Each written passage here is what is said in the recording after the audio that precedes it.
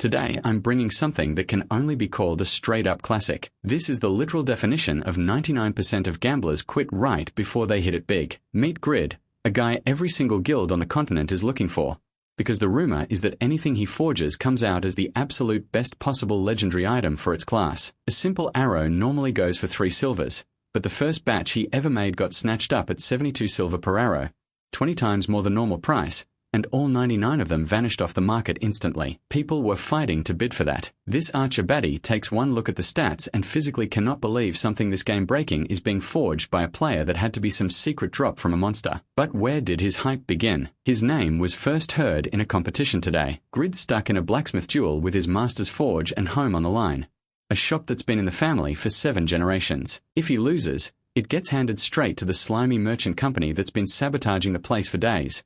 And his opponent, Euphemina, a prodigy with one of the most broken abilities in the entire game, a perfect copy. With a simple look, Cedra can perfectly copy someone's skills, and sometimes even is more effective than the owner, since she's much high level, which is terrible for our boy since he's low level and has just awakened his skills. She is the perfect counter. Before the forging starts, Euphemina turns on the charm, telling Grid their fates brought them together and that she'll be in his care, which should make him feel lucky since she's a beauty goddess. Grid tells her not to come near him, calls her a kid and says she's not his type. She's offended, saying that's a rude way to talk to a beautiful girl. Grid says she's kind of mid and should know her place. No man has ever treated her like that, and it throws her off enough that she swears she'll humiliate him in front of everyone. The challenge is to make the better dagger in 3 hours. Her plan is to copy his skill, so she uses Analyze on Grid, and something she's never seen before happens. The system tells her she can't copy it because her Analyze level is too low. That should be impossible. Her Analyze is already level 7.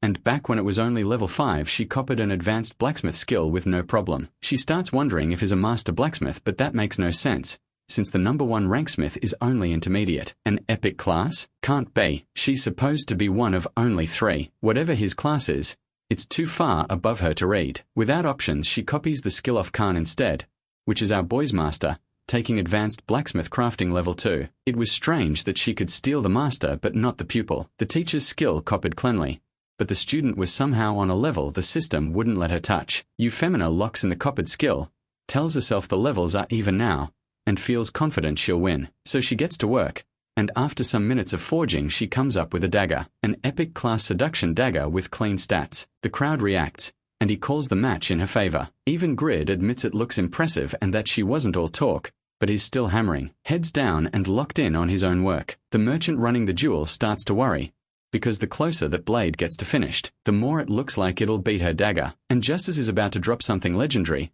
something that would leave her dagger with absolutely 0 chance, the guards storm in and arrest him, screaming that he's been working with a wanted terrorist from the region. Before he can even get a word out, Grid is dragged off. Euphemina and the merchant already knew the truth. If Grid had finished that item, it was over. This guy has the potential to completely shatter the power balance of any war he steps into, if he's capable of this level of forging. And spoiler, they're not wrong. That's exactly what's coming. A few months forward in a boss room, a top-tiered guild grinding one of the hardest dungeons in the game, sweating bullets against a boss they've been preparing to for 5 weeks straight. The fight was about to start, when suddenly someone gets into the room, and it's Grid. Everyone's asking who's that guy with those absurdly overpowered items, but instead of fighting, RG goes to a corner and starts mining, in front of the boss. The thing unloads a full attack on him and he just ignores it, doesn't even flinch. Then he casually turns to the dude behind him like, yo, can somebody deal with this thing? It's getting hot back here. The whole guild is like, what the fuck? He's tanking the boss like absolutely nothing. But wait, how the hell? Because some time ago, Grid was just a broke, burnt-out grinder doing an S rank quest for the Count, who hired him, months of his life gone, all in the search of this one item, a legendary reward. But the second he finishes the job, the guy who hired him betrays him, turning on him to rip the reward straight out of his hands. Cornered, seconds from death, Grid does the only thing he can. He cracks open the legendary item he found, bet everything on it, fully expecting something incredible to happen. And what does he get? A black fucking smith class. Bra was floored. The game's babbling about Pagma's descendant this and that, but the only 2 words that registered were legendary class. Even though it wasn't an actual fighting class, he could seal this for a fortune, 100,000 minimum in the market. He could pay off his tuition, and never touch slave tier manual labor again, except instead of selling it, the moment he was attacked, he ended up being forced to activate it. The class change nukes him from the 70s straight down to level 1, and one tiny flick to the forehead later, he's dead, booted all the way into negative levels. Then he's blinking awake at home, crawling out of his capsule like none of it happened. Meanwhile, the devs are watching. To the team, he's just another deadbeat gaming addict who's gonna waste a legendary class. But the big boss, he's losing his mind, because this absolute nobody just beat the company's prediction supercomputer by 2 entire years, and grabbed that book way ahead of schedule. And everybody's doubting him. His family treats him like the parasite dragging them under. But this dude has only one redeemable quality, and that is that he never gives up. Rock Lee maxing, aren't we? Back home, Greed thinks about logging into the game because he still wants to see what the class is like, even after losing everything. He says, as long as the capsule holds together, it'll be fine. So he puts his faith in it one more time and swears he'll get his money back no matter what. Then he logs back in to satisfy. He appears there half naked again and wonders where he is, because this place looks nothing like that cave. He figures he's still somewhere in Patreon, but he never explored the whole area. He grumbles that getting extracted by Libanir was already bad enough. So first he decides to find a sign and figure out where he is. Then when he looks ahead he spots something dangerous, and when he peers inside he sees something he definitely shouldn't have found. A sacrifice is underway, with a woman lying in the center. Greed can only wonder what kind of messed up place this is. The system announces that he has entered the Temple of Yaten. He immediately thinks temples are meant for players above level 150, so this place is way too dangerous for him. Checking his status, he sees his class and title, but also notices his carry weight is absurdly high. That confirms it. He really is level -1. It wasn't a system bug. Even so, he says the options still look amazing. He can make money with repair skills. Then he tries equipping an item, and when it works he realizes he can wear level 60 gear. He figures that should normally need at least 200 strength to use. He also notices there are penalties attached, but even then, the longsword still has 200 attack power and the metal armor should give around 130 defense. Level 1 gear barely helps at all, so even with the penalties this is way better. That makes him excited. Legendary classes really are amazing, and being able to equip higher level gear is incredible. He says he must be insanely lucky, but then remembers he's still inside the temple. If that nearby monster is level 195, then everything around here is probably just as strong. He wonders if the game is trying to stab him with a smile, and he hears the woman in the middle groaning in pain. And since this is the Temple of Yaten, he guesses Yaten followers must be nearby, so he wonders if they're carrying out some kind of ritual. He thinks wandering around here will get him killed. Even one scratch from these guys is enough. Then one of the followers shows up behind him. He tells himself he'll be fine as long as he doesn't get caught, and hiding should be easy enough. But then the follower puts a hand on his shoulder, and the boy swings his sword back in panic. The man quickly tells him to relax, asking if he was really trying to kill him. The man says he's a secret guard under Stren, and his name is Doran. Since the boy was hiding, he figures he isn't one of them, so the two move to a more secluded spot. There, Doran explains everything. The boy learns the woman is Irene, Count Sten's daughter. Doran says she was kidnapped during a trip, and even in a mess like this, it's good to have help. Great has no idea what he means. Then he gets a quest: save the Count's beloved daughter within 1 hour. The reward is 3,000 gold with a chance to become the Count's son-in-law. Fail, and he loses 2 levels. Seeing another S-rank quest pop up, he can only think this NPC is a total menace. Doran says most people are crushed by the dark energy, but since Grid seems fine, he assumes is strong. Grid asks if he's serious.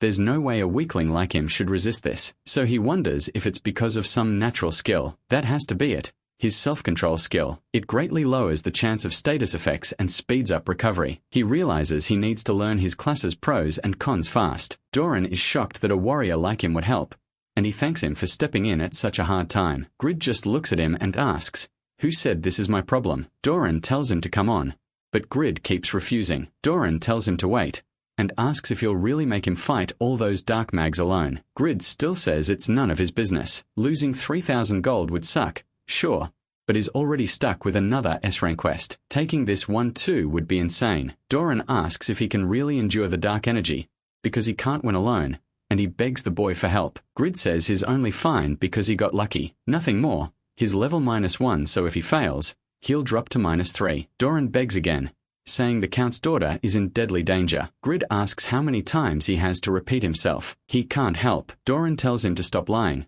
because he knows he's strong, and Grid keeps denying it.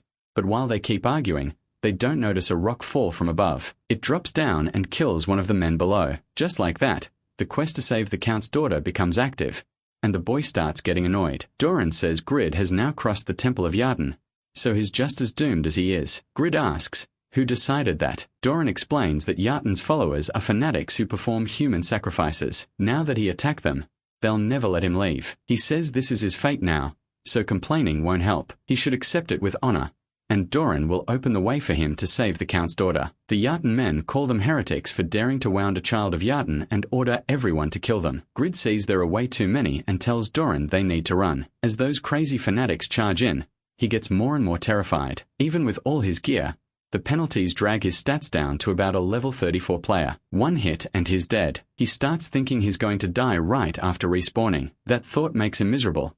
Then one of the Yarden cultists suddenly drops dead beside him. Meanwhile, the rest keep rushing Doran, but he just cuts them down one after another with ease. The boy is stunned. Doran moves insanely fast, even in such a tight space. Maybe if he's lucky he won't die after all. Then more cultists appear behind Doran, and Grid decides maybe he really is dead. Doran asks if fighting like this will get them anywhere. Grid honestly says he has no clue. Doran says he knows what Grid is doing, waiting to wipe them all out at once instead of wasting time on weaklings. Then he throws the boy down from the altar and jumps after him. Grid immediately thinks they're finished, but Doran uses levitation, keeping the boy from smashing into the ground. Doran says it's just a spell to stop fall damage. Grid thinks it's wild that someone this strong calls magic like that simple and starts realizing he may have a hard time trusting people. Even so, he admits he's only alive because of Doran and thanks him. Doran says that means it's time for Grid to use the strength he's been hiding. He says the mission to save the Count's daughter starts now. They've reached the bottom, and enemies are wading ahead. The cultists start casting, calling on the souls of the underworld to carry out their will. Grid asks if they're chanting some kind of spell. Doran realizes it's black magic, and says they can't let them finish. He starts throwing kunai, asking if they really thought he'd let them complete the spell. One cultist notices Doran is targeting the casters and orders the children of Yarden to buy time. They must kill the heretics at any cost, so they rush in. Grid is amazed Doran is handling them alone, especially in a level 150 temple. Doran really is incredible. If this keeps up, Grid might clear an S-rank quest thanks to an NPC, so all he can do is cheer from the back calling Doran his hero and telling him to crush them. But one dark mage finishes the spell and fires it at Doran. The black mass catches him. Grid instantly takes back everything he said and jokes that he always wanted to be a servant of Yarden anyway. The cultist says that's what happens to heretics who stick their noses where they don't belong. He starts thinking he's about to control Doran, but Doran declares that he is Doran,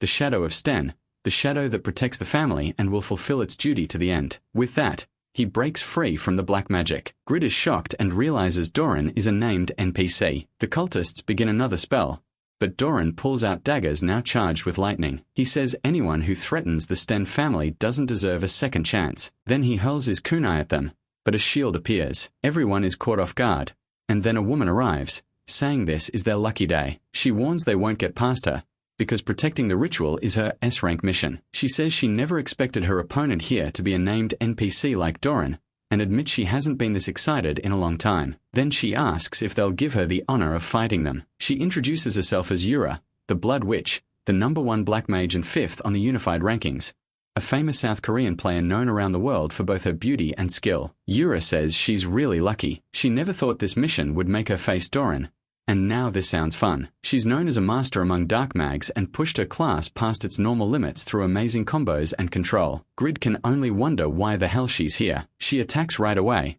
forcing both of them to dodge. Then she asks if he's the one who accepted the East rank mission. Grid is shocked. Yura says this place is perfect for testing her new skill with no cameras around, and tells him it's all because of him. She notices he's wearing Mangel armor and using Momon's long sword, then asks if this won't be a pretty hard fight for a level 80 player. Grid is stunned that she guessed his level wrong, but ranked players really are on another level. Still, this won't be so easy. He tells her not to get cocky, because that guy over there is a named NPC. She replies that actually, he and Doran are doing her a favor. She needed an opponent to celebrate reaching level 230. Doran tells Grid not to just stand there. There's no time to hesitate. Even a little extra speed can decide a fight. While trading blows, Yura thinks that does sound like something a named NPC would say, but she still can't keep up with his speed. so she uses black magic to bind his leg. Doran says there's no way a pathetic skill like that can hold him. Then he makes the daggers stuck in the ground rise up toward her, telling her to return the favor. She avoids them and says it's impressive, especially since he's already used a good amount of stamina. Doran thinks she's strong enough to deal with monsters like her. Then he notices a spell forming over him and realizes her real attack is coming from the other side. Yura says he should go ahead and thank her, because she's about to make that powerful body of his lighter by draining all his blood, and his blood starts spilling out. Grid feels useless just standing there. If Doran dies, he's done too. Yura says this is an advanced skill that uses 30% of her mana and now it's over. But then Doran starts activating something in his hand. He asks if she's being too arrogant, showing off a power that's protected his family for 100 years. Yura is stunned. How did he force out a level 220 focus skill? Grid asks what just happened, and Doran explains that it's all thanks to his ring. Its effects are unusual, but even if the protection isn't perfect, it can block her curses and help him recover faster. Grid immediately aims for the ring, and Doran asks if he's always this blunt. Still, he says Yura isn't unbeatable. They need to move now. It's time to strike back. Then he sends his daggers moving again, launching them at her, but Yura knocks everyone away. And so, she admits he's tougher than expected, and if she has to use her last resort, so be it. She's determined to beat them. What she doesn't get is Grid. Why bring a low-level warrior into a dangerous high-level area? Then Grid notices the mags have respawned and warns Doran that they're back. That makes Yura angry. She didn't want NPC help to finish this mission, but this is her chance, so she calls on the gods of darkness and tells Doran it's over. This is her ultimate spell, powered by every bit of mana she has left. She unleashes Black Storm at both of them. Doran panics thinking this is the end, but Grid steps in front and takes the hit himself. Yura thinks using that spell this fast may have been overkill, but at least they should be dead. Time to leave. But then Grid comes out of the attack completely unharmed. Yura can't believe he's still alive after taking her ultimate spell. How can someone this strong be a total unknown? Who is this guy? Grid knows he definitely got hit, but somehow he's still at 1 GP, and then he realizes why. He still had tenacity of the legends. When his HP gets low, he's invincible for 5 seconds. That's why he's still alive. Yura is completely lost. She thought he was just level 80. On top of that, he's smiling. To him it looks cool and determined, but really, he just looks greedy. She keeps wondering how someone this strong could be unknown and who he really is. Then Grid gets smacked on the back by Doran, who reminds him that the fastest one wins. Yura asks if he really thinks that was the finishing blow, telling him not to underestimate her as she casts Crystal Shield. Doran admits he didn't expect her to still be able to cast. She's almost out of mana, so she decides to finish him before it's too late.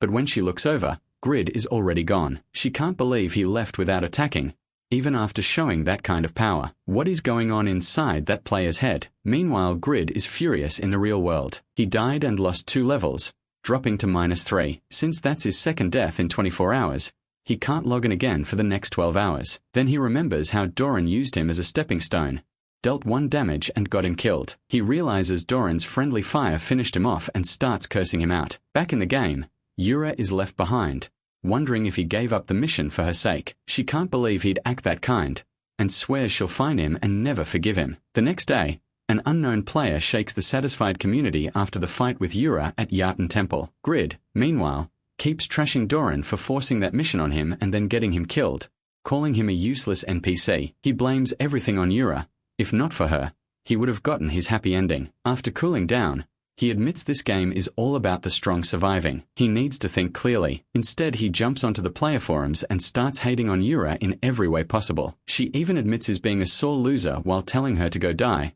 calling her an evil witch. Then his sister walks in and asks if he's finally lost his mind. That girl is Shin, his 17-year-old little sister. She asks if he could at least clean his room once in a while because it smells awful. She says his hair is greasy and asks when he last showered. While she starts cleaning up, he tells her to stop and asks if she woke up just to annoy him. She ignores that and asks if there's really money to be made from that game. He says it's huge with 2 million real players, so if someone takes it seriously they can do very well. Meanwhile, she notices everything he wrote about Yura. He quickly says it's not his fault and that he has nothing to do with that kind of thing. Shin says she can't believe he'd act like this and tells him she's disappointed. He tries to explain but starts thinking Yura is ruining his real life now too. A little later, he's home alone. His parents are at work and he is still at school so he can finally watch the Satisfy channel in peace. There, An international news reporter says is live at the scene of a breaking story. Grid comments that every channel has a game show now. Satisfy really is massive, and if he got famous he could make a fortune too. The reporter says he's outside Yahello Temple in the northern part of the Eternal Kingdom and that the temple collapsed last night. As everyone can see, the big question is what caused that much damage. Grig is shocked because that's where he was. Then the reporter says their investigation has led to one name, the one responsible, Yura, the Dark Mage ranked 5th on the unified rankings. Judging by the ruined temple, a fierce battle took place there. Next they play testimony from an eyewitness. The witness says he had to flee the temple while a monster chased him. Then he heard a loud crash and saw Yura use a powerful spell against Orion. He almost gets sidetracked saying Yura is super pretty in real life, and the reporter has to pull him back on topic. The witness continues, saying something shocking happened. Even Yura looks stunned after using her ultimate spell, even after being hit by it. The Ryan didn't have a scratch on him. The reporter asks if that means the man was a top-ranked player, and wonders how the witness couldn't recognize someone that famous. The guy says a rock hit his head and while he was out of it, Yura died. So the reporter says he understands. But now the whole world wants to know who this mystery player is. Grid starts realizing he's getting famous, and the second he notices even a little fame, the crazy part of Grid starts thinking about all the money he could make. You only live once, he thinks. And there's no way he's letting this chance pass. So he calls the contact center and says he wants to share information with the international news because he's the player from the Yahello Temple story. They ask for his nickname and he says it's Grid. Then they ask his level and he says -3. The call is immediately disconnected. Grid thinks none of this would have happened if not for Yura. Later the news says they'll air one last recording from the temple and hope viewers can help identify the mystery player. Watching it, Grid realizes Doran managed to save Irene. He says Doran doesn't look good though. Well, of course not. He fought Yura all by himself. Then Grid realizes Doran died in the end. That actually hits him hard. For an NPC, Doran was a really good person. Grid also remembers that Doran had that pretty amazing magic ring. So after that he decides to take a nap. The news moves on to another hot Satisfy topic, an interview with a rising player, and he introduces himself as Cades, a level 203 warrior. Grid recognizes him right away as that famous arrogant brat. He heard Cades is the heir to a huge company and pretty reckless. The host says Cades reached rank 53 on the unified rankings in no time, and everyone's curious about the secret behind it. After all, he gained 30 levels in just 3 months. Grid is shocked getting to level 70 took him years. Before answering, Cades asks if this is a Korean program. When the host says yes and confirms Korea's top player is Yura, he sends her a message. Her era is over. He says he'll crush her pride and become the next #1. Grid calls him insane. The guy is rank 53 and thinks he can challenge #5. Even Grid knows Yura is a monster. Then Cade says everyone wants to know his leveling secret and claims the answer is his sword. Grid admits it looks impressive but still wonders how a sword alone can explain all that success. Cade tells them to watch for themselves and decide whether they believe him or not. Then he starts wrapping the sword in a wild aura, and Grid instantly wonders what kind of sword that is. It looked terrifying. He says it's his passive skill. Any weapon he holds can drain some of his life and turn it into attack power. The more he attacks, the more it drains, so he can grind faster. Then he brings the sword close to the host. She says she's never heard of a skill like that, and he proudly says that makes sense. He only got it 3 months ago. His class is called Blood Warrior. Grid realizes it's another secret class. No wonder he leveled up so fast with just that one skill. That makes him want to try out his own class, Pagma's descendant. So he logs back into the game and arrives at Barra Village. Then remembers this is where he did Ash's quest. If the Yahello religion hates him in Dukes, there's no way he can respawn at the temple. A moment later, he hears people looking for a monk over level 130 to go to the Mubayad ruins. Others are recruiting high-level fighters too, and Grid quickly gets why everything outside that village is over level 100. At level -3, he can't even step outside. He's completely stuck, so he decides he needs a village that matches his level better. Then he remembers he could just take a carriage. He goes to Koshiro and asks for the nearest safe village. Koshiro says Easton would be perfect for a beginner and that the ride costs 10 gold. Grid checks his money and finds out he only has 3 gold and 11 silver. He apologizes and Koshiro tells him to get lost. Then a boy speaks up, but Koshiro cuts him off and asks if he's here to gather herbs. His mother is sick and the boy says yes. Even so, Koshiro still tells him to leave. Grid can only blame cruel capitalism. Now he starts thinking he might die trapped here. Asher ruined him and he wonders why he had to change classes and drop to level -3. But then that class change hits him. He's Pagma's descendant. He can make money and level up by crafting items. So there's still hope. He decides to check his stats and skills, thinking he might be holding something amazing. Then he sees blacksmith's craftsmanship, which raises all item stats by 10.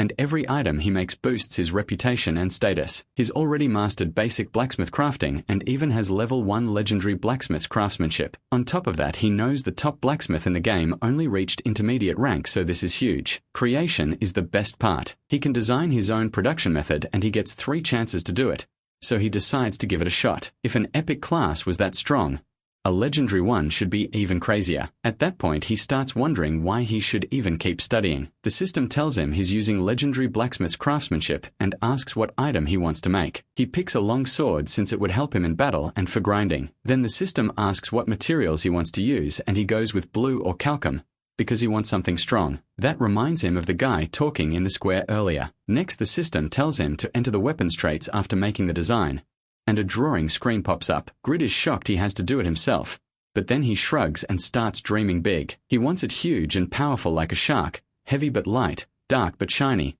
with over 8,000 attack power, meteors falling every time it strikes, defense ignore, and instant death. Good thing Grid doesn't take his meds because only a maniac could come up with something this wild. All excited, he keeps drawing a sword that looks like some weird mix of shark Hot Wheels and a car wash sign. Looking at that thing, he thinks it's amazing, like some shark anchovy mutant. Then the system says calibration will begin, with changes based on the materials and the design. Grid is shocked the weapon can auto-fix itself. As it adjusts, he admits he may have gone a little overboard and wonders what all those numbers and words even mean. When the auto-calibration ends, he suddenly understands all of it. It's his first time designing something, so maybe this is his class effect. It almost feels like he's become a real blacksmith, and the sword actually turns out great. 1820 attack power, 800 defense, and 50 agility. Grid says the crazy stats got toned down a bit, but it still kept all those extra effects. That shocks him because every single one of them is busted. Now he just needs gold and blue orichalcum from the Forest Guardian quest group. But then he remembers they're only looking for players around level 200.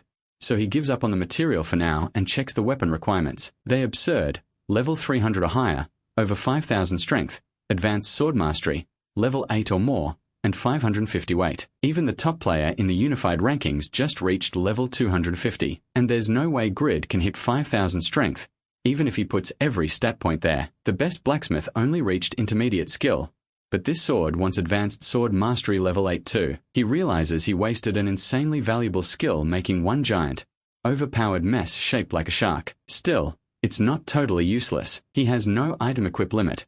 That's why he's been able to use his gear up to now. Even with the heavy penalty, the long sword is still broken. He just needs some way to forge it, so he decides to move fast. He has to join the Forest Guardian party, no matter what, and get carried, because going alone at level -3 is basically digging his own grave. He approaches a man who looks shocked that Grid wants in and tells him to get lost. Grid asks why, and the guy says the party is only for players over level 190. Based on his gear, Grid looks around level 60. Grid lies and says he's level 100, just wearing weaker gear, and adds that skill matters more anyway. That only makes the guy mad. He asks if Grid is saying he relies only on equipment, and another one demands to know how some nobody can look down on the group. They point out he has no accessories, clearly wants to be carried, and is probably lying about being level 100. Then they ask if he's not ashamed of being so shameless. Right then, Reggus steps in and tells them to stop. He says his guild will handle the boss fight, so why not let Grid do something else? That's when Grid realizes it's Reggus from the Taser CAG guild. The others say it's their first time seeing him in person. He's number 1 among martial artists, known as the Holy Fist. His class has harsh gear requirements, so leveling is hard, but is still already over 180. Grid instantly gets jealous that this handsome guy is a ranked player too. As always, the world feels unfair. The recruiter still complains, saying Reggus is too kind and shouldn't trust suspicious players, but Reggus says more people would mean more loot. Grid quickly agrees and tells them to leave it to him. Even if he doesn't like Reggus's face, he has to admit the guy seems pretty decent. The recruiter says that's fair, but the other members may not agree. Grid starts wishing he'd just accept a Rankus opinion already, and asks Reggus to back him up, so they suggest a one-on-one test. If Grid can prove is good, there won't be a problem. That's when Grid realizes everything just went very, very wrong. Now he's panicking, and Reggus asks if he's ready. The recruiter says everyone agreed. He asks if the kid's name is Grid, and announces the test is about to start. Instead, Grid takes off running. He calls them annoying, says he needs leg day and bolts. Reggus is left wondering why he ran off, since it would have been good to have him with them. Grid meanwhile admits he knew it wouldn't work. For now, he'll just try to earn enough money for the carriage. Then the system tells him to name the item, and he gets annoyed at the thing he created. Still, thanks to it, he now understands how creation works. Since the creation skill has limited uses, he decides to save custom items for when he really needs them. For now, he'll treat this like practice while earning money for the carriage fee. So he names the sword Failure, and says this is only the beginning. Then he heads to a forge. The blacksmith there tells him to leave before Grid even says a word, and keeps repeating it. He's offended that Grid wants to learn a creation method, and asks if the kid is looking down on blacksmithing. Still hammering away, he grumbles that some brat who doesn't even know the basics came to steal his secrets. Grid says he already knows it's not a big deal, and just wants a little help. That only makes the man push back harder. He says Grid isn't the first person to look down on the job, and he wants to tell him something. People who belittle others and what they have are all the same. They've never made anything with their own hands. He tells him to quit bothering him and get lost. So Grid leaves, saying this was his only shot at making money for the carriage. He starts wondering if he's going to die stuck in that village. But then the blacksmith comes out, and says he can't just let him die. He tells Grid to stop smashing his head against the wall, and chop some firewood instead. That starts a quest. Cut 500 logs for 10 EXP and 20 bronze. Grid is surprised. It's been a while since he got a normal quest like this, and he thinks he can handle it. But he's heard you can still fail at chopping wood in this game, so he checks the axe first. It's an old axe with 6 durability and 47 attack power. His understanding of it jumps straight to 100, and he learns how it's made. That shocks him, and he wonders if it's because of his passive skill. Still, knowing something and actually doing it are two very different things. And he looks at the log and sees a marker showing the exact spot to hit. He swings there and cuts it in one try. Grid can't help saying that knowledge is seriously amazing. He figures if he can understand legendary items this easily, he might get rich fast, and finish this woodcutting quest just as fast. But 2 hours later, he's flat on the ground. He curses his level -3 stamina because he's only cut about 150 pieces. Even so, he forces himself to keep going with the little strength he has left. If he wants to leave the village, quitting isn't an option. So he gets serious and tries again. The system rewards that effort by giving him persistence. Grid stares at it, confused. Persistence makes him tire less easily, raises how much weight he can carry, and keeps the feeling of satisfaction around longer. On top of that, every 10 points in persistence raises his indomitable stat by 1. Grid realizes this is a legendary limit break skill. That explains why he suddenly isn't tired anymore. He can feel power running through his body. He tells himself to hold on a little longer, and pushes through to finish the quest. In the end, he completes it. All 500 pieces of wood. The blacksmith is shocked that he finished what he calls 100 logs in just 6 hours, and Grid brushes it off like it was easy. Then he adds that, looks aside, he's a blacksmith too. The old man treats it like a joke and asks how a kid like him could be a blacksmith. Still, he gives Grid another job, mine iron, and says he'll believe him if he can do that. Grid sees he only needs 55 EXP to reach level 0, so he confidently says to leave it to him. Then he heads to the mine. Once he gets there, he's stunned. It took 3 hours to make a trip that should have taken 30 minutes. Just walking drains his stamina. The slow movement makes sense though. He's wearing level 70 gear while stuck at a negative level. He'd love to take it off, but he can't. At the mine, he tells a worker that Smith sent him to gather iron. The miner repeats that to his friend, then gets distracted by Grid's strange armor. They wonder if the kid is just gonna slow them down, since they're already busy trying to meet their own quota. So they tell him not to bother them, and to go over there and pretend to work. One of them adds that he doesn't have time to teach him, and says he'll complain to Smith later. Then they suddenly hear a huge crash from Grid. When they turn around, they see he mined iron with ease. The men are stunned. They ask how he pulled that much iron out at once, and while wearing armor no less. Grid feels like his body is about to fall apart, but his mind is still sharp. At that moment, he admits the blacksmith was right. With this persistence, he really can do it. The miners are impressed now, saying they can't help admiring him and feel bad for looking down on him. To them, Grid is on another level. They even bet he'd make a great miner. Before long, Grid has nearly cleaned out the whole cave. He gathers 170 chunks of iron ore, then he lets out a huge shout. His weapon, he says, is persistence, and at last Grid reaches level 1. The system announces that he's level 1 now. The stats that had dropped to the minimum because of his negative level penalty return to normal, and Pagma's descendant base stats are applied. Grid is shocked to feel normal again. He counts it up, 22 stat points at level 1, plus 165 base class stats, with the points he put into persistence and indomitable. That gives him 182 total. Then he notices he has 40 stat points. He should only get 10 per level. So why did he get 40? He remembers the 4-level gap from level -3 to level 1, and just stares in surprise. At the same time, Smith says he's ashamed for treating someone so talented like a child, and admits he's jealous. His relationship with Smith rises by 60. His reputation in Byron Village goes up by 200. And Grid is horrified by the numbers popping up. Smith grabs him, saying they're both blacksmiths now. But Grid tells the old man to back off. He explains that someone told him about an item with high demand, and he needs good money to pay for the carriage. Smith says he already has the perfect item for him. It's called the Jaffa arrow, a very special kind of arrow. Grid doubts it right away, saying cheap consumables like arrows usually aren't worth much. But Smith explains this isn't ordinary.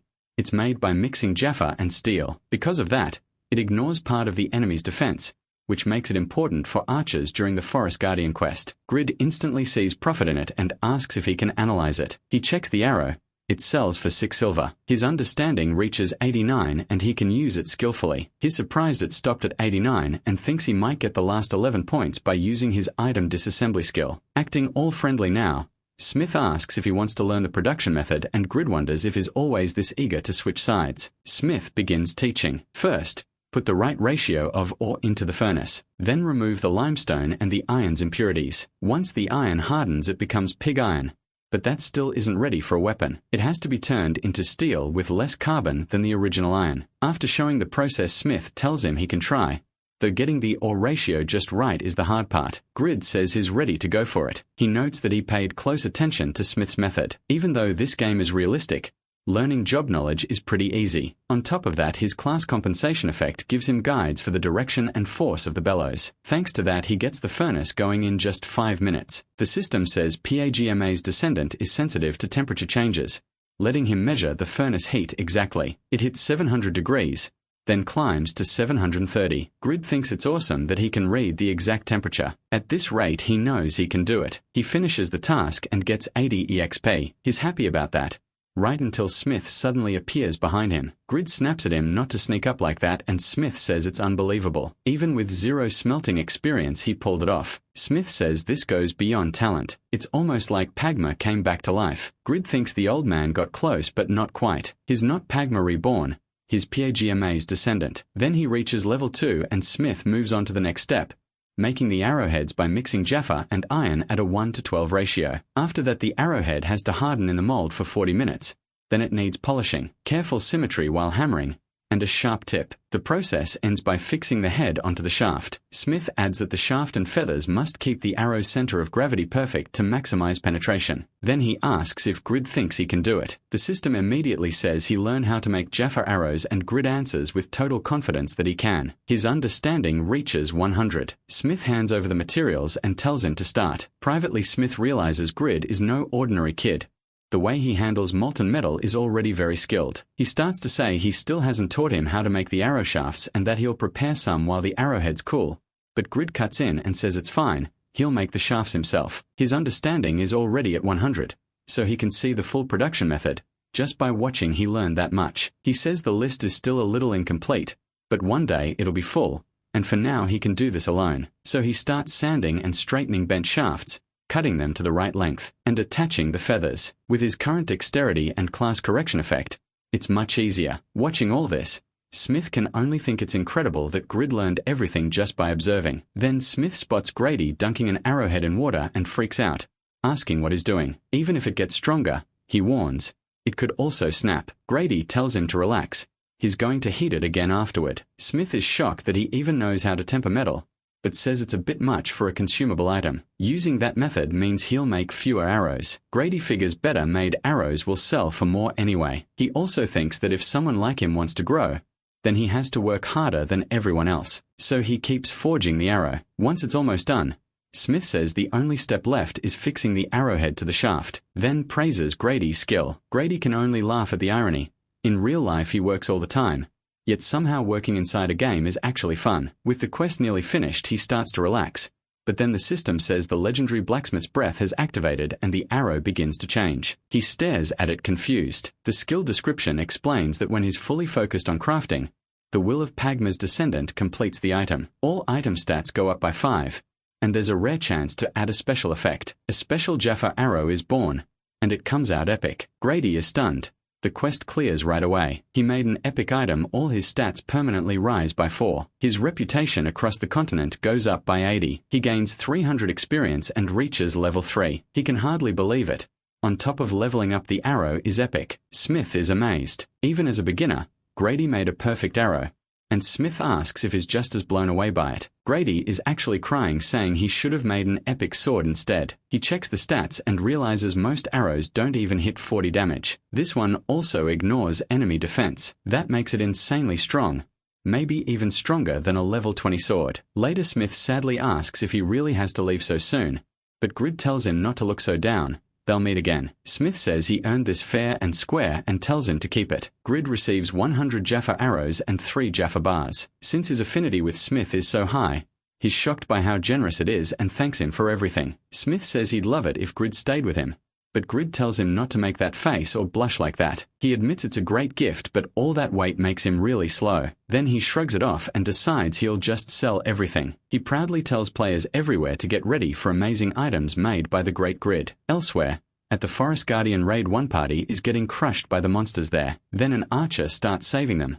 calling them idiots, and reminding them she warned them to be careful. That archer is Jashuka, master of the Sudaka Guild. She asks if they still want to live and tells them to wake up and fight. Ragoose charges in, swinging hard while Tobin pushes forward with his shield, and Vantner joins with his axes. Afterward, Jashuka looks over the dead players and says most of them were useless. She can't believe they died to weak mobs after the group had already killed the boss. Even so, she says the losses were too heavy. The raid was rough, but they cleared it. Then they start discussing how to split the loot. Jashuka lists it out: 30 iron ores, 8 orichalcum ores and 1 blue orichalcum ore. Ragoose points out that the amethyst shield still didn't drop. Vantner says at least they got the blue orichalcum ore, even if it took a full day of fighting. Jashuka asks Tobin how many died. He says 75 total, counting his guild members. The golems multiplied and caused major damage while the main team handled the boss. Jashuka says ranked quests are just too hard without proper plans to deal with them. After that,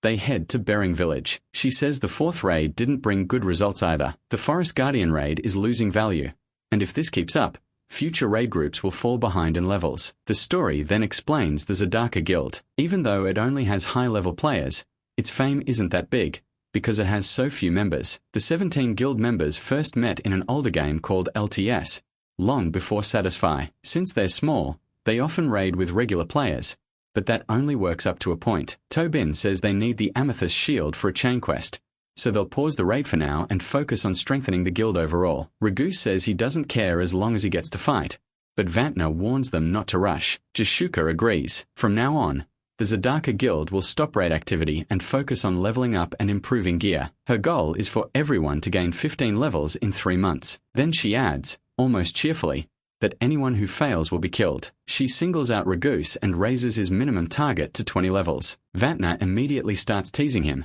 saying it's too bad, and asking if he even knows what she's like. Later that afternoon, Jashuka visits another place and asks a shopkeeper to show her his Jaffa arrows. She thinks the guild's situation really is bad. Early on, they got lots of attention, but now not even newbies talk about them, and she needs better arrows. Then she sees someone selling arrows for 18 silver, triple the normal price, and pauses. They're purple arrows, epic arrows. She checks the stats and wonders what she's looking at. She asked nearly every blacksmith for special arrows before, but none of them had ever even heard of epic arrows, and now she realizes these things are absurdly overpowered. They could decide high-level battles, so she has to buy them now. But first she wants to know who made them. As far as she knows, only the top blacksmiths, Pamir or Stang, should be able to pull this off. If it wasn't either of them, then someone has already surpassed them. Meanwhile, Riga starts wondering how he's supposed to gain 20 levels in 3 months, and Vantner tells him to think carefully because Jashuka was probably serious when she said she'd kill him. Vantner jokes that all he can do now is plan Regis's last meal,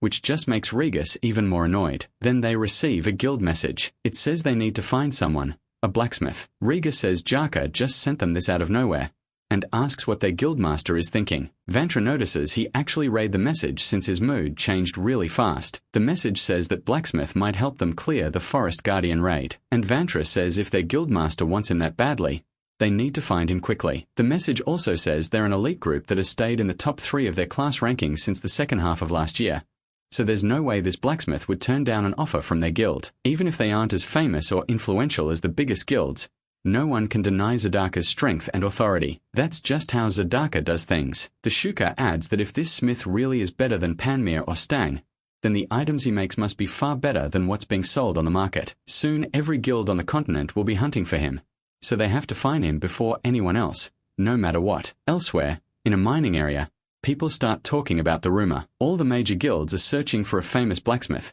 and apparently it's because he crafted something incredible. Fans across the game sites are talking about it too, and Panmin hears the news about the epic Jaffa arrows. He reads the item description, which says the arrow was made by a craftsman with great skill and huge potential, but little experience and reputation. Panmin thinks not even his own items were ever described that way. He says that even though he's only done it twice, he was the first person to make a unique item and has always been proud of working harder than everyone else. So now he wants to know who this bastard is. Meanwhile, that same bastard is at his real-life job, eating kimbap and wondering what time work even starts. While waiting in line, he gets elbowed as someone rushes in to apply for a job. He grumbles that the guy could at least show some pity for younger unemployed people.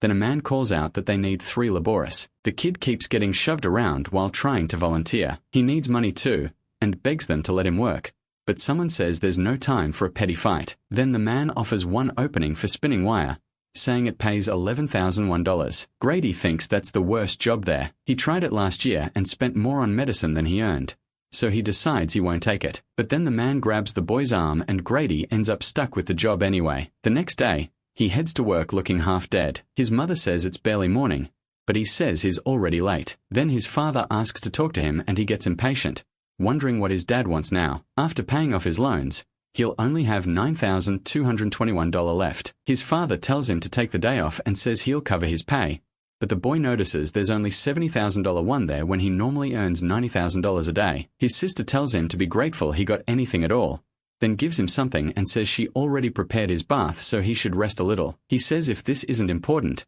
he should already be at work by now. Then he asks what's going on. Do they want to have breakfast with him or something? Then he realizes how nice his family is and jokes around, asking his dad if he can pay off his loans too. That gets him a bowl of rice to the face. After that he goes back to the game, thinking a little rest and gaming should help, but his empty bank account and all those loans ruin the mood. He starts wondering how much money the arrows made him, but first he needs to hurry back to the village, and when he opens it, he nearly jumps. People are offering 72 silver for his arrows. At 72 silver each and 99 sold, he made 71 gold and 28 silver. Since 100 gold equals 12,001 and 8,001 takes him 6 hours to earn, he doesn't need that job anymore. He heads straight to the bank to withdraw his gold, but the banker says it's only 60 gold and 59 silver now, because epic items get hit with a 15% tax. Brit starts grumbling that taxes are basically theft, but if money is this easy to make here, maybe he doesn't need to leave after all. Then he remembers Smith and decides staying is way too risky. Yeah, he still needs to go. On the wagon, he complains that 8 gold and 90 silver is way too expensive. Kishiro tells him to be thankful for the discount and asks if he thinks driving a carriage is easy. Grid asks why Winston Village isn't called a city yet. Kishiro says the population has grown so much that it'll probably become a city soon. He also heard Count Stance's son is the lord of the town, and Grid feels like he's heard that name before somewhere. Soon they realize they're almost there, and he says he's finally reached the next village. Once he arrives, he sees it's 4 times bigger than Byron Village, and the center is way busier too. He wants to start off right here, so first he decides to clean out his inventory, because walking those streets with all that stuff is a pain. He thinks about dumping what he doesn't need into storage, but then pauses. He still hasn't analyzed Maymon's item, or Mingle's. Now he wonders if understanding them better will lower the penalties. Maymon's longsword reaches 33% understanding, and Mingle's metal armor hits 65%. Unlike the axe, neither one jumps straight to 100%. Then the system says, better understanding reduce the penalties.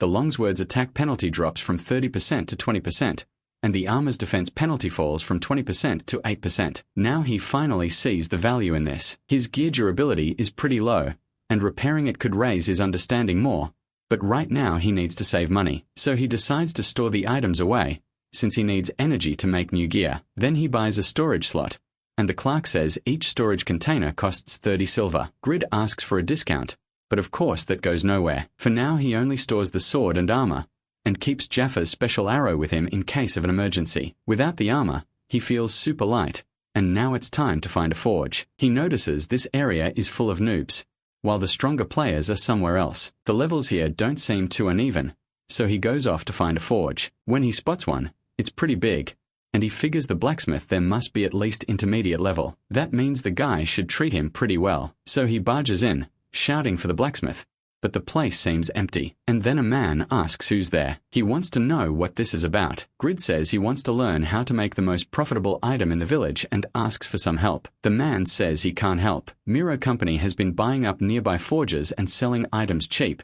so he can't sell anything around here anymore. He adds that this forge has basically been shut down for a long time. Grady clicks his tongue and asks if there's another forge nearby he could recommend. But right then someone arrives, calling out to the old man and asking if he's made up his mind yet. They tell him to hand the place over while they're still being nice. Grady feels bad. He first thought the guy was just lazy, but the truth is he literally can't sell anything. One of the men orders him to sign the sale contract already and stop testing his patience. That's when Grady realizes they want both the forge and the land, so this Miro group must be a big company. He decides to leave before they turn their attention to him, but one of them stops him and asks where he thinks he's going after seeing the contract. Then he asks Grady if he's a spy from Scania Company. Grady figures Miro must have hired a hostile NPC to do the dirty work, and hostile NPCs can kill players too. Judging by their gear, those thugs are around level 35.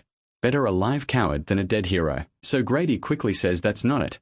This is his first time in Winston, and he knows nothing about the place. The NPC says that matches his clothes and tells him to get lost. Then the old man starts cursing them out, saying they're destroying a family business that lasted 7 generations. One thug asks if he has any idea how much trouble he's causing, then says it'd be great if he handed over half the payment to make up for their headache. Grady realizes that money is almost enough for him to open a shop. Then another NPC says the old man's son died from illness, so he has no future anyway, and asks if this forge is going to be his grave too. The old man snaps at him, not to speak about his son like that, and Grady gets mad. He tells himself to calm down since he can't beat them, and tries to leave, thinking this isn't his problem. But then he starts wondering if the old man will really be okay. Just then he gets AB rank quest, Blacksmith's Fury, and he can't believe the timing. The quest tells him to destroy the contract between Khan and Miro Company. The rewards are a big boost to Khan's affinity, max friendship with Khan, and just accepting it gives him the skill Blacksmith's Fury. He notices there's a reward just for taking it, and since it's a class-related skill he knows he has to accept, but he still wonders what his odds are. Then he remembers he has legendary Blacksmith's Patience, plus another skill that makes him invincible for 5 seconds if his HP drops too low. On top of that, his stats put him around level 20. The biggest problem is that he left his armor and sword in storage, so he has nothing to fight with. Then he remembers he has an epic weapon and summons Jaffa's arrow. Even if its attack power is weak, the armor-piercing effect should be enough. Then he asks the evil NPC if his mother never taught him to respect his elders. Khan asks why he's getting involved. The thug asks why he still hasn't left, and Grady fires back that even idiots have limits. The man asks if he's gone crazy after being spared, then mocks that tiny arrow and tells him to shut up and get out. Grady says it may look like just an arrow, but he's got another weapon too. Then Blacksmith's Fury activates and the NPC wastes no time trying to attack, but Grady slips out of the way. He's shocked at how fast warriors are, then realizes he needs some kind of edge, so he moves to the stairs where the narrow space will help him. He taunts them, asking who wants to get chopped up. They all start coming up, but the kid quickly uses Blacksmith's Fury again, driving the arrow into one of them and landing a critical hit. They're stunned because it's just an arrow. Grady asks if it still looks like just an arrow, then invites them to try it too. With Blacksmith's Fury, his power and speed shoot up for 20 seconds, and the countdown starts ticking down. He realizes he's already landed 2 hits thanks to the attack speed boost, and both times the armor ignore passive activated. That kills the Winston Bandit. His reputation in the village rises by 60, his relation with the Winston Bandits changes to hostile, and he gets 4,300 EXP leveling up 5 times. He reaches level 8 and is stunned, because back at level 3 killing a level 35 NPC gave him 5 whole levels. Now his stat points are up to 110. He figures those jerks hit hard, but their defense is weak. To kill the rest, he needs to dump all his points into agility and strength right now, so he spends every last one, then dodges another attack and slams into a bandit from the side, sending him flying. Then he asks if the man's okay, and the thug says he can still fight. Maybe that last hit was just luck. The red-haired one says the brat is fast, and their weapons are useless on such a narrow staircase. Grady realizes he still couldn't kill him even after spending all his stat points. This time the armor ignoring critical didn't trigger. The red-haired thug asks if he plans to stay there forever, and tells the kid to come down. Grady says he has no choice but to face them, and the thug warns that refusing won't change anything. Grady knows he won't last 3 hits if they surround him, but he still has one more card up his sleeve. Even with low HP and no armor, he can still beat them the moment they all rush in, as long as he has enough HP left to keep going. What he needs is the legendary blacksmith's patience. It boosts vitality, defense, and dexterity by 200% for an hour. That's the skill he's been counting on. The redhead thanks him for finally stopping the stalling, then says he'll make him pay for wasting their time or kill one of the others. Ready to fight, the redhead closes in while he tries to trigger legendary blacksmith's patience, but the system says the skill uses no mana and can't be turned on by choice. It only activates on its own when he keeps fighting to stay alive. The redhead asks if he's ready to die, then he freezes in shock when the skill still doesn't activate. The thugs don't wait around for his panic. They rush him, and he realizes he's in real trouble. The one skill he needed most didn't work. All of them attack at once. His max HP is only 316. So he has to use a mid-level potion to raise it. Even then, there's a 20-second cooldown. He just has to stay alive until it ends. He survives another hit by stopping an axe with an arrow. Still, he takes 200 damage and the blow slices his leg.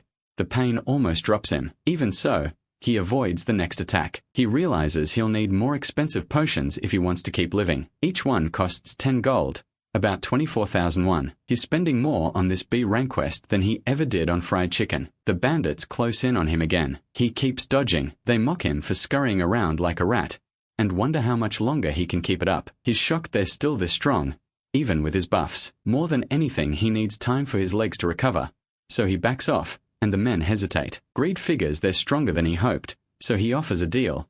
Hand over the contract and nobody gets hurt. They tell him to stop the nonsense. After he killed Neo, there's no way they'd hand it over now, and either way they plan to kill him. Greed says he means it, that he won't kill them. At the same time, he notices the potion cooldown is almost over, so he just needs a little more time. One of the punks keeps arguing with him, but Greed takes advantage of the opening and strikes straight at his head. Then he asks why the guy let his guard down. They're not close enough to talk to him like that. With that he kills Johnson, earns 4,300 experience, and gains 3 levels. The redhead says he thought Greed was strong, but it was just the potion. He calls him a filthy cockroach and goes right back to trying to kill him. Greed warns him that charging in carelessly now is a bad idea. He's level 11 and things are different now. He lands a hit on the bald guy's chest, but it still doesn't kill him. The bald man tells him to keep swinging if he wants. Then he promises Greed a slow death for it. A cross shape slash tears across his chest, and he knows he has to keep dodging until he can drink more potions. But then the bald guy grabs him around the waist and asks if he's trying to run again. Greed knows this is bad. If it keeps going like this, he really will die. For a second, he thinks it's over. Then he looks up and notices a suit of armor nearby. In that moment, he drives the arrow into the bald man's neck. Then he throws the arrow toward the redhead and sprints up the stairs toward the armor. The redhead can't believe he threw away his weapon. To him, that just proves Greed is desperate. Greed tells him to keep talking all he wants. Then he shouts to Khan, asking if he wants to protect the forge. Khan says of course he does, and if Greed helps him, he swears he'll protect it from now on. Saying that, Greed says he's going to borrow that armor. Khan warns him that item can't be worn by just anyone. The only things Greed can use are on the first floor. The redhead laughs and asks what the point of that warning is when he's about to die, but Greed is already putting the armor on. The redhead says his luck just ran out and tells him to die. Instead, Greed asks if they've ever heard of Overgeared. Yeah, he really said the title right there. The bandits wonder who this bastard really is, and then he wipes out all of Winston's men, leveling up again and again. Khan asks if he's okay, but when he looks at the boy, he sees Greed wearing that golden armor, like some legendary knight. Greed tells the old man it's amazing, and asks why he left something like this collecting dust upstairs. That armor is Valhalla, a unique item. Its requirements are insane. Level 250, 800 strength, 1000 stamina and advanced heavy armor mastery. Its creator is Albertino. In Greed's hand is the replica of Dane's life, Also unique with just as crazy requirements, and it was made by Albertino too. Greed says this Albertino guy is amazing. Then he wonders how he can even see the details of those items, including who made them. He shrugs and says he kinda just took a look, but when Khan looks over, he suddenly faints. Greed figures maybe it's high blood pressure or all the drinking. Either way, old people really need to watch their health. He tells Khan it's fine, he can stop pretending now. The mission is over, and Greed needs to move on to the next one. Then he remembers what the next mission is and immediately tells Khan to wake up already and not die before giving it to him. Meanwhile, at the Manga company, they learn the mercenaries they sent have vanished. The man giving the report says he recommended them because they were famous in the village. But his boss cuts him off and asks how he plans to take responsibility. He says the man is responsible for advancing their payment and will have to cover the loss for their failure. The man says he doesn't have that kind of money and begs for one more chance. His boss tells BL to listen carefully. If he can't get the money, he can always sell his relatives at the slave market. Then he orders the man to get upstairs. After that he turns to Rabbit and tells him to explain exactly what happened. Rabbit says it's strange. They definitely went to the forge, but after that they seem to have just disappeared. Valmont says there can only be one forge per village and he needs that one. He can't believe they failed such a simple job. Then asks about Old Khan. Rabbit says Valmont was ruthless. He tossed aside an employee who worked for him for the last 10 years without mercy. He also says a witness saw a young man carrying Khan to the clinic 2 hours ago. Valmont realizes that young man might know something. He says getting rid of that blacksmith took a lot,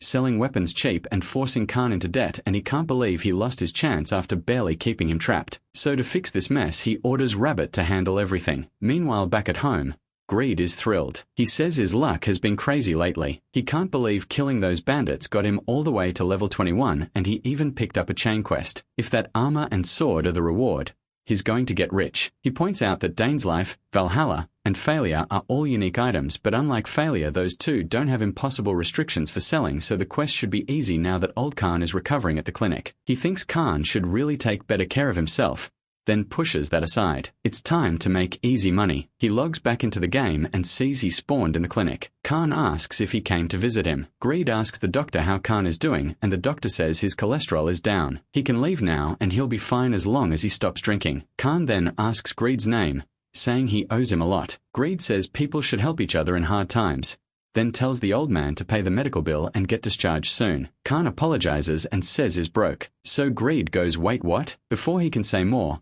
the doctor gets right in Greed's face and says he's sure Greed wouldn't want to upset the god of this world, then tells him to pay 1 gold. Greed realizes that God's kindness is nowhere to be found, so he pays and Khan starts thanking him. Khan says Greed gave him hope. Because of him, he saved the family business, passed down for 7 generations and nearly lost forever. Greed agrees and tells him to go home and rest, now that he's been discharged. He says it's a good thing Khan managed to protect that place because losing it would have driven him even deeper into drinking. He also points out that Khan never would have made it to the hospital without him. Khan admits that's true and says he'd love to repay him somehow. Then they end up standing in front of that armor again. Greed's eyes light up right away. Khan tells him to wait because he can't give it to him. Greed gets mad and says he's the one who saved all of this. But Khan says those are family heirlooms and begs him to understand. He wouldn't hand them over even if his life were in danger. He explains that Dane's life and Valhalla are cursed items and their power is beyond imagination. But because of absurd restrictions, it's been hundreds of years since anyone could use them. Still 130 years ago, one man recognized them. His name was Pagma. Pagma equipped them and showed sword skills, so amazing it was unreal. He moved like he and the gear were one, and his blade seemed to pierce the sky, calling down lightning. Khan's ancestor, a descendant of Albertino, knelt before Pagma and begged him to please take Dane's life and Valhalla with him. Greed asks if Pagma accepted. The old man says no. Pagma refused, saying the true owner would appear someday and he had been able to equip them. But the answer will decide everything. That asks how Shin was able to equip them. The protagonist thinks this must be the start of a chain quest, and there's no way he's letting those treasures go, so he tells Khan the truth. He's a lot like Pagma. The blacksmith is stunned. He asks if MC is Pagma's descendant and MC says yes. That unlocks the class quest for Pagma's descendant. To learn Pagma's swordsmanship, Shin now has to uncover his full legend. He asks if Khan will hand over the items now, but Khan says not yet. First he needs proof. He wonders if the protagonist is truly worthy of inheriting that legend, just like Pagma once did. Khan says proving it shouldn't be too hard. then suggests they celebrate meeting each other. MC immediately warns him not to drink a single drop until the quest is done. While they argue, someone arrives at the shop and calls out, "It's Habit, an employee from Marrow Company." Shin recognizes the name and wonders if this is the guy who hired those thugs. Khan says he'll go hear what he has to say. Habit tells him he owes Marrow Company 600 gold, and from what he heard, Khan has no way to pay it back. Khan admits that part is true, but says he still won't hand over the forge and tells him to leave. Habit replies that he came to offer a deal. Marrow Company will take ownership of the forge, but Khan can keep working there. Khan asks if that means becoming the company's pet blacksmith. Habit says it's better than their last offer and asks if he really plans to refuse. Khan answers that he isn't trying to protect his job, he's trying to protect the forge itself. Habit says the rumors about Khan's pride were true. If that's how he feels, then there's only one way to settle it. He proposes a duel against Marrow's blacksmith, with the debt and the forge on the line. The more skilled blacksmith keeps the forge. Shin can tell it sounds fair, but it's obviously a trap. They'll bring someone stronger than Khan. Still, Khan accepts, and that catches Habit off guard. Khan explains he can't show his real skill right now because of his drinking, and because he hasn't worked in a while, so his successor will take his place. Then he asks if that's a problem. Habit says he didn't know Khan even had a successor. Then Khan shocks even him by announcing that he is the one. He has no idea what's going on. He asks who said he'd be anyone's successor, and Habit points out that he just looks like some random traveler. That triggers the quest duel of blacksmiths against Marrow Company. The goal is to win. If the protagonist fails, Winston's reputation will hit rock bottom, and Khan's forge will go to Marrow. The system asks if he wants to accept, but MC tells it to wait a second, and starts reading the details, especially the part about the 600 gold. Habit tells him to leave since this has nothing to do with him. But greedy as ever, Shin jumps in and says he'll crush them. Seeing that look in his eyes, Habit gets nervous and says he'll send the location soon. After he leaves, Khan apologizes. He says this was the only way to protect the forge, but he says he gets it. Inside, though, he's thinking he'd sell his soul for that reward. Then he notices the quest rank and realizes this should be impossible for a level 21 player. Still, he reminds himself he's the legendary blacksmith who made an epic item, so somehow it'll work out. Khan says the forge has been idle for a while, so there are still plenty of unused material Shin can practice with. The protagonist asks why Khan never told the Lord about any of this. Khan says the Lord is on Marrow Company's side.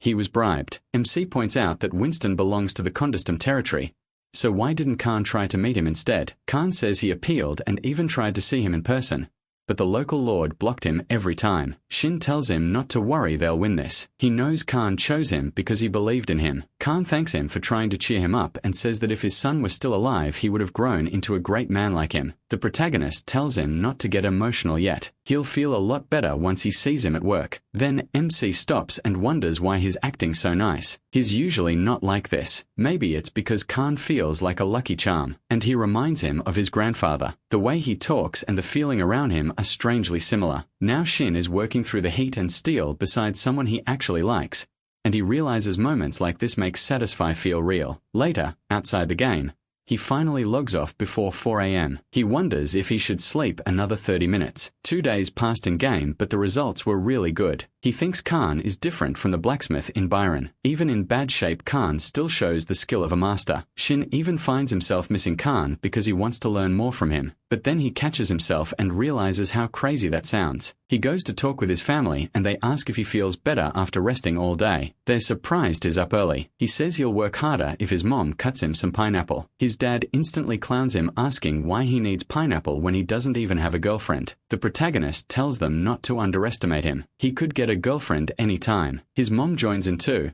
joking that she didn't know her baby could be so confident. Then he asks about his grandfather and how he's been lately. His family is caught off guard by the question. His dad says it's rare for MC to ask about him, but he's doing fine. He asks why they don't visit him together next time. MC says that sounds good and promises he'll definitely visit this time. The next day at Marrow Company, the owner asks Habit why he did something so unnecessary. He says Khan would have lost the forge anyway since he can't pay his debt, so why make a pointless bet and give him a chance? He even asks if Habit is siding with Khan. Habit says the company's image has gotten worse because of its push for monopoly, and if they care about long-term ties with the townspeople, acting friendly is the smarter move. The owner snaps back, asking what Habit is trying to say. He reminds him that he bought this lousy land and the trade rights and says everyone else can go to hell. He's in charge. Habit thinks Valmont has hit his limit and that Marrow Company will have a hard time growing under him. He explains that the villagers admire Khan for standing up to their pressure alone, but the owner asks what that has to do with anything. Habit says giving Khan a fair chance will make people see the company in a better light. The Marrow owner realizes that could bring in not just customers but loyal ones. So he says fine as long as there's profit. He has no problem with it. Then he asks if that boy really has any chance in the duel. Habit says his investigation found nothing special. He is just an unknown young man. On top of that, Habit already picked an opponent he can't beat. The owner decides this should be easy and tells Habit to use the chance to wipe out the problem for good. Habit thinks that even if the protagonist has no fame, they still sent their best blacksmith against him because unknown factors are the most dangerous. Meanwhile, an old friend of Khan asks if that boy really beat the Veil Gang. He says Shin looks too innocent to understand how the world works. Khan replies that even if he looks like a nobody, he's very skilled. MC just tells them both to be quiet. Then more people show up and ask Khan if the rumor going around the village is true that Marrow Company is going to duel him with the forge on the line. Khan says it's true and asks why they're making such a big deal out of it. The villagers say they were starting to think Marrow might not be so bad after all. Since the company chose a fair duel, it looked like they really respected Khan and maybe wanted to live peacefully with everyone. Shine says that might be true. Even though they sent bandits before, this duel almost makes them seem decent, but Khan tears that idea apart. He reminds them Marrow tried to monopolize the land and trade rights, driving people into poverty. He asks how they could be fooled by one piece of paper after everything they've suffered. The villagers admit he's right. They say they were stupid to believe it and got tricked again after being betrayed so many times. Shine realizes they're right too and thinks he almost fell for it himself. Then a boy shows up and says he heard Marrow bought land and trade rights from villagers who didn't know about Winston's development plans. So were they forced to sell their property? He immediately thinks this guy's a jerk because he has a green light over his head he's a player. The man says the villagers sold their land for money and plan to leave. After hearing about the development, they change their minds, so he blames their greed instead of the company. That sets the NPCs off. They ask how some outsider dares to meddle in their business and whether he's a spy for the company. He quickly says he doesn't want to fight. His point is simple. Companies chasing profit is normal. If the villagers accept that he says they can live in peace with the company like they should have from the start, and the company needs them too, the villagers start to waver.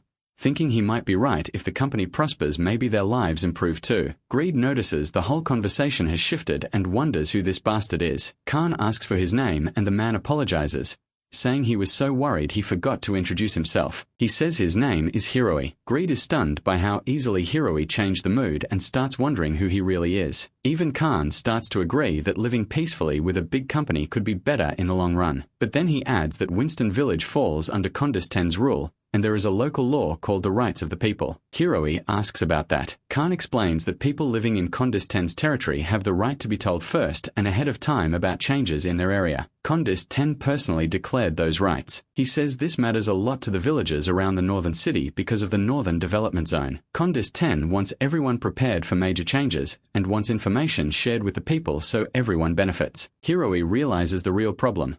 The company completely ignored Condis Ten's will. So if the Lord let the company hide the development plans, then the Lord is in the wrong too. Khan agrees.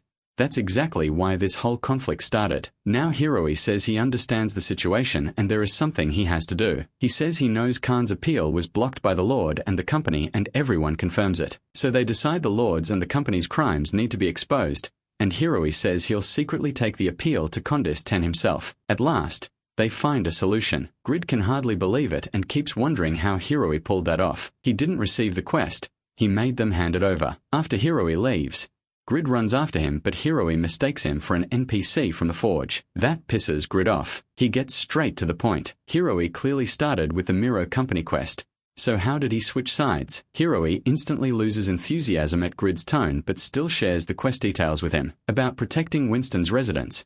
And the new goal is to get an audience with Condis Ten. The rewards are the title Apostle of Justice, max affinity, and reputation with Winston's villagers, and a gift from Condis Ten. The title also unlocks the bravery stat, gives +10 to all stats, and grants the skill Unshakable Justice. Reading that, Grid can only think one thing. Those were basically his rewards. Trying not to sound jealous, he asks how Hiro did it. Hiro can tell from Grid's face that he definitely is jealous. Since Grid figured out he made the villagers give him the quest, Hero wonders if he should explain. He says all he did was use the freedom Satisfy gives players. If you directly interfere in NPC matters, you can trigger quests tied to those problems. Older players know this trick, which is why Grid didn't. Hero adds that the method will probably spread online soon, so Grid shouldn't feel too bad. Right now, only veteran players use it. Then Hero asks what's wrong. Still tearing up.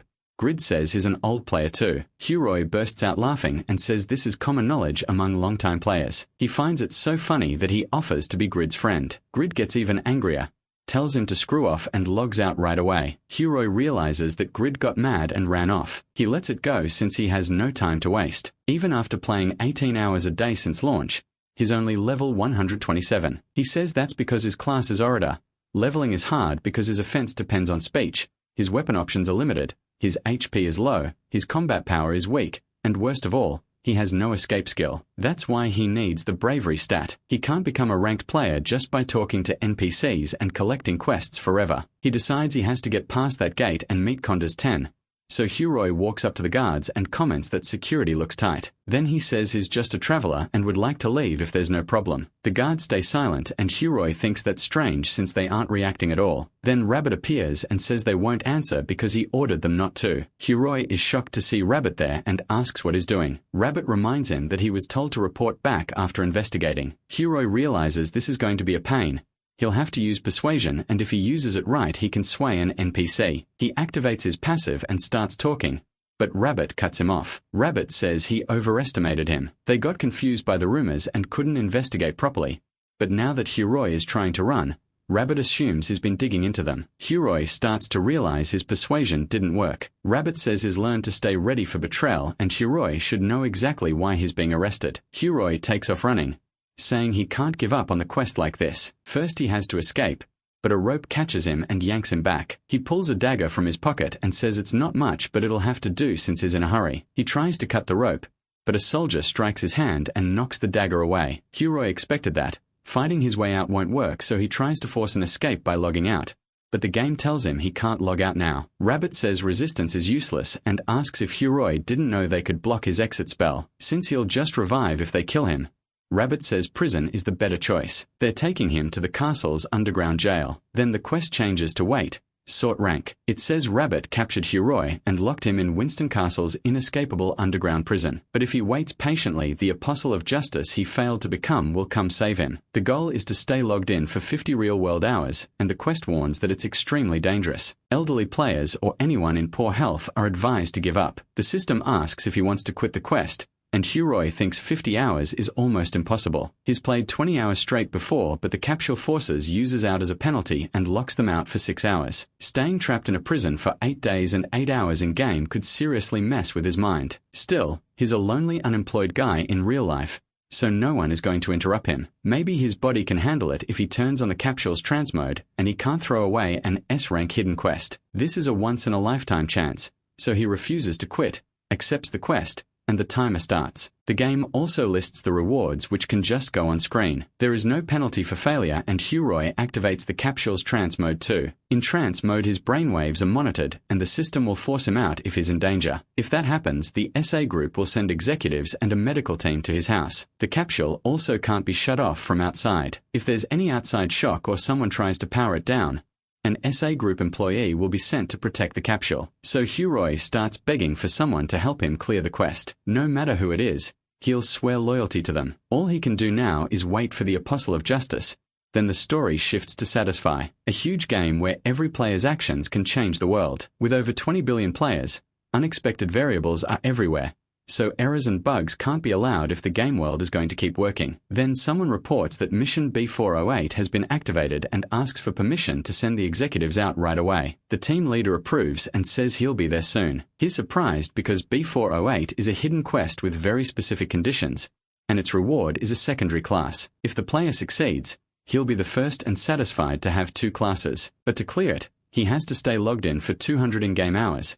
And if something goes wrong his life could be at risk. Then Hero's ID file appears. His real name is Dambayalumbuda, he's 25 years old, and he's the player who triggered mission B408. The team leader says that's incredible, since only 3% of their players are from Mongolia. The assistant adds that even though he's a weak fighter and just a speaker-type class, he still made it to level 127 by clearing class-related quests. Hearing that, the team leader asks Director Yone if the Mongolia branch manager reported anything. They connect with him and Parker Yu says the other branch executives are there too. The team leader says the meeting is about mission B408 and asks if Alumbada's safety has been confirmed. They say yes, they're watching him live, a medical team is ready, and they even have support from the Mongolian government.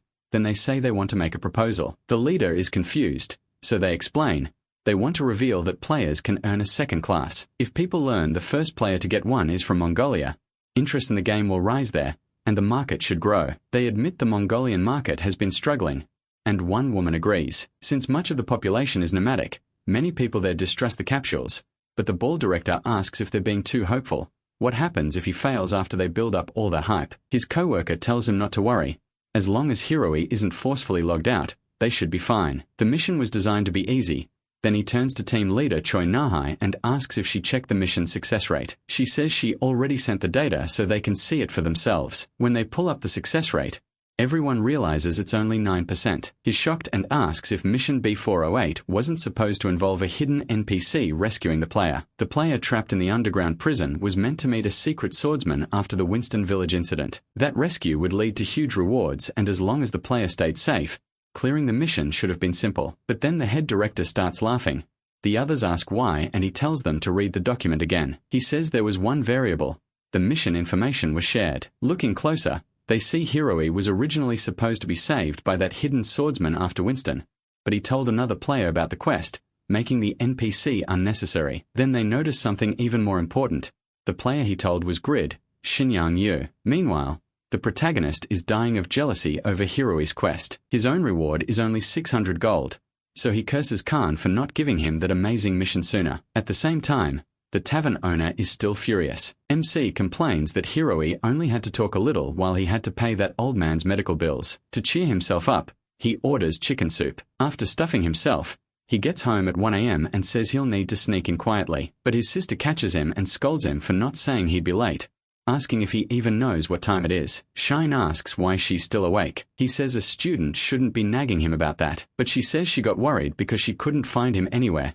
He's usually inside his capsule. Then she notices he's been drinking. He grins and asks if she was worried about her big brother. She denies it, saying she just stayed up watching shows longer than usual, then tells him to go take a shower while he keeps standing there drunk. Back at the meeting, the director in blue asks if the success rate shouldn't really be 0. He says 9% makes no sense, and even jokes that the Morpheus supercomputer must have made a mistake. His co-worker shuts that down. He admits he knows it was just frustration talking. The head director explains that once the quest info was shared, everything changed, so the success rate can no longer be predicted normally. Hiroi's savior in the underground prison is no longer the hidden swordsman. Now it's Grid. Another director gets really annoyed because Xinyang Yu keeps causing trouble. He has a legendary class, yet is still only level 21. Making everyone wonder what he's been doing this whole time. It already made no sense for a talentless nobody like him to get that class, and now he's interfering with another major event too. The director starts calling him a cancer, saying Grid is a fatal disease to satisfy. One co-worker asks if Hiroi is just going to fail if they leave things as they are. If so, trying to advertise this now would be a huge waste. The head director thinks about how, ever since getting his legendary class, Grid made epic arrows and triggered a class quest. His results are hard to predict, but then the director says that honestly, Grid is fascinating to watch. His incompetence goes beyond common sense. He adds that there are currently 3 epic classes in Satisfy. Aside from the newest one, Blood Warrior, the other 2 haven't been revealed to the public. Nobody knows who got the first epic class. The second was Agnes, ranked 7th overall, and ever since then they've kept arguing about what the other 2 classes are and who got the first one. Meanwhile, in Akron Dungeon inside Count Stain's territory, a bunch of guys crowd around a girl, asking her to join their party and promising to split the drops evenly. Their female teammates get jealous because those guys never welcome them like that. They grumble that this self-centered girl always has a swarm of men around her. Euphemina answers calmly, she'll join the strongest party, so they should show her what they can do. That gets everyone excited. When monsters appear, they rush in, eager to impress her and win her into their party. They wipe out the monsters fast, but Euphemina just watches, unimpressed, until Whirlwind of Fury appears and catches her eye. She can tell it's a powerful skill and wonders who used it. Then she spots the older man who cast it. She figures he worked hard to level that skill and it would be perfect against Pyaru. So she asks to use it too and instantly copies it. At that moment, the skill leaves the old man, transfers to her as Whirlwind of Fury level 3 and the copy succeeds. She's told the copied skill can be used once and she'll keep it until she does. After that, she casually says goodbye. That was their first meeting with Euphemina, the level 190 imitator. Once the fight ends and they try to talk to her, they realize she's already gone. Euphemina keeps moving, saying that one skill should be enough. She spent 63 days preparing for this, all to clear an S-rank quest. She steels herself and checks the mission info. Before going in, she admits S-rank quests are terrifying, especially since the enemy NPC is insanely strong. When she steps through the door, she remembers hearing he was stronger than bosses. Then Pyaru, the immortal hermit, appears before her and she recognizes him as the strongest knight in the Saran Empire. He asks if Asmafol sent her. She thinks she can do this. She prepared too much to fail now, but Pyaru attacks first,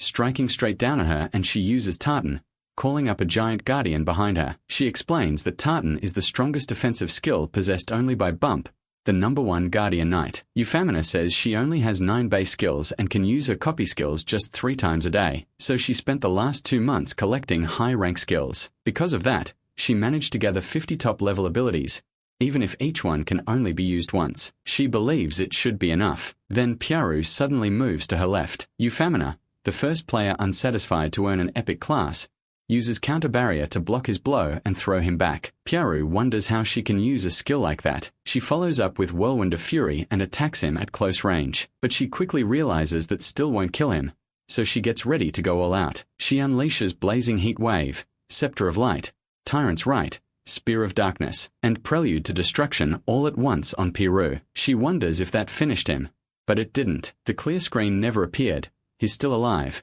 and she burned through a huge amount of mana by chaining that many high-level skills. She starts floating back, saying she needs some distance so she can drink a potion and recover her mana. But Pyaru comes out of a dark portal with his sword at her neck and she wonders if he took no damage at all. Even so, she thinks of the next skill, one that should definitely kill him, and activates Mortal Fate. Pyaru tells her he'll give her an unavoidable death instead. Now panicking, she fires this skill, thinking she has to survive. A burst of shadow projection shoots at him, but Pyaru only grows more excited, asking if Asmafol has finally come to fight. Euphemina realizes shadow projection traps the target in a deep illusion.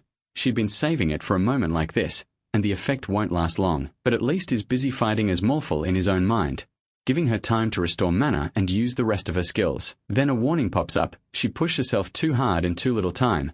Her body and mind hit the limit. Her skills are sealed for now, and all her stats drop by 50%. That makes her panic. She was so close. Even so, she knows she has to run before Pyaru fully snaps out of it. But Pyaru suddenly stops midair. Then he turns to her with pure killing intent. She realizes he's already recovered and calls him a monster. As an imitator, she was never strong enough to beat him head-on. Now she just freezes, unable to think of any way out. So she gives up and fails the mission. She loses 2 levels, as Morphles trusts her less, and all that hard work over the last 2 months feels wasted. She complains that this was the perfect chance to earn a new title, one that fit her class exactly. Furious, she starts cursing, sure she'll never get another S-rank mission like this again. Then someone walks up and asks if she's Lady at Arena. He says he has a message for her, and that catches her off guard. The man adds that if she isn't busy they'd like her help with something. A new quest appears, and she scoffs. Losing 1 mission was bad enough, and now these losers want a favor too. But then she suddenly stops. The quest reward includes a title, plus 1,500 gold. She also notices he called her Arena. Out of all the fake names she has used, Arena was the one she used when she made an amazing item. That makes her wonder if he's from the Marrow Company. She quickly agrees and accepts the blacksmith duel quest. Meanwhile, Com tries to calm down. He finally says enough is enough. He can't believe he gave such a great mission to someone he barely knows, and reminds them the whole village is under watch. If he left Winston, he'd die right away. But an outsider like Heroi wouldn't draw as much attention. He says he can't risk putting his benefactor in that much danger, and Greed starts to understand. Com adds that if anything happened to him, he could never live with it. He sees Greed like his own son. Greed tells him to quit crying. Then Greed says they should get back to training, and asks if they decided when the duel will happen. Com says it's in 2 days and asks if he's ready. Greed says of course they'll show everyone what a real blacksmith looks like, He says the more he uses his skills, the better he gets. His movements have clearly become more precise and efficient. He makes another item, gaining +2 to all stats and +30 reputation across the continent. After that he keeps forging non-stop, raising both his persistence and dexterity. Greed says this feeling of getting stronger is amazing. Later he finally collapses from exhaustion. He wonders how much is improved, but after checking his stats he feels disappointed. After making so many items the gain seems small and he wonders if Java's arrows were just a rare exception. Still he decides it's not a big problem. Marrow Company bought all the good materials and they could probably even sell some epic items. Even if his stats don't look crazy, his blacksmithing is clearly improving fast. He earned 130 stat points just from forging. He says dexterity is the best choice if he wants to win this game. But after nearly dying to those bandits he wonders if that should really be his top priority. In the end he puts 60 points into stamina and 70 into dexterity. As his stamina rises his HP goes up too and he thinks this definitely doesn't look like a level 21 character. Going by stats alone he says he looks more like level 75 and the better the items he makes the more stat points he earns. That should help make up for how weak he is in combat. He knows he'll have to work like crazy, but that's nothing new to him. So he says that in tomorrow's match, he'll show the true power of a worker. The next day, the competition starts in Winston's central square packed with both NPCs and players. The players wonder why so many NPCs showed up. They hear the villagers came to support the forge and stop it from being taken by Marrow Company. Before long, all the NPCs start cheering for Grid. The players look him over and ask if that's really Grid. Judging by his gear, they think he looks like a noob and joke that this is just a match between two amateurs. Then the leader of Marrow Company asks if everything is ready for Habit. They say yes, and the announcer asks everyone to welcome today's star. Representing Marrow Company is Arena. The crowd immediately notices how pretty she is and starts cheering for her. She thanks her fans and lays on even more charm. Grid admits she's pretty cute but wonders if she can really compare to Arena. He tells himself he doesn't care if the players are all on her side since at least the villagers still support him. But then even the villagers start getting won over by her. Grid instantly gets gloomy after losing his only fans. Then she sweetly says their fates have brought them together and that she'll be in Grid's care, but is already annoyed and snaps at her not to come near him. He calls her a brat and says she's not his type. She looks shocked and says that's a horribly rude way to treat such a beautiful girl. Grid shrugs and says she's kind of cute but brats like her should know their place. Now she's completely thrown off. No man has ever treated her like that before, so she swears she'll humiliate him in front of everyone. She argues about the brat comment saying she's 20 years old but he just mocks her age and says she can't compare to an old man like him. Right in the middle of that childish fight, the duel begins. The judge explains the challenge. Make a dagger in 3 hours. The winner is whoever creates the better one. She thinks about the prize. If she wins, she'll get a title and bonus luck. Her only concern is the quest difficulty, because it's marked as unknown. She wonders if that's because his skill is also unknown. Still, she decides it doesn't matter. She already has a plan. She's going to copy his skill and enter the crafting phase with the same ability. If they both use the same skill, then the person with higher luck should make the better dagger. It's a gamble, but she still has a 50% chance, so she tells herself this will work. But Grid just starts hammering the iron right away. That startles her. She realizes she can't relax. Their skill gap might be huge, but if they end up using the same skill, then better tools could decide the winner. So she pulls out an epic grade sacred blacksmith hammer. Even then, she knows a great item alone won't help much, not without blacksmith skills. That's why she plans to borrow his ability, and she uses Analyze on him, but the result leaves her completely stunned. Grid notices her staring and asks if she lost something. Then the system tells her she can't analyze the target skill because her Analyze skill level is too low, and she can't believe it. Her Analyze skill is already level 7. Back at level 5, she had copied an advanced blacksmith's ability. For a second she wonders if this guy is a master blacksmith, but that makes no sense. Rank 1 is only intermediate. Then another thought hits her. Could he have an epic class? No. Agnes, cats, and she is supposed to be the only ones. So she starts wondering if he's a player with a unique class instead. But no matter what he is, if she doesn't act now, she'll lose. She calls Rabbit over. When he asks what's wrong, she asks whether that guy has a mentor and orders him to bring Calm in. Rabbit asks why they would change the rules in the middle of the duel, but she just tells him to make it happen somehow. After thinking it over, he agrees. Greed notices Rabbit heading to the announcer and asks what's going on. Then Cam is called up to the stage at once, because Arena is giving them an advantage. Karma says what happened, and the man explains that she said he has the right to help his apprentice. Everyone starts thinking she wants a 2-on-1 match, and the crowd praises Irina for it. Greed takes it as her looking down on him, but Cam says that since she asked for it, they'll work together and beat her. He says he's glad to work beside a blacksmith he respects,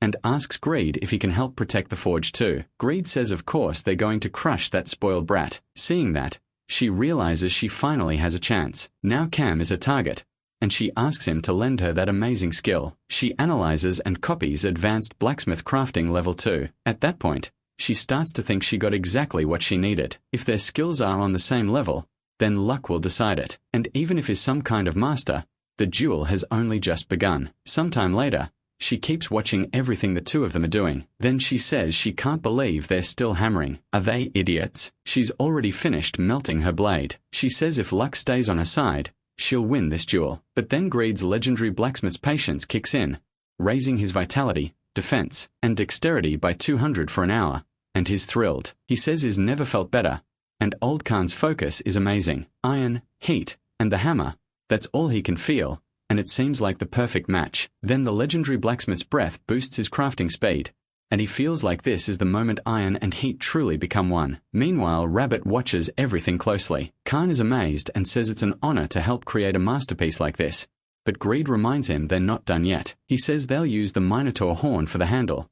After all, he spent 10 gold on it. That shocks everyone. Then attention shifts to Euphemia's dagger, and the host says she's already finished hers. He praises the dagger's beauty, saying it matches its maker, and points out that she made such a strong item in under 3 hours. Even Greed admits it looks amazing, and says the brat wasn't all talk. She clearly has real skill. Then the host calls everyone over to check the dagger stats. It's an epic class seduction dagger with 60 durability, 122 to 127 attack power, and 8 attack speed. The host says the result is obvious.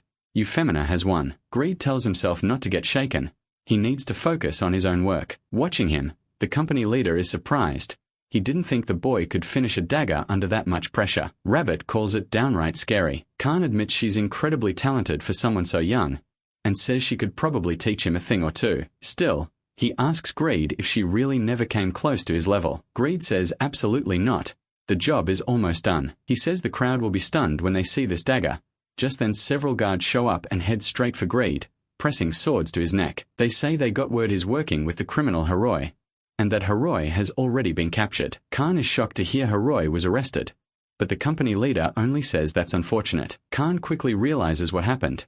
Valmet played dirty because he knew he was going to lose. Greed can't understand it, asking why he'd ever worked with Heroi. Rabbit meanwhile watches him get arrested, and stares at Greed's dagger. He says he's been a merchant for 20 years and has handled all kinds of amazing goods, but Euphemia's dagger doesn't even come close to the greatness of that one. In other words, they lost. Valmet says they almost got caught off guard by a great blacksmith, and admits that dagger is splendid. Rabbit realizes Valmet saw it too, and asks if he personally called the guards. If the results were announced now, they'd lose the crowd support. Valmet says the audience will believe in Euphemia's victory just by seeing her dagger, and asks if Rabbit really thinks they'd give up Khan's forge. Then he orders him to seize Greed's dagger and make sure its stats are never revealed. Looking at Greed, Rabbit thinks he really might be the best on the continent, and makes sure to remember the boy's name. Euphemia asks what kind of item that was.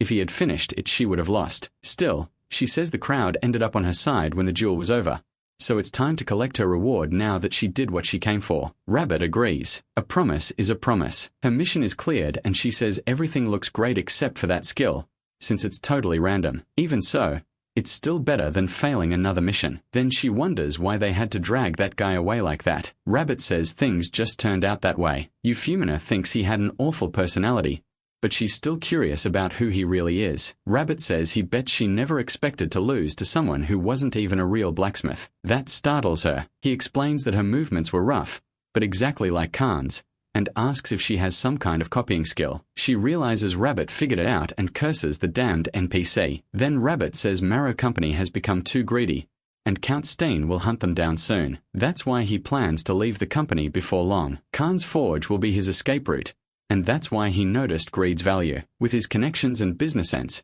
they could build a small or medium company around items made by Greed. That shocks her. Even Bega, the #1 merchant, only runs a small business, so she didn't think this could go beyond that. Rabbit then makes her an offer, asking if she'll help save him. Right away she gets a new mission. Help Rabbit in his new job, rank S. She's stunned to get an S-rank quest right after meeting Greed. So of course, she accepts. At Khan's forge, the workers start arming themselves. Now that Heroi has been captured, they know they have to move. Khan thanks them and says they can't just sit still while Heroi and Greed fight for them. He says they'll protect their own future and win their freedom with their own hands. But then one of them is struck by an arrow. Balmat sees they're starting an uprising and says he expected this. Someone says if they keep Greed locked up, he'll crack fast. Greed has no idea what's going on, but he panics. Khan will be in danger if he stays trapped, and if he can't escape, he won't even be able to log in and play. So he decides he'll say whatever they want and tells them to take the gag off, even apologizing to Khan. A soldier says to leave him tied up until he talks, and Greed thinks he would talk if he even could. Then they throw him into a cell and tell him to shut up. He won't be leaving until he confesses. But then a new S-rank quest appears, Apostle of Justice. He has to save Heroi, and the rewards look strangely familiar. They're the same as the quest Heroi showed him, but now he's locked up too. He wonders how he's supposed to rescue Heroi in under 7 hours, especially with a failure penalty. What kind of crap is this? He doesn't want it, but then the system says he can't refuse because the mission is already in progress. He wonders why this kind of nonsense always happens to him. 3 hours pass, and he says he knew it. There was no way someone as unlucky as him would get a lucky streak for free. He starts thinking he's cursed with bad luck, and says he should have known something was wrong when he got a legendary class. He even feels like punching the god of luck. Then someone calls for Greed.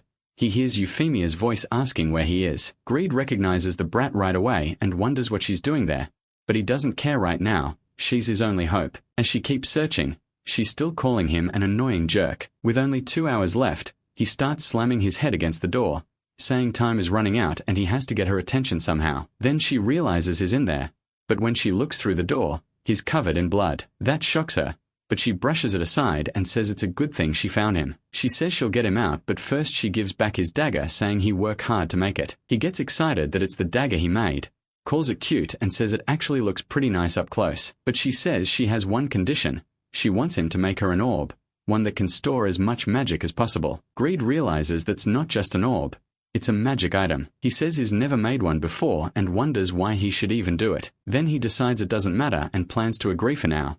But she says there's one more thing. He needs to stop calling her brat. Her name is Euphemina and she tells him to use it. That catches him off guard and he wonders if she's using a fake name. But in the middle of that dumb little argument, she frees him and hands over the dagger. He asks why she decided to save him and then how a blacksmith even managed to get down there. She tells him she isn't a blacksmith. Her secret class is copycat and she copied Khan's skill during the duel. That shocks him. He says he heard only 3 players had that class, then asks why she's telling him after trying so hard to hide it. She says they'll be getting to know each other soon anyway. Then she asks if he has a secret class too, saying it has to be at least unique. He wonders how she figured that out and jokes that maybe she likes him. She snaps, asking what the hell he's talking about. She says she doesn't know what class he has, but right now he needs to fight properly. Otherwise they'll both die because a whole group of soldiers is coming for them. He wonders why there are so many, like they brought an entire army down there. She says she already took out 100 of them, but if he wants them both to get out alive,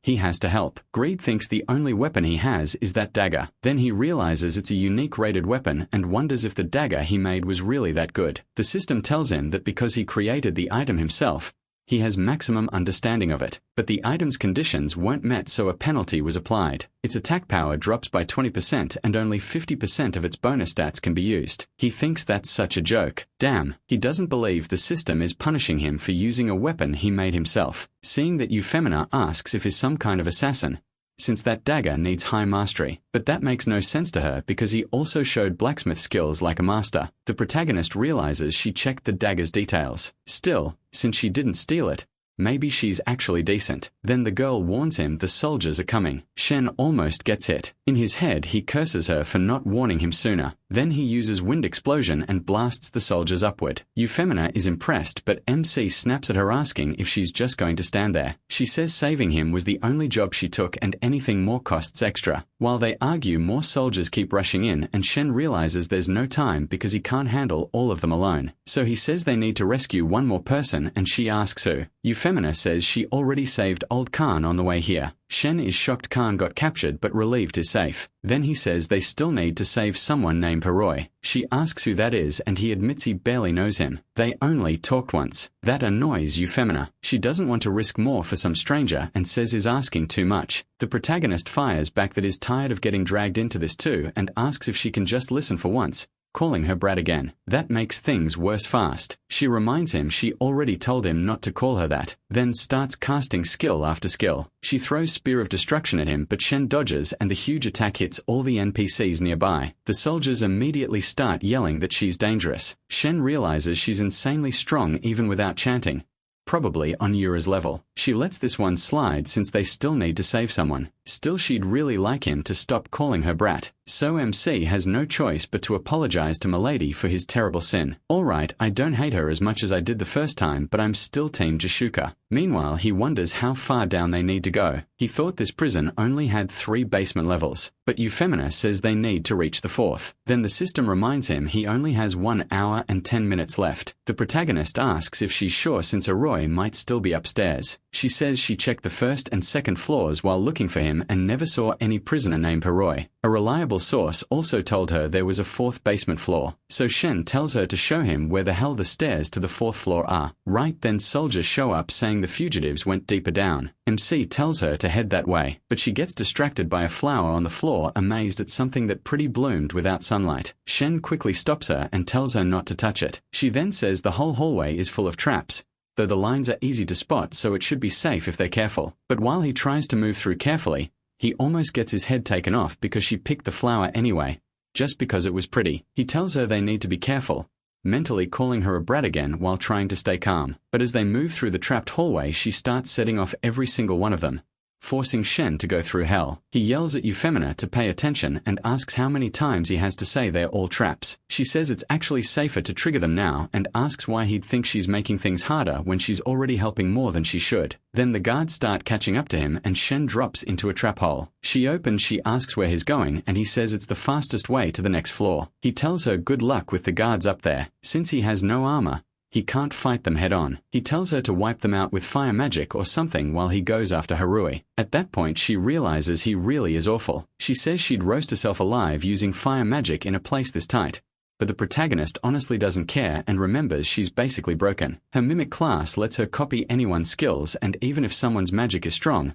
most people still need time to cast it. She can use copied magic right away, which is completely unfair. At least that means he doesn't need to worry about her. So he leaves the soldiers to the brat and she uses Queen of Ice's breath, freezing the whole area. Still, no matter how many she beats, more keep coming. She thinks long-range fire spells would be perfect here, but she'd burn herself too. After the Piero mission, she only has 11 spells left. She refuses to lose to a bunch of guards, but the real problem is that she still can't find Winston's 5 knights among them. Meanwhile, the soldiers realize one of the prisoners escaped, so they split up and send half the group after him. Euphemina answers by activating her Sword of Light. A guard asks if she's really going to fight until the end, and she says she'll keep her word for now. That leaves her with only 10 spells. She knows she can't hold them back forever, so she tells Shin to find Hero fast. Hero, meanwhile, realizes about 50 real-world hours have passed.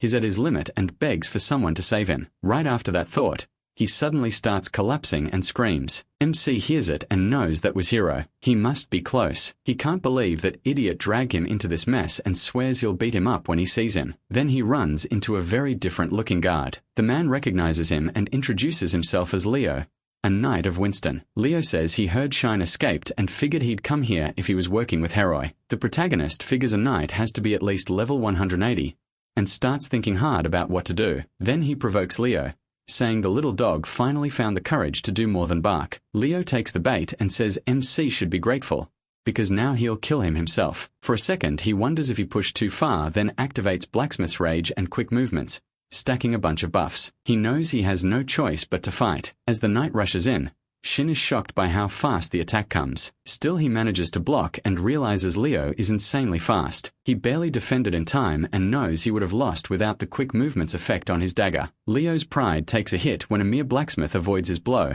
and he demands to know how the protagonist dares insult a knight's honor. Then he declares that Shin will die to the ultimate strike of his fire sword. Leo attacks again and deals 17,300 damage. MC's HP drops so low that legendary stubbornness activates, making him immune to all attacks for 5 seconds. After taking the hit, he panics at that insane power and thinks he needs a health potion right now, but then he wonders why that jerk suddenly stopped. Inside the flames, Leo is completely wrecked. Shin remembers Irene saying fire magic in a closed space would turn someone into barbecue, and realizes it was a dust explosion. Leo demands to know what the hell the protagonist did, and MC says that's what a skill gap looks like, managing to defeat a Winston Knight. That earns him an achievement, the title Night Slayer, the prison key, and several level ups. Then he goes to Hiroi and opens the cell door. Sunlight spills inside, and Shin says he was planning to beat him up, but Hiroi looks half dead. Then Hiroi realizes it's the apprentice, and the mission is cleared. At the same time, Hiroi gains the secondary class, partner of the Apostle of Justice, and calls him his savior. Shin's mission clears too, and he gets the title, Apostle of Justice. Then Hiroi kneels before him and says that if the protagonist helps him finish the mission, he'll offer total loyalty. He reveals his real name and says he's a descendant of the Blue Wolf, swearing to repay this kindness and follow him to the end as the partner of the Apostle of Justice. Watching this, MC wonders what is wrong with that guy. He must have gone crazy. Seriously, how can Shin call himself unlucky when he keeps getting absurd luck like this and basically just want a servant? At the same time, we are told the Mimic class lets a player copy skills and take advantage of any class, making it one of the most useful classes of all. With the right set of copied skills, a Mimic can solo a boss or wipe out an army in war. But there's a limit. Only 3 skills can be copied per day. Each one can only be used once. They only have 9 non-combat skills and their physical stats are weak, so a Mimic with stored skills can look overpowered. But once those run out, Euphormina becomes very vulnerable. Even so, the soldiers are still in shock that this girl beat hundreds of guards by herself. She thinks only the elite knights are left. Most of her copied skills are already gone, but at least they won't rush her carelessly now. Then a huge blast echoes out. Since Grid still hasn't come back, she wonders if he died. Still, she quickly rejects that. Even if he saved Hiroi, would he really come back for her? The guards start talking among themselves, calling this whole thing shameful. Even so,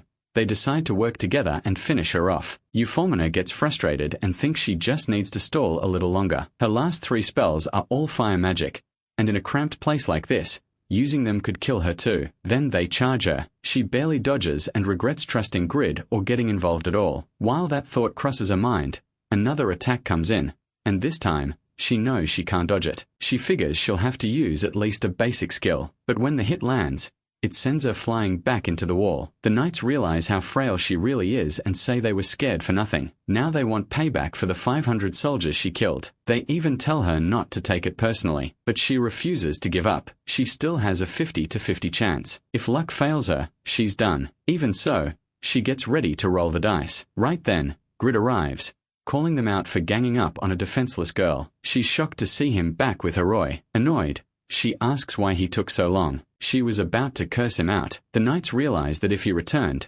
then Leo, the North Star, must have been defeated. Grid says he doesn't know any North Star. He just beat some trash named Leo in a fair one-on-one fight. Everyone is stunned, and Grid asks if they think they can beat him too. Euphemia remembers that NPCs instinctively back off when someone is at least 30 levels above them. Seeing them retreat this much, she wonders just how high Grid's level is. One knight remembers he's only a blacksmith, but another warns them not to relax. If Grid beat Leo and came back without a scratch, he must have some trick, and they can't take on someone with that kind of killing aura lightly. Grid tells them to move unless they want to end up like Leo. Hiroi thinks Grid looked weak before, but now even the knights are afraid of him. To Hiroi, that makes Grid seem incredible. Hiroi gets excited and says this is great. He doubts the knights will dare attack and figures Euphemia will wipe them all out anyway. But the knights warn Grid not to come any closer or they'll kill him if he takes one more step. Then they realize he's been forcing them back toward the stairs to the 2nd floor. They tell Grid to stop,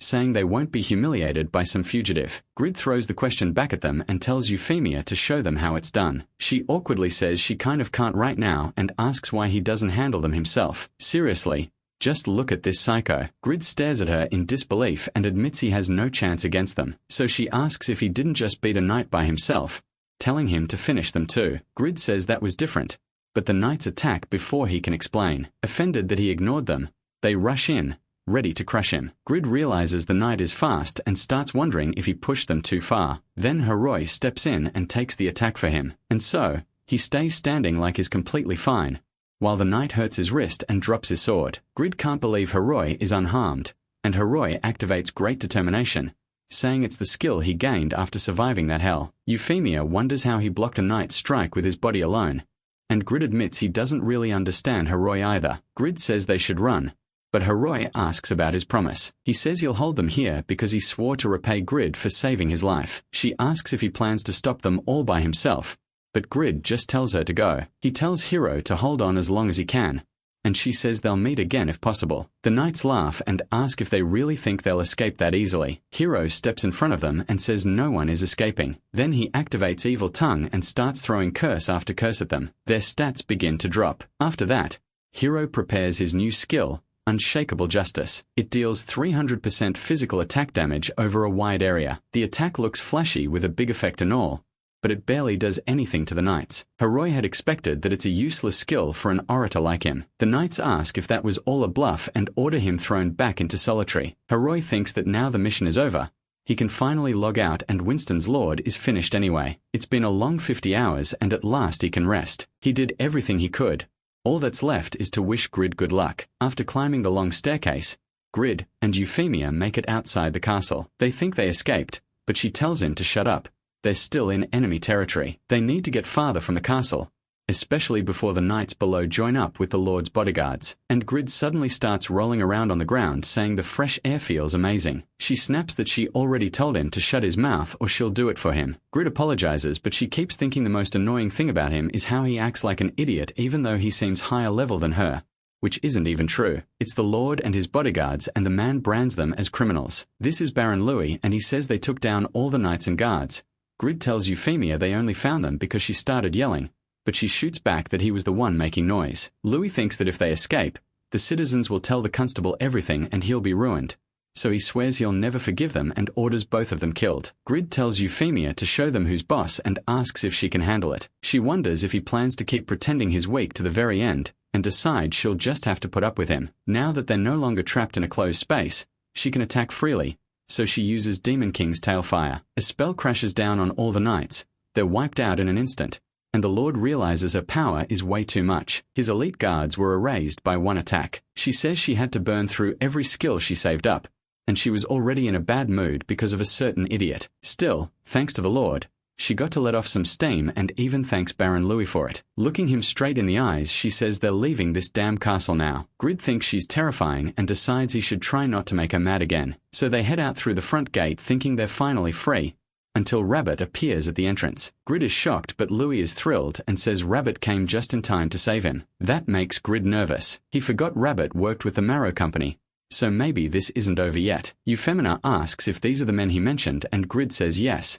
Exactly them. Then Grid remembers she was hired by the Marrow Company too. That makes him wonder why she helped him at all, and whether this is some kind of trap. He demands to know what's going on, then decides it doesn't matter, company or not, he won't go down easy. He reminds himself that his stats are unusually high for his level, and he even has 4 hard-to-get titles. There are about 10 enemies, and is glad he isn't wearing heavy armor right now. Actually, he has no armor at all, so he decides to dump all his spare stat points into attack and defense. He puts 150 points into strength, raising it to 316, and 90 into stamina, bringing it to 334. Even if he doubts he can win, he has no choice but to fight. After spending those points, Grid had become absurdly strong, but his fear kept him from realizing it. A normal level 45 player would have a little over 500 stat points. Grid has more than 1300, and with the ideal dagger equipped, he's stronger than a level 100 player with a combat class. But compared to his enemies, his weak point is experience. That makes him hesitate, and he admits he's almost sure he's going to die, but he'll still do everything he can. Then Louis asks what Rabbit is doing and why he's talking to that snake, ordering him to let go. Louis keeps shouting, demanding to know why Rabbit is speaking with that snake and telling him to release him at once. Rabbit says he's no longer with the Marrow Company. He's here to punish Louis and Valmont for their evil deeds, and tells Louis to come quietly. Louis calls Rabbit a traitor, and says he shouldn't pretend to be an apostle of justice when he's just a merchant. Rabbit answers that he is a merchant, which is exactly why he follows profit. He's betting everything on Grid, leaving the boy completely confused. Rabbit says Grid's skills will let him create amazing products, but he'll never make the biggest profit alone. Rabbit is sure that if they work together, they'll outdo even a mid-sized company, and is willing to invest all his resources and experience in him. Grid wonders if that's why Rabbit saved him, then asks why he betrayed the Mero company. Rabbit says their new business will start in Winston, at Khan's Forge, and they'll win the people back by taking down the tyrant ruling the place. Then Euphemia tells him to move. They still have to finish this, and he agrees. Rabbit says they'll explain everything after dealing with the company, but promises one thing: Grid will make more money than he ever imagined. That gets Grid's attention fast, but Euphemia cuts in and reminds him about his promise to make her a one-of-a-kind orb. He says he didn't forget, though he'll need the crafting method and materials. She agrees, but says this all feels way too easy. Grid says a promise is a promise, but inside what really excites him is learning the production method for free. He silently thanks the brat. Euphemia says she'll contact him once she gets it, adds that this was fun, and leaves. Grid wonders if it's finally over. He's exhausted and ready to log out, but now he finally sees a real chance. A mid-sized company's profits are huge.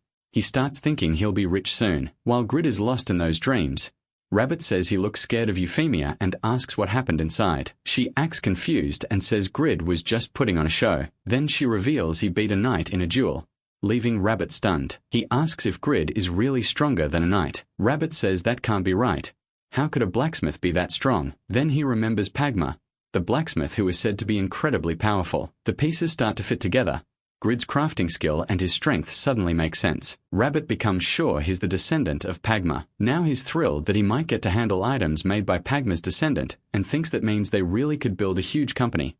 But his dream as a merchant never came true. With help from Rabbit and Euphemia, the Marrow company fell, and Count Stain uncovered the corruption tied to the local lord. Balmon and Baron Louis were sent to the border, and the Count ordered their execution for their crimes. Rabbit wasn't so lucky either.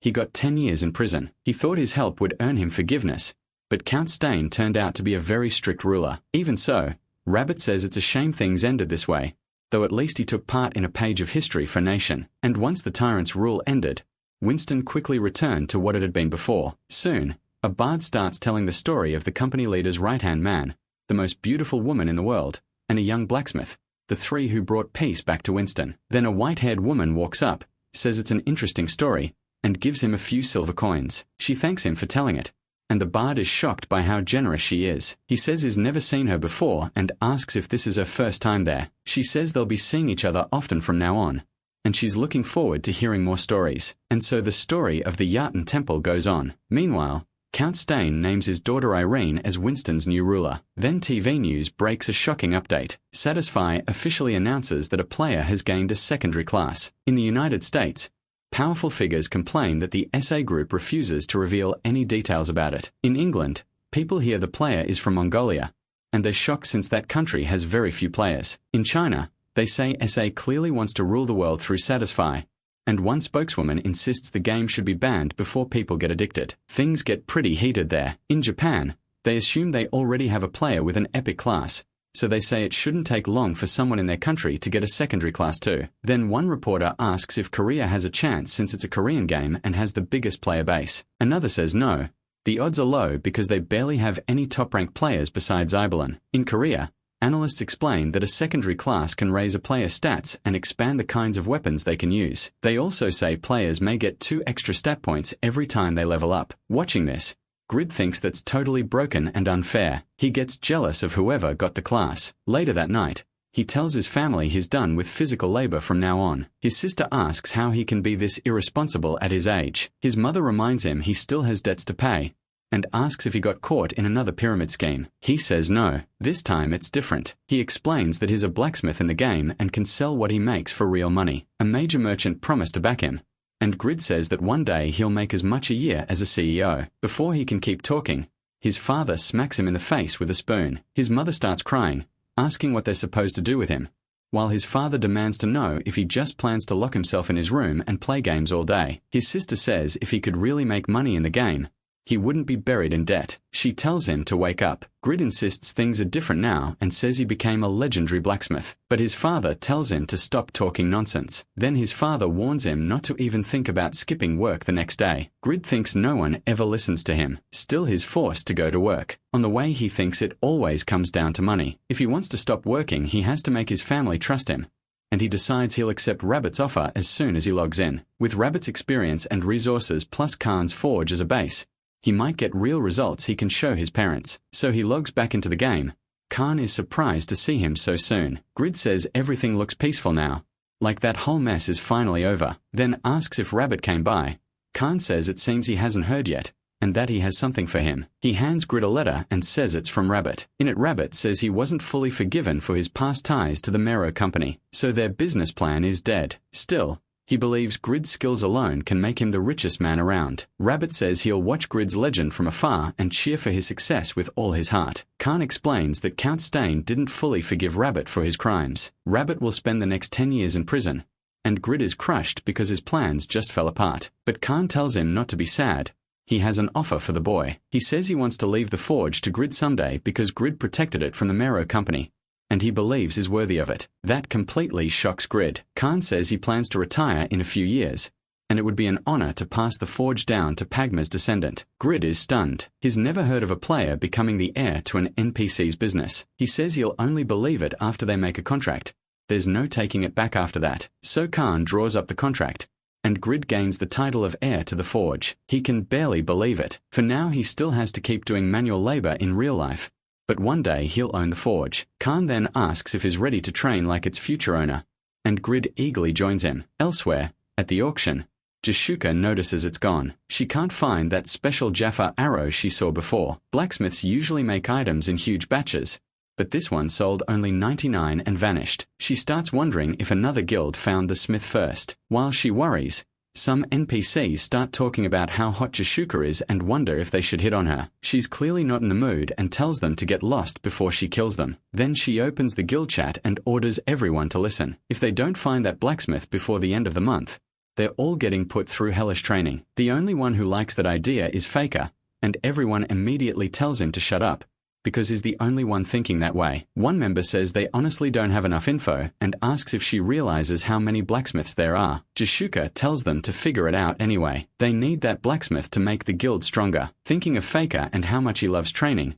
she asks where he is, and one member realizes she just wants to dump all her stress on the poor guy. Then Kotz logs in and she starts complaining right away, asking what he'll do if she takes his rank. She can't believe he slept for 7 hours. Kotz says he's late because he found something interesting online. He asks if she's heard of Winston Village, and she says isn't that near Byron. Khan says there was apparently a blacksmith duel there and one of the challengers made an epic dagger in just 3 hours. Jashuka realizes at once, it's him. That epic item in just a few hours? Not even Pamusu or the top blacksmith in the rankings could do that. So she orders everyone to meet in Winston right away, and the guild starts asking why. Her answer is simple: the last one there is dead. Meanwhile, in-game, Khan storms a castle and cuts down wave after wave of scouts. Using his Blood Warrior class, he starts draining blood from the monsters he kills. That class gives him high attack and speed, making it perfect for hunting. It pushed him all the way to 40th in the overall rankings, and is also the second heir of the huge Jin business group. His rank shot up in less than a month,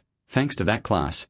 But lately he hasn't climbed at all. No matter how hard he tries, Circuit starts wondering why he still can't reach first place. Are his skills not enough? To him, that's unacceptable. In real life, his brothers beat him at everything, and he refuses to lose inside the game too. If he wants to keep rising, he'll have to hunt in even harder places, and money isn't a problem. He'll just buy the best potions and push through. But then he thinks about the armor of excruciating pain and the dark wind gauntlets, and realizes he still can't find better gear. So what are these blacksmiths even doing? To him, they're all useless, and he yells in frustration. 1 month later, in Frontier, the capital of the Eternal Kingdom, Euphemia runs into trouble again. She thinks she still hasn't found it. The production method for orbs. She never thought high-level item recipes would be this hard to get, and she's already spent a month searching. She made 6,500 gold from the quest, but what's the point of having money if she can't use it? While walking through the city, she feels something off, someone's presence. It was annoying before, but now it's getting on her nerves. So she tells whoever is following her to come out. Her class has sharp perception, so being watched like this is no joke. Even though her identity as a rankier is still secret, it's never happened before, so she demands again to know who's there. The stalker stays hidden. He's shocked that a mere blacksmith noticed him. This is Faker, Sudaka's #1 assassin. Another guild member immediately starts mocking him for getting caught. The others pile on, saying the whole guild would cry laughing at this. Looks like becoming the top assassin made him sloppy. Annoyed, Faker snaps back and explains they all came because of new information about the blacksmith duel. With so many people watching that match, They track the winner down fast, the suspicious blacksmith, Irene. He remembers Jashuka saying she wants to meet her in person, so they were told to find her location as soon as they arrived. Still, Jashuka only ordered them to watch until she got there, and even with level 7 stealth, Faker got exposed. Then the girl attacks. In one move, she reveals the assassin's position and smashes part of the building they were hiding in. Everyone crashes to the ground and Faker asks if they're okay, but Euphemia keeps attacking, yelling at them to stop spying on her and calling Faker a creep. Then she unleashes Angel's Cry on all of them. The attack tears through their ears and Faker can't believe a blacksmith is using high-level magic. That's when he realizes she isn't a blacksmith at all. A bunch of guilds were after the creator of Jaffa's special arrows,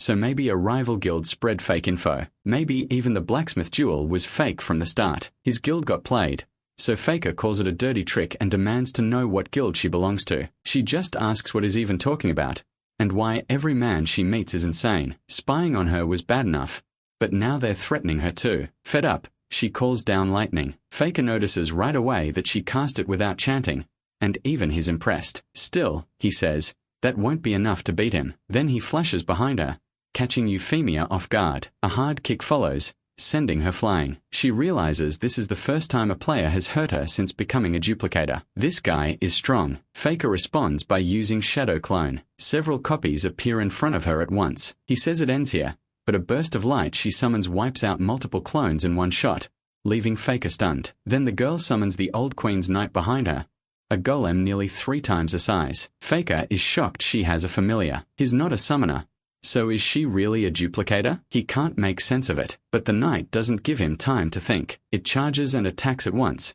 and Faker can feel how destructive it is. An assassin has no chance against a knight in a straight fight. Since he can't beat the knight head-on, he decides to target the girl instead. Take down the master. Euphemia is startled when daggers fly at her, and Faker wants to see if she has any defense spell ready. She starts casting something, but those daggers were made to react to any magic she uses. Instead, she dodges them with pure agility. That shocks him, because it's an assassin skill. She explains she copied several Rankus abilities while searching for the orb recipe, and says she's never been stronger than this. Then the knight attacks Faker again, forcing him to leap back. His subordinates shout that they'll cover him, because there's no way he can beat her alone. He tries to stop them, but it's too late. The knight rushes them and drops several in a single blow. They complain that fighting is impossible with that familiar around, and before they can recover, Irene hits them all with Dragon's Claw, making things even worse. A rain of fire crashes down on the whole guild, and Faker gets blasted away face first into the ground. None of this makes sense to him. How is she beating 4 elite rankers so easily? It almost feels like they're looking at some all-powerful god. Then the girl drops one last fireball on him. Sometime later, the place is completely wrecked when Jashuka and the rest of Sudaka arrive. She sees the destruction and wonders what kind of monster they fought. Someone explains that she beat 4 guild members by herself, including Faker, and seemed to use skills from several different classes. That makes Jashuka think the girl might have a hidden class. Then she wonders how that girl dared attack her guild. With stronger guilds around, they can't afford to look weak, so she orders everyone to find her immediately. They're going to wipe out her and all her followers. Meanwhile, Khan goes to Shin and asks why he never takes a break. He wants to know if the kid ever gets tired, but he says that after hammering away for a whole month, he's learned a lot. Making the same items over and over barely gives him any experience, so he keeps pushing. There are 2 big requirements for making high-level items. Either use great materials or spend a long time working with weaker ones. On top of that, dexterity and strength matter a lot too, especially when you have to hammer heavy metal for hours. Even so, he finally stops to rest for a bit. His stamina isn't really the issue. He gained 30 points in every stat while crafting items. Legendary Blacksmith's craftsmanship reaches level 2, and even his item-making skill improves, which almost never happens. Legendary Blacksmith's patience also reaches level 2. The real problem is time. It takes him more than 6 hours to make one item, and he's crafted 73 so far, but only 3 turned out epic, so he starts thinking there's nothing legendary about that. Still, he did at least get a list of item recipes. After becoming Khan's heir, he learned dozens of production methods. Before that, learning even one was incredibly hard. Then he remembers that Brat who wanted him to make an orb for her. He never expected to get both the recipe and materials for a unique orb for free. She's kind of scary, sure, but this is still a huge chance for him. Then a bad thought hits him. What if he only ends up making a normal orb? She'd definitely kill him. That idea starts to freak him out. And then someone arrives at the forge, asking if Euphemia is there. Instead, they ask if the boy is blacksmith Khan. She has no idea what's going on, so he calls Khan over. Khan asks what they need, and the man asks if he fought someone named Irene in a blacksmith duel a month ago. Khan says yes. Then the man asks if that girl is really a blacksmith, and whether Khan actually saw her forging items by herself. Khan says that's a strange question. She's an outstanding blacksmith. Then he asks who they are to come here and start interrogating him. But the man keeps pressing, asking if Marrow Company was the only group involved in that duel, or if anyone else was part of it. Their attitude feels off and they press the old man to answer because they don't have all day. Grid starts wondering what these jerks want. Even if Khan is an NPC, he still has memories and feelings. He's also way older than they are, so Grid asks what their problem is. Rouge snaps back, asking who Grid thinks he is. Grid says he works there, and they're getting in the way of business. The guy mocks him, asking if they were supposed to bring a gift just to ask a simple question. His friend can tell he's going too far, and tells him to calm down. He says the guy's been tense ever since Faker and the others lost. Then he tells Khan they only want information about Arena. They also heard Khan's successor was in the duel, and ask if he knows her. Khan says they barely met her during the match, so how would they know much? Grid notices they still haven't realized is Khan's successor. Then again, looking at him, that makes sense. The men decide to leave, saying they can just ask other people if no one here knows anything. That sets Grid off. He warns them not to come back, and calls them a bunch of Zeruella punks. Khan just says that girl must have become pretty important, and Grid should try to see the bright side. While that's going on, another customer comes to check Khan's goods. It's clear the rumors about Grid's high-quality items are pulling in more and more people. Grid thinks that's great. They can sell them right there. Selling items yourself and haggling with customers is a huge pain. Auctions and direct money transfers also take heavy fees. But at Khan's forge, Khan sells Grid's items for free. If this keeps up, Grid could make serious money. Still, he doubts it. Lately, he's only been making lousy normal items, and he starts cursing the game system. Meanwhile, at the SA Group headquarters, someone in the operations team shows their boss an email from Grid, full of insults and accusations that they're rigging the odds. The guy keeps reading that storm of swearing until his boss tells him to stop, but he asks if the chances of making better items shouldn't go up as the level rises. She says the answer is simple.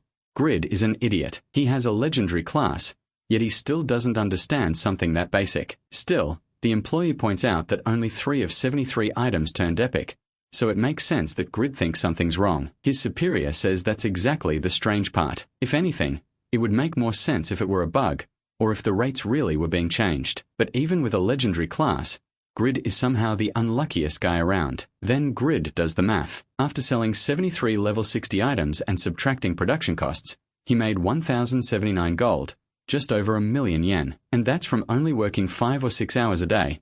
So if he worked all day, he'd make even more. He can't understand why his parents still don't get it. No matter how many times he explains, he figures he could probably convince them by showing how much he'd earn from selling the ideal dagger. But no one can use it yet because it needs advanced dagger mastery. So there's no reason to sell it now. Since nobody can use it, he heads back to his part-time job again. But then a flyer smacks him in the face. It says there's a top-tier capsule room with a lifetime 30% discount on usage fees. Right away he thinks this could be a huge chance. Using a capsule room costs 100,000 won, and with a 30% discount, he could use one in the morning and afternoon, then use the one at home at night. From that day on, this would become his new workplace, and he'd never do manual labor again. From then on, Shin Yong-woo, Young Woo in the game, started working as a full-time blacksmith. Sometime later, people start complaining, because the anonymous blacksmith's items are already sold out. A girl asks if he's really that popular, and a man says she must not have heard. Mid-level players can't even buy his gear, because it's always out of stock. It's a little pricey, but it's about 20% better than other items at the same level. So people start asking Khan where they can find the anonymous blacksmith. They want to place custom orders, but Khan knows he can't answer that. Even working non-stop, Grid can't make gear for everyone. On top of that, he still doesn't want his name spreading yet. From that day on, more and more players crowded around the forge trying to place requests. Meanwhile, Grid kept working without stopping, and none of them guessed the rookie hammering away in the back was the blacksmith they were looking for. Grid looks so plain that nobody even considers it. His luck stat feels so cursed it's almost funny, and now he's begging for one item to finally come out right. He's been spending 15 hours a day in the capsule room, and because of that the number of items he makes has doubled. This day feels like the final test. He made that metal armor by following Khan's method exactly. It cost 483 gold, about 1/5 of everything he had, and it's officially the most expensive item he's ever made.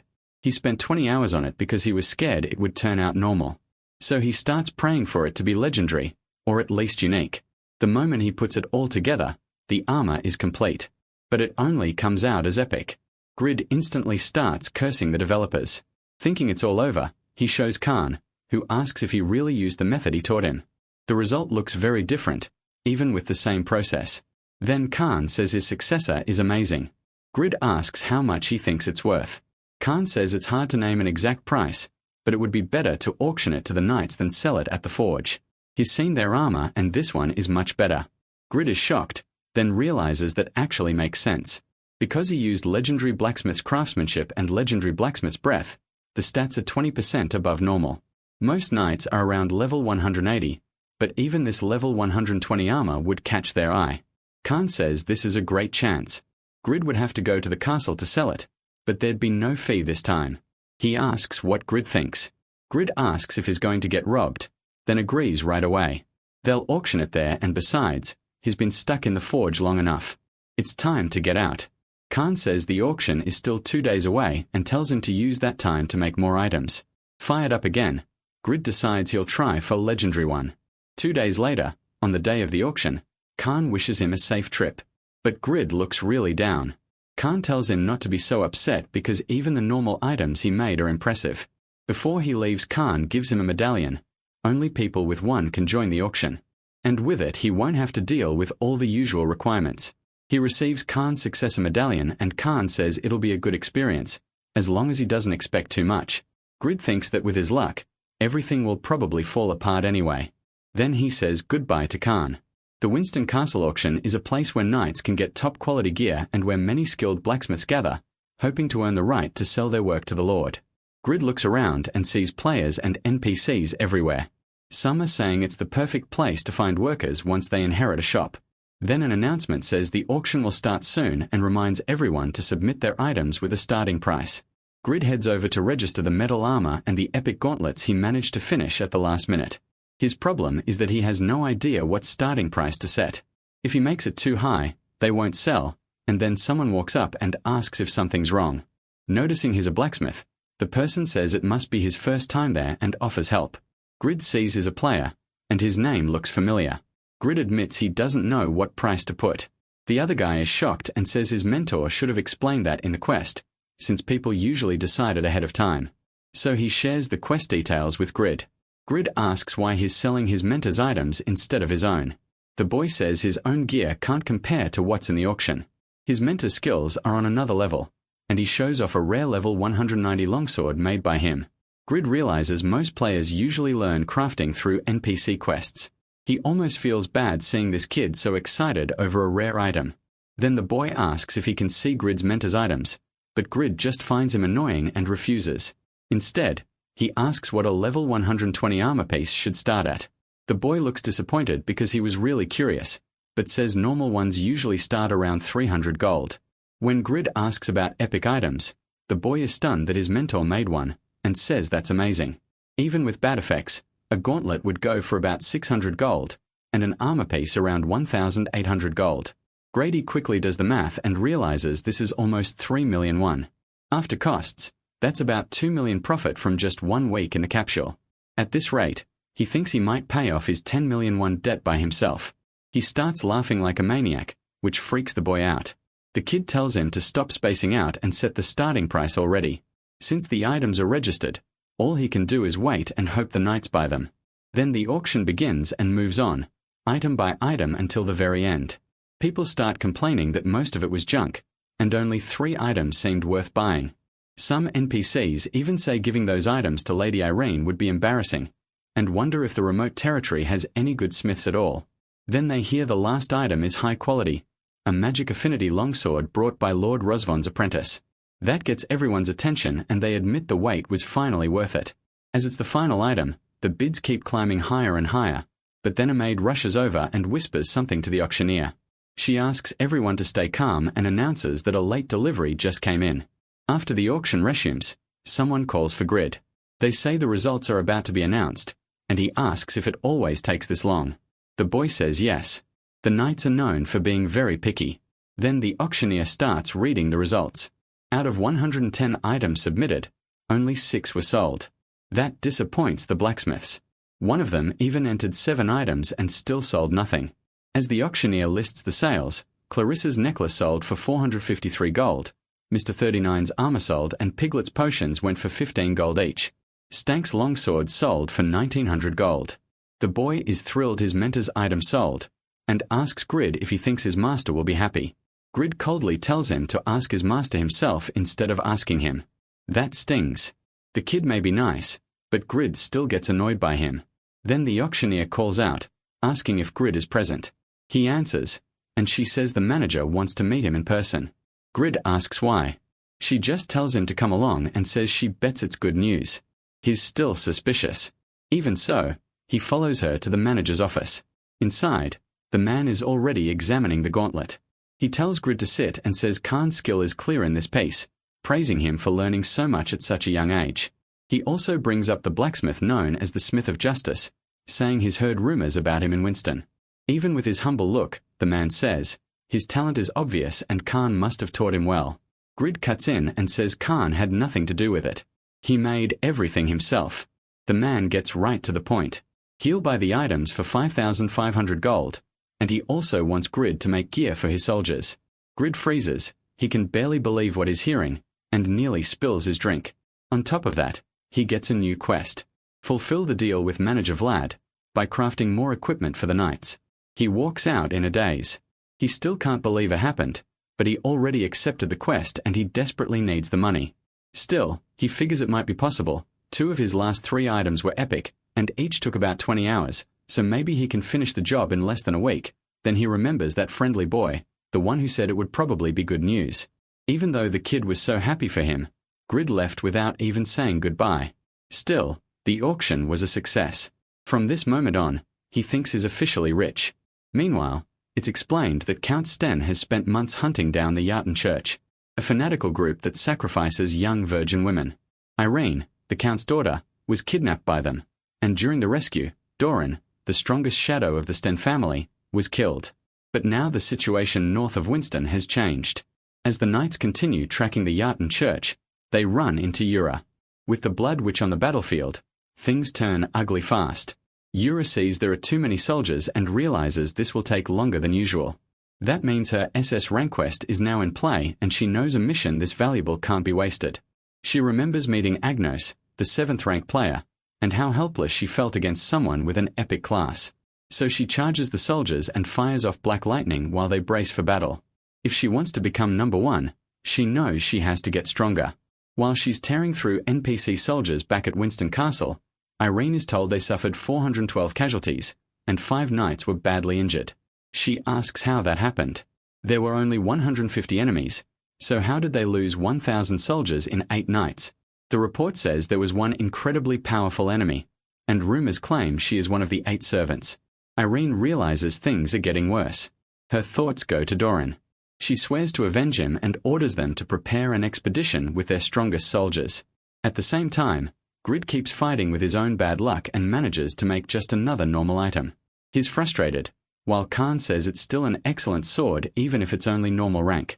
Grid snaps, asking if he's kidding. It's normal. Khan asks why he's so angry. Grid says he only had enough money for materials for 7 swords, already ruined the first one, and if he wants to finish the 3 epic swords he promised, then 1 out of every 2 remaining items has to be epic. Khan points out the sword is still worth 800 gold, but Grid says it costs 900 to make. The old man reminds him he's pushing himself to the limit, spending 20 hours on each item. Sooner or later, that effort will pay off. He just needs to believe in himself. Grid thinks maybe he's right. But even after all that work, the next item is normal too. Khan tries to cheer him up, but Grid tells him to shut up, because this feels like a scam. Then he goes back to cursing the game developers, saying he'll sue them if they secretly lowered the odds. To him, this legendary blacksmith class feels worthless, and now he only has materials left for 5 more items. As for getting another legendary item, he can only dream. Then he finally makes a rare item, though even that feels hard to get. Still, He tells himself that if he keeps focused, something good might happen. He makes another rare, but still feels like everything is going wrong. At that point, he decides to just finish the rest. 1 week later, Khan counts the results. 2 epic items, 1 rare, and 3 normal. He says 1 more epic is still missing, but this is already impressive. Grid stays locked in on his work. Khan says with the time left, this will be the last one, and asks if he's okay. Grid says sure, but he's already given up. He knows he's completely screwed. Khan says a descendant of Pagma shouldn't act like that, but Grid is so beaten down that he says is more like a descendant of normal items. He thinks this is the last sword, and there's no way it'll be epic, so he just wants to finish it, get this over with, and finally rest. But when he sets the blade into the handle, he notices something strange happening. A huge light bursts out, and he grumbles for the normal item to stop messing with him. Then the weather suddenly turns, a bolt of lightning crashes into the forge, and strikes the sword he just made.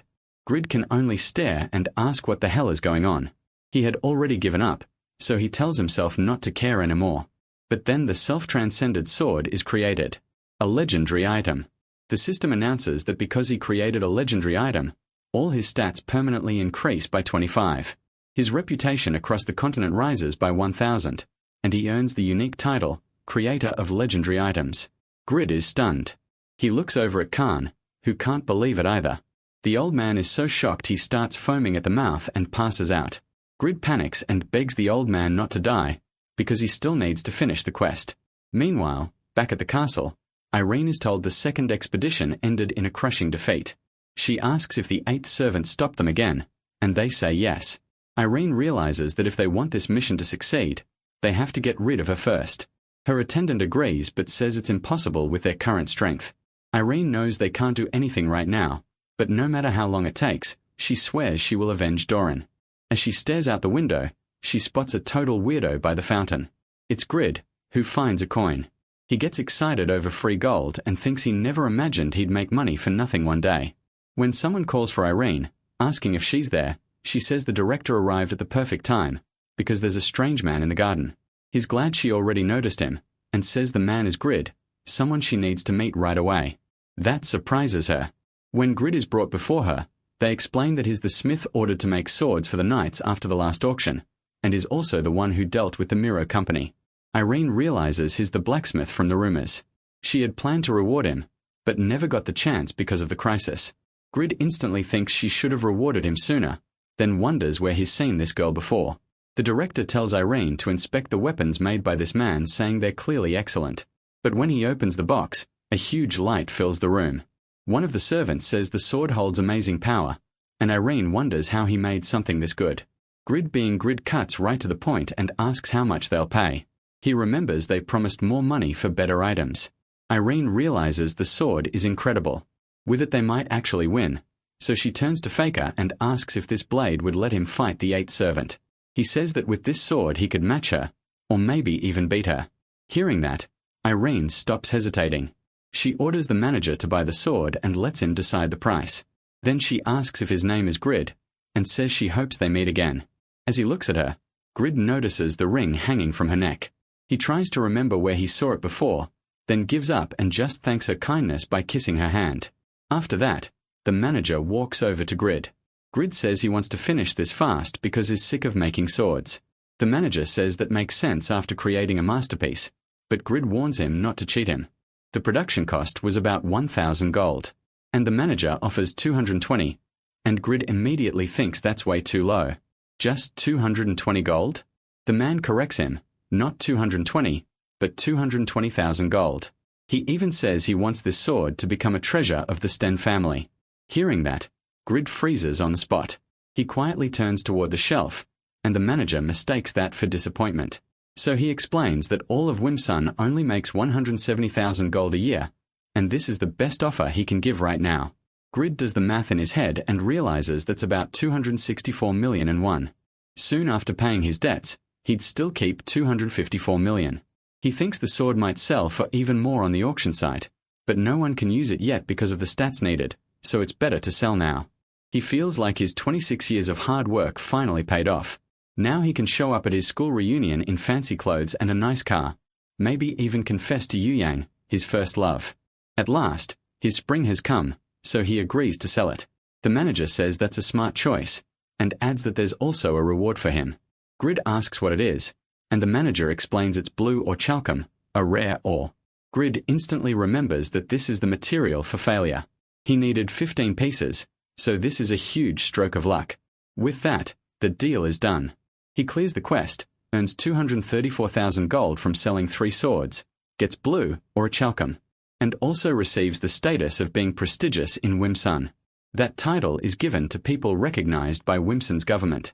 Items made by someone prestigious in Wimsun sell for more there, and they're free from all local taxes. Grid sees right away how big that bonus is. No taxes once he owns a forge. Everything really worked out. Now all he has to do is head home with his happy ending. He can't wait to tell his family. In Sheen's mind, he had finally hit the jackpot, but really, he had taken a huge loss. Even if nobody could use the sword right now, some players would unlock advanced sword mastery in the next few months. And once that happened with the current market the way it was, his sword would have been worth billions of won. Still, there's no doubt this was a fresh start for the boy. He gets home and starts talking to his mom and dad, saying he finally made it, but everyone is sitting at the table looking down. He asks what happened and whether something went wrong. His sister explains that their father made a mistake with a loan guarantee, and now they're stuck with a problem worth 800 million. His father tells him not to worry. If they sell the house and use their savings, they can cover 400 million. Grid doesn't even know what to say to them. He can't believe his father is losing everything. Then his father apologizes to Siri, because that money was supposed to be for college and her wedding. That's when Grid notices something feels off. He asks, "What about me? I'm your son too." His father's answer is basically, "So what?" Grid can tell the balance here is way off. And Siri says she doesn't need college, she'll just help by taking a part-time job. Their father quickly shuts that down and says he'll make sure she finishes school no matter what. Their mother says they're making Siri suffer, but Siri insists she's fine. Grid knows they're right to worry. Siri always had the best grades in school, so if she quits now to work, all her effort would be wasted, so he says he'll make the money. Everyone stares at him in shock. He tells Siri not to worry and to keep studying. His father says he'll look for another job tomorrow. His mother says she'll find work at a restaurant, and Siri says she'll get a weekend part-time job. Seeing nobody takes him seriously, Grid tells them to stop ignoring him. He made a lot of money in the game, more than 200 million. That leaves everyone stunned. Grid says he'll save the family. For the first time he feels like he has a real duty to carry. Meanwhile, back in the game, Irene gives Faker the honor of wielding the self-transcended sword to punish their enemies from the Yachten Church. He vows to win this battle for honor, for glory, and for the North. Irene orders everyone to march and return with the head of one of the 7 servants. She knows the enemy only has 150 soldiers, but with one of the 7 servants there they still can't be careless. Even so, with 12 knights and 1,500 soldiers, their overwhelming strength should guarantee victory. Faker tells them not to fear anything. He's the strongest knight in the north and is leading the charge. Meanwhile at the cult, a man tells Yura that the pagans have come back. He says there will be plenty to sacrifice in Yaten's name and that he'll support her with magic while they fight. Yura thinks to herself that she knows very well how evil this cult is, especially the 7 servants. She regrets taking their quests, but without a hidden class like Agnes and Katz, she doesn't have much choice, so she comes down, ready to face the army. The enemy notices that one of the 7 servants has appeared and declares that evil will fall before them. Yura hates being lumped in with those monsters, but Ben admits their actions really are disgraceful. Still, she calls on the great god of darkness and orders him to show his power and strength. With a powerful spell, she darkens the sky and says she has to protect her followers. Then she casts Black Tempest, thinking it should wipe out a quarter of the soldiers. But Faker bursts through the dark fog on horseback, leaping straight at her. Yura can't believe it. Their leader blocked Black Tempest. As he attacks, she quickly puts up Diamond Shield. Faker tells her not to even think about hurting his soldiers. He says her opponent is him, then activates perfect self-transcendence and shatters the Diamond Shield. Yura is shocked. That barrier could block even strong attacks, yet one knight's skill broke it in a single hit. To her it makes no sense. So she casts Hell, a dark spell that puts fear into one target. Even the horse reacts, but Faker stays calm. He's impressed that she could even frighten his mount, and Yura can't believe the spell still failed. Perfect self-transcendence protects him, boosts all his stats by 200%, and Yura feels that same helplessness she's felt before. It reminds her of Grid. Then Faker lands a heavy slash right into her stomach. Yura realizes she has no more choice and no way to turn back. 17 days earlier, she had reached 100,000 faith and heard Yaten's voice, telling her to become his follower and receive a new power. She wanted that power because of Grid, a weapon against enemies her dark magic couldn't affect. So she unleashes the darkness and enters a berserk state, her eye glowing deep red. In the real world, Grid shows his parents the money in his account. They ask if he committed some crime or if the account is fake, and then his sister asks if he sold an organ and wants to check his stomach. Grid gets why they can't believe it. A jobless 26-year-old suddenly showing up with that much money sounds insane. So he swears he earned it in the online game and begs them to trust him. He thinks about everything he sold, including Maymon's longsword and Mengel's metal armor. He made 240,000 gold, and after turning it into real money, he lost 13.2 million to taxes. But he still has a huge amount left. His mother says a friend once asked her son if someone could really make that kind of money from a game, and the boy said only people who were very famous could do it. Then she corrects herself and says that from what she heard there are fewer than 20 people like her son. Grid asks if that means he can finally relax, but his father says they've only been causing him trouble this whole time. But now all that money proves his hard work paid off.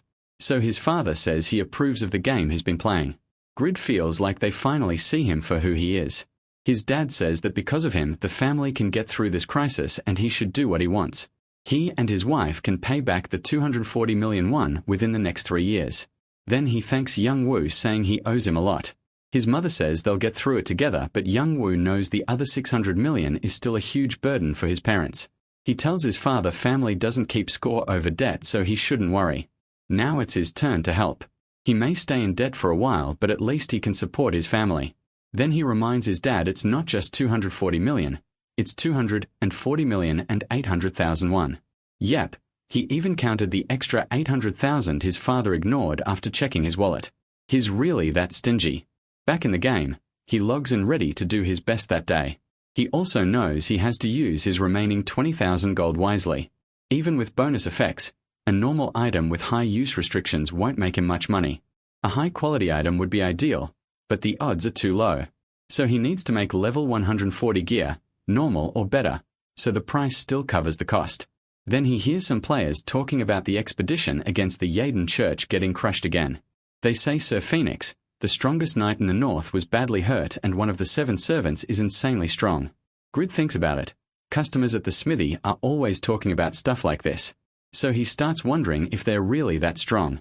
He opens his status window and sees his stats have gone up a lot while he was crafting. He's already far past a normal level 80 warrior, and with the right gear he could even hunt level 100 monsters. For a second he wants to go monster hunting like the old days but drops it. He still has to work hard to pay off his debts, so he heads back to the smithy and gets to work. Khan notices he came in early and Grid says he needs to push himself more. Khan calls that a smart choice and asks what he's making next. Grid says he's forging a hammer since the one he's been using is almost broken. Khan says that makes sense. He's always wondered why Grid kept using such a worn-out hammer. He thought it meant a lot to him, but Grid shrugs and asks who cares about some old hammer. Khan can't believe what he's hearing. Annoyed, Khan asks if he's lost his mind. A hammer is a blacksmith's most important tool and Grid is caught off guard. Disappointed, Khan says he expected more from Pagma's descendant and tells him to inspect his hammer. He explains that materials, patience, devotion, and skill aren't the only things that matter when forging. Grid uses appraisal and finds out it's a rare hammer that boosts the chance of making better items. He understands the maker's intent and the method behind it, then learns how to craft the excellent blacksmith hammer. Khan says Grid wouldn't have suffered so much if he'd had a better hammer from the start. That makes Grid mad and he asks why Khan is only telling him now. Khan tells him to calm down and just do his best from here on. So Grid makes the unknown master blacksmith's hammer, an epic item with tons of extra effects and a restriction for Pagma's descendant. He realizes Khan was right. The hammer even has special effects and it's a personal weapon only he can use. The Khan says Grid is hard to predict, but having him around has made him smile a lot more lately. Then he says he has a favor to ask and Grid asks what it is. Khan explains that it's the anniversary of his son's death and asks if Grid can visit the grave with him. That catches Grid by surprise, but he really does go with the old man. Khan leads him to his son's grave and Grid thinks it feels strange. Still, In both real life and the game, Khan is the only person who accepted him as he is, his only friend, so he agrees. Khan says this is the family graveyard where all his ancestors are buried and points out the tomb of his son Oliver. Oliver was a great blacksmith too, and Khan always believed he'd one day become as skilled as Lord Albertino, but he died young from illness. Even after 10 years, Khan still misses him every day and wishes he could have taken his place. Then Khan softly asks his son if he can recognize him. He says this is Pagma's descendant, the blacksmith Oliver always asked about in his stories, and wonders if his son is surprised. Khan adds that he's working with someone amazing now, the very person who saved their forge. He says Grid even helped him stop drinking, and on top of that, he'll become the heir to the forge. Khan acts like his son is answering him, then calls Grid over and says Oliver is jealous of him, but happy Khan brought him there. That starts to get to Grid. He even curses Satisfy for making its NPCs feel so real, like they actually have hearts and emotions. Then Grid steps up to Oliver's grave and says Khan is his dearest friend. He promises to make the forge they love the greatest forge of all time, so Oliver should keep watching over him and his father. Khan is deeply moved by that. Then a strong wind hits the grave and startles Grid. His bond with Khan grows deeper, and the graves around them begin to glow as Khan's ancestors rise, touched by Grid's sincerity. Grid tells Khan to look at what's happening, but realizes the old man is asleep. He can't believe Khan would fall asleep at a time like this. Then the spirits speak, saying it's a pleasure to meet Pagma's descendant, the friend of their descendant. They tell him not to panic, they're Khan's ancestors, and they came to reward his sincerity. Grid isn't sure what to make of that. One of them says that 130 years ago they witnessed a sword technique that pierced the sky. Grid has no idea what they mean, so the older spirit explains, he was so moved by it that he carved the memory into a cliff on the north side of Kaizen Canyon so it wouldn't be lost. There in Kaizen Canyon, Grid will find Pagma's swordsmanship. Once again he sees how everything is connected. Then the Pagma's descendant quest finally updates.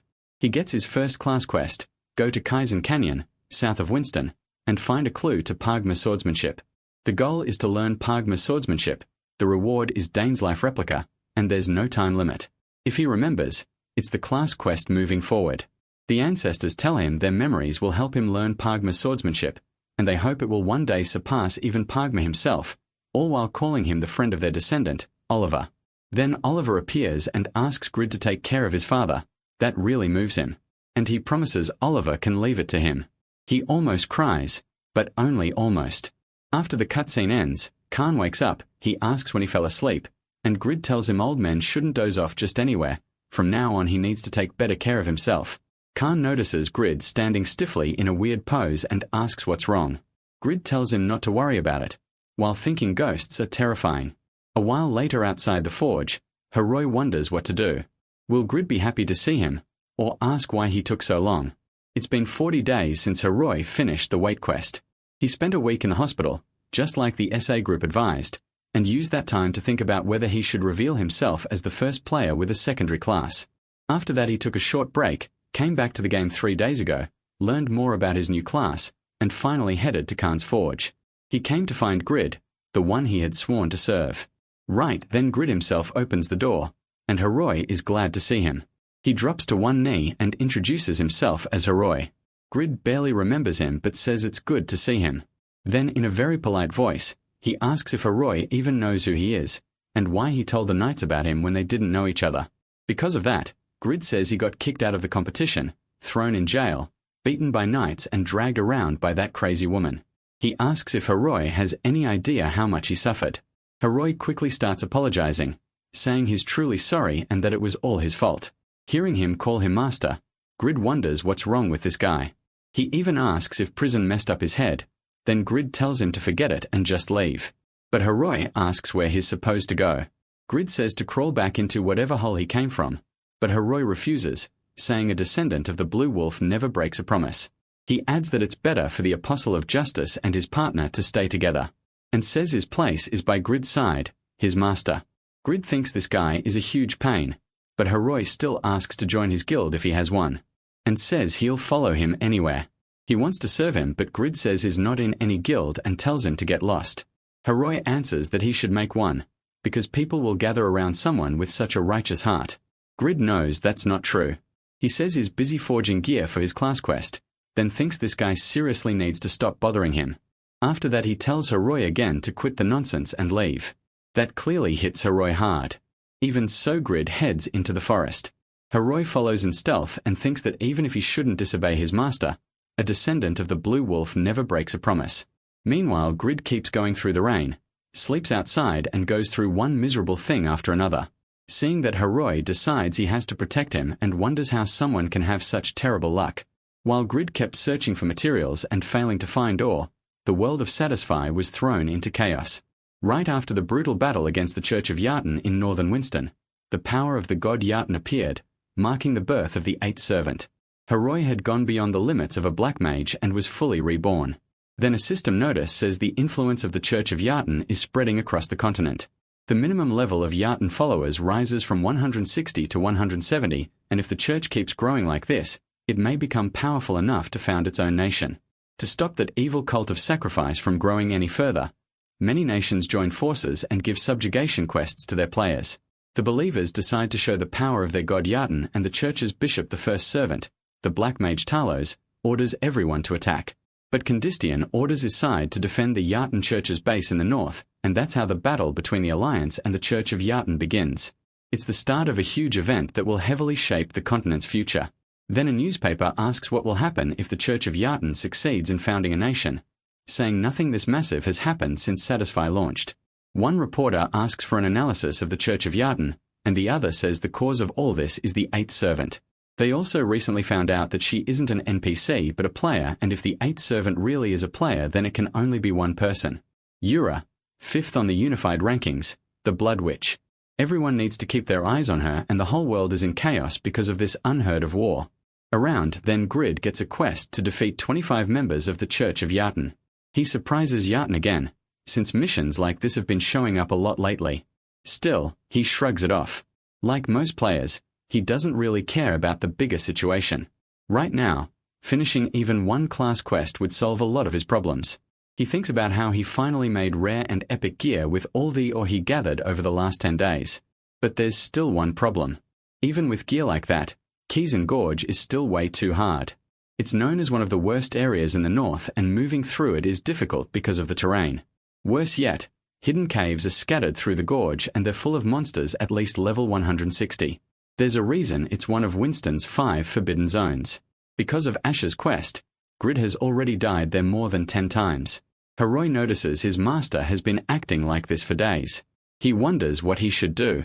Ask him to stay quiet, or even ask permission to speak first. In the end, he can't decide. Grid, though, tells himself it's not completely impossible. He's much stronger than before, but still thinks he has no real chance. Should he wait until level 150? That would take too long, and right now all he wants is to get overgeared with Dane's life. So what should he do? Yes, he really says overgeared. The idea of becoming super strong through items. Then he suddenly writes something down, thinks about being overgeared, and decides that's the answer. But Roy has no idea what's going on. Grid gets deep into thought and realizes he's being stupid. Then he says failure has amazing design, and after dying more than 10 times in the gorge, he knows that place like the back of his hand. That means he might be able to make an item to deal with it. While the world was in chaos from war in one corner of the continent, a totally new item was about to be born. Kay's Gorge, one of the 5 forbidden zones in the Eternal Kingdom, is packed with hidden caves where level 160 Moros live. Grid thinks he has to use every chance he gets to make money and help pay his family's debts, so he has no time to waste. His only choice is item creation. He needs to make something that helps against Kay's Gorge terrain. More stamina would help him endure the harsh ground, but the real issue is the level 160 monsters. They hide in the gorge's caves and ambush travelers. To handle that, he'll need an item at least on the level of the High Transcendent Sword. But how the hell is he supposed to make another masterpiece like that? It feels impossible, but then he notices some ants coming out of a tree trunk and an idea hits him. Maybe he doesn't need to fight them at all. Instead of battling those monsters, he could avoid them with something like an invisibility cloak. Grid asks Khan and asks about materials for stealth items, and Khan suggests silver dragon scales. Grid is shocked, and Khan explains that unlike other dragons, silver dragons are cautious and sneaky. Their scales have natural camouflage that makes them invisible to human eyes, making them perfect for stealth gear. But Grid points out the obvious. If they're invisible and belong to one of the strongest monster races, How is he supposed to get those scales? Khan admits that's true. He's almost sure humans can't even melt dragon scales, so Grid asks why he didn't say that sooner. Khan then says the strongest stealth item ever made was Kruger's invisibility cloak, created by a legendary tailor from 200 years ago. That surprises Grid, but Khan says there's another material for stealth items: sulphid scales. Sulphids are tiny wind fairies, and their scales also have camouflage colors. Dragon scales are so hard they count as ore, but sulphid scales are thin enough to be treated like cloth. So items made from sulphid scales are usually for tailors, not blacksmiths. That gets Grid thinking. He opens the system, chooses to create an item, and says he wants to make a cloak. The system asks what materials he'll use, and he answers, sulphid scales. He figures blacksmiths sometimes use leather, so if cloth really won't work for him, the system should stop him. But instead it just tells him to draw the item, and Grid is shocked that it works. He says it's time to show off his skill, because a plain cloak would be boring. So he adds a hood, but then thinks it looks too much like priest clothes, something comfy. Like a Kryptonan would be better.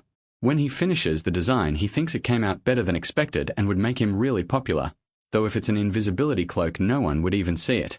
The system then asks him to describe the item's abilities. He decides not to overdo it like he did with failure, so he simply says it should completely hide the wearer's appearance. The system asks if the item is ready, warning that one item creation use will be spent, and he confirms it. Then the correction process begins and he prays the cloak turns out amazing. A moment later the automatic correction is complete, and what he gets is basically a really sick unique rank hoodie. Grid is thrilled it's not just a stealth item, it also boosts movement speed and wind resistance. On top of that, all he needs are 20 sulphid scales and he thinks that's great. As for the name, he keeps it simple, Zipper Hoodie. But when he goes to Khan to ask about hunting sulphids, Khan says that unless he's an elementalist he won't even be able to see them, so how is he supposed to hunt them? Grid snaps back asking what's so funny and why Khan never tells him this stuff sooner. Now he feels completely screwed, because he designed an item without a way to get the materials, but Khan tells him to listen to the whole explanation. Even without seeing sulphids, he still can get their scales. All he has to do is hunt ice orcs in the northern snowfields. They have a sixth sense that lets them detect and hunt sulphids, and they like hoarding the scales as treasure. Even with a major weakness to fire, they're still bigger, smarter, and stronger than normal orcs. Grid realizes there is a way. Orcs are usually very weak mobs, and if he can handle the cold, he should be able to beat them. Now he just needs to prepare for the hunt, and that means getting the recipe for armor that resists cold. Khan says if that's what he wants, he should use giant brown bear hide. Grid thinks that since he made an epic hammer last time, he should definitely be able to make rare gear now. So this is it, now or never, time to get started. But the very next day, he ends up making only a normal armor piece. He curses the devs, furious, while Khan tries not to react. Then he snaps again. After more than 20 hours using top-tier materials, all he got were plain normal items. He even used his epic hammer, so now he's wondering if he's cursed to make nothing but normal gear. Still, he tells himself this won't happen again, so he keeps crafting. After some time, Khan says the hunt day has finally come, and reminds him that the ice orcs are no joke, so he needs to be careful. He's glad he finished preparing in time, and asks what Khan thinks of the new gear. In the end, he made a normal hat, a normal cape, rare gloves, and epic boots. He figures that's not too bad, but then the system warns him that penalties will be applied for not meeting the use restrictions, and he's annoyed that penalties are still a thing. Even so, the giant brown bear set gives him 60 defense and 60 cold resistance. Grid asks if Khan really taught him how to make a full set, and Khan has no idea what he means. Khan explains that methods should only make common items, and this result only happened because Grid picked the exact right ratios. Grid realizes he only followed the recipe, so he wonders if this happened because he's Pagma's descendant. Since sets sell for a lot, this could mean big money. So from now on, he'll use the ideal dagger. It's time to hunt some orcs. He tells the old man to watch the forge because he's heading out. This is the first hunt Grid has actually prepared for the right way. What he doesn't know is that sulphid scales have a drop rate below 1%. Honestly, this guy is hopeless. With a legendary class he still keeps making normal items, and now he's chasing something with less than a 1% drop rate. At this pace, he'll be out there forever. Meanwhile, in the snowfields of the north, Grid thinks the cold actually feels nice, and says the giant brown bear set is the best. Now he gets why players get hypothermia after just a few minutes here. 60% cold resistance is amazing. Then he decides it's time to hunt. He spots the Ice Orcs village and is surprised they really have silphied scales. He thinks this will be fun since those weak monsters probably can't even use bows. But when he gets there, the orcs notice him right away and start wondering who this guy in fur is. One of them even thinks he must be crazy, because he's walking straight at them. Grid notices they're talking among themselves and assumes these dumb monsters have no idea who they're dealing with. He boasts that he came fully geared with the right armor and weapon. Then he orders them to hand over all their silphied scales, or he'll turn the place into a bloodbath. But while he talks way bigger than his actual strength, an arrow flies past his side, and it scares him badly. He's stunned. An orc just fired that shot and it was crazy accurate. Only then does he remember Khan's warning. Even with their huge weakness to fire, ice orcs are smarter and stronger than normal ones. Now this idiot finally wonders if he messed up again, so he starts running, using quick footwork to avoid the attacks coming at him. He figures they're about 10 meters away, but he never expected an arrow to cut through a snowstorm that easily. Just how strong are these guys? Then the arrows stop and he wonders if they ran out. But one of the orcs has already closed in enough to swing an axe at him. The orc tells him to shut up and get lost. Up close, Grid realizes they're huge, around 2 meters tall. He fires off Wind Blast, using 60% of his current power, and hits the orc in the chest, making it bleed. Grid thinks even an armored NPC would be badly hurt by that, so this should finish it. Instead, that same axe swings up from below and catches Grid off guard, sending him flying.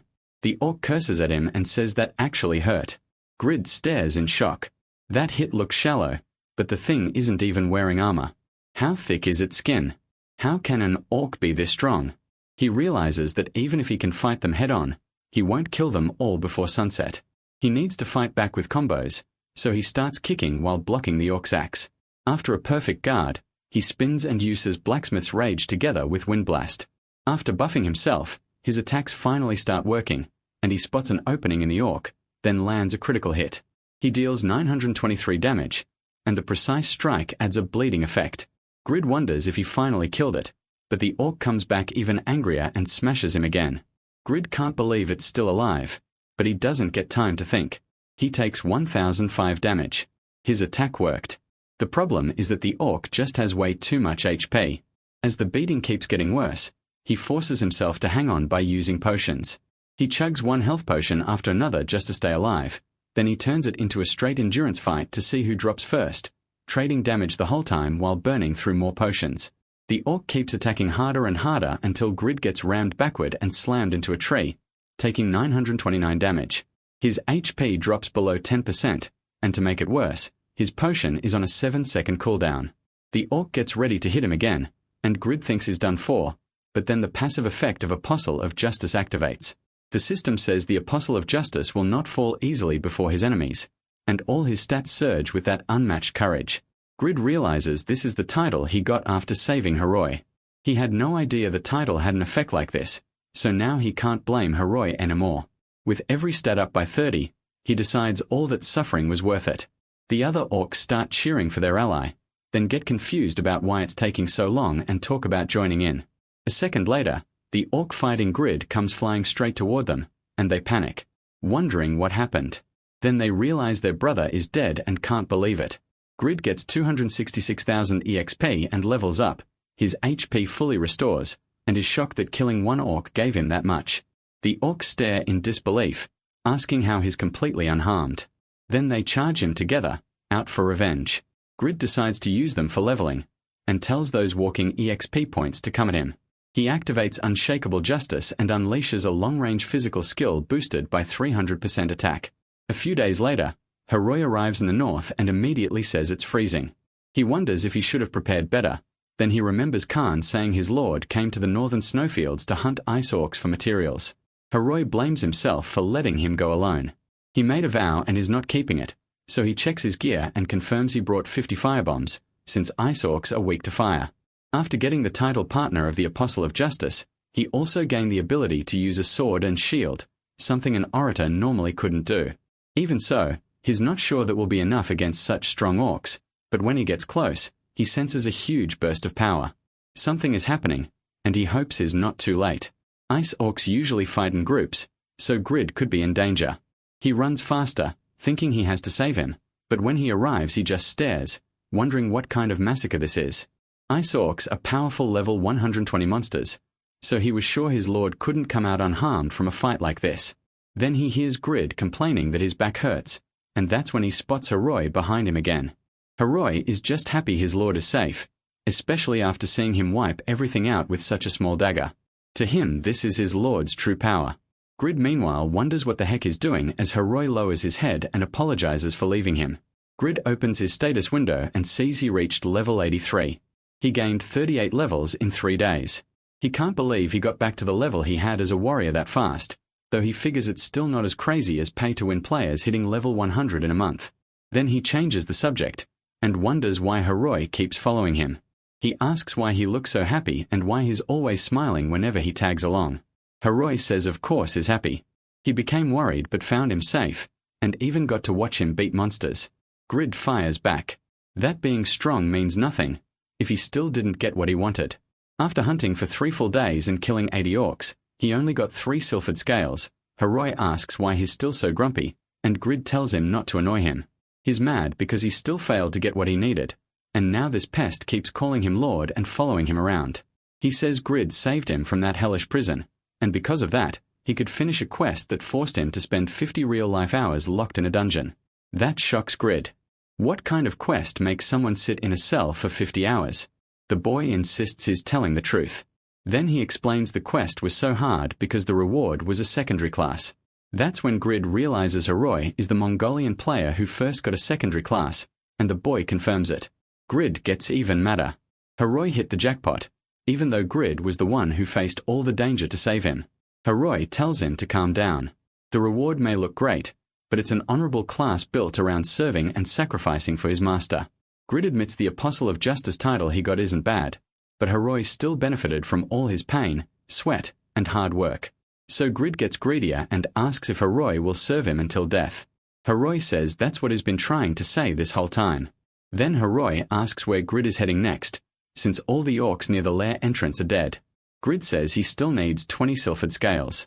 Since he doesn't have enough yet, he plans to go into the cave and hunt deeper inside the nest. Still, after 3 straight in-game days of hunting, he's getting tired. If the next kill gives him nothing, he's done after 1 more orc, but the next one isn't normal. It's 3 times bigger than Heroi, the level 140 field boss of the Ice Orcs. At once it hurls its axe at them, forcing both of them to run for their lives. Grid panics, wondering why a monster this strong showed up out of nowhere. Heroi says it probably came out after finding its whole village wiped out. That makes things worse. This is a level 140 field boss, but Grid still sees one way out. He tells Heroi to buy him some time so he can escape safely. Grid figures it's not a huge ask since Heroi was supposed to sacrifice himself for his master anyway, so he thinks he's safe, but Heroi keeps running right beside him. Grid snaps, asking what the hell he's doing. Didn't he just call him his master? Heroi tells him to wait. They don't need to run. As the Apostle of Justice's partner, fighting together boosts their stats by 30%, and Heroi is level 138, so they have a better shot if they fight side by side. Remembering how strong Grid looked in the underground prison, Heroi believes they can beat the boss. Grid agrees, but makes one thing clear first. Every drop belongs to him. No defending Grid here, he's rotten to the core. Even so, Heroi accepts and says Grid is his master anyway. So Grid makes a party with item distribution set to leader's choice, and tells Heroi to come on. But when Heroi sees that the party leader Grid is only level 83, he wonders how Grid killed so many orcs at that level. Grid immediately gets defensive and asks if there's a problem with that. Heroi starts to wonder if Grid has one of the 3 known epic classes. Grid basically says yes, something like that. Heroi is thrilled. His master really is amazing. Now that he gets it, Heroi says it's time to fight. Grid says now that Heroi understands, the boss is all his. He leaves Heroi to deal with that monster alone, while he handles the mobs.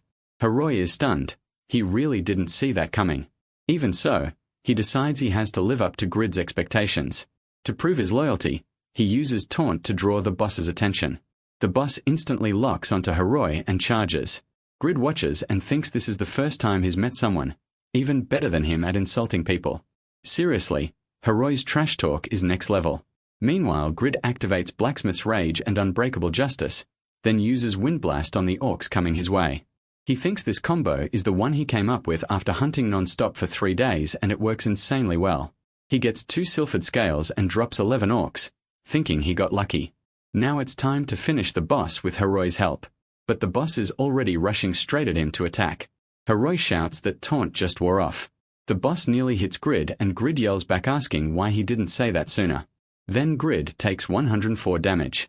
He realizes he's getting hurt just from the wind pressure, and the damage keeps coming even without a direct hit. He says he can dodge the attacks, but he can't fight back because the pressure is too intense. This is the first real boss he's ever faced, and he starts wondering if winning is even possible. Then legendary stubbornness activates. Grid decides he'll do everything he can to win and calls Heroi in to attack. Now Heroi moves around to flank while Grid uses Unbreakable Justice. Together they strike the boss from behind.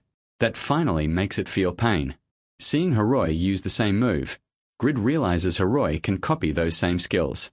Grid drives a blow into the boss's knee, making it drop, then rises above it and uses Unbreakable Justice again, combining it with Wind Blast right in the boss's face. Grid thinks they've exposed its face and left its legs wide open. He calls Heroi in to attack, and after their combo the boss's mask cracks and falls off. Heroi starts to think they might really be able to beat it. As clingy as Heroi is, at least he can sync his attacks with Grid's. Grid admits that was impressive. But then, the boss gets back up and starts threatening both of them. Grid wonders if their damage was too weak. Its hide is tougher than they thought. Then it comes in with another attack. The boss swings its axe in front of them. It doesn't even hit directly, but they still get blown back. Grid can't believe something that big is so fast. He doesn't even get time to figure out what's happening. Both of them are hit again right in the chest. They crash to the ground, and the system says they took 5,300 damage. Grid says he has less than 20% HP left. Heroi passes out from blood loss because his HP dropped below 10%. Unlike Grid, who's Pagma's descendant and has debuff resistance, most players get paralyzed for 3 seconds if they lose 40% of their health in one hit. That leaves Heroi completely helpless. The boss takes advantage and charges at him. Right before the attack lands, Grid stops it. As Heroi wakes up, after the 3 seconds end, he hears Grid telling him this is no time to sleep. Grid snaps at him, asking if he really expects him to fight this monster alone. Then he tells Heroi not to dare die in a raid he's leading. Heroi is stunned that Grid stepped in front of the attack to save him. He asks why Grid would sacrifice himself like that. Grid tells him to shut up and just buy him some time. Heroi asks if he'll be okay. Grid says he needs time to drink his potion because legendary stubbornness is about to end. Heroi thinks he failed to protect Grid and even got him hurt because of it. Grid asks what the hell he's talking about. Then the orc throws its axe at Heroi. Grid yells for him to look out, but Heroi only tells Grid to drink the potion. Grid shouts back that he needs Heroi to pull aggro first. Heroi tells him not to worry. He says he'll always protect him. Then the boss strikes him, and Grid thinks Heroi didn't protect anything. Trying to block an attack like that should have blown him apart. But Heroi says he won't give up on his master against such a weak enemy. Then he uses great determination, making himself invulnerable for 10 seconds too. Grid remembers that skill. It's the same one Heroi used before when he blocked a sword with his own body. What kind of defense skill is that? Heroi says there's no way he can miss a target that huge. Then he throws a fire potion at the orcs. Grid thinks that was smart. Ice orcs are weak to fire, and Heroi really came prepared. Then the boy starts raining fire bombs down on the orc. The boss finally starts feeling pain, and Heroi knows this is their chance. He calls Grid in to attack with him. Both of them rush in and chain one combo after another. Grid sees they've cornered the orc. Maybe they can actually kill it. Heroi is sure they're dealing damage, but the boss is so tough that its fire weakness barely seems to matter. If they can't land a critical blow, they're the ones who'll die. Grid says the boss hasn't moved since they set it on fire. It's almost like a shield of meat now. And Heroi tells him not to worry, he'll finish it in one hit. But Heroi also warns him to be careful, because the boss still has enough life left to attack. And sure enough, the orc comes alive again and slams Grid with a headbutt. Sending him flying into the wall, Heroi calls out to him. The orc starts cursing at them while pulling out an orb. Heroi wonders what that orb is, as the orc starts drawing some strange power from it. Heroi knows this is bad and he has to do something, but the orc says it's going to crush Grid into pieces. Its whole body turns red as it raises the axe for the killing blow on Grid. Then Heroi suddenly transforms, Heroi suddenly turns blonde and taunts the orc, saying that if it noticed the difference, maybe it's smarter than the usual monster. Then he tells it to focus on him, because this next skill will crush him. He raises his sword and gathers power, and even the orc looks shaken. Grid has no idea what Heroi is doing. Heroi says he's never had a chance to use this before, but now is the time. Right after that, his HP drops all the way to 0. Grid is stunned to see his life bar completely empty. Heroi activates Sacrifice of Justice, a move that uses up all his life and puts everything into one strike against the boss. The hit lands hard and it works way better than expected. Seeing that, Grid realizes it was an amazing blow, a clear critical hit that leaves the boss in serious pain. Heroi crashes to the ground barely holding on, and even though the boss staggers back like it's about to fall, it plants its back foot, refusing to go down. Heroi expected this much, it still wasn't enough, so he tells Grid to finish it, saying this time will be different, and Grid wonders what he means. Heroi just says he'll see the windows soon, but before anything else, the boss kills him. As Heroi fades away, he leaves the rest to Grid. And just like that, party member Heroi dies. Then the orc senses Grid getting back up behind it. Grid still doesn't know what window Heroi meant, but he figures out what he has to do and activates Blacksmith's Rage and quick movements. The boss charges him, and Grid knows he has to hit a vital spot. He drives Wind Explosion straight into the boss's chest, blasting a hole through the middle of the orc. Grid notices the monster is taking more damage now. Then he remembers Sacrifice of Justice. It burns the user's life and drops the enemy's defense to the bottom. But while Grid hesitates for a second in battle, the monster tries to hit him again. Grid keeps dodging and realizes the orc is dying too. Still, he refuses to believe he'll lose after coming this far. For a moment, though, it feels like the monster has won, but the courage of the Apostle of Justice is on another level. One of Grid's eyes turns gold. The system says all stats rise by 30%, and Unbending Justice comes off cooldown. Grid isn't about to give up, so he hits the boss again with Unbending Justice. In the final clash, the boss even lifts its axe, but Grid cuts it in half. At last, the boss drops dead, and Grid can hardly believe it. He actually beat the chief of the Ice Orcs and lets out a huge scream of joy. After all, this is the first boss Grid has ever beaten in his life. Later, when Grid gets home, he thinks about how hard that hunt was, and he still didn't get the 20 Sylphid scales he needed. Everything on the table is all he earned. Then he spots the Ice Orc Chief's helm, a unique item from a set, along with the red lightning summoning orb. In the end, he only got 7 Sylphid scales. He doesn't care at all about the useless orc leather, but the orb and helm should sell well at auction. He also notices something new to him: Holy Enhancement Stones. A normal enhancement stone can make an item lose 3 levels if it fails, but a holy one only drops it by 1. The problem is, they cost about 1,200 gold each, 12 times more than normal ones. Grid figures top players must use only those expensive stones. Being as greedy as ever, he instantly turns that into cash in his head, about 720,001, and decides he'll sell them if he has to. He admits he wouldn't have gotten all this without Heroi, and feels a little bad keeping everything for himself. But not that bad. He shrugs it off, saying it's unfortunate, but nothing can be done now. Then Khan walks in and asks if he's happy with what he got from hunting. Grid quickly grabs his loot and says Heroi only got that second class because of him. So all of this is his. He even tells the old man to back off, leaving Khan confused. Khan steps closer and asks if those are really the items Grid brought back, since he's never seen some of them before. Grid keeps warning him not to touch anything. Then Khan asks if Grid is throwing that item away, and Grid says it's just Ice Orc leather. Totally useless. But Khan disagrees, saying it's high-quality material and could absorb impact well if used as inner armor. Grid immediately wants it back, but Khan reminds him he just threw it away. So Grid says Khan can use it as long as he makes armor from it for him, because he's heading to the auction. Khan wonders why this somehow feels like a bad deal for him, but accepts anyway, since he rarely gets to work with such valuable material. At the auction, Grid buys 10 normal weapon enhancement stones for 1,000 gold, and nearly cries over the cost. Still, he says he has no choice. If he wants to head to the canyon, he needs to be ready. The Sylphid scales aren't the only problem. It'll also take time to find Pagma's Wall of Grims in Kassan Canyon. Grid remembers how awful the orc fight was, and even at level 85, he still doesn't have great odds against the monsters in the canyon, so his only real option is to upgrade his gear. He decides to start as soon as he finds a quiet spot. He slips into an alley where nobody will bother him, and tries to enhance the ideal dagger. But then he starts thinking about how badly his family is struggling. He promised he'd save them, so he wonders if he should really waste money on upgrades when he ought to be counting every coin. Then he talks himself into it. Enhancing to +5 is supposed to be easy, so it shouldn't be a problem. This is an investment, not a waste.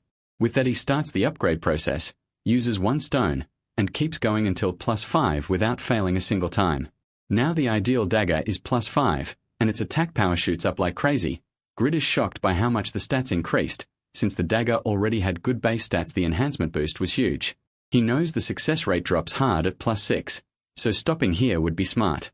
He gets excited and says he can finally go back to hunting properly this time, but then he stops and lives up to his own nickname, wondering why he shouldn't keep enhancing. His greed takes over. A +6 item is rare among players, and he tells himself he only has to succeed one more time. A +5 item doesn't change how it looks, but +6 makes the weapon glow, and he wants that badly. He tries to come to his senses, asking how he can think like this while his family is struggling, but Grid pushes those thoughts away. No risk, no reward. Besides, he's Pagma's descendant, so maybe he's extra lucky. A little while later, he's back at the auction, asking for 10 more enhancement stones. He can't believe the dagger dropped all the way back to +2 after using all of them. To him, that makes no sense at all.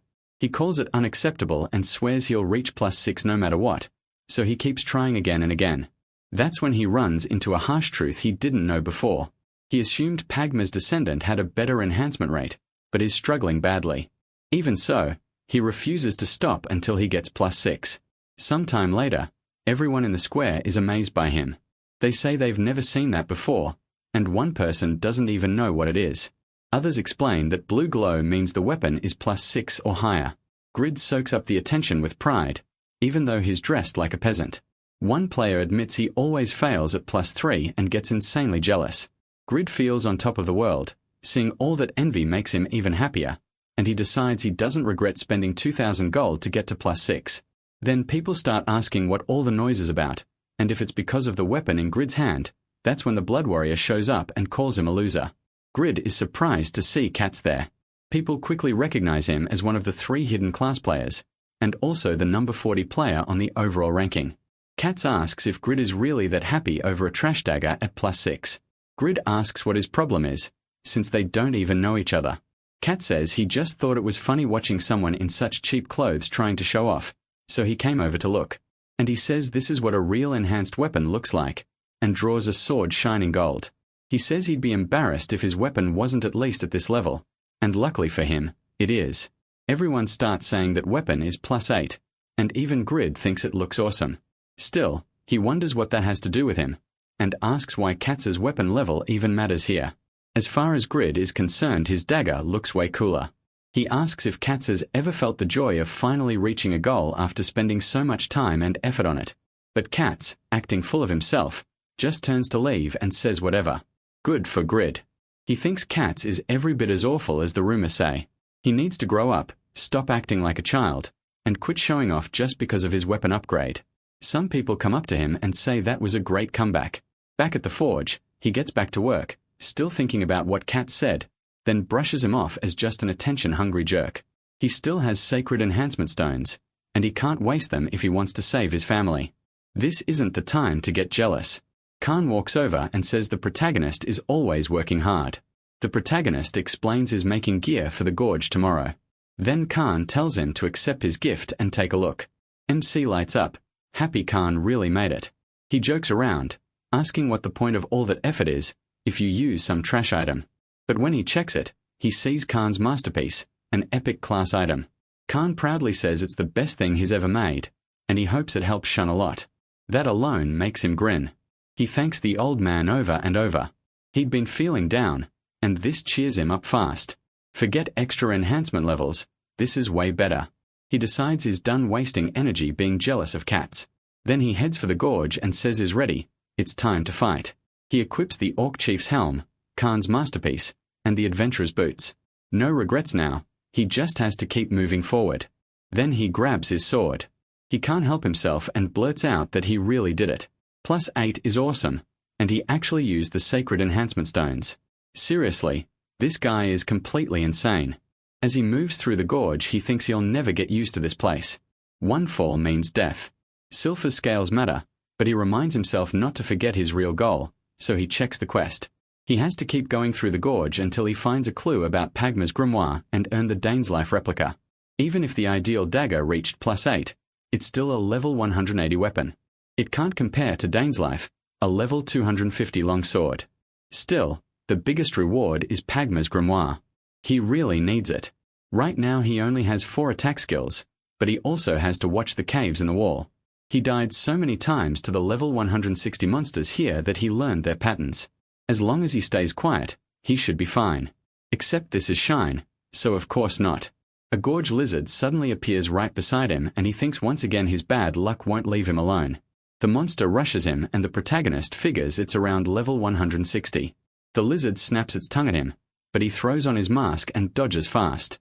That sharp tongue has killed him plenty of times before and it's still just as dangerous. Then it swings its tail. He barely avoids it and notices his body is shaking on its own. Still, he says is not the same as before and strikes back with his dagger. He uses Blacksmith's Rage and the lizard drops in one hit. He dealt 1230 damage and even Shin thinks that was more than expected. The Gorge Lizard should have more defense than the Ice Orcs, so the dagger's enhancement must be boosting his skill damage a lot.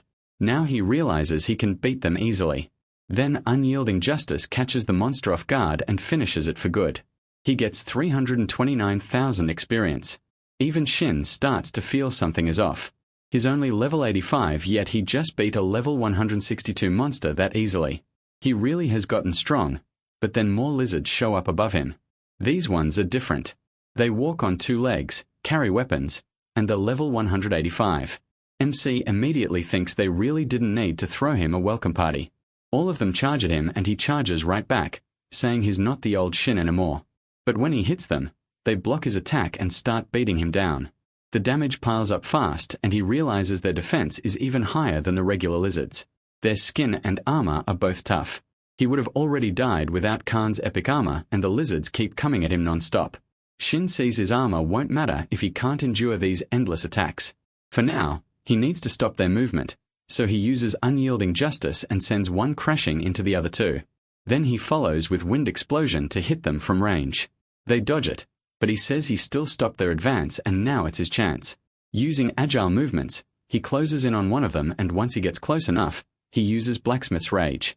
He plans to use both buffs while they last, and he does, taking the lizards down one by one. The experience he gets is ridiculous, almost 1 million. He reminds the lizards that he warned them. He's not the same as before, he killed them. But now his mana is running low. He only has 4 attack skills, and they burn through mana like crazy. Still, he's not worried about potions, so smaller mobs aren't a problem.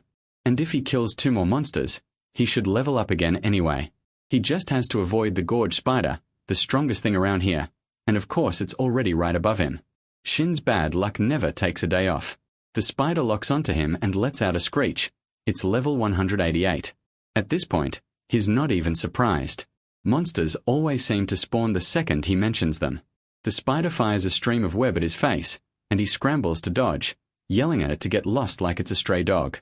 This thing is on a whole different level. It can kill lizard men like they're nothing. It already ate him once before, but then he uses Courage of Legends and reminds himself it's still just a normal monster.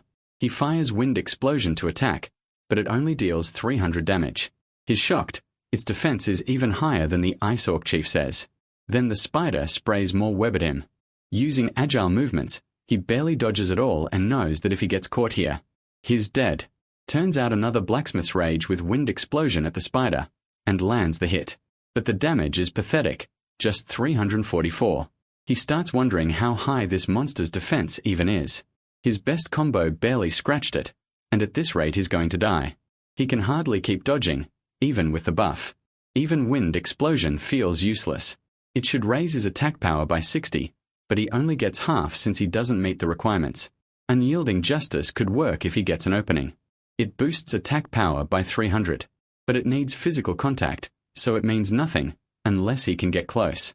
Then he pauses and remembers something. Looking at his fist, he wonders if this strategy might work. This is an obstacle he has to overcome, and he has no other choice. He says he's betting everything on Satisfied's freedom system. Then he uses Wind Explosion, and in the middle of it, right before releasing the skill, he adds unyielding justice. The attack flies straight toward the spider and deals much heavier damage. And this wasn't just a lucky hit. The skill fusion actually worked. A new fuse skill is born, Justice Explosion. His intelligence goes up by 10, and Shin is thrilled that he created a brand new skill by combining two others.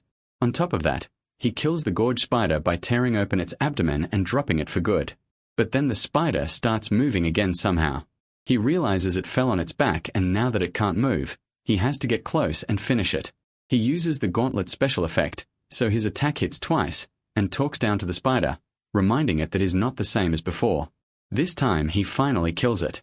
After the kill, he earns 387,500 experience. He reaches level 86 and gets excited. From high above the gorge, someone watches Shin shouting below and notes that he just beat a gorge spider alone. It's been a long time since he's seen that. He says the protagonist may still be weak, but his abilities grow every time he defeats an enemy.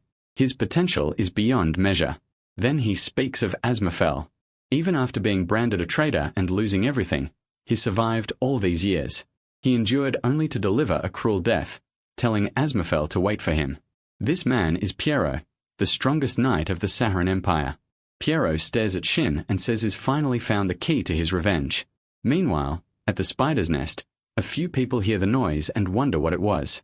One guesses it was probably the gorge spider going out to hunt. Choi Cham thinks it must be chasing more prey like them. Gil asks why his friend even came to Winston when they're just gonna end up as spider food. Junho tells him not to dump all the blame on him. He wasn't the only one who wanted to come. He says he spent forever looking for them and now they want to pin it all on him. Gil-hun starts apologizing, saying it was Shin-chan asks Junho if he's being too harsh. Junho shrugs and says he doesn't need to bow his head to anyone. He goes on, saying those idiots should be more like the protagonist.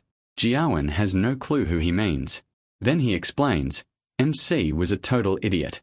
He'd give up his own money without even complaining. Jiawen laughs, saying that really was funny back in high school. They add that the only one who never joined in was good boy Shin-chan. Then Jiawen remembers that the protagonist plays satisfied too. The punk says he heard that at the last school reunion and that the guy was only level 70. Useless even in a game. Hee-chan cuts them off and tells them to do something before the spider comes back. He can't cut the web with his knife and even fire won't burn it. The bully snaps that of course he already tried, but even his strength can't break it. Jiawen starts wondering if this is really how they die. Then he spots someone coming, and it's the protagonist. He figures that cursed spider must have been alive for almost 10 years, so its nest might be full of treasure. Instead he gets annoyed. Killing it was a pain and it only dropped a few items. He calls the spider useless. From inside the web, the three trapped idiots hear that the protagonist killed the spider. They guess he must be a high-level player and bet he'll help if they beg enough, so they start shouting for help. The protagonist strains his eyes, trying to see clearly and wondering if those are captured people. But when he gets close to the bully, Greed suddenly stops, then he turns around and starts walking away. Junho wonders what that was about and calls the protagonist a weirdo. Greed finally recognizes Junho and wonders what that bastard is doing there. He remembers Junho calling him a jobless broke nerd and gamer. The last class reunion flashes through his mind, along with the truth. Those three were the same bullies who stole his money and beat him in high school. He fears it'll all happen again if they recognize him in the game. He tells himself he doesn't want to be weak anymore, especially now that he's finally getting stronger. Then another thought hits him. He really is getting much stronger. In fact, he's not the same person anymore.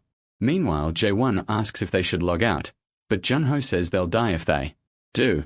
He bets Greed will come back. He doesn't know it's actually Greed, but high-level players love messing with people stuck like this. When Greed does return, Junho smugly says he knew it. Greed walks back over and coldly asks if they want his help.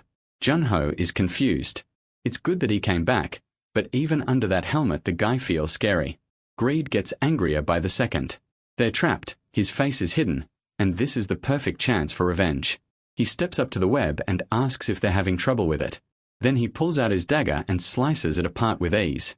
The moment they see the blade, they realize it has to be at least a rank 8 enhancement. Junho thinks they hit the jackpot. If they play this right, they can get out. So he starts flattering Greed and asks if he'd kindly help them.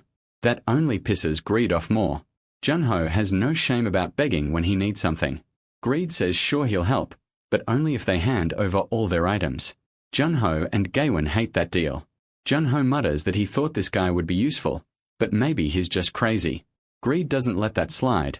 He slams a hard punch into Junho's chin. The bully can't even process what happened and wonders how that hurt so much, when Greed only used his fist. Still burning with rage, Greed adds blacksmith's rage and asks if they really thought saving their lives would be cheap. At the same time he's thrilled this is the first time he's ever punched Lin Jinho back, and satisfy feels amazing. The bully gets back up. He asks if Greed thinks he can do whatever he wants in-game, just because they can't find him in real life. Then he demands his address, promising to track him down and beat him up. Watching him rage like that, Greed actually gets a little nervous. Then so he says he lives in Brazil and punches him again. Then Gaewon shouts for Greed to wait, saying he'll get him for this. Greed immediately remembers that bastard too, Junho's partner in bullying him. He's almost glad Gaewon is there. Now it's really payback time. He throws another punch at the fat guy, and asks if he remembers him. Greed can't believe this is happening. Satisfy really is incredible. The others quickly offer him money, but he says he doesn't want it, he just wants to keep punching them. Then Choi-chan tells him to calm down. If he's not gonna help, he should just leave. Choi-chan asks what kind of sick hobby makes him be tied up people. That's when Greed recognizes him and remembers that sometimes Choi-chan at least apologized for what happened. Even so, Greed says he still wants him to beg like a dog before he helps, because he was just like the others. Then he says, forget the money, he's a nice guy. Choi-chan just stares at him. There's no way he'll humiliate himself that much. He'd rather Greed kill him. That answer catches Greed off guard. The other two say the same thing. They'd rather die than beg a psycho like him. Greed complains that this ending sucks. If he kills them himself, he could end up in jail and ruin his reputation. So he settles on what he thinks is the best idea, leave them there to die on their own and walk away. They ask if he's seriously just leaving.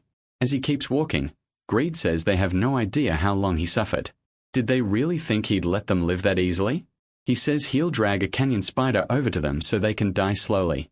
They say they expected him to get revenge if he ever lived long enough, but not to abandon them like this. Junho is furious. They waited for nothing, got beaten up, and their luck only brought them a psycho without telling them why he hates them so much. Jun-chan cuts in and asks what good crying will do. What are they supposed to do now? The fat guy says there's no way to escape, and if they wait too long, Greed might come back. Junho says he refuses to become that lunatic's punching bag again, so they decide they have no choice. As night falls, that idiot Greed comes running back. He calls out to those bastards, asking if they didn't say they'd rather die. Then he says scum like them don't deserve a peaceful death, they need to die in pain. But when he looks ahead, all the tea capsules are empty. His excitement drops at once. Did they log out? And now what is he supposed to do with the giant spider on his back? So he ends up fighting the thing again. Later, he reaches a legendary waterfall surrounded by snow and towering 1,300 meters high. 5 colored rainbows always shine around it. Lauren, founder of the Eternal Kingdom, first discovered it before conquering the north. It hides the harsh lands of Kaizen Canyon, and the route is only passed down by word of mouth. Lauren's waterfall. He thinks the place is amazing, but then asks where Pagma's swordsmanship mural is. He remembers reading that Pagma carved it into a northern cliff and starts feeling stupid for believing a ghost. He's been searching all day and found nothing. For a second he even wonders if he's supposed to drink the water. Then he notices a narrow gap beside the waterfall. He realizes he never checked that spot. Annoyed, he grumbles that nobody would guess a tiny cave was hidden behind the waterfall. The ancestors of Khan could have warned him. Still, he's thrilled. He finally found Pagma's swordsmanship, marked all across the wall. It's covered in moss, but he can still make it out.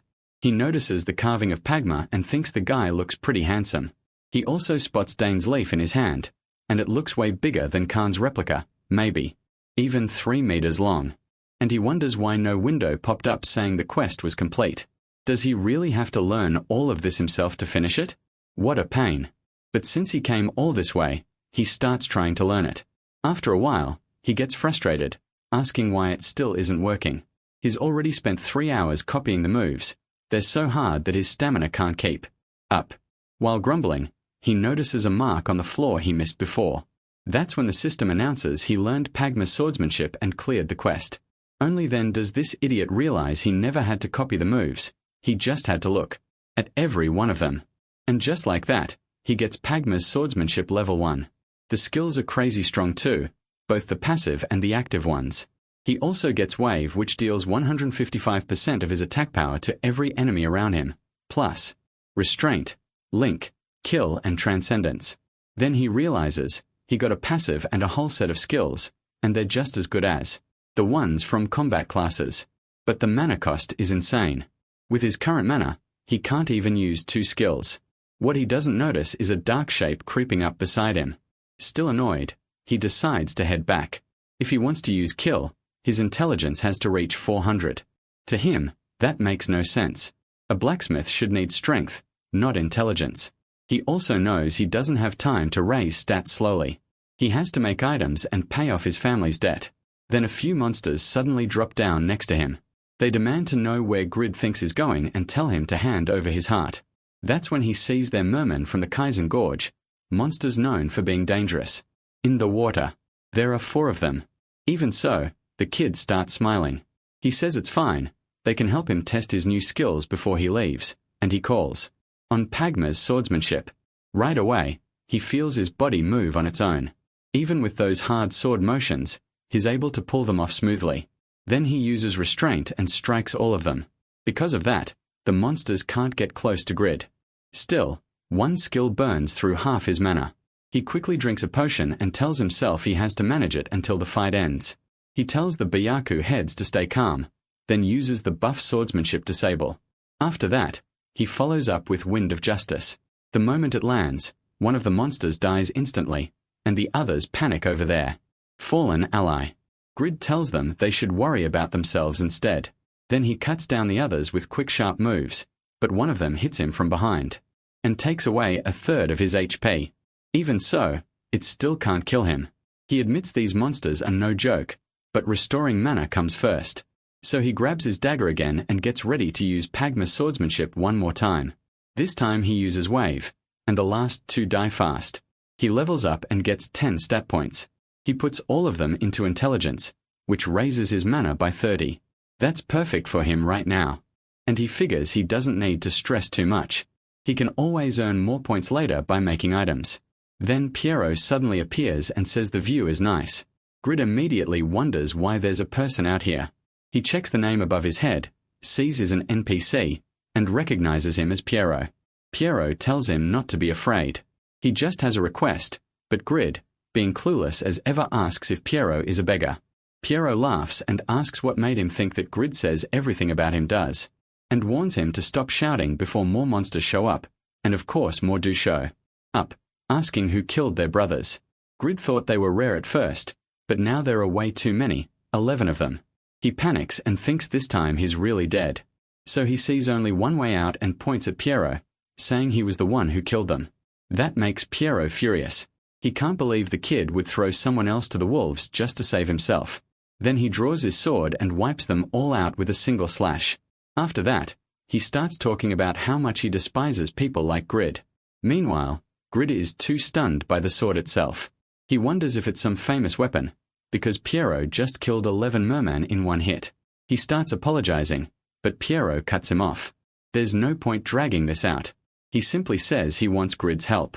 Then Grid gets an S-rank quest, the true traitor of the Red Knights.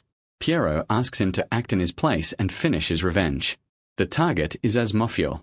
The reward is the title, Agent of Revenge, which gives the cruelty stat. He also learns the Red Knights used to be the strongest knight order on the continent. Piero found out that Asmofiel, the vice-captain, had a secret meeting with the Empress. Piero was jailed for knowing the truth, and because he's been on the run ever since. He now needs someone else to carry out his revenge. Grid admits the reward is tempting, but there's no way he can fight a vice-captain. It's also insanely far away. So he refuses, saying he doesn't have the time or the power to do it. Piero calls that an obvious lie and asks if the reward still isn't enough. Grid insists he's serious.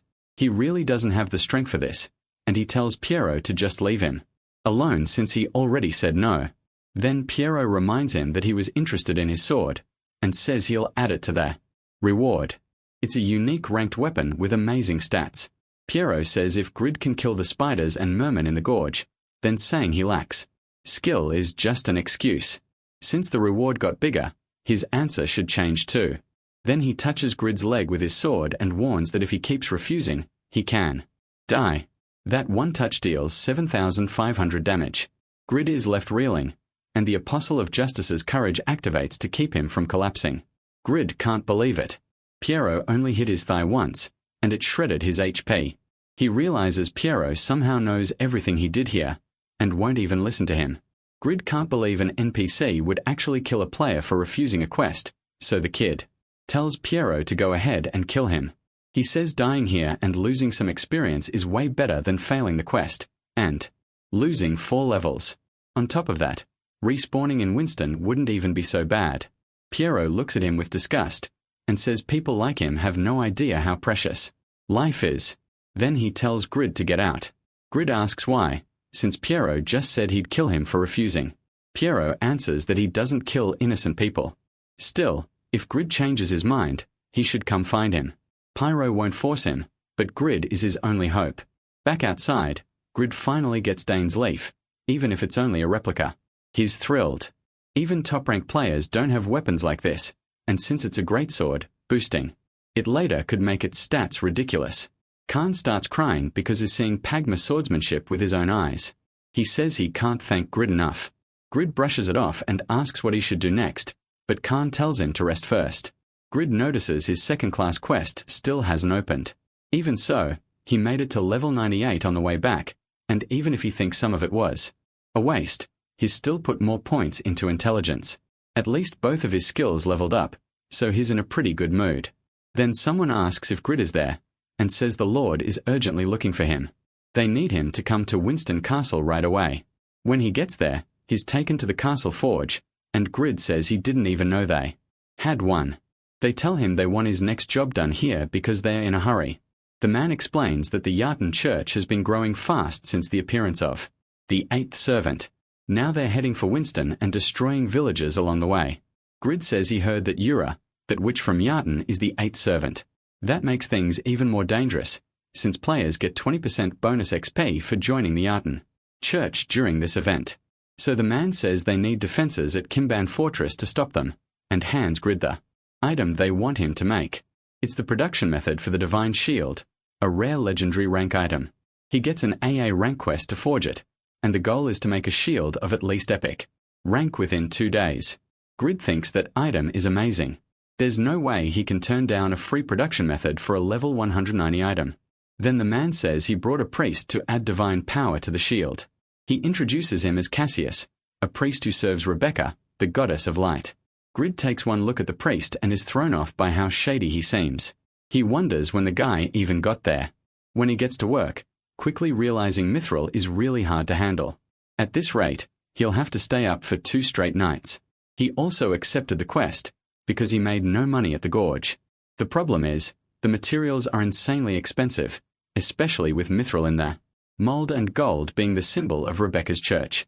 In the end, he spends 17,000 gold just on materials and uses up all his savings to make 2 shields.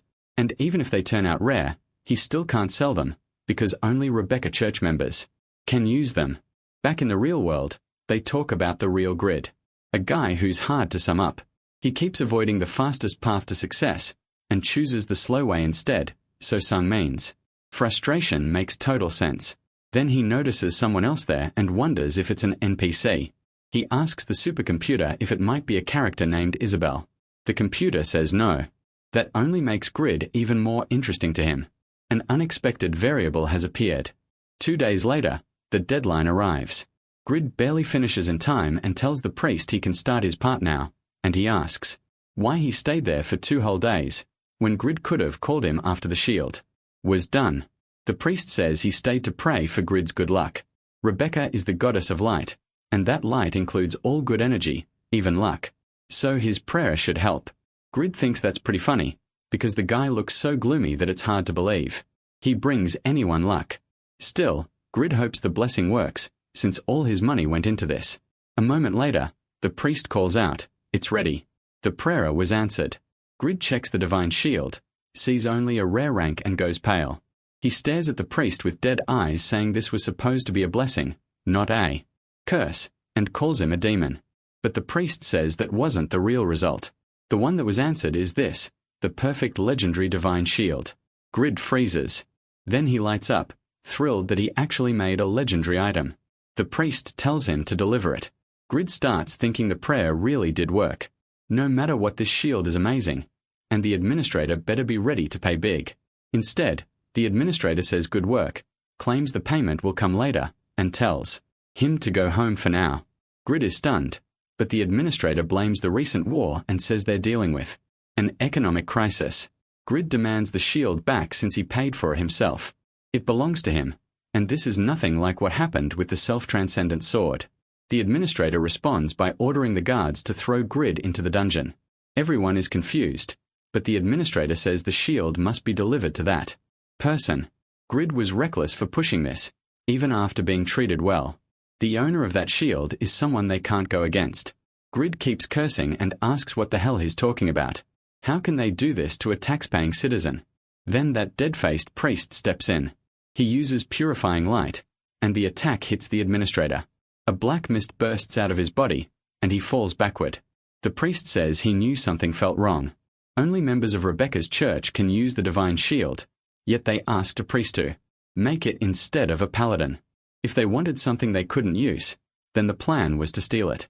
He figures a Yachten priest must have brainwashed the administrator. Right then the culprit appears beside them holding the shield.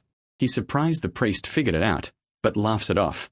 A mere priest can't stop him. The priest realizes this can't be an ordinary Yachten priest. A normal one would struggle just to look at the holy shield, so this man must be a high priest. In the back, Grid is still yelling for his shield. Then someone crashes through the wall, saying she knew this would happen. Isabel asks what he would have done if she hadn't come. This isn't like their usual bet. Grid notices she's another NPC and has no idea what's going on, while the priest asks if she really had to enter through the wall instead of the door. She says this way is way cooler. Then turns to Yachten. She tells him to explain why he wants the divine shield. Then he spots the spear she's carrying. It's Leifel spear, and he asks why Rebecca's daughter is here. She tells him he'd better start praying. He realizes this wasn't part of the plan and decides to get out fast. The priest calls to Isabel. They need to catch him now. Grid gets left behind while they chase after him, still confused about this so-called daughter of Rebecca and wondering if he'll at least get a quest from having his shield stolen. But that variable from earlier wasn't the kind that comes with a normal quest notification. Grid only understands what happened 30 minutes after everyone is gone. Curious, he runs outside screaming, calling them scammers and demanding his shield back. Meanwhile in Pedro, a city south of the Giant Guild's territory, Kronos, the third-ranked player overall, is looking at armor made by an unknown blacksmith. He says the performance is solid. They may have failed to recruit the number 1 and 2 blacksmiths, Panmere and Stang, but they still need to find the smith in Winston. Every guild is desperately searching for this rumored blacksmith. Back at Winston Castle, Reggae says his informants learned that Erika was actually Euphemina. Finding this blacksmith should calm Jashuka down, and they hear the Tezuka Guild is searching Winston too. On the way, Reggae spots a depressed-looking Grid and recognizes him as the guy they recruited for the Forest Guardian raid. He calls him the armorless gladiator, and Grid realizes it's Reggae. Grid gets annoyed because this is that muscular pretty boy from Barren Village, the same idiot, who let him join the raid. Then he realizes he might get something out of this and decides the nice guy will probably do him a favor. So Grid starts whining that his item was stolen and says he wants to die. Reggae instantly feels bad, says that's awful, tells him not to be like that and promises to help. But Jashuka shows up and smacks Reggae right away. She asks what he's doing, why he isn't handling what she told him to do, and who exactly he thinks he's helping. Grid meanwhile notices up close that she's gorgeous. She catches him staring and asks what he's looking at, then says Reggae has orders so Grid should mind his own business. Reggae explains that she's his guildmaster, Jashuka, but Grid doesn't care and asks why. She's stopping someone from helping him. They start arguing. Grid says being guildmaster doesn't mean she gets to boss everyone around, and Jashuka fires Back that of course her guild member has to follow her orders. Who would ever follow Grid's orders? But Grid knows that S.H.I.E.L.D. is worth millions of gold, so he really needs Regis's help and begs him to come along. Jishuka realizes this could hurt her image and says she can't believe Regis got dragged into something so weird but leaves the choice to him. Regis says people should help the weak. That's the spirit of Taekwondo. That makes Jishuka even madder as the two idiots bounce around like fools and she swears she'll kill that Taekwondo nerd. After they leave, she hears people saying Grid was the one who competed in the blacksmith duel alongside Khan against Irene. Only then does Jishuka realize he's the boy she was looking for and he might know where Euphemina is. She thinks about messaging Regis but is blocked all her messages, so she says Grid won't get away after dragging Regis off to help someone else and she'll have the whole guild hunt him down. Meanwhile, at the Itten church they pray before a strange cross and the man leading them is Malachus, Itten's sixth servant and the church's high priest. He says he didn't expect Winston Castle's defenses to be so weak. Because of that he even managed to get the best virgin sacrifice of all, Irene. Locked up, Irene keeps staring at the ring she still has. She remembers Doran saying that man was the reason they managed to save her and that she should keep him close and trust him. He's the man who will recognize that ring. The next day Grid complains that they searched all night, so what if this isn't even the right mountain? Regis says they can just search another one. Regis also comments on how amazing Grid's gear is. He says he knew Grid was strong and Grid explains he finally put armor on since they don't know when they'll find the thief. Regis remembers Grid saying the thief had dark energy and guesses he's a servant of Yartan's church. If he's a priest, then stealing the item makes sense, especially if it could harm their church. Grid agrees, then points ahead and asks if those are the guys. Regis says it looks like it. Since they're in the middle of a subjugation mission, some of them must be around Winston. Grid tells Regis to lure them over and take them out quietly, but Regis charges straight at them. He shouts for them to come on and hits them with Stormstrike. After wiping them out, Regis says he's been training hard thanks to Grid. Grid is shocked he beat all of them and admits the guy isn't all talk, he's actually strong. Grid says the old man must be inside since he wasn't outside, and Regis says that means more training. But the moment they step into the cave, Malika's says he hates unwanted guests. His dark power hits both of them with fear, weakness, and paralysis. Then he goes after Grid, but the system says a legend doesn't give in to fear so easily. And Grid dodges after resisting all the debuffs. Regis isn't as lucky, he gets hit and pierced through the stomach. Grid turns back in shock, wondering if Regis failed to dodge because of the paralysis. Regis says this is probably as far as his training could take him. Malika says it's impressive that someone endured his magic and asks if Grid is like Yura, though he clearly doesn't care much about the answer. He just says he'll show the boy no mercy. Grid thinks this idiot has it backward. He attacks first and asks questions later. Then Malika's sends a strip flying up and creates a burst of wind over Grid, leaving Malika's surprised by what happens next. Seeing Malika's, Regis says they need help from the guild. He tells everyone he's on a hill in the middle of the cursed mountains and that Malika's showed up there. Jishuka snaps at him asking if he has a death wish and how he could be this reckless, but Regis tells her to calm down. He doesn't know what's going on, but Malika's should be at Yartan's main temple. Since his level 310, everyone needs to get ready and come fast. Jishuka says she doesn't care about Malika's right now. He needs to stay with Grid because he's Khan's disciple and they still need answers from him about Euphemia. That only confuses Regis more, so the kid's a blacksmith. Meanwhile, Grid keeps moving fast, using the blacksmith's footwork and chaining attacks with his new sword. He says he always meant to use this someday, just not this soon. Still, he got ready for this while searching for what was stolen. Grid says he has to hold it with both hands since he lacks strength, but the sword's weight makes up for that. Then he brings out +5 ideal sword. Using Pagma's swordsmanship link, he cuts through all of Malika's attacks. That burst of power from Grid leaves Raga stunned. He can't believe someone this strong is really a blacksmith and says everyone must have it wrong. Malika's starts laughing. The sword is amazing, he admits, but it's useless if it can't touch his body. Grid wonders what kind of cloak that is and how much damage it can absorb. Malika says Grid's own weakness ruined his fun, then orders him to die under divine punishment.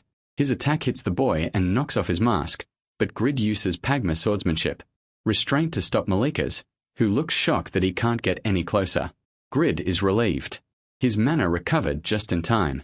He tells Regis that if he's healed up, they need to get out of there. Regis says he wanted to fight someone strong and luckily, backup got there fast. Right then, the guildmaster arrives and fires an arrow straight at Malika's, catching him off guard. She tells them to stay to the side unless they want to end up full of holes and dead. Against that monster. Regis is happy to see her there, and she says they'll talk later.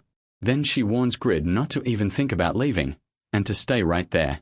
Looking at her, he realizes that's a special Jaffa arrow. He says he made those himself and asks if she bought them. She's stunned and asks if he really forged them, so the person they were looking for was right in front of her the whole time.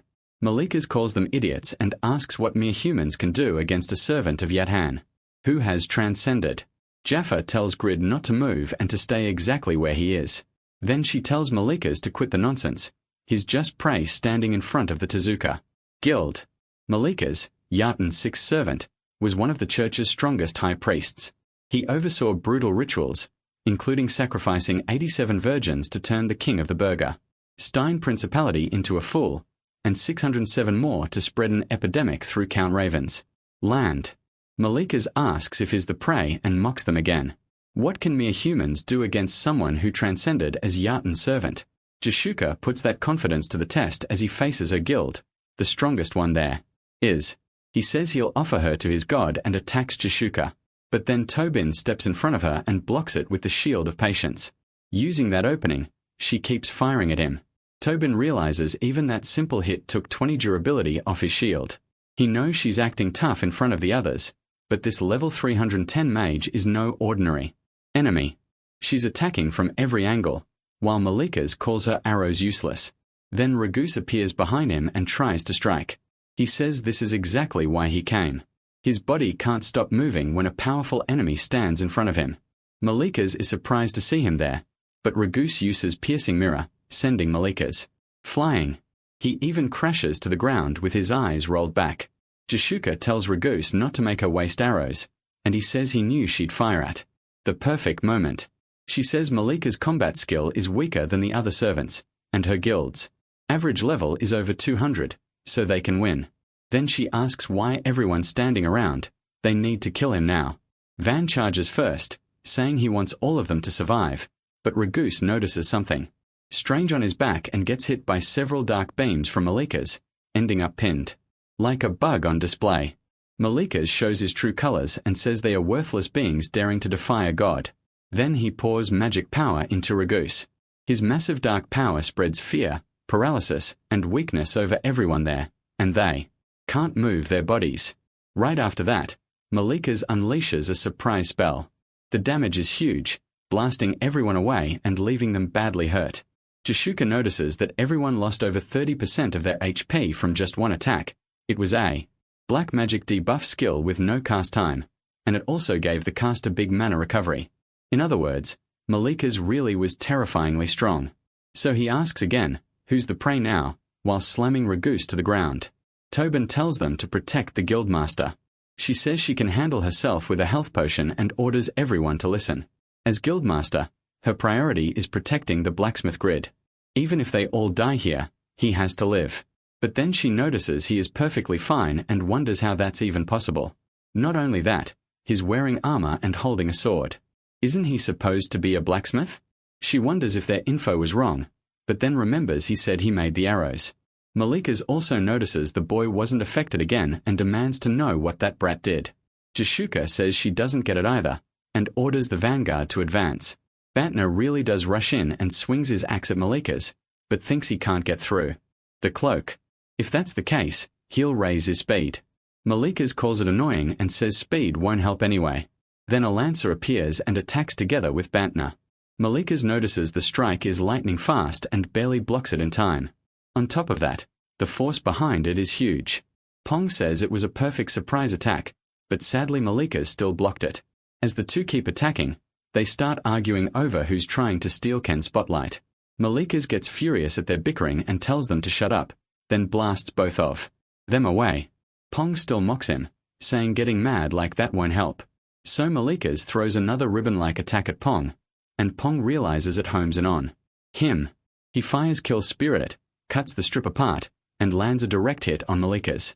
Malika's thinks the blow broke through 3 layers of his shield, and is shocked to be humiliated like this by a mere adventurer. Bantner keeps up the pressure with weapon throw, and Malika's gets hit again, but it does almost nothing. Bantner wonders why. Pong says he's being too greedy as a Guardian Knight. He explains that Guardian Knights with high strength grow fast and do well in PvP, but that build also makes strong enemies harder to deal with. Bantner gets frustrated. It's not like he can just reset his stats. He doesn't have valuable gear to make that kind of money. Pong says that even so, he can't believe Kill Spear was this useless. Guess there really is a first time for everything. Then he realizes it's not because of Malika's defense, it's because his weapon isn't. Level 190's low level, and even as a rare unique item, this is its limit. He says he's probably not the only one who understands the real value of the blacksmith, who shook the world with the arrows he forged. Then Malika's turns to Jashuka and says he'll show her real despair. He grabs Regis by the hair and tells her to watch closely, because that'll be her in a few seconds. Bantner asks if Regis has any potions left, and wonders if he really came without preparing to help anyone. Regis says he wanted to see things up close and thought it would be good training.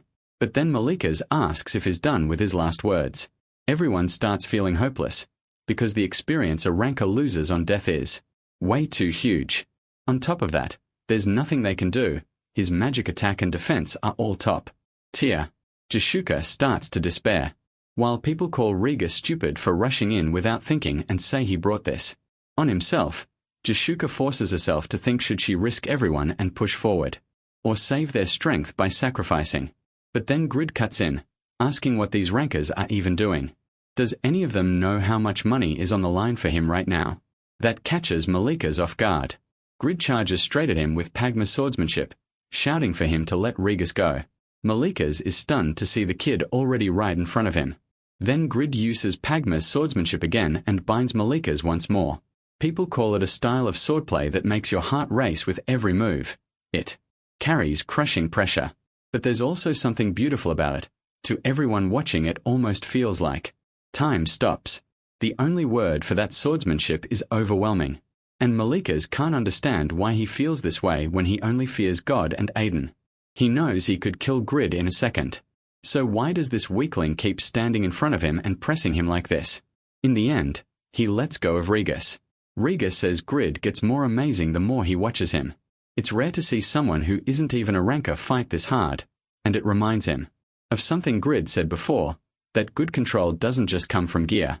Grid is shocked that a ranker is thanking him like this, even though he only used a simple sword skill. He thinks Regis really is the perfect sucker, probably the kind of guy who'd do anything if you asked. Grid basically gives up on him, then remembers the bind only lasts 3 seconds, and Malika's is already in front of him. Malika's demands to know who the hell Grid is, because that pressure from before vanished, like it was never there. Grid can tell Malika's is furious, and there's no way he can escape alone. Then she suddenly creates a wall of fire in front of them, telling them to get out. Now, even then, Grid still has time to simp over the world-famous singer, and the idiot runs toward her saying he loves her songs. She warns him that something's behind him. He almost gets hit. Jessica yells at him, asking what he's doing and telling him to move. Malika's gets even angrier, asking if they really think he'll let them run, and this time he actually lands a hit on Grid's back, but things aren't what they seem. Malika's realizes there's a rat among these worms. Faker saved the 2 of them with stealth. Grid tries to say something to him, but Faker is already gone. A second later he's attacking Malika's again. Malika's mocks them, asking if they really think numbers alone can beat him. Van Ter starts complaining, and so does Pong.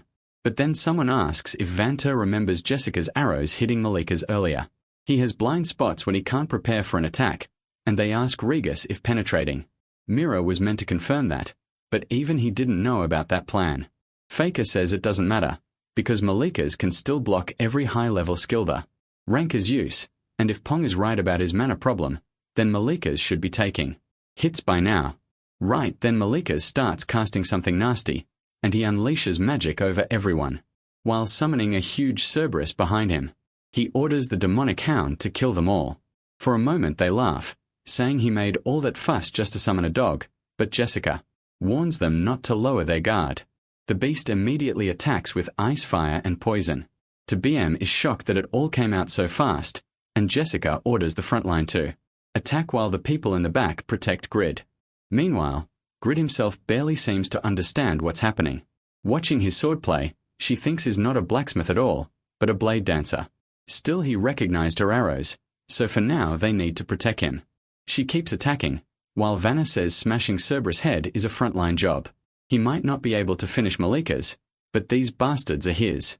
He even manages to hurt the dog a little, but it definitely doesn't go down. Vanna is sure he landed the hit, so he wonders if the beast is just ignoring the damage. Then it attacks him at point-blank range. He thinks these punks shouldn't underestimate a Guardian Knight's defense, but then he notices his axes are being corroded. Just then Misha fires magic missile bread and slams the dog from the side, knocking it away, then tells Vanna to keep going since the path is open. Vanna grumbles that he can't believe he needed that bastard's help, then uses Guardian's effort to attack the monk again, but the dog rushes him even after losing one of its mouths. Pong thinks Vanna may have dumped everything into strength, but is still a Guardian Knight, and no one can deny he has the best armor and magic resistance in the guild. Even so, Pong is surprised that Dog endured even the magic spear. He says the beast has to be at least level 300, and then it attacks everyone again. Tabim says a lot of unexpected things are happening, but they're getting too impatient. Malachus may be a high-level monk, but the damage is building up. If they can just hold the line, the people in back can fire their strongest attacks. Jashuka agrees and tells Tabim to hang on, but Tabim thinks even his best shield is being eaten away. That dog is a monster. Still, if they endure a little longer, they can win. Malachus starts thinking these travelers are terrifying. Not only did they stop the wild dog, it even looks like they might beat it. But that only matters for one of them, so he summons a whole pack of those dogs. That shocks everyone, and their fighting spirit drops hard. Jashuka lowers her bow and says it looks like this is over. There's nowhere left to run. They've been completely beaten. She tells everyone the raid has failed and apologizes to the guild members. Malachus laughs and calls them weaklings, asking if they finally understand the power of God. Yartan. As High Priest, nothing makes him happier, and now it's time for them all to die. But then Grid starts walking toward them. The dogs begin backing away, and Malachus wonders why they're retreating. They keep stepping back, growling the whole time. Grid says he can't believe he almost forgot about this, in the middle of all that chaos, and he pulls out the sacred shield, or at least the rare version. He grumbles that some jerk stole the real one too. Malachus realizes that once again this brat is ruining his plans. Grid complains that he can't believe he had to use this crappy shield at all, and keeps walking with his head down while Jashuka asks if he made that shield too, just like her arrows. That's when everyone learns he forged the arrow, and Vanter asks if the shield is good, or something. Tobam says it's far beyond good. As a shield user, he knows this shield is unlike any other, one of the 3 best he's ever seen. The kid asks what they're talking about, because this shield is just a failed piece. The real shield was stolen by a thief from the Sishing Church. Tobam is stunned, asking if that thing is really a failure. Malachus then recognizes it as the divine shield, and realizes Grid is the rumored blacksmith, who worked for Lord Winston. If Grid has the shield, then Mester failed. Grid gets mad when he hears Malachus knows the man who stole his shield, and asks if he was the one who sent him to steal it. Still furious, Grid keeps pressing him, while Pong says that from the way Malachus talks, Grid really is a blacksmith, but is wearing heavy armor only knights use, has enough dexterity to equip a dagger, and on top of that, he showed serious sword skill, so they can't treat him like some ordinary blacksmith. Pong figures risking the guild over an unknown player only makes sense if Grid has a secret class, though for now that's just a guess. They'll learn everything after the raid is over, and Jashuka asks Ragas if he's ready to move again, because she knows he won't just stand there. He says of course. After that last attack he says he already understands how to strike Malachus, and plans to finish this now. Jashuka thinks Ragas is pure combat talent. Even Pong can't match him there. He may be a bit dumb, but he's strong. Then Ragas speaks to Grid saying those dogs seem afraid of his shield, so he wants Grid's help. Grid figures the guy must finally understand his value, if he's asking now. He decides Ragas must be thinking straight at last, and there's no way he can pass up this chance. After all, he can smell it, the smell of money, so he agrees, but on one condition he wants: 50% of whatever items Malachus drops. Vantner says that's insane. There are 17 people here, so how is Grid supposed to take half? They've been helping him for free, and now he wants to get paid? But Grid points out they're all in the same group, and besides, the one actually asking for help is Raga's, so why is Vantner the one complaining? Pong tells him to drop it. If Grid's shield lets them clear the raid, splitting it 50-50 is still worth it. Still, Grid shouldn't forget they were strong enough to make this possible for him too. Once Jashuka agrees, Greedy Grid immediately thinks he should have asked for 70-30. Then she sends a party invite to him, and Grid sees that all 17 guild members are over. Level 200. Jashuka, Pong, and Ragas could easily be in the top 20 of the whole ranking, and they rest could make top 100. He had no idea they were this strong. At the same time, they see that Grid is only level 95. Even with a secret class, they wonder if maybe he's actually terrible at the game. But Ragas walks over to comfort him, saying it's fine. All he needs to do is hold the shield, and Grid admits Ragas really is a nice guy. Ragas grabs the kid and throws him straight at Malakos, telling him not to come back. He lands right at Malakos' feet. Malakos reaches for the shield, but Ragas rushes in. Malakos catches it and says their attacks are useless, as long as his cloak is active. Even so, Ragas still lands the hit, using Grid's shield to help. Malakos is stunned. How did that attack get through his cloak? Just a moment ago that brat looked weak, so where did that power come from? Then Ragas unleashes a chain of strikes on Malakos. Malakos starts to realize it's not a trick. Ragas is dodging the cloak by changing his attack path at the last second. He pushed his muscles so hard they look ready to burst, and Malakos can only think one thing. This guy is a monster. Ragas keeps going all out, getting faster and faster, until Malakos takes a final hit in the back and gets blasted across the room, crashing into the wall in ruins. Jashuka orders everyone outside. It's not over yet, so nobody should let their guard down. Ragas tells Grid to handle the dogs, and Grid shoots back, asking if he looks like some kind of vet. Malakos starts waking up, furious, demanding to know how mortals dared do this to a priest of Yatana. Then he moves into his next phase. For a second, they wonder if it's over, but Pong says no, Malakos still has plenty of mana. He already knew they couldn't hurt him unless they broke his shield. Even after spending a ton of magic power, Malakos is still healing. Malakos mocks them, saying weaklings like them can come this far, but they'll never break his shield. Then Jashuka fires an arrow straight into his eye, making him scream, and she says it went through. Ragas explains that when Malakos attacked, he got hit by penetrating mirror. On top of that, he had to use 3 layers of his shield to block Pong's spear. That means he has to focus to keep the shield up. If too many attacks come at once, he can't defend everything without exposing a gap. Jashuka says that makes it obvious. Her strongest arrow can pierce him. She even gives him credit for healing after half his head got blown apart. Grid asks Ragas how things are going, because standing back here is getting boring. Ragas tells him they can finish this because of him. Malakos rises again, saying mortals are impressive but still doomed to die. Then, with a grim look, he asks if they forgot about his magic power. A cloud forms at the ceiling as he casts divine punishment, and black lightning starts crashing down. Everyone gets hit, taking huge damage, and some of them even die. Malakos laughs and tells them to perish before the power of his god. Jashuka realizes they'll be wiped out, but she can't let her guild die here. They have to beat him now, so she fires her last arrow and says she'll use her strongest move, pouring in 100% of her mana to launch the Phoenix arrow. Even Grid all the way in back can feel how strong it is. The shot tears Malakos in half, and he tells Jashuka it was truly powerful, but says heal. Just heal again and that victory is still his, calling them worms.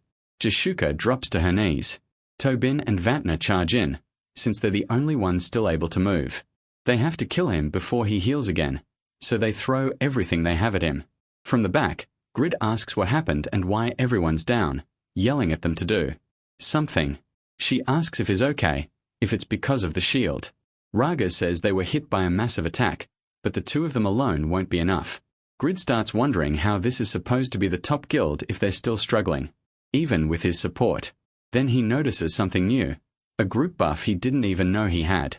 So he pulls out Dying Sleeve and Malakos tells them to enjoy their final moments.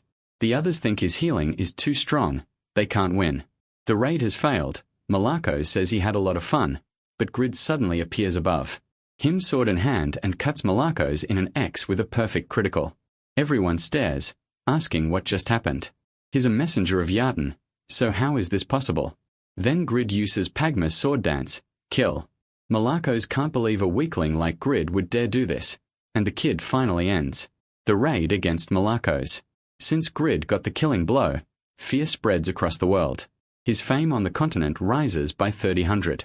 The Yarten church becomes permanently hostile to him and the other churches grow friendlier. With this high priest dead, the Yarten church loses a huge amount of power until a new one is chosen. Grid also gains 1.5 million experience and levels up. As party leader Jashuka gets all the loot, while Grid is thrilled. She can't understand what just happened. A level 95 player beat that monster. Who even is Grid? Grid points out that the party was active, so the leader gets the drops and asks if she's trying to cheat him out of his share. Jashuka can barely believe this guy but says she'll keep her promise and tells him not to worry. The others all say he's amazing, and when Layla tries to thank him he starts getting flustered, then snaps back to Jashuka and asks if they're trying to distract him and run off with the loot. Pong starts realizing Grid is incredible in more ways than one. Jashuka says once everyone is healed, they'll split the rewards. She thinks that even if his personality is a mess, a blacksmith with combat skill like this is someone they need. Then she brings out Malakos' unique rank cloak, Malakos' mask, and his dark magic orb. Pong says the cloak isn't that great. It raises intelligence but the blood smell is awful. Vantna asks if that insane defense skill was unique to Malakos. Zedna says the mask is good because it boosts all resistance and lowers cast time. Tubbin points out that Zedna and Layla are the only mags in the guild, and Jashuka says she wants to give the mask and orb to them. Once they all agree on that, Grid thinks it over, looks at the items and says he wants the cloak. Jashuka is shocked that he picked the worst item. Grid asks why they're staring at him.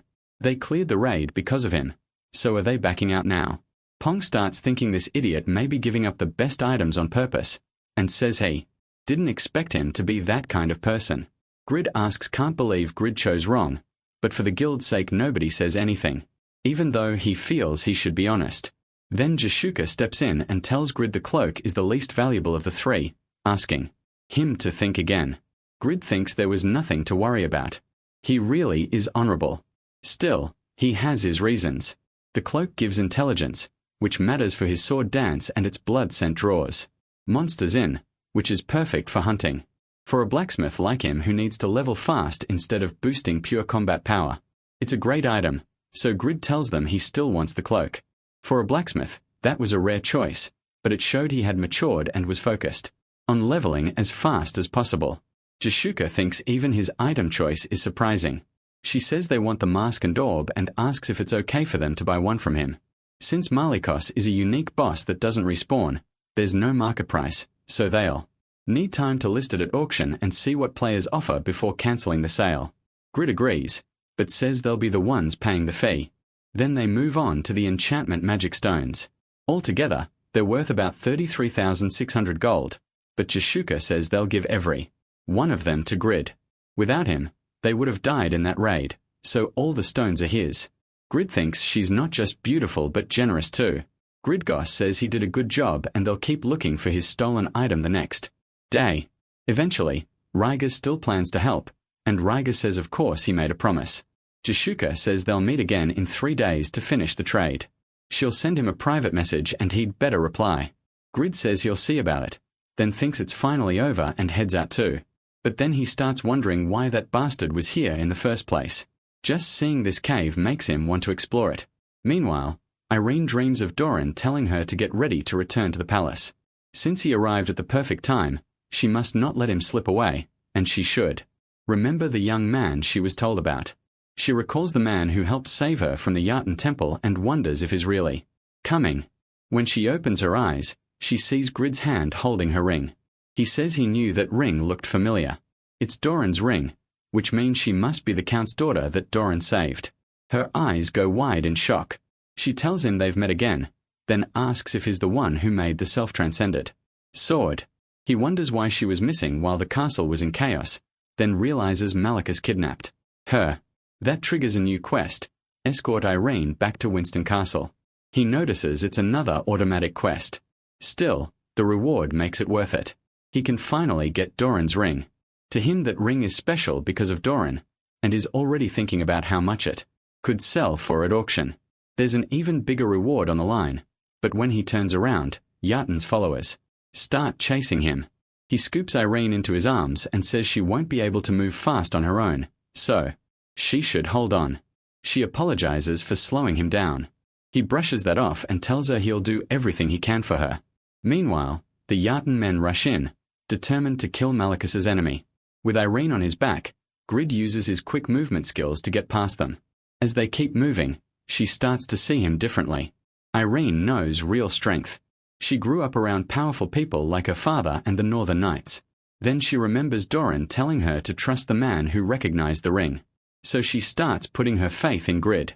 Grid, on the other hand, is thinking about something else. If the ring boosts his affinity with Irene enough, maybe he could even marry her. That would make him the husband of Winston's lady, and basically its lord, which makes him even happier because he's already dreaming about paying no taxes. Right then, the enemy tries to curse him. He blocks it with that shield, then mocks them, saying weaklings like them can't even scratch him. After all, he beat Malachus. That same day, Yaten's church quickly weakened after the death of its sixth servant, Malachus. Until a new high priest was chosen, players couldn't become black magicians. At the same time, the Sadaka Guild shot up in fame after the Malachus raid. Players flooded in asking to join, and the impact spread through both Satisfy and their real world. While they travel, Irene asks how he can be so strong when he's supposed to be a blacksmith. He says he's a little different, though he struggles to explain it. In the end, he just says he's overgeared, and that day became the start of a whole new path in Grid's life. Once they reach Winston Castle, everyone is overjoyed to see Irene back. Faker asks to be punished for failing to protect her. She tells him to worry about healing from the mission, but he still blames himself and begs for punishment. Irene insists he recover quickly, because Yaten's attacks will only get worse. During her rescue, Malachus, the sixth servant who kidnapped her, was killed. She explains that she almost died as a sacrifice, but survived because Grid defeated Malachus and saved her. Faker then recognizes him as the blacksmith who made the self-transcendent sword. Still, he wonders what kind of blacksmith Grid really is. He doesn't look impressive, and Irene's expression makes it seem like she's fallen for him. After hearing what happened, Faker admits Grid seems very different now. If he truly defeated Malachus, his reputation must be huge. Then Faker calls him Winston's savior, and says he'll never forget this kindness. With that, the quest is cleared. Irene gives him the ring as a sign of thanks, saying it was left behind by the man who once saved her, so he must treasure it. The boy says he has a connection to Doran too, so of course he'll take care of it. But the moment he takes Doran's ring, it binds to him. He's stunned. He was planning to sell it at auction. He says the effect alone should be worth millions, but now he can't even sell it, which makes it useless to him, besides the stat boost. Irene then says she'll hold a banquet for him, and asks him to come, tearing up he happily agrees. Later that afternoon, he thinks over everything he gained. He reached level 97 after killing Malachus, and the drops brought in 33,600 gold, almost $35,000. He realizes the guild helped him a lot, and decides it's time to log out. Back in the real world, he goes out to eat with his sister. She asks for somewhere cheaper, because the place costs $200 a person, but he says it's fine. He made $35,000 the day before, and even promises to take their parents somewhere better later. She points out he can't make that kind of money every day, and they still owe $500,000. He tells her she worries too much for someone who just started high school, while he says that Yura happens to pass by and recognizes him as the guy from the Yaten church. She never expected to see him in real life, so she quietly watches him while another woman talks to her. Yura thinks that even after all her digging, she still never learned his real identity, and wonders if he lives nearby. He's the only person who ever made her feel defeated, and now the rank 5 player has finally found him. So she calls someone and tells them to investigate the man eating there.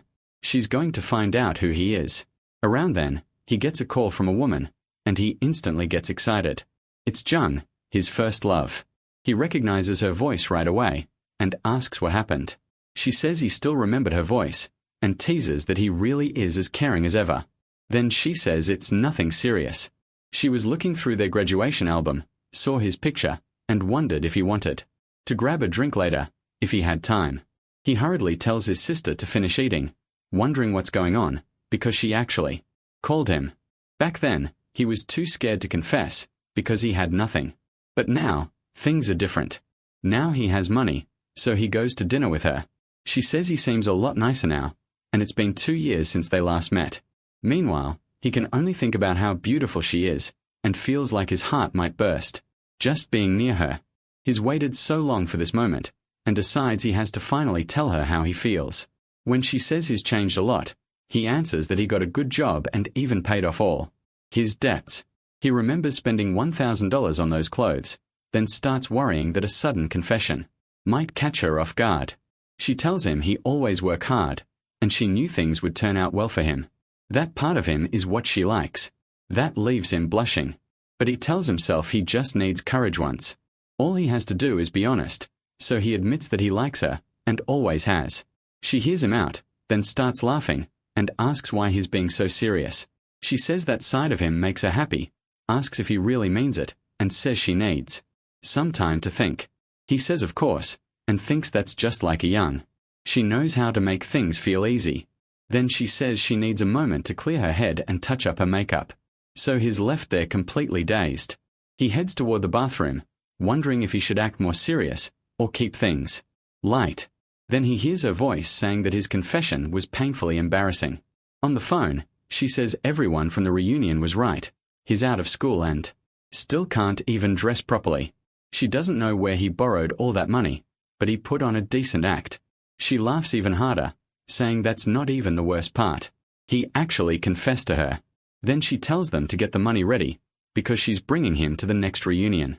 She says she's never seen such a stupid virgin in her life. To her, he's just ridiculous, and she can't wait for the reunion. Outside the bathroom, the boy is crushed. He just stands there in shock, then goes home without saying another word. He changes out of those clothes and goes back to his usual style, thinking he had really changed from the broke, empty person he used to be. But now he feels like money and expensive clothes change nothing. In his eyes, he's still worthless, so he goes back into the game. Khan notices right away that he seems down, but he tells himself he needs to work. He still has a debt to pay. All he has to do is make money, non-stop, without thinking about anything else.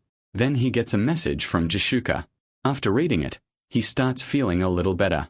He asks the old man what needs to be done, and the message says Jishuka needs him.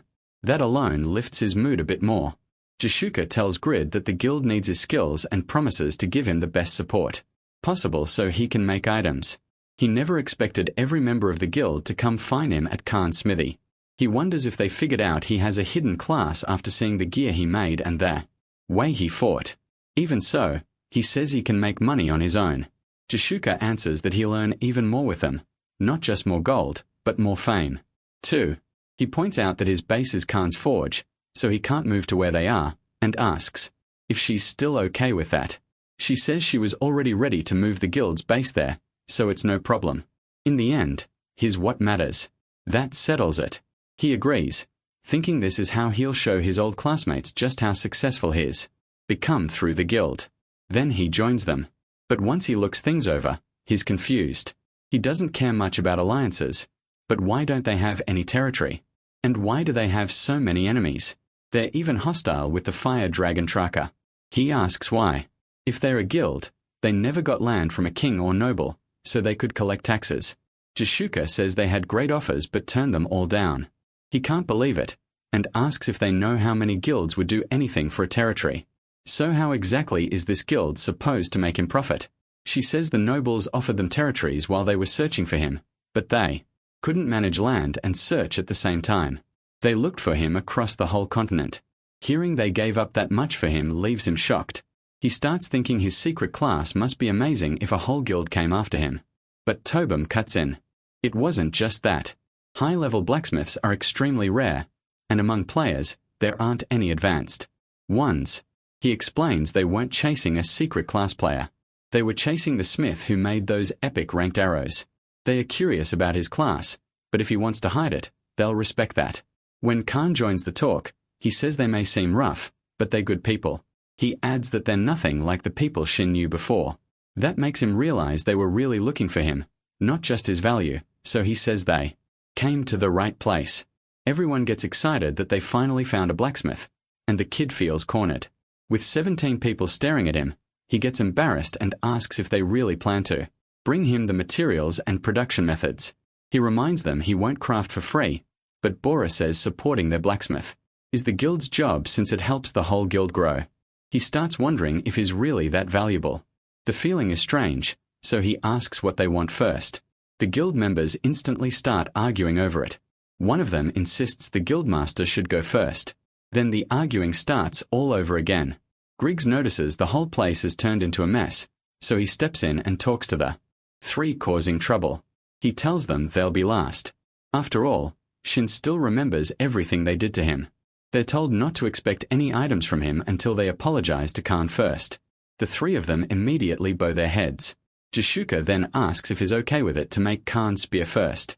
Khan is their only damage dealer of that type, and is key in high-level raids.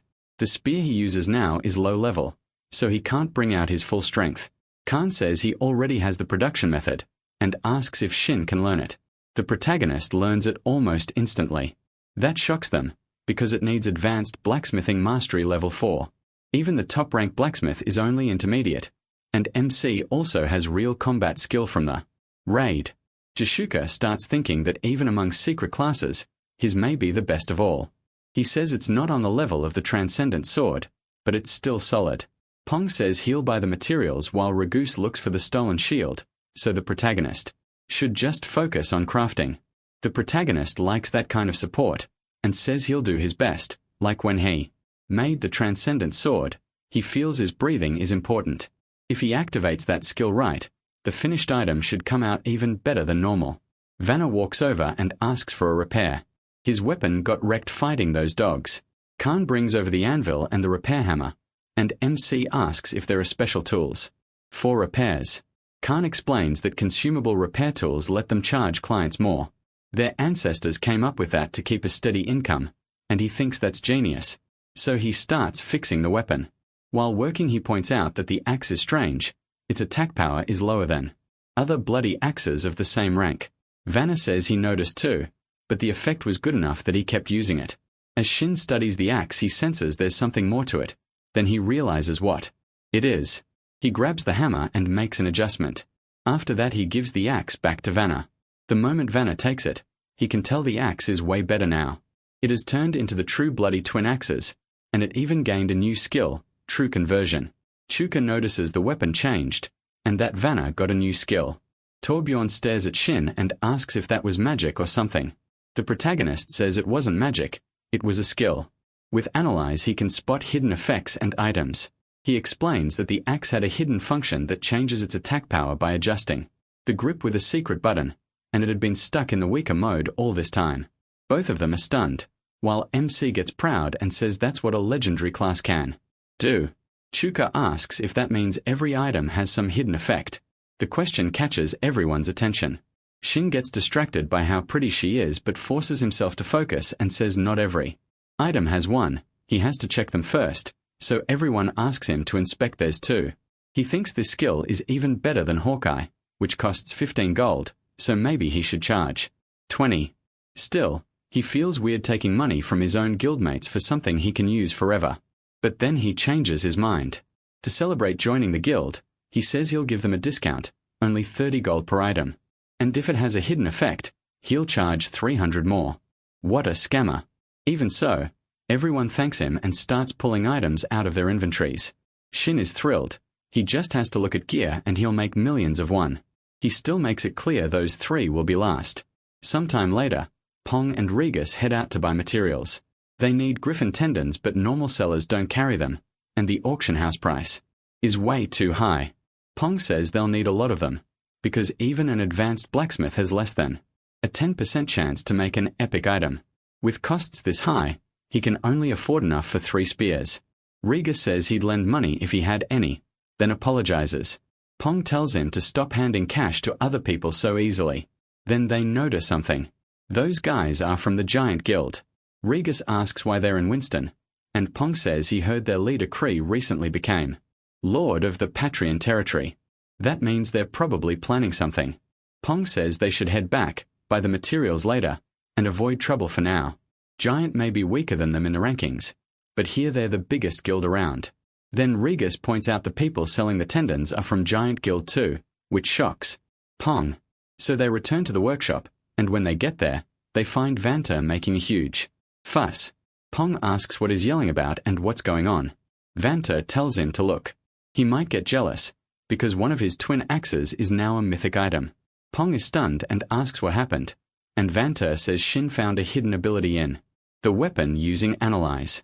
Tabum says that's why everyone in the guild is bringing over their weapons, but out of 300 items, only 3 had hidden features. Even so, Pong gets excited and asks him to check his spear too. They realize the protagonist made the guild stronger in less than half a day, but when Pong hands over his spear, the protagonist says there's nothing special about it. MC, meanwhile, is thinking about the 10,000 gold he made in just a few hours. That's 10,000,001, and on top of that he learned a lot from examining hundreds of different items. Then he says he's finally going to start making the spear, and asks if the rest of them are heading out to hunt, but Tabum notices it's already night. He says they need to go. Regus asks Shine to show him the item when it's done, and Vanta jokes that he doesn't need to try too hard on Pong's spear, which annoys Pong. As they leave, he thinks those people are really loud, but having friends like that might actually be nice. While he works, he remembers that he can equip any item even without meeting the requirements, and he also has skills like immortality and even Pagma's sword dance. Maybe Pagma's descendant isn't such a bad combat class after all. Still, it shines even more in blacksmithing. So he activates the class bonus and gets to work. He says the furnace has to stay between 1820 and 1840 degrees to melt mithril, being able to raise and control the heat that precisely is something only an advanced level 3 blacksmith or higher could do. As he works he thinks the color looks perfect, then he even mutters that the spear looks better than A.O. Young, before catching himself and realizing he's still losing it over that girl. Next he picks up his epic hammer and starts forging. Ever since he began using it, the rank of his items has gone up, but if he wants to make something better than a unique item he'll probably need to improve the hammer too. For now though, it will do. This is his first job for the guild. And just like that, 3 days pass. Pong walks in and asks why everyone has gathered there for his spear. Vanna says they came after seeing Grid's guild message. Then he laughs, saying he heard Pong's spear turned out awful. Chuka tells Pong not to feel bad. Even a normal rank spear could still help. Hearing all the noise, Grid asks why they showed up so early. He says he never told anyone the spear was trash, and tells Pong to come pick it up already. Pong notices Grid stayed up all night and thanks him for the hard work. Grid shrugs it off and apologizes that the result wasn't better. Pong says it's fine and thanks him anyway. He didn't expect much with only 3 tries, but when he unwraps the spear he stares at Grid in shock. Grid says he hopes Pong will use them, even if he's disappointed. He wanted to make 1 legendary spear, but instead he made 2 epic ones and 1 unique. Pong is stunned. Vanna, burning with jealousy, calls it a lie, and says Pong should throw that trash away. Tombin can't believe Grid really made a unique item. Grid explains the 2 epic spears are decent, but the unique one has 19 more durability and attack power. In his head, he notes that 12 came from his legendary blacksmith skill and 7 from the blacksmith's breath. It also has extra effects. Even with a penalty, letting the main damage dealer stack several buffs at once could become a hidden trump card. Tobin spins the spear in his hands, amazed. To him it looks as beautiful as a national treasure of the Saharan Empire, and the size feels perfect, like it was made just for him. He says he's only felt this thrill twice before in Satisfy. The first was when he learned about the game. The second was when he met Kregel, the world's top-ranked player, a genius who crushed him completely. Since then he traveled everywhere looking for a blacksmith who could make unique gear. He never imagined someone could do it in just 3 tries, and now it feels like the wall-in. Front of him has finally broken. This is the third time he's felt that way. He lowers his head and thanks Grid for opening that path, saying he's truly honored to have such a great blacksmith as his teammate. Then Jashuka jumps on Grid, hugging him tight and shouting that he's the best. That is amazing. Pong tells Vanter that since there are 2 extra epic spears, maybe he should try using them as dual weapons. Vanter tells him to shut up, but Faker appears behind him and says it's not a bad idea if Pong can really use them. Realizing Faker is offering to spar, Pong thanks him. He wanted to test them anyway. Pong rushes in and Faker thinks he's doing pretty well already for someone using dual spears. He wonders if Pong practiced this before. Pong says it's just his basic skill. He adapts fast, just like assassins do. Faker replies that Pong may rank higher, but his own agility is much better, and is definitely faster than those spears. Pong agrees but wonders how long Faker can keep up. He keeps attacking, thrust after thrust, until one finally lands and sends Faker flying back. Faker asks why Pong's attack speed keeps rising. He wonders if it's a special effect. Reaching an assassin's speed with spears almost feels like cheating. Pong realizes it's working, and thinks he might even surpass Craggle someday. Then Vanter shows up behind him and tells him to pick on someone his own size. From a distance, some other customers look over and ask if this place is really a forge. Khan notices their confusion, and one man says the place looks like total chaos. Grid is happily buried in Jashuka's arms while everyone else keeps fighting. Khan yells at them, asking what the hell they're doing in front of his forge, and calls for Grid too. That snaps Grid back to reality. He wonders what he was even doing, then suspects Jashuka was trying to charm him into giving away the spear for free, so he tells them to stop messing around and pay up. Khan says they got carried away. This is the first time he's bought something this good, so he really doesn't know the price. He offers 800,000 gold, and asks if that sounds fair. Grid is shocked. That's almost 960 million won. He remembers the self-transcendent legendary sword sold for only 220,000 gold, yet Pong wants to pay 4 times that for a unique weapon. Grid thinks Pong must be some clueless country bumpkin who knows nothing and can't even gather materials alone. Another idiot after Raygas. Of course, the biggest fool here is Grid himself, since he sold a legendary item to an NPC for 220,000 gold when he could have auctioned it for millions. Still, Grid says it's fine. He's in a good mood, so he'll throw in the 2 epic spears as a bonus. Pong is stunned, thinking each one should be worth 150,000 gold on its own. Jashuka starts to rethink him. She thought he was just cheap and greedy. But maybe she was wrong. Maybe he really is special. Pong thanks him, and says he really is the best blacksmith. Hearing that, Grid starts feeling pretty pleased with himself. Not far away, members of Giant Guild watch the scene. They'd heard Tysetica Guild kept visiting this forge, and now they finally know why. One says that if this man is the unknown blacksmith, they can't let Tysetica keep him. They need to recruit him for Giant Guild. Sometime later, Raygas is fighting. As he battles, he thinks he needs to hurry and find Grid's shield, but there are way more monsters in the way than he expected. Then Pong calls and asks if he found anything. Raygas says he's heading to the place a witness mentioned, then asks where Pong is. Pong says he's also checking a spot outside Winston that a witness told him about, but there's still no sign of the shield. Raygas asks about the wind spear, since the whole guild is talking about it. Pong says it's amazing, almost too good to waste on monsters. Then Jashuka cuts in and tells them to forget the monsters and find the thief. Raygas notices she's nearby. She says they have to recover the shield. They need to repay Grid. The rest of the guild will focus on the raids they missed while searching for Grid. Since they have fewer people this time, they need to work efficiently. Bantner thinks Jashuka has taken the whip back out again, and Taubin guesses it's because Pong mentioned seeing those giant guild jerks in Winston. They may have been stronger back in LTS, but things are different in Satisfy. Jashuka just wants to catch up to them fast. On the call, she tells Pong that if he doesn't find the shield today, she'll kill him. Neither of them answers, so she asks if they're ignoring her and hangs up. Bantner then asks why they don't have Grid make him a weapon first to strengthen the guild. Jashuka says it's not Bantner's turn yet. Wasn't that the whole reason they left that busy kid alone? The second item Grid makes will be Bantner's. Meanwhile, Ibelin stands outside the forge and sees Grid completely absorbed in his work. He thinks about the weapon Grid is making for him and gets curious. Figuring Grid would be annoyed if interrupted, he decides to just take a quick peek, but he quickly shuts the door again, noticing Grid is already in a bad mood. Inside, Grid really is irritated. He wonders why this has to be so hard, then realizes it's because of that damn Flamberg. Looking over the method, he complains about all those useless spikes. He explains that the more the metal is tempered, the stronger it gets, but that also makes it harder to shape. Since the Flamberg's form matters so much, making an epic one will be tough, because he'd have to give up half the normal tempering time. He knows the shape matters because it helps the blade cut through anything it touches, but he refuses to settle for a normal or rare item. Then he reminds himself that, with his title effects included, his dexterity is 1,500. Khan, an advanced level 2 blacksmith, has only around 600. That means Grid's dexterity is higher than the best blacksmith in the north, so he decides he can do it. He'll make a Flamberg so strong, no one else could ever copy it.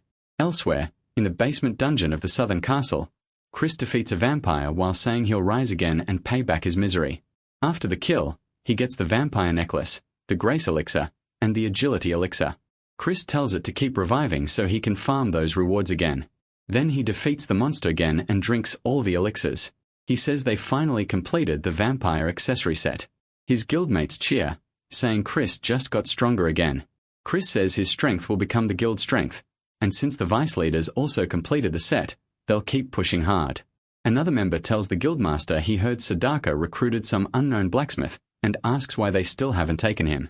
He points out they have 530 members, so why are they holding back against a guild with only 17? Then he catches himself on that word only, and remembers he became a vice leader after they all entered Satisfy. People keep saying Giant ran to Satisfy after losing to Sadaka in LTS, and he calls that rumor humiliating.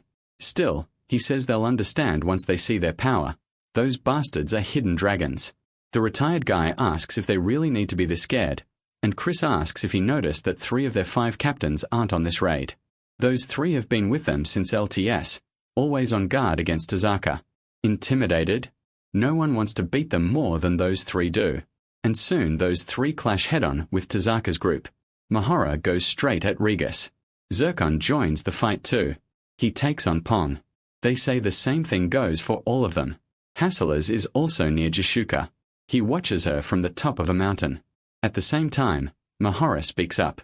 He calls Regus the strongest taekwondo master in LTS, and says just thinking about fighting him again makes his head spin. It's been a long time, he says, so they should both go all out and take this little gift for their reunion. He sends a wave of fire at Regus. Regus gets hit. Mahora asks what happened. Did he get weak? He says this Regus feels completely different, like he got too strong for them to even be rivals now. Regus says it's been a while since he fought someone who talks this much, then asks who he is. That ticks Mahora off, and he asks if Regus is serious. Does he really not remember him? Meanwhile, Zircon rushes Pong, who remembers him, and asks if he's still wasting his time serving that useless master. Zircon says it really has been a while and it sounds like Pong still hasn't heard. His master went far beyond expectations. Zircon says he's already better than Pong and serving him is worth it. Pong realizes that unlike in LTS, Zircon now ranks above even Jishuka. He can't afford to be careless, so he asks if Zircon is actually happy. Zircon swings his sword and asks if Pong thinks a man close to 70 would be happy. Still, being able to live this actively at his age is a small joy, and he slashes across Pong's chest again and again. Jishuka wonders what the hell is going on. The gear they brought to protect against the lizards is useless here, which means someone strong is nearby. Then Asura says she can stop looking. He introduces himself. Jishuka tells him to show himself. He stays hidden, speaking through magic so she can't track him, and asks if she thought he'd beg for death in front of a sanctuary. He's surprised he only managed to petrify their senses, even with his specialty in petrification magic, but says it doesn't matter. They've all been waiting for this day and monsters start appearing all around them. Batnar counts at least 200, and Tobin says Giant being the biggest guild clearly isn't just talk. Jishuka says numbers alone don't make a guild famous as the strongest. Looks like Giant never changes. Asura thinks Jishuka hasn't changed either. She still doesn't look nervous, even facing those numbers, but hearing that they never changed annoys him, and he says Kree calls them hidden dragons. Jishuka realizes is speaking politely while attacking them without their strongest members around. She sees this was all planned by Kree, and starts thinking fast. Asura says Kree already recognized their strength, so does she really think he came here just for some small win? Then he says her constant tone of looking down on others is annoying, and tells them to hear Kree's order. Their mission is to hunt dragons and punish those who always underestimate others. Elsewhere, Ibelin is shaken when he gets surrounded. More and more members of Giant close in on him. Ibelin uses his old sword and cuts down everyone who comes near. He counts this as the fourth one and swears he'll protect Shine no matter what. Another man charges in and attacks Ibelin, shouting that Tezzaka is nothing. He mocks them for letting a brat like this into the guild, then lands a hit that knocks the boy down. The man says it's impressive Ibelin lasted this long, stomps on his hands and says that once he dies being specially chosen won't mean a thing.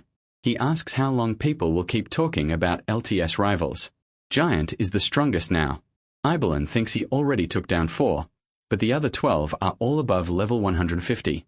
After fighting non-stop for 3 hours, his stats are already low. Worse, over half of them are wearing knight chest armor, and his damaged Flamberg can't pierce it. People watching ask what's happening. Giant and Tezzaka are fighting. Some even say Tezzaka deserves it for acting like the best while not even noticing their own members are under attack. Ibelin thinks his seniors are being mocked because he's too weak. The attackers taunt him, asking if he's crying and saying they'll finish this fast. Even on the ground, Ibelin tries to strike back, but the man dodges and tells him to just accept death. Ibelin shouts that he won't give up, but he gets thrown away. Even so, he still believes Tezzaka is the strongest. Then Sheena's door gets smashed open. Meanwhile, Rigas keeps taking hits. Mahara is amazed that even wounded Rigas can still break through the flames. Then Rigas lands a blow and sends him flying. Mahara realizes Rigas isn't weak at all like he first thought, but he traps him inside flames then throws his sword at him. Rigas sees right away that Mahara is using Grima magic, and both of them are at a scary level. Still, he thinks attacking with the same pattern after losing the sword makes this simple. Mahara calls that pure arrogance and asks if Rigas really thinks every fight is built on the same moves. Then the sword flying near him starts crackling with electricity. Rigas realizes the air dried out after all that fire and an explosion goes off right in his face. Mahara says that was a good one and now he'll finish him with the skill that killed 180 Jotun followers. He tells Rigas to feel the lost glory of his past. Then Rigas loses sight in his left eye. All his stats drop by 30 until the wounds heal. Rigas is disappointed that a basic element attack managed to injure him and thinks his training still isn't enough. Mahara pulls out the 5 infinity jewels and starts casting another spell at Rigas. He says he'll kill him while he's still stunned, using Ultra Fire and Ice Storm. After the spell hits where Rigas was, Mahara starts to feel dizzy, using all that mana makes it hard to even stand. Even so, he says there shouldn't be anything left of Rigas, but Rigas is still standing. His foot starts to glow and he says stun usually lasts 5 seconds and that skill took 3 to cast. For a martial artist who trains both body and mind, recovery is much faster than for a normal person.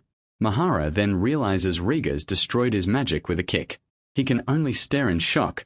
This guy is insane. Rigas leaps at him, using Golden Dragon's fangs to strike with his foot, killing Mahara in one hit. Mahara had thought he was already strong enough that he had fully surpassed him, but Rigas says Mahara was an amazing opponent and a good fight that forced out his full power. That's what gave everyone a chance to grow stronger. Pong on the other hand is being pushed back by KA6. He was sure he was the #1 swordsman, so he can't understand why the gap between them feels so small. Maybe it's finally time. He wonders if this is the moment. Pong thrusts his spear and unleashes a storm of attacks at KA6. The old man is surprised by the speed and realizes his defense won't last. If this keeps up, then Pong uses True Illusion with his spear, creating multiple spears and striking Cassix all at once. The old man starts feeling the damage pile up. He admits Pong got strong enough. Pong says it's all thanks to that spear. At the start of the fight, he was completely outmatched, but Cassix says the strength is still Pong's own, so he doesn't need to be humble. And he says it's a shame this old man's time is over. Pong tells him to pass a message to Chris. Next time he threatens Sadaka, he'd better be even more prepared. Later that night in the desert, Asilis thinks it makes no sense. They started Satisfy 3 months after him, yet around 10 of them still crushed 200 players from Giant. Their strength goes beyond common sense. He realizes the one creating that overwhelming edge is Jashuka, the perfect archer, and even if they wanted to take her out first, Tobin's defense is too strong. He says the plan was to take control of them, but they can't go back yet. Another team still has to capture the blacksmith, so for now they'll hold these people here. Tobin tells Jashuka this trap feels off. If they're cornering them like this, then maybe they were never the real target. She agrees they need to end this fast. Jashuka tells him to stop wasting time and get out already. She knows the forge is there and the real target is probably the blacksmith. He says they finally pack them in, but it might already be too late since none of their strongest fighters are there. Even so, everything is going as planned. She doubts that, saying a plan like this only works if people act the way you expect. Still, they're about to find out.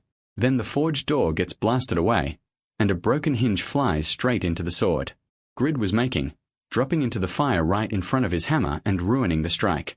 The attackers complain that Kid made them waste too much time, then realize the blacksmith is inside. Grid sees that they ruined his work, and now a piece of the door is stuck in the sword. Jashuka starts wondering if their plan ever accounted for someone unpredictable like Grid. Furious, Grid demands to know how many hours he spent on that project. Then he puts on his assassin mask and charges everyone. Ibelin looks over at Grid, who's completely lost it. The giant members realize they barged in while he was forging. He's clearly mad, but one of them wonders if that alone explains this reaction. He says he only came because his master ordered it. Then he introduces himself as part of Giant Guild, asks if Grid has heard of them and says they came to recruit him, telling him to calm down and lower his weapon. He adds that Giant already has 10 blacksmiths, so they know a little about this stuff. Making items isn't easy, sure, but he says Grid can just make another one. He keeps trying to calm him down, saying this is getting awkward when they came with a good offer. Grid snaps back, make another one? Just because they're a famous guild, do they think they can look down on other people's work? Abolson realizes he has to stop this. There are 12 level 150 players here. This isn't like a raid. He tries messaging Grid to wait for healing, because he can't take them on alone, but Grid isn't listening. He starts cursing them all out, saying their attitude and lame excuses pissed him off and now he's going to kill every last one of them. Ibelin notices Grid can't hear him. Meanwhile, the buzzcut guy thinks their captain may have logged out after dying to Ibelin. But if he provoked this monster, then he was way too careless.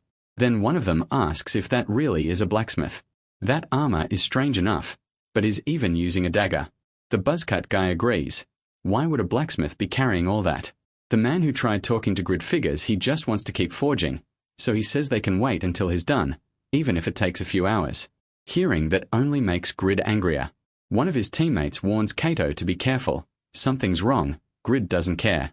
He activates his gauntlets and lands a double hit on Kato, killing him instantly. For a second he can't believe it. One attack, that's all it took. How did a blacksmith do that? The buzzcut guy asks, what just happened?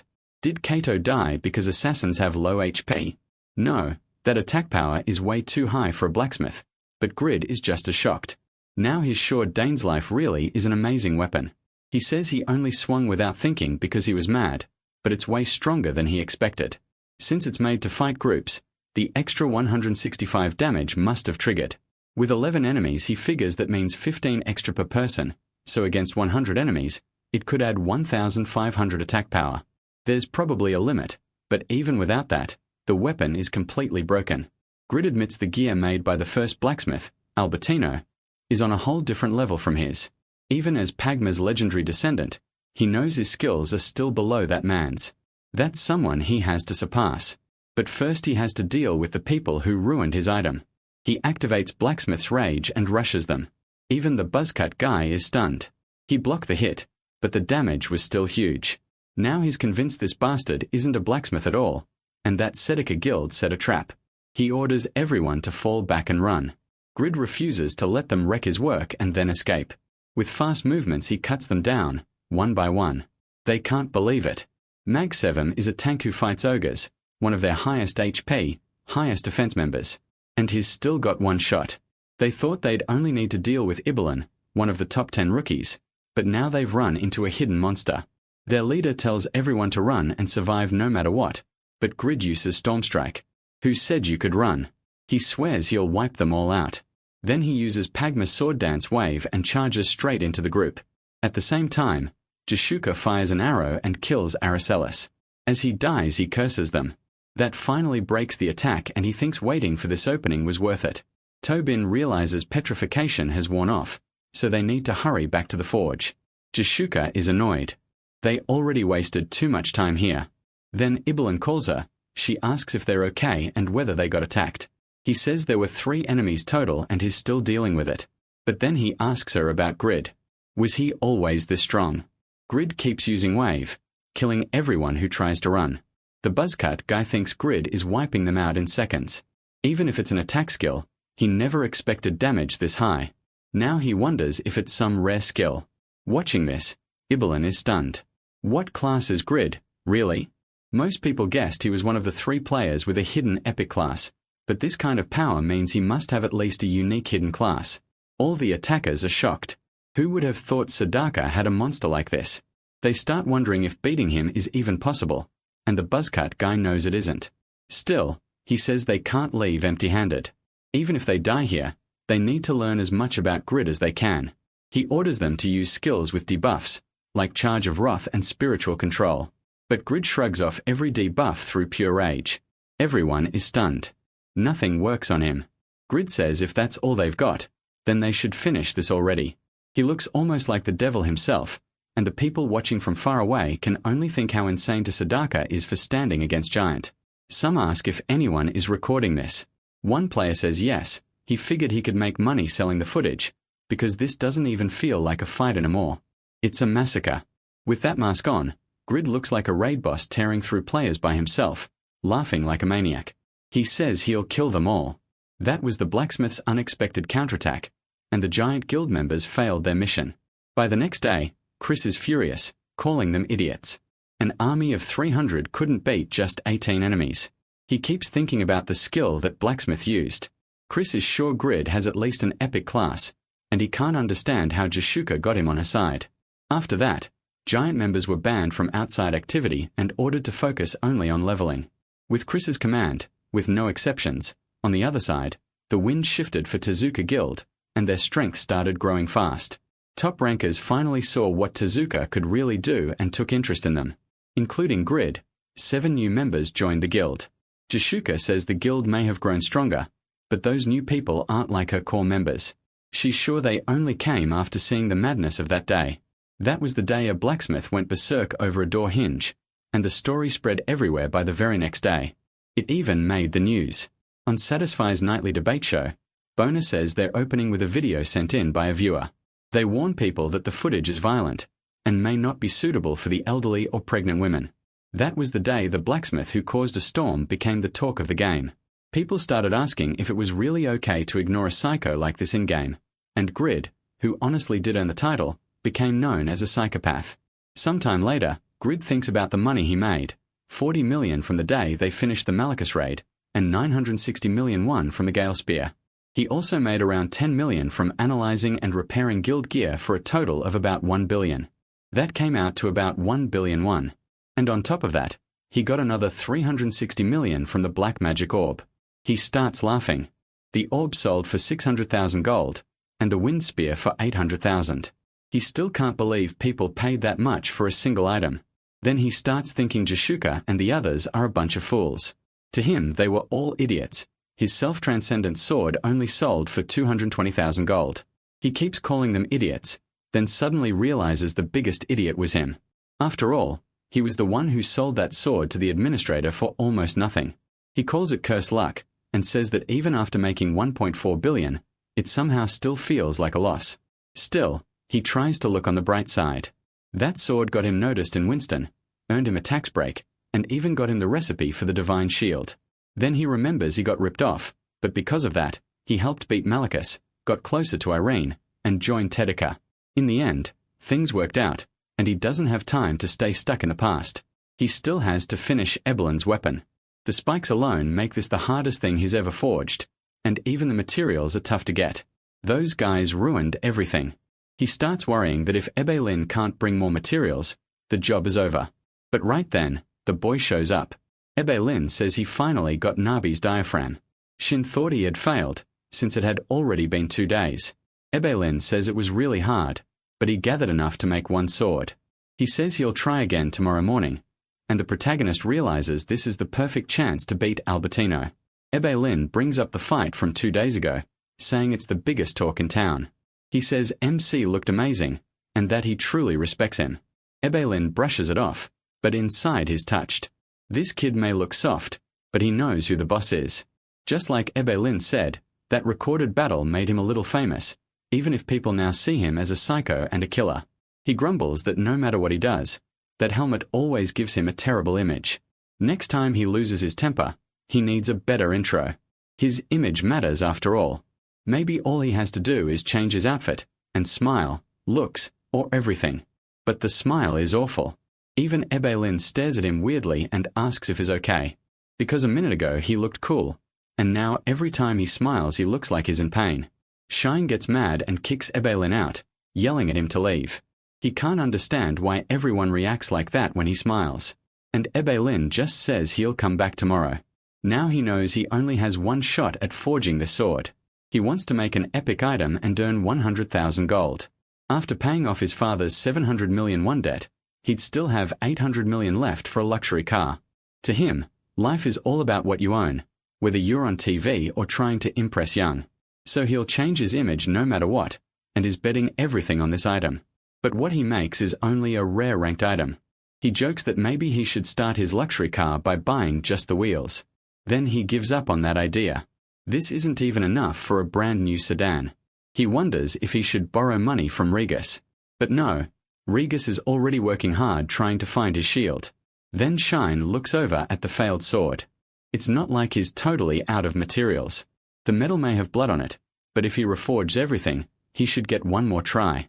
Since he's already come this far, he might as well forge something from the ruined parts and squeeze out as much money as he can. 2 days later, Jessica tells Ebelin not to be too disappointed. He doesn't get why she's saying that even a rare item from the protagonist would still be on another level.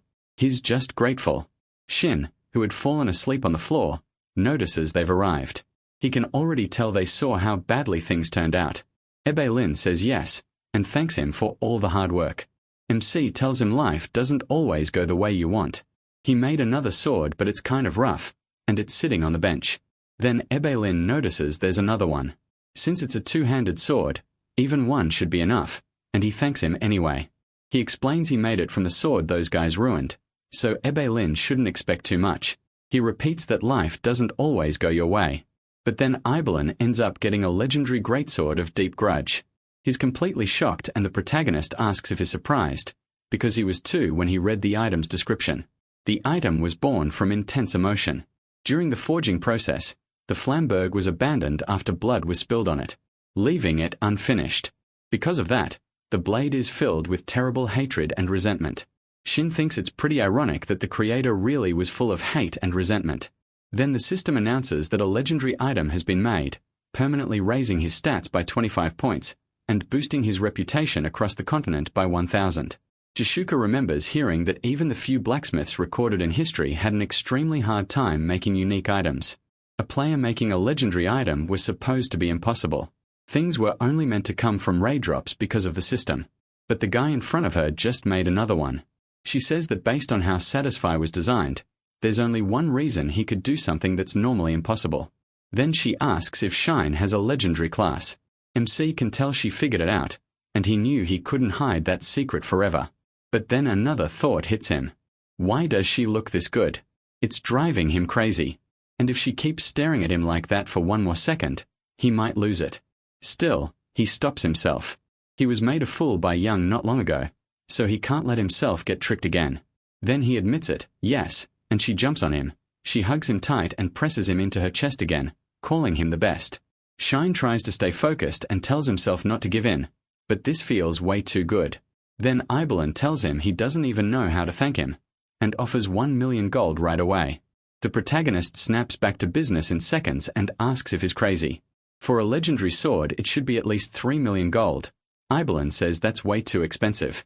He explains that yes, the sword's power is incredible, but only he can use it because of the blood owner condition. Since nobody else can equip it, it can't really be sold, and he only offered 1 million because he didn't want to disappoint MC. Shin says he already knew Ibelin would say that, so he tells him to hand over the sword. Ibelin asks what he means, warning him that it has a curse effect. He starts slashing his own armor with the sword. The system says the greatsword of deep grudge hates him and curses him, but he resists it all. The protagonist says if Ibelin won't buy it, he'll use it himself. Ibelin is stunned. He can't believe it, and asks MC what class he is. He cuts him off and says that since he's a guild member, he'll give him a discount. 2.5 million gold, no more and no less. Getting cheated on the self-transcendent sword was enough for one lifetime. Sometime later in the real world, he tells his parents they'll pay off the debt first and use the rest to steady the shop. His parents had both been working part-time while running the store. His mom asks how he got so much money, and his dad says it was their job as parents to take care of him. Then his father apologizes to his son. Shinny thinks to himself that all this time he never really understood how hard his parents were working. It really wasn't easy, and he says they need to take care of each other because they're family. His sister says he's amazing and tells him not to waste the money that's left. The protagonist just says that's how life works, but then he goes out and buys a car. To him it's every guy's dream, a B13 that costs 80 million won. His mom asks how he could buy something that expensive and says he'll never grow up. He apologizes, but even so he feels good because the smacks she's giving him are full of happiness. The next day at his sister's school, everyone is fawning over her and her friend, saying they're unbelievably pretty, like celebrities. People also say they're not just pretty, they're among the top 5 students in the whole country. Her friend loves the attention. His sister wonders why this happens every time. Her friend tells her to wave at them, but she says that's exactly why it's getting worse, because she keeps encouraging them. Then the friend jokes about introducing her to the brother. She always hides. His sister quickly says no and tells her to stay away from him. Right then, Shinny appears in front of them. She freezes when she sees her brother there, and her friend is shocked that he's really her brother. They look nothing alike, so she even asks if his sister was adopted. Offended, she fires back that yes, he really is her brother. He greets C's friend and says it's nice to meet her, but she calls him ugly and tells him to get lost before it rubs off on her. C is clearly annoyed. Yuring keeps going, so he tells them they can talk on the way and has his sister get in the car. She's shocked he actually brought one, and Irene quickly recognizes it as an automatic B13. Right away her attitude flips. She calls him handsome and asks what they're waiting for. They should get going. I'll hold back on the joke, but yeah, that was very obviously interest. Seriously, that was wild. To boof, Irene snaps back that if she's in such a hurry she can go by herself. Then she turns to him and asks what's going on. He says he needs her help, looking better because the reunion is tomorrow. And then the day of the reunion arrives. He drives out there, annoyed they picked a place so far from the city just to make things harder for him. Still, this time he got help with his clothes. He fixed his hair too, and with the car he feels like a whole new person. On the way he notices someone stopped and wonders if their car broke down. He tells himself he's really not in a position to help anyone. But then he changes his mind and asks the girl if she needs help. Once he steps out, he notices her car is a Model S 4 times more expensive than his B13. He says only rich people can buy one, and wonders how someone so young got it. She asks if he can give her a ride. But when he finally sees her face he realizes it's Yura, the only woman, and satisfies overall top 10. Third on the list of the world's most influential people, the queen of ads and the most beautiful woman alive. She's standing right in front of him. And he can't believe it. This can't be a coincidence. She starts wondering if she came because of the comments he made after she ruined his quest. Like maybe she's here for revenge. Then she just gets into his car and says she'll take that as a yes. He wonders if she didn't recognize him because he looks a little different now. But then she gives him a sharp look and says it's an honor to meet him in person, calling him greed. He quickly says she has the wrong person, while thinking he's completely screwed. Now he's wondering if today is the day he dies, but she simply tells him to keep driving to wherever he was headed. Meanwhile, back at the reunion, they start trashing him for being late and ask Yang if he's even coming. Yang's not sure, then points out it's partly this guy's fault for picking such a faraway place. She asks if he's that nervous without someone to mock and tells him to calm down. Then she says not to worry. His first love did a good job talking V into coming, so why doubt it? The others say there's no reason to worry anyway since plenty of guys there are waiting for him just like he is. Yang adds that no one is better at getting under his skin than the guy next to her. Then she tears into him too, saying he's still unemployed even in a city full of jobs and just got fired from a convenience store because of his attitude. Basically, he puts others down to feel better about himself. And honestly, she destroys him with that one. Even he has to admit it's annoying because it's true. The only life he sees is more pathetic than his is the protagonist's. Then someone notices a B13 pulling up and says it's a limited edition worth over 800 million won. The jealous guy scoffs and asks what's so special, figuring it must be some rich kid living easy off their parents. Young says she can tell he's jealous and whoever it is might be worth charming. Then they see the door opening and realize more than one person is getting out. The protagonist steps out with Yura and everyone is stunned that he's the owner of the car. Then they realize that woman is Yura, the goddess of Satisfy, and they can't believe the same guy they knew as a jobless loser is standing there with her. They all wonder how he climbs so high so fast, and the jealous one can't believe that's really him. Yang sees Yura too and gets even more bitter. Now she has to wonder if he really did make it, and she envies Yura even more. Then the protagonist notices a limousine stop nearby and Yura says it's a secretary. She thanks him for the ride and tells him to think carefully about what they talked about in the car.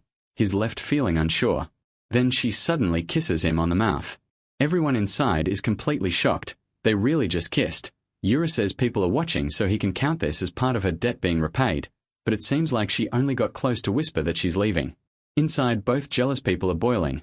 One can't accept that the protagonist moved up in life and the other hates seeing him in a world she can't reach anymore after losing her golden chance.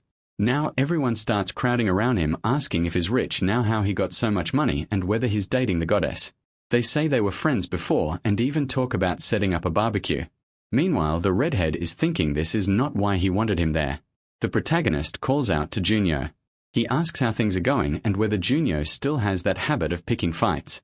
Then he says Junyo is an adult now and should grow up. That sets him off. Junyo grabs him by the collar and says he doesn't know what game he's playing, but he better not get cocky or he'll get beaten down. The protagonist just smiles and asks if he got mad over something that small. Then he asks how it feels to be crushed by the same person he always looked down on. Junyo freezes for a second, staring into his eyes like he's seen that look before. Then he remembers that's the psycho who killed him. He becomes sure it's the same person. The protagonist says he likes that expression and would love to see it again, but is too disgusted by everyone there to stay any longer. They spent all this time mocking and humiliating him, and now they're desperate to act nice because he's doing well. He calls them shameless parasites and says they should learn their place instead of dragging him into their fake sense of superiority. Then he says he's going home and tells them all to screw off. Honestly, the strong language was deserved. Then he heads for his car. Young runs after him and asks if he's leaving already, saying they still haven't finished their last conversation.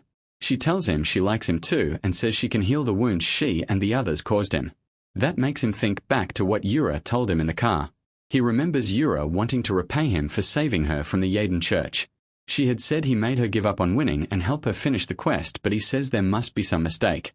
He never helped with her quest, so she owes him nothing. At this point he feels like he's trapped in a nightmare because things are already messy enough. She says she became the 8th servant because of him, so there's no way she can let this go. He can only think that she's doing whatever she wants. Then she says she knows he joined Sadaka Guild, the group that wiped out the thugs, and now that they're sworn enemies of the Yaden church, battles are unavoidable. Still she says she'll never kill him in battle, maybe just beat him until he can't fight anymore. He realizes she really did investigate him, but he also figures they can fight all they want since he's only after money. She says she'll repay her debt in the game. She also heard he gets humiliated all the time at reunions like the one he just went to. Then she says she'll be his girlfriend and make everyone jealous, telling him to think about it as a guarantee that she'll repay what she owes. He thinks about how much changed after he started playing Satisfy, especially after hearing both Yura's promise and Ijang's. His conclusion? Both women are terrifying. Even so, he thanks Ari Yang for what she said, but then he remembers hearing her call him the dumbest virgin she'd ever seen, and he can only laugh at that now, so he flat out tells her he doesn't believe her anymore and says goodbye. That felt amazing. He finally cut toxic people out of his life and walked away from everyone who kept humiliating him. The only reason he even came to those reunions was because he was hung up on that girl and wanted to see her no matter what. So yeah, this was deeply satisfying. Sometime later we are told that even though Satisfy had over 10,000 classes, reaching the top 10 of any class was so hard that the rankings almost never changed. What changed that? Were the members of Sadaka Guild, who slowly climbed into the top 10 just 4 months after they started playing. Players called it the Cataclysm Change Period. After staying frozen for so long, the rankings finally started shifting again. And then some monsters start taking heavy damage. Ari Bellen's weapon goes to work as he slices through that giant stream. The boy keeps leveling up. He can hardly believe it. These mobs are 30 levels above him, but he's cutting them down with ease. At this rate, he'll catch up to the others in no time. He says it's all thanks to the Spine of Great Grudge, and paying 2.5 million gold for it was worth it. If this keeps up, he'll reach them very soon. He says he may have been ahead when he first made the rookie top 10, but Lim passed him and became the #1 Kegong master. He doesn't know much else about him, but getting beaten by someone his own age hit hard. So he tells Lim to wait, he'll catch up with the Thorn of Deep Grudge. Meanwhile, Vantner gets jealous again, wondering why Ari Bellin is doing so well, now that Ari Bellin has a better weapon. Vantner can't believe the next crafted item still won't be his weapon, but armor instead. Chuka shuts him down, saying his weapon is already good enough thanks to Grid, and what he really needs is better gear so he can actually tank and raids. She adds that he's clearly excited about getting a weapon like everyone else, but even Grid can't make unique or legendary gear every time. Vantner should be grateful he's next in line at all. Vantner agrees, but says he only meant a weapon would help him level faster than armor. That just makes Chuka even madder, and she snaps that he talks too much for a bald guy. Then she asks if he already gave Grid the crafting method and half the materials, and he says yes, so Chuka tells him to stop wasting time and go get the rest. Grid isn't even at the forge today, and is out grinding levels too. Meanwhile, inside Medanja, the players there are shocked that Grid beat those iron golems, monsters with huge resistance to physical damage. They say the golem labyrinth is usually a popular hunting spot for mags. They thought Grid was just some newbie because he brought a greatsword, but then they realize who he is. It's that psycho butcher guy from TV, and he really lives up to the name. They can't believe it. Those golems usually hold off whole groups, and now they're getting chopped into pieces. Grid keeps breaking them apart with a pickaxe. He gets iron ore, deluxe iron ore and damaged or shalcom. Just like he expected, the pickaxe was the right call because of its 100% understanding. He'd been worried since using kill with a greatsword only took half a golem's HP. Aside from the magic stones that power their gears, the golems are basically made of or so with the pickaxe he can deal with them easily. People say a great mage hid treasure somewhere in this labyrinth, and Grid figures this place is perfect. He can level up and gather or at the same time. One player sees Grid fighting with just a pickaxe and assumes that must be the golem's weakness. He tries it too and gets killed in one hit. Grid just ignores it and keeps going. Everyone else is stunned that he didn't even react when the guy beside him died, which only makes them call him a psycho even more. Grid says he gained a few levels and picked up a ton of or two. Then Jashuka sends him a message and he realizes it's probably time to head back, but now he has no idea where he is. He got so focused on killing golems that he got lost, and he can't even find the other players anymore. Instead of stressing out alone, he decides to ask the guild for help and asks if anyone can guide him out of the golem labyrinth, but right then he falls into a trap. It drops him deep below and a system message says the trap's made by the great mage Braham been activated. Grid is shocked when he takes 205,100 damage, but Doran's ring activates and restores 102,550 GP. He keeps taking more damage, 410, 399, 174, 340, but immortality activates letting him survive for 5 seconds at 1 GP until he crashes to the bottom. He wonders where he ended up. The ring saved him, but now things are dangerous since immortality is on a 24-hour cooldown. Then the labyrinth's guardian wakes from its long sleep and stares at him. Grid thinks it's a giant, about 5 times bigger than the golems from before. He says he'll get out alive even if he has to kill it first, then activates Pagma's sword dance and attacks with kill, and the glove effect activates too, dealing 68,700 damage. But the golem punches back right away. It sends him flying, yet Grid survives. Even with kill boosted by 1,500% attack power, it only took about 1/15 of the boss's HP. If his best skill barely works, he knows he's in trouble. Taking 15 hits while dodging every attack would still take hours even if he plays it perfectly. Meanwhile, Jashuka runs to the labyrinth after seeing Grid's message. She figures out he fell into the trap and says they came as soon as they saw it. Grid can't help wondering how this turned into him fighting the boss alone. Falnina says they need to help him and asks why they don't just go down. Jashuka says Grid still hasn't given up, and knowing him he might think they're trying to steal his boss. So she shouts down to Grid that if he can't win he should run through the cave behind the Guardian. She thinks that's the best help they can give him. Grid recognizes Jashuka's voice and wonders when she got there. Then he looks toward the cave she mentioned. That split second of turning almost gets him smashed by the golem. Still he taunts the monster asking if it really thought he'd stand still and die, then activates another skill. Up above, everyone sees a red bolt shoot out from below and they're all stunned. The golem takes massive damage. Grid starts laughing. If he can't avoid the boss, then he'll just fight her head on. He asks the monster if that hurt, then calls it Geodude. That red lightning appears again and he channels it into his sword before using kill, dealing 141,000 damage. Now the golem finally starts to feel it. Grid notices the damage was more than double and wonders if the sword is creating magic damage because of its magical properties. Bantna is amazed and asks if Grid can use magic too. Jashuka says she has no clue, but the skill is kind of like a shade's ability. Now Grid starts cutting into the golem and he notices the parts struck by his attacks are changing as if they've turned into ingots. Seeing that, he realizes he can do what he does best. He pulls out his hammer and starts reshaping the golem's arm. He laughs, calling it nothing but walking ore, then says he's going to finish it. Grid starts changing the golem's whole body, saying he wants to melt all its joints until it can't fight back anymore. Then he activates Blacksmith's Rage. He says he's never used this skill before, but thanks to Malicus's cloak he finally has enough mana to test it. Next he uses Pagma's sword dance, Transcend. The moment the attack comes out, Grid looks like a monster himself, with no limits at all as he drives the attack straight into the golem. The boss takes heavy damage and Grid sees the strike hit twice. Red lightning triggers again and now it really looks like that rocky face is about to melt. He thinks the timing is perfect. Now he can try a few more moves. So he activates Link and unleashes a chain of attacks. Each hit is weaker, but the non-stop damage keeps piling up. Grid is amazed.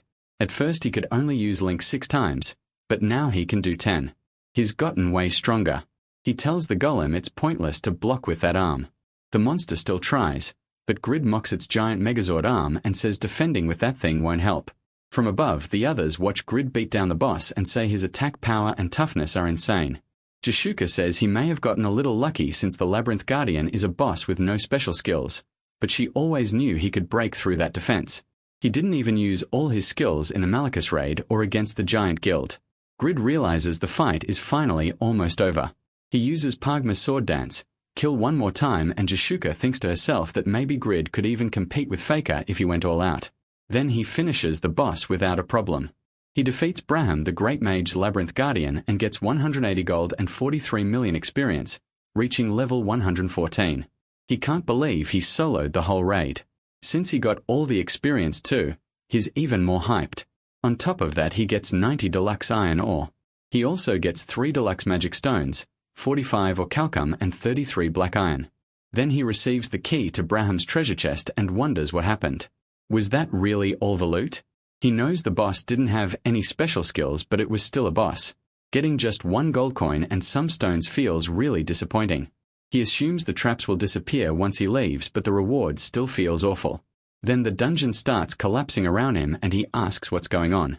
He realizes the whole place is caving in. Jashuka yells that the labyrinth is collapsing and tells him to run for the tunnel she mentioned. He looks over and spots the tunnel, then takes off toward it, thinking he almost died and asking what the hell that was.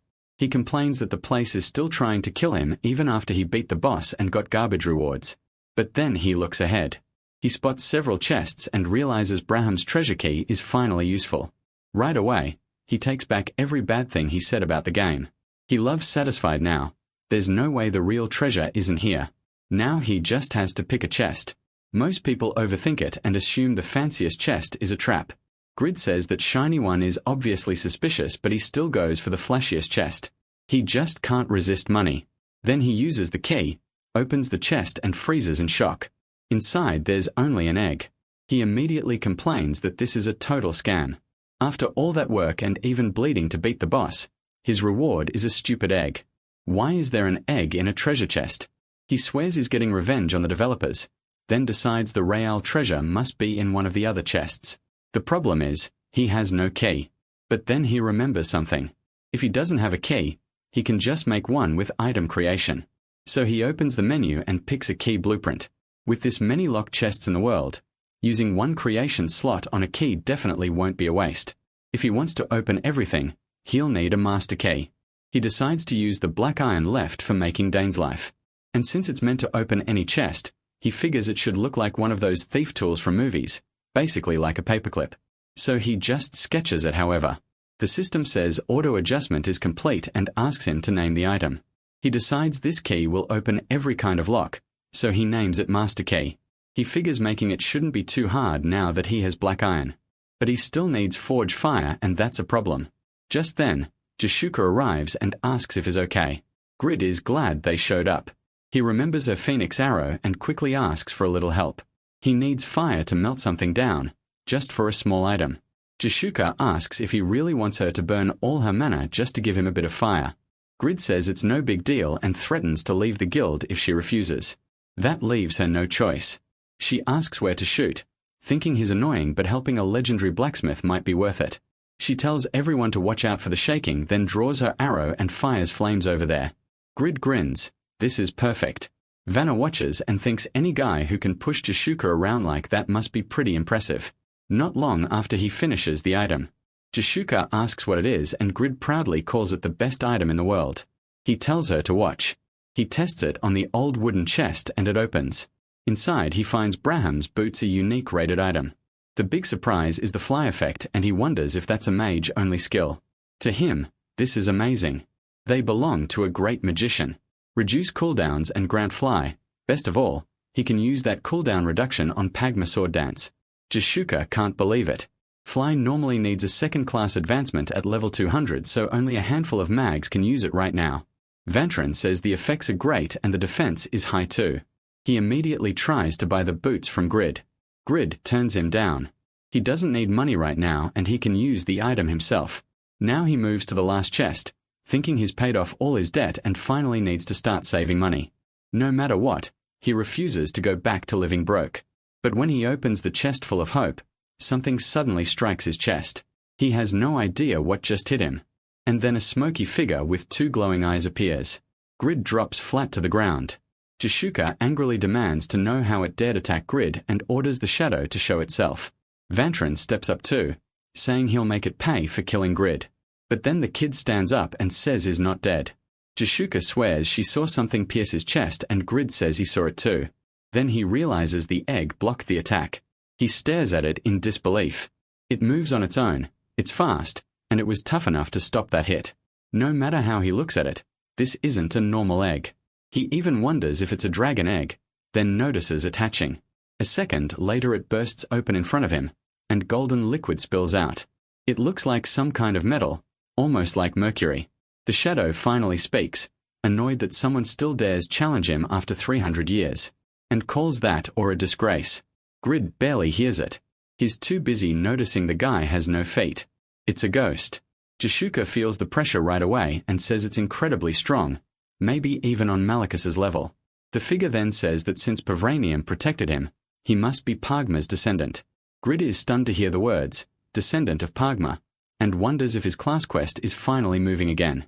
Vanna and the others ask what Pagma's descendant even means, while Jashuka realizes this may be their best shot at learning Grid's class. Grid admits that he is Pagma's descendant, then asks who this ghost is. The answer, Brahom the great magician. Long ago, he made this mineral-filled labyrinth and waited for him. Brahom says he built 27 more places like this across the continent. He didn't expect Pagma's successor to take so long or to seem so uninterested in minerals. Grid asks why Brahom made all this and spent so long waiting for him. Brahom explains that the material is called Pavranium, an ore that can move by itself and has a will of its own, the greatest mineral ever made through Pagma's skill and his magic. It's tougher than adamantium, lighter than mithril, and as flexible as Jaffa. Grid is amazed that Pagma could even create minerals like this, but Brahom suddenly calls it cursed. He tries to attack the Pavranium, but it instantly protects Grid. Both of them are shocked. Brahom can't believe it would melt itself down just to shield a blacksmith, especially when it's still such a crude lump of metal. Grid yells back that Brahom doesn't look so strong if he has to sneak attack him like that, and demands to know why he attacked in the first place. Brahom says he is the great magician who survived a battle with Trachnes, the fire dragon. After going beyond the limits of the human body, he wanted immortality to achieve that. He made a vessel that could hold his soul forever, the soul receptacle. He believed the Pavranium Pagma created was the perfect material to finish it, so he spent nearly 10 years pouring his magic into helping create the Pavranium. In the end, it was made, but too much time passed before the receptacle could be completed. And Pagma died of old age. Even the dwarfs were useless. None of them could even melt Pavranium.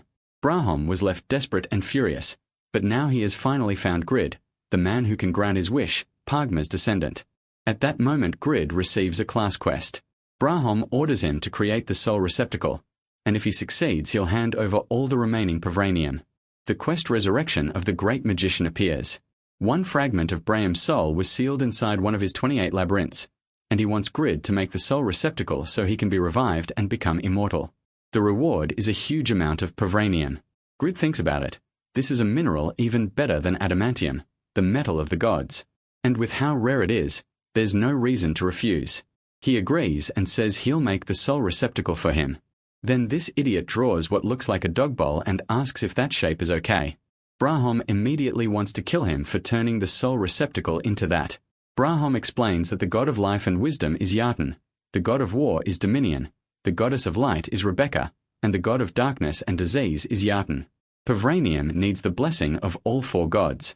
After that he can shape the divine Pavranium into any form he wants, as long as it can hold something. Grid asks how he's supposed to get those blessings, especially since he's an enemy of the Yartan church. Brahma says there's no time. Grid must do whatever it takes, whether that means surpassing them in power or begging them. He says he'll trust him and wait for the return of Pagma's descendant. Grid starts thinking that after beating Malachus his standing with the other 3 religions isn't bad. The real problem is getting a blessing from the Yartan church when they hate him. Shushuka quickly contacts Lady Ella and asks if she knows who Brahma and Pagma are. Layla says of course she knows Braham. He's basically a master to all mags, the strongest magician who created most of the spells used in Satisfy, but she's never heard of anyone named Pagma, so Jishika tells Vantna to investigate. Since this is a historical figure, asking NPCs will probably work better than asking players. While Vantna and Jishika look around, they spot Grid already flying toward the exit. He realizes Braham passed him knowledge of the maze's layout. He says he's heading to the smithy first and leaves them behind saying he'll see them later.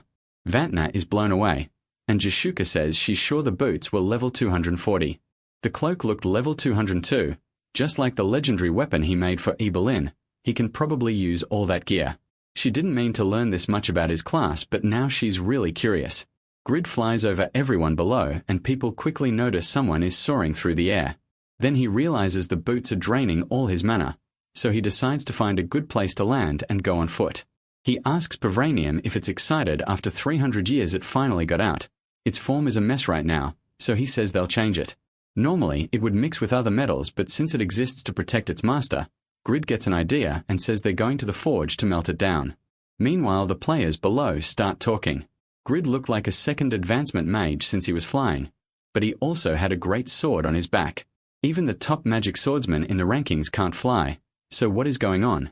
A few players posted about what they saw and people argued about it in forums for days, but nobody believed them. Grid is thrilled to learn Pagma created this material, and just like that the story of the flying swordsman began and ended the same way. Then at the forge, Vantna finally arrives and says no matter how many times he comes here he still can't get used to the maze. Grid asks why they took so long and calls them slow. Then he brushes it off and asks Jishuka to shoot an arrow at him. She gets annoyed, saying they came into the maze because he called them, and now he's asking for another favor. Mad at him, she fires anyway, thinking she'll change the arrow's path just to scare him. But then the kid blocks it, and Jishuka is shocked. She wasn't trying to kill him, but she was being half serious, and he stopped her arrow with ease. Grid asks if that isn't awesome, saying he melted the ore and found out the Pavranium gets stunned for 2 seconds after taking heavy damage. So full protection would be hard, and since there isn't much of it, it works better as a small item that can split apart. He says he could make a blade attached to armor that moves to block attacks. While he's thinking about it, someone arrives and asks if he is Grid. The man says Count Steim is requesting his presence, and tells him to come at once. Jishuka is stunned. The ruler of the north, one of the strongest powers in the Eternal Kingdom, is looking for Grid. Grid clearly doesn't like being summoned by the Count, and Jishuka starts wondering who this kid really is. Soon after, at Winston Castle, Irene is very tense, and Count Steim thinks she dislikes him. His precious daughter is making that face, and worse, she fell for a commoner instead of a prince. He heard Grid was the blacksmith who rescued Irene from Malachus, but he has a hard time believing it. Bland agrees. He says Stell is right to suspect Grid is a fraud, someone that young shouldn't be able to do all that. He says they can't give Irene to a man like that. In fact, Grid should be punished for trying to fool her. Right then, The protagonist walks in calmly and greets the great lord. Bland immediately snaps at him, calling him rude. Even if he's low-born, what kind of clothes are those for meeting a lord? And why did he reveal who he was sooner? Grid says he thought he came to receive his reward, then wonders what this is, and who this guy thinks he is. Stime says that despite his age, Grid made the famous self-transcendent sword, and is strong enough to defeat Malachus and his followers. Grid answers that he fought Malachus with his companions, and the Jotun followers were so weak he beat them with his lousy swordsmanship. Stime says the Jotun followers have troubled him for decades, so if they were weak enough to lose to a blacksmith's sword, maybe Grid and his party were the ones who kidnap his daughter. Grid is stunned and asks if the Count is saying he planned the whole thing after selling that sword dirt cheap and saving his daughter too. Irene speaks up and asks if he's really suspecting Grid, but Bland tells her they can't take this lightly. He says they need proof either way, but really, he's just jealous that Grid is getting close to Irene. He decides to tear off Grid's mask right now and demands that he prove his words on the spot. Grid says he never expected such terrible treatment toward a guest. He draws his sword and says if this is the only way to make them understand, then fine. He attacks and easily sends Bland flying. Bland is shocked that Grid swung that huge sword with one hand and wonders if his confidence comes from the strength he uses at work. He decides he'll win by using grim skills and attacks low, but Grid blocks at once, then kicks him away. Bland curses him, thinking Grid is far better than he looks. He's actually very skilled with a sword. Grid figures Bland must be around level 200, but in stats, gear, and experience he is way ahead. Then he wonders if kicking that little noble was too much. Bland activates Sword of Grace and Armament Will, and Grid realizes he's a magic swordsman. Bland tells him to laugh while he can because he'll crush him with the magic his father taught him. After all, he's the first son of Count Asura, the great and honorable mage. That name makes Grid remember Count Asura, the man who started all his misery. Then Bland unleashes Stormlord at him. He asks if Grid is scared now that he sees who he is, but says it's already too late. Grid tanks the attack and says he should have mentioned that sooner. If he had known from the start that Bland was that bastard's son, he never would have wasted time talking to him. Then Grid uses Pagma's sword dance, Link slicing Bland over and over. Stimsy is left speechless at the name Pagma, and Irene notices her father's strange reaction. Bland drops to the floor in terrible pain, shocked that he lost the eldest son of Count Asura. The debuff didn't even work. He wonders what that skill was and who this kid really is. Grid then asks if that is enough to clear up Count Stim's doubts. Stime thinks it's impossible, but he should have noticed sooner.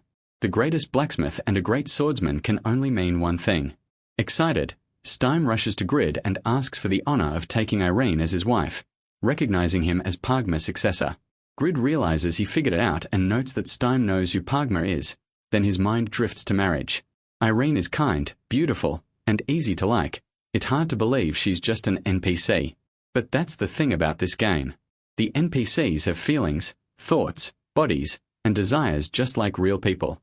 He starts thinking this might finally end his 27-year dry spell and that he could finally become a real adult. But then Bland speaks up, warning the Count that Grid is immortal and won't die because of the divine curse. Is he really going to let Irene grow old and die alone? He says there's no way he can hand Irene over to him and challenges Grid to a duel. He doesn't know how strong Pagma's descendant is, but he won't give Irene away that easily. Irene tells him she cares deeply about Grid and that this is her fault, begging him to stop. But Bland says everyone has lost their minds and charges again with Storm's word. Grid says he still doesn't get it and that he'll show him the gap between their strength. He uses Pagma's sword dance, kill, hitting Bland with full force. Steam is shocked that Bland got this furious. He says Irene is precious to Bland too, then apologizes to Grid as Bland's swordmaster. Grid says it's fine, though Bland probably won't wake up for a few days. Still, Grid says the wedding will have to wait because he has personal matters to handle. Stime asks if that means he accepts the proposal, saying it's all right.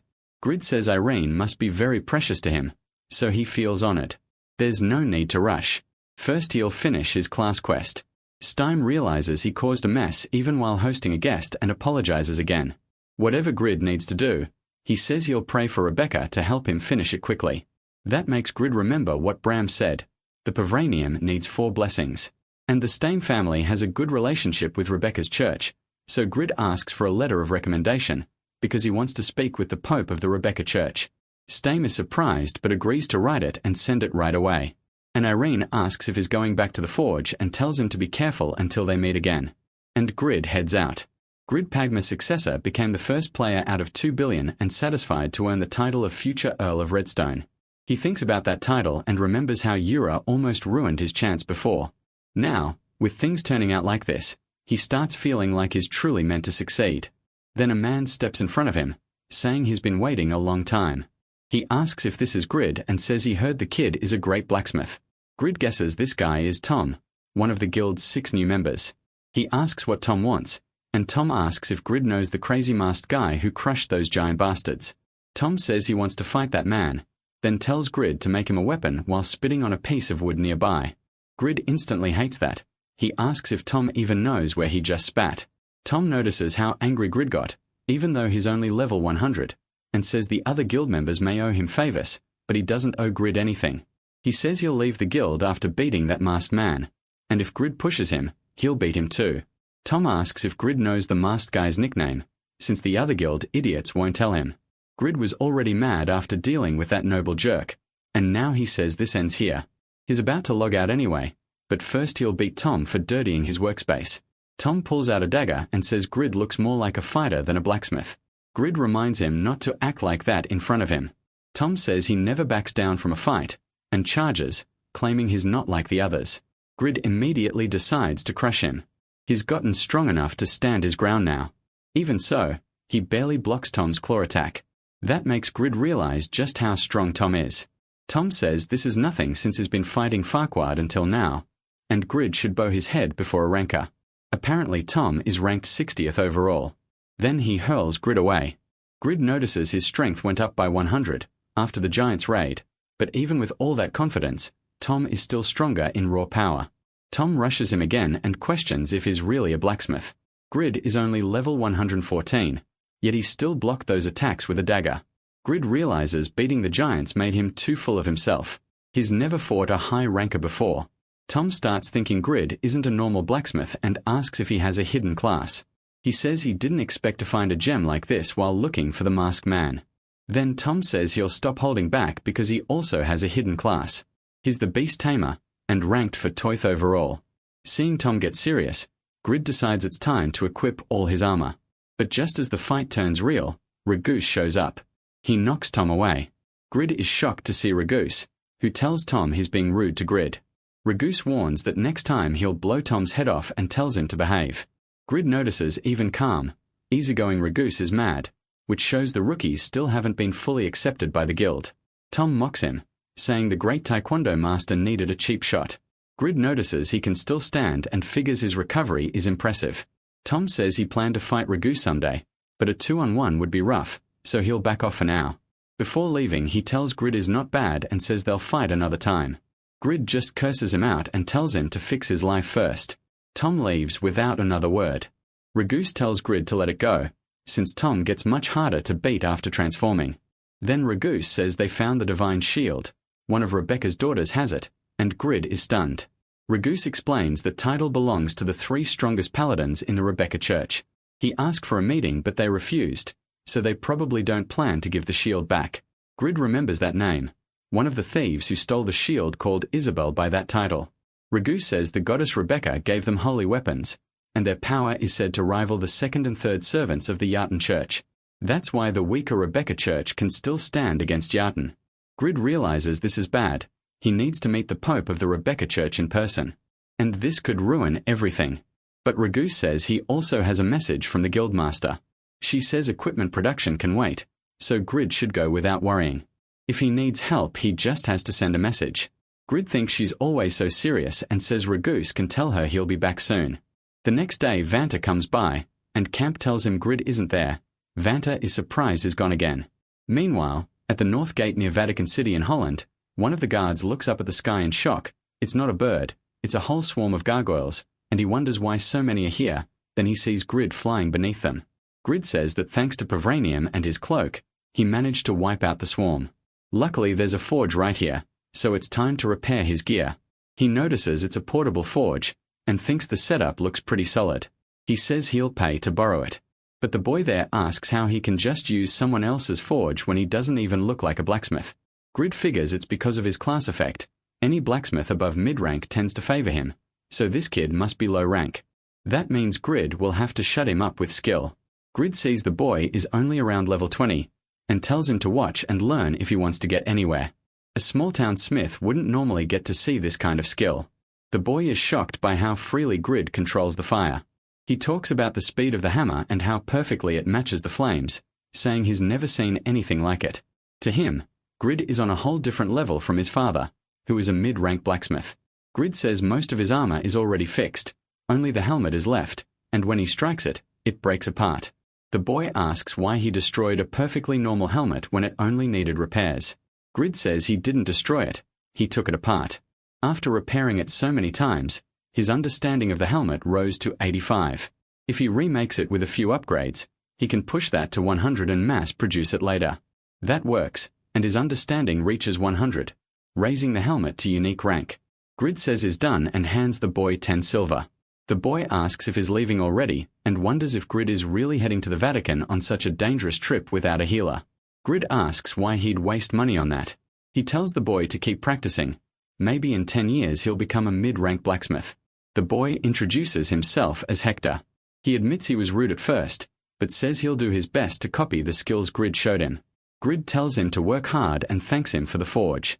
As he leaves, Grid says he still has a long way to go before reaching the Vatican. There probably won't be another forge on the road, so he'll have to rely on potions. He doesn't want to spend money hiring an NPC healer, so he decides to manage on his own. In Satisfy, only priests of the Rebecca Church can be real healers, but becoming a priest means living quietly and staying away from the world, so very few players choose that class. Because of that, players who needed healers started paying huge amounts to hire NPC priests instead. Once all that money started pouring into the church's offerings, the priests gave in to greed, and the one who made things turn out this way was the current pope. Inside the Rebecca Church, the pope is up to something shady. Isabel says the pope is really full of energy in bed while talking with Cassos. He tells her that's not something the Holy Virgin of Light should say. But Isabel fires back that the man who should be the holiest was corrupted by greed. So why shouldn't she complain? Cassos tells her to be quiet because the pope is coming out. He warns her that their grace has eyes and ears everywhere, so she should be careful. Then the pope comments that it sounds noisy out there and asks if they were talking behind his back. Dravigo walks out completely naked. They both bow and he says Isabel is as beautiful as ever. He says if he weren't on his way out, he'd invite her to his bed. Isabel asks if he'll at least hear why she came, but Cassos cuts in and tells her to respect the pope. The pope says it's fine. Isabel knows he would never do anything to Rebecca's daughters, the symbols of the church. She explains that if the divine shield gets filled with dark magic, its holy power will turn into darkness. The Yachten Church knew that, which is why they went after the shield. He says they need to recover every divine shield held by nations and families. Since light and darkness work too well together, Isabel says she'll order the paladins to recover them all, but he tells her no, she has other things to do. He says he received a divine message last night. The goddess Rebecca told him one of her daughters will betray him. He says it has to be Rin and orders them to bring her in so he can punish her himself. This is already the third time she ignored his summons and stayed hidden in that remote temple. Isabel asks if he really doesn't know why Rin never answered his letters. Then she asks the real question. Can he truly hear messages from goddess Rebecca? He grabs her by the throat and asks if she's doubting him. Then he gives her 2 days to bring Rin back, saying his will is Rebecca's will. Cassius thinks Rin left because she couldn't stand the church's corruption, but Isabel swore loyalty so she can't fight back. To him the Rebecca Church is a prison for Isabel. She was raised by it since childhood, so she can't betray even a rotten pope. All he can do is pray to goddess Rebecca because the church can't clean itself alone. Meanwhile, in the city of Roland, at the Rebecca Church, Grid walks through the place while Cassius hopes that if the Path of Light still exists, Rebecca will send her champion to punish the corrupt pope. Grid stares at the decorations, shocked they're real gold, and even wonders if he can steal some.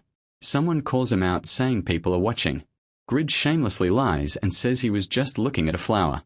One priest then explains that Roland is a rest stop for players heading to the Vatican. He asks if Grid is going there too. Grid says yes, and the priest offers to travel with him, introducing himself as Dom Pao, a player priest of the Rebecca Church. Grid says this is the first player priest has ever seen, and at level 162, he points out how harsh the class requirements are and asks if Dom Pao is religious in real life. Dom Pao says he's just a normal guy.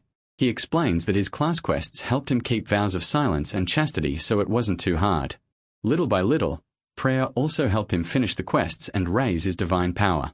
Then he asks Grid to make a party and send him an invite, but when he checks, he sees the main character is only level 147, low for someone who made it this far. Grid asks if the trip is really that hard since it sounds like he'll need the priest's help.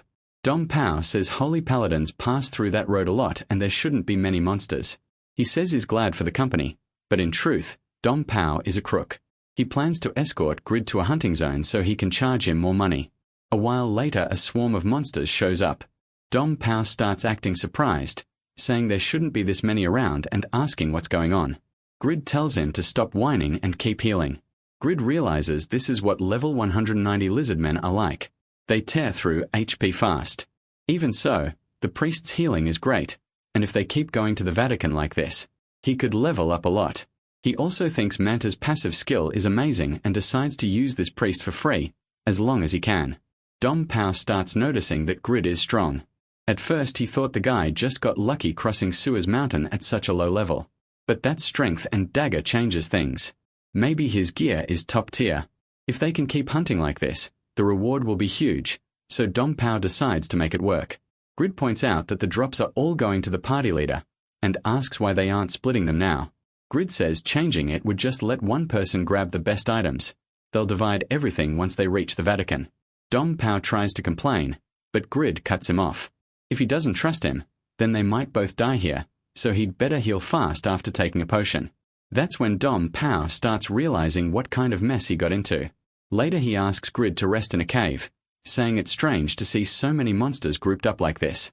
He tells Grid things are different for him. Since he's a priest, his mana comes back slowly, so he asks the main character to take it easy. Still, he says it would be great if they could keep this pace all the way to the Vatican. But that probably won't happen.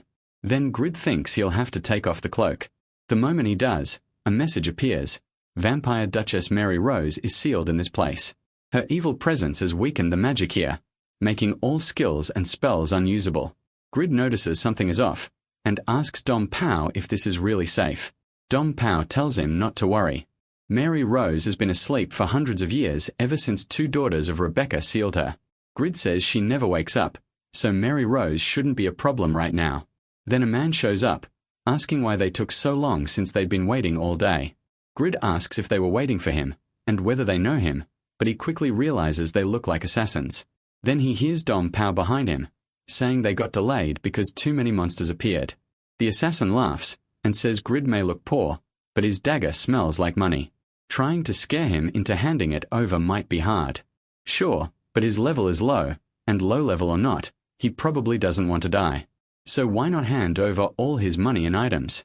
Grid realizes this is a robbery, and asks if Dom Pao won't face huge punishment for breaking his own doctrine. Can a Rebecca priest really do this? Dom Pao says there are so few priests that most people don't know how their class works. All he has to do is follow doctrine during class quests, then raise his divine status through prayer. So Grid's got it wrong. His faith in Goddess Rebecca is absolute, but a person's actions don't always match their beliefs. As one assassin gets ready to strike, he says that if the Pope of the Rebecca Church is corrupt, then its priests being rotten too makes perfect sense. Grid snaps back that all that talk is annoying and they should worry about themselves. Grid figures they're around level 200, and judging by their gear the others are probably above Dom Pao too. He realizes they brought him to a place where skills are sealed because they specialize in murder and physical combat. He knows dealing with a ranker isn't easy after what happened with Tom, but he's seen plenty of assassins by now. And compared to Faker, these guys are nothing. So Grid equips all his gear, then he lands a single blow and sends one assassin flying. They immediately realize his strength is insane. One of them looks closer, recognizes the helmet and sword, and shouts that this is the Psycho Butcher. Grid wonders why they're panicking. Did they just realize they picked the wrong target? Then something pops around him, and he sees it's a smoke bomb. The assassins don't care.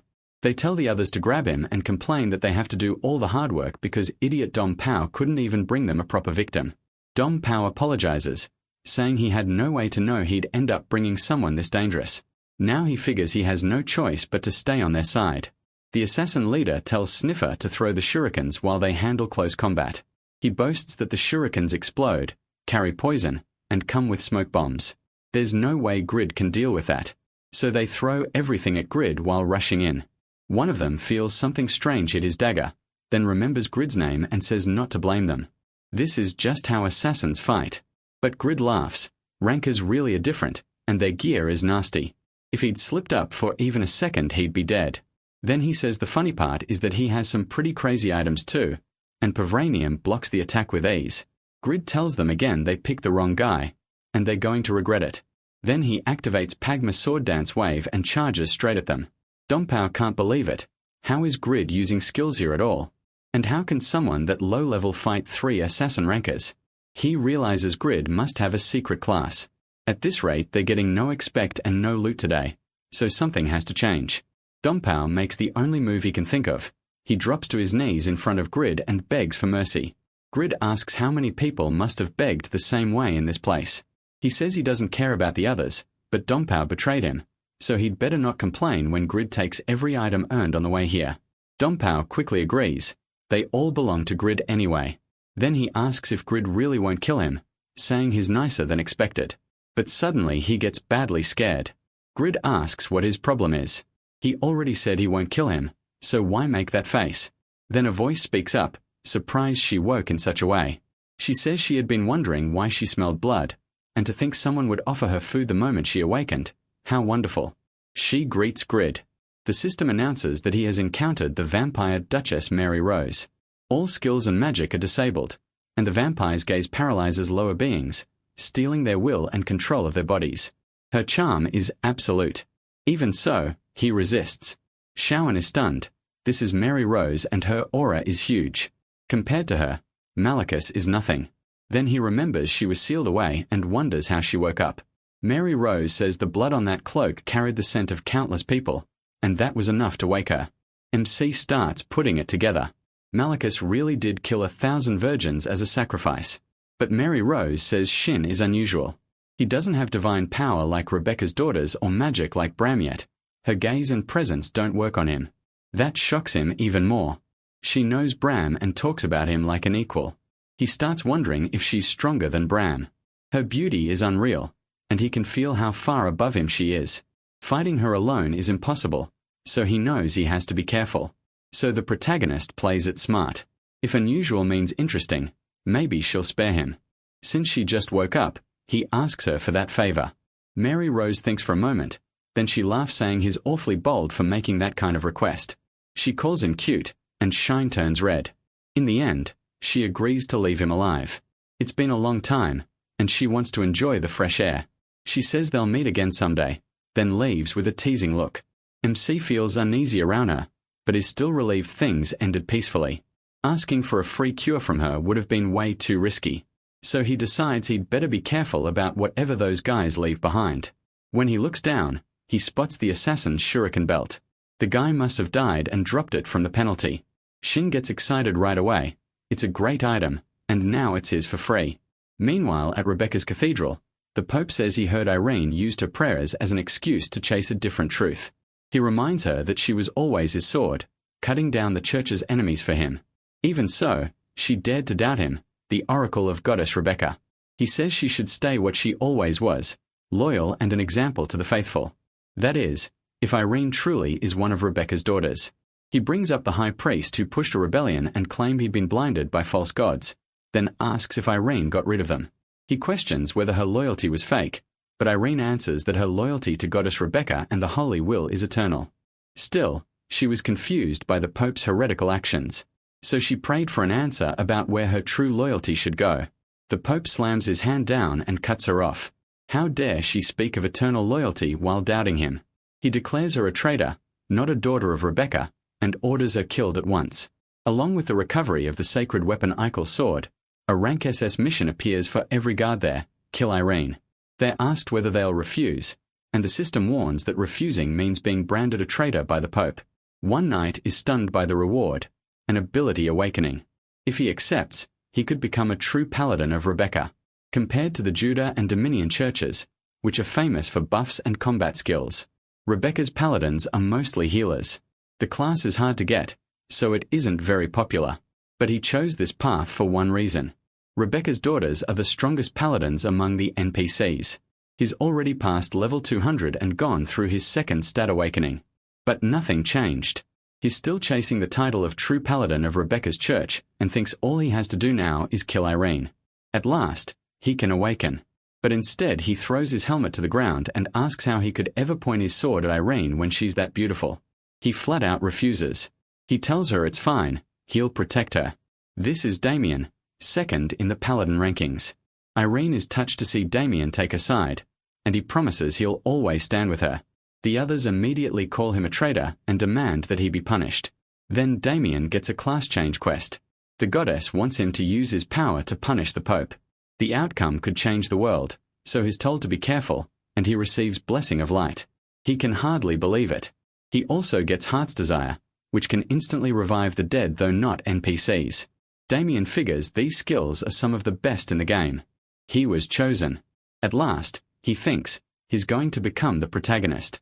Not quite, but he still uses Blessing of Light to crush the knights. Everyone panics at the power of that light and shouts to protect the Pope. Then Damien charges straight at Dreville. He declares that Dreville's cruelty ends here, but the Pope drops him in an instant with a single beam of light through the left side of his chest. Elsewhere, Ibelin keeps blaming herself. She says she pushed Irene to the edge. She should have refused the Pope's orders, but she was too scared, so she brought Irene back even though she knew how much she hated the Vatican as it is now.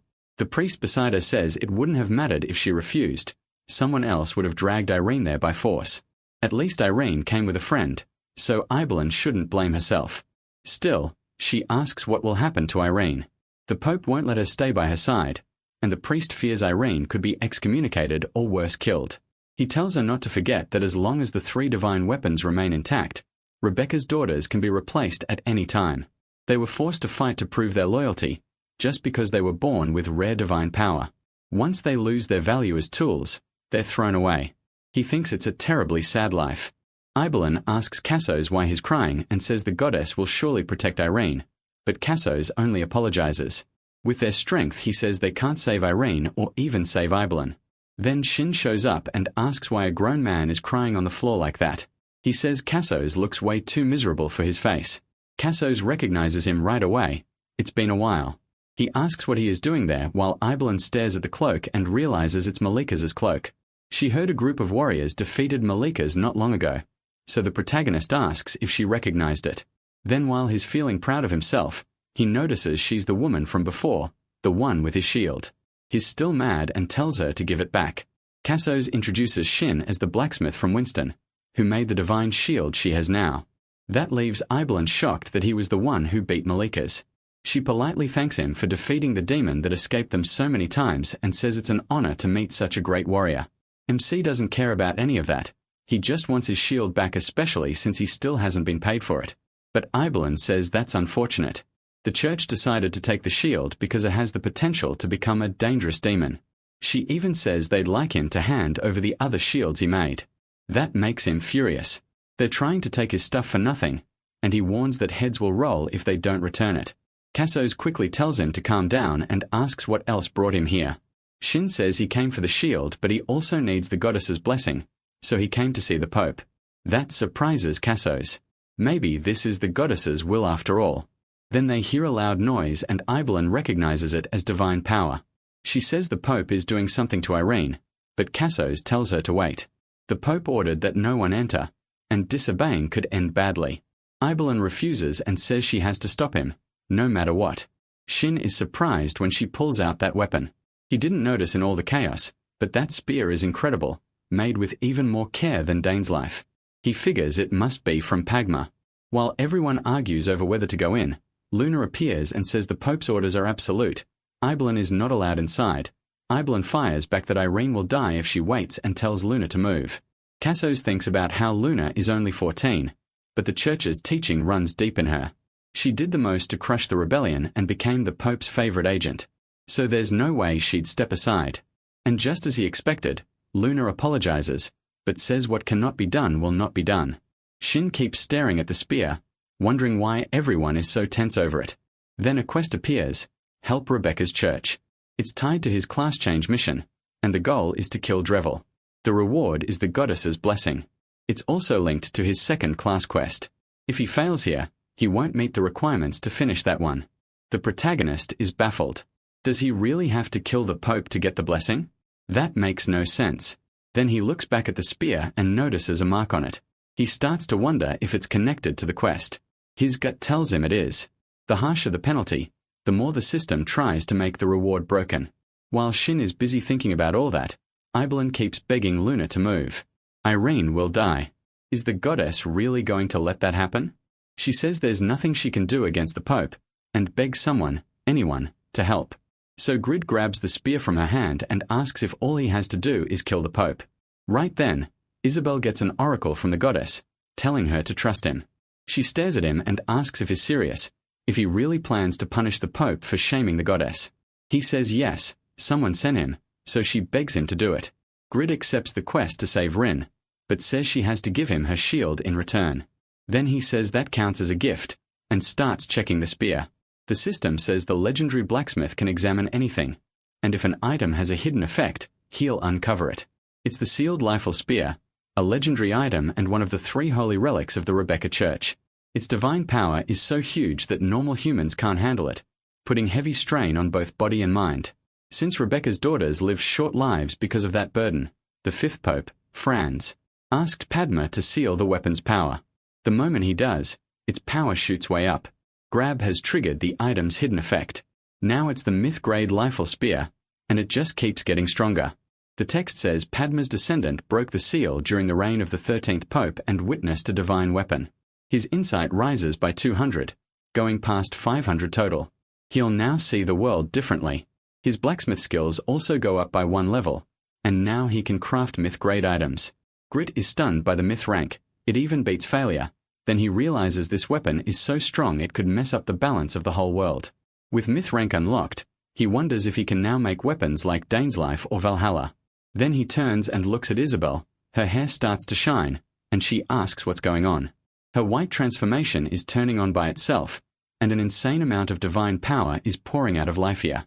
But Grit is still wondering if his analysis only boosted its attack power. He notices numbers above Isabel's head and thinks that might be her combat power. That makes this even crazier. Then Luna starts glowing too. She says she has to fight, but her attack power is only 50,000. And that's with Varian's shield. Grit sees Isabel's combat power jump from 55 to 120, and Luna's from 26 to 50. Looks like Isabel's got this. He quickly figures she'll ask him to save Rin while she holds the line. And honestly, that's perfect. So he wishes Isabel luck and says he's going to save Rin. She agrees and gives him a small smile. Meanwhile, inside the church, the Pope is still killing that guy, but he doesn't look too shocked. He already knew this could happen. He apologizes to Rin and says it looks like he can't be the protagonist. Rin starts screaming for Damien. He's lost 41% of his health, and now he can't focus. Then a bunch of shurikens fly in, kicking up a thick cloud of dust. Grit shows up annoyed, because when that guy used shurikens before, it looked like some amazing skill, but it's really just a smoke bomb. The Pope says church discipline must have fallen hard if someone like this can walk in here. He plans to know who the hell this guy is, while Damien asks the same thing. Grit says he has no idea. Maybe this guy is the protagonist after all. He checks them both. That's Rin, and her combat power is only 27,000. Then he wonders if that paladin is a player, because his is 12,500. If that's his level, he must be a top ranker, and as a paladin, he'd make a great tank.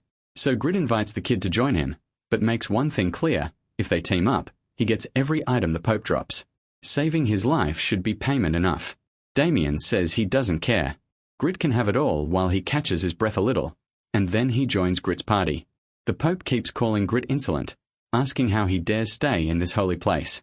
Dravigo says he'll deliver divine punishment himself, but then Grit feels Damien's power flow into him and realizes it's a paladin buff. That'll help a lot. He snaps back that divine punishment is crap. Because of Dravigo, his class quest is a mess. And the recommendation letter he got from his father-in-law is useless now. The Pope should have just kept his mouth shut. Then Dravigo uses that same light attack to blast Grit away, but Grit notices he blocked his sword. His shocked Dravigo pulled that off, even with the red lightning, and Damien's buff on him. With his current power, Grit thought he could even break through Malicus's triple shield. So how did a Pope with only 24,000 combat power stop him? If Damien's 12,000 puts him around top ranker level, Then Malachus must have been around 200,000, since it took the whole guild to bring him down. But right now, the Pope feels even stronger than Malachus. That means even a small gap in combat power is actually huge. So Grit charges in, determined to beat him with pure control. He unleashes a storm of attacks, saying this is what came out of all his rage in the Guardian's Labyrinth. He tells Dravigo to try blocking his sword energy now, but the Pope asks if wildly swinging his blade is really Grit's answer. He doesn't think that can pierce the light. Then he throws his power straight at the kid. Grit admits the guy is really strong, but that's fine. He wants to see how much Dravigo can take, and how far he himself can go. He uses Transcend along with Blacksmith's Rage, almost like he's turning into some shonen anime monster. Then he starts firing attack after attack at the Pope. Dravigo tries to block all of them, but several break through. The Pope is shocked. His light magic got pierced. He can't believe the goddess's power is losing to someone he sees is beneath him. Grit lands 13,000 damage, plus more hits stacking up all over Dravigo's body. Once he sees that Bastard's health drop below half, he starts laughing. He can't solo him yet, but now he's already wondering what loot the Pope will drop. Dravigo keeps feeling those attacks harder and harder. Then he yells, asking what the others are waiting for, and orders them to kill those heretics right now. The knights hesitate, but in the end they remember they must obey the Pope and rush Grit. He barks at them, asking if everyone's just going to stand there while the Pope's health keeps dropping. Damien steps in front to protect him. He apologizes and tells Grit to leave the rest to him. Grit sees there are about 20 paladins there, so he tells Damien to block properly. Then he tells Dravigo this fight will probably end soon. The effects of Red Lightning, Transcend, and Blacksmith's Rage are almost over, so he has to go all out with the time he has left. He tries to use Pagma Sword Dance, Kill, but he feels something as he gets close to Dravigo. The Pope starts glowing and fully heals. Grit can't believe it. Even in Pangaea, a full heal like that should be nearly impossible, and is sure Dravigo had around 300,000 GP. On top of that, a shield appears and even blocks Kill. Then Dravigo uses Goddess's Breath, saying the Goddess's blessing will protect his body and soul. Grit realizes this is the peak of a priest's power, and Dravigo says she will save people from darkness through light. Then he says he'll lead them with his power, and fires a massive beam of light at Grit, claiming all of this is in the name of the goddess Rebecca. As he launches it, Dravigo says this is fitting divine punishment for a believer like him, and tells Grit to use this chance to think about what is done. Grit snaps back, asking who he thinks he is to tell anyone to reflect. He's the filthiest bastard here.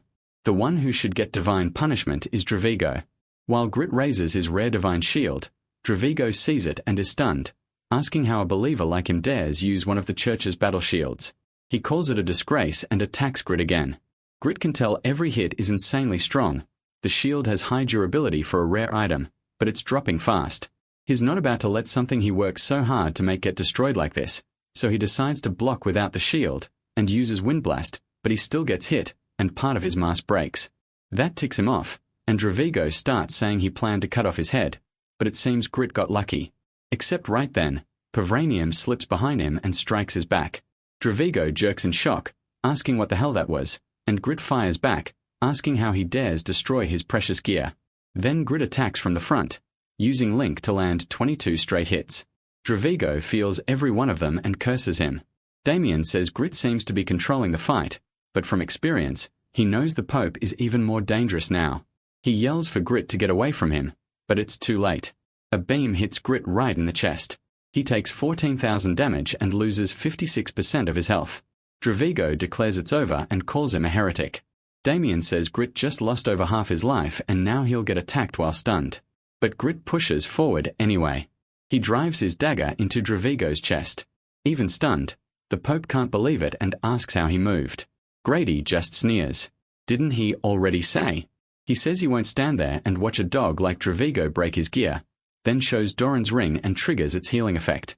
Dravigo stares at him and asks who the hell he is. Instead of answering, Proda smashes him with a brutal headbutt. The blow sends Dravigo flying back. Then Grady says he'll find out how long that crazy healing can keep him alive. He starts stabbing Dravigo while he's down. Critical hit after critical hit lands, and Dravigo screams as his HP drops. Proda keeps going like a mad killer, throwing out a whole chain of kill attacks. Damien looks at Grady and realizes that fierce look seems familiar. Then it hits him. This is the butcher who wiped out the giant guild. To Damien, it feels like a worse monster showed up to punish the corrupt Pope. The sight is awful. Grid carving him up on the floor, and Damien can't help wondering if this is really what a savior looks like in the Vatican. Dravigo still can't believe a mere heretic is doing this to him and keeps thinking this can't be real. He yells that he's the goddess's oracle, the man who rules over 70 million people. Someone even kings kneel to. Then he shines again and heals, forcing Proto to jump back. Grady curses, wondering if this endless healing will ever stop. Still, he notices this recovery feels different, and starts wondering why. Dravigo says he may have suffered under a beast's claws, but this turned out to be a good chance for him too. He says he's been blessed once more, and that heretics are nothing but beasts beyond saving. A bright aura wraps around him, and he declares that Goddess Rebecca always blesses those who endure her trials with light. Proto can tell this is different. Something is coming. Meanwhile, outside, Ibelin keeps fighting. She attacks her sister while Luna tries to stop her, but Ibelin says she's following Goddess Rebecca's will. She tries to use God's punishment on Luna, who blocks with Goddess's embrace, but the shield breaks apart completely, and Luna lands a hit on her. Katz worries about both of them as the blast goes off. Then Ibelin tells Proto she's fine, and says she doesn't think Luna will wake up anytime soon. She used white flour, and Luna only passed out. She leaves Luna with him and says she's going to save Irene. Then she runs inside, saying she'll stop the Pope. She can't lose her sisters too. For everyone's sake, she says she has to do something. But when she gets in, she sees the Pope glowing wildly. A huge symbol rises behind him as power floods his body. He rants that he must save his sisters, grant them power and punish and kill the demons standing against them, acting in the goddess's faith. Ibelin realizes it's the strongest divine magic and warns him not to face it. Just run. But Dravigo fully transforms and unleashes the goddess's wrath. Grid instantly realizes this won't be easy. When the attack hits, the shockwave is so huge that Ibelin has to raise a shield to protect the other two with him. After using that move, the Pope looks completely drained. But when he looks at Grid, he wonders who this guy is. He's still alive, with Pavranium protecting him. Dravigo is stunned that anyone blocked the goddess's wrath. Ibelin thinks it's impossible. And Irene starts speaking too, apologizing to Damien and Ibelin. She says she thought obeying orders was for the church, but she only hurt everyone. If divine punishment means the goddess's wrath, then she'll fight too. But Proto cuts them off and tells them to stay back. As long as he's fine, nobody should interfere. If they're trying to steal his target, he'll kill them. He throws off his cloak, pulls out a huge greatsword and says that Pope is his prey.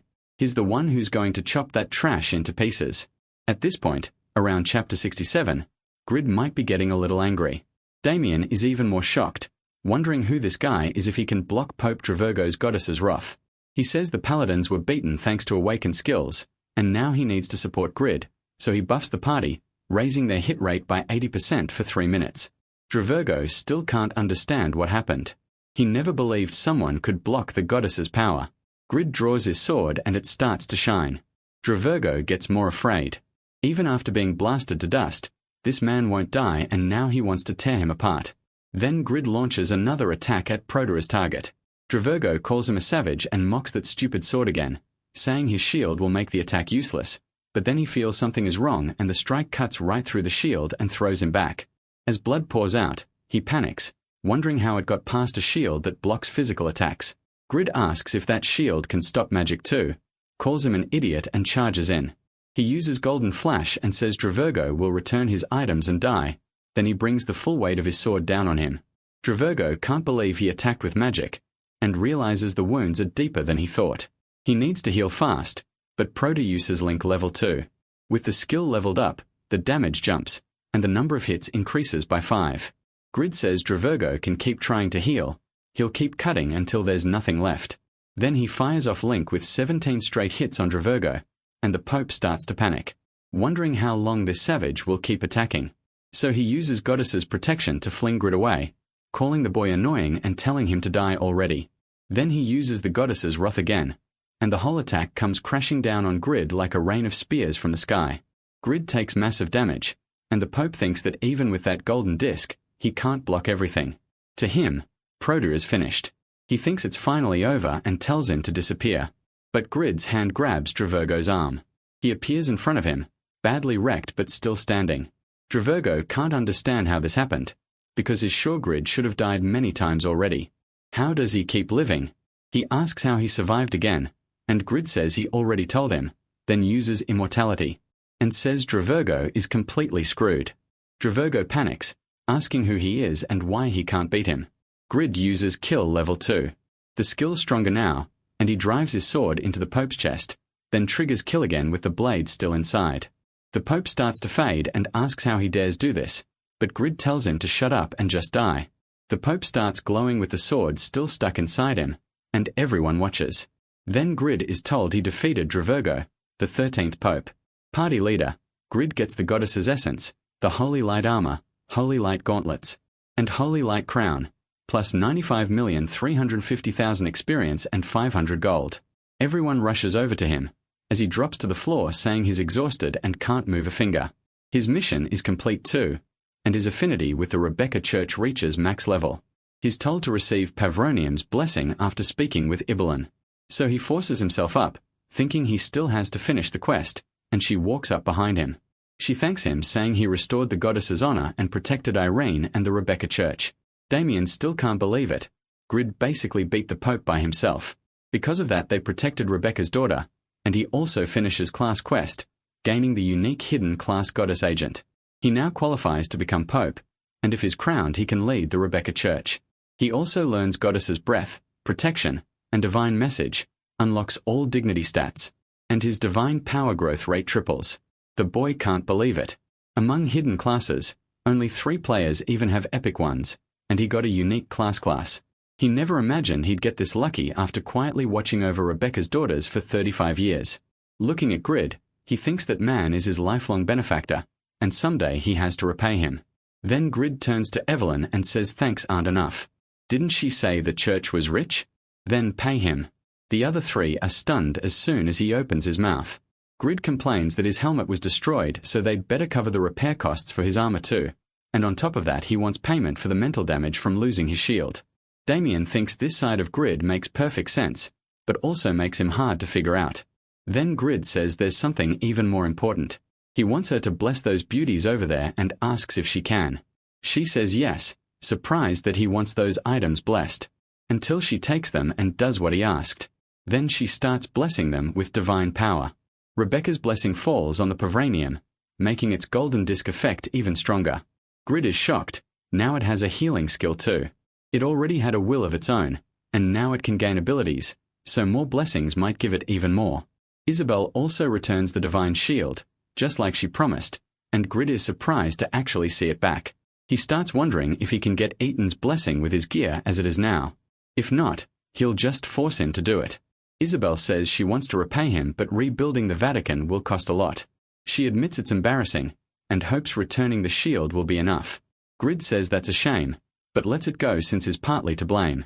Then Damien asks where he's headed next. Damien says a lot of people can live in peace because of Grid. Even if Grid thinks he didn't do that much, Damien promises to repay him someday. Before that, Grid brings up something else. Was it really okay to rub those discs on Isabel's chest? Isabel answers with a flying kick straight to his face. Then Grid says he just remembered a favor he needs. It has to do with where he's going next, so Isabel asks what it is, adding that she can't travel with him because she can't leave her position for long. Grid gives her a smug look and says he'd never want a crazy brat like her tagging along anyway. Isabel snaps back asking who he's calling a brat. It's easy to forget Grid is older, but right now in the game he's 26. What he actually wants is simple: a letter of recommendation. Sometime later, Tobin is alone in a forest, cursing the traders who kept making excuses when he asked for help with this quest. The one guy who always volunteers isn't answering either, probably off training somewhere. Still, this is an SS rank quest with a legendary sword as the reward. For a paladin of Uton, it's an amazing chance. The quest is dangerous, so he was sure those guys would never come. Then someone finally arrives. It's the new members.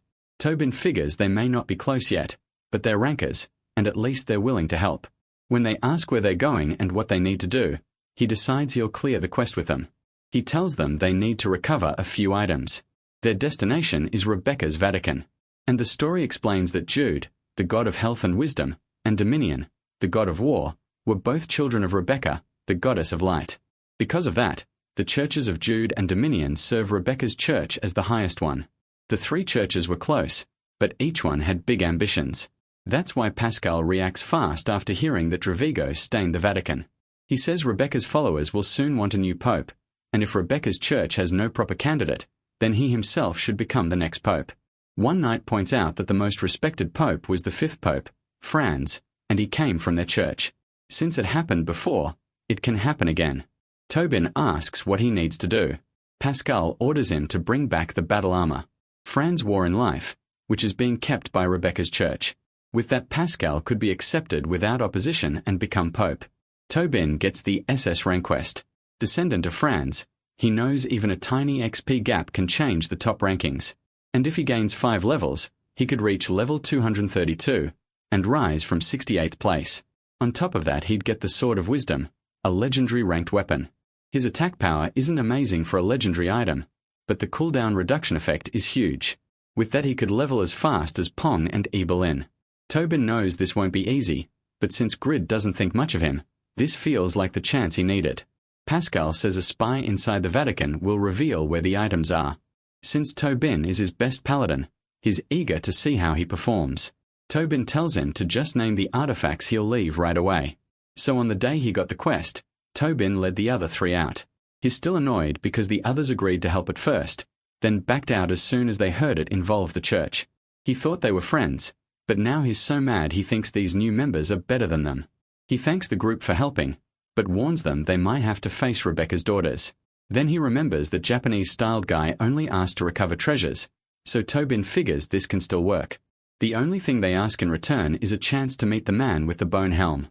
One of them is Box, the top-rank spiritualist. Tobin wonders if this is that rumored playboy. He's made so many girls cry that it sounds like there should be a Killbox club. Spiritualists control objects by linking magic to them, or connect items to create magic tools with buffs and debuffs. Box may be the lowest rank player in his guild overall, but is number 1 in his class. So Tobin is excited to see what he can do.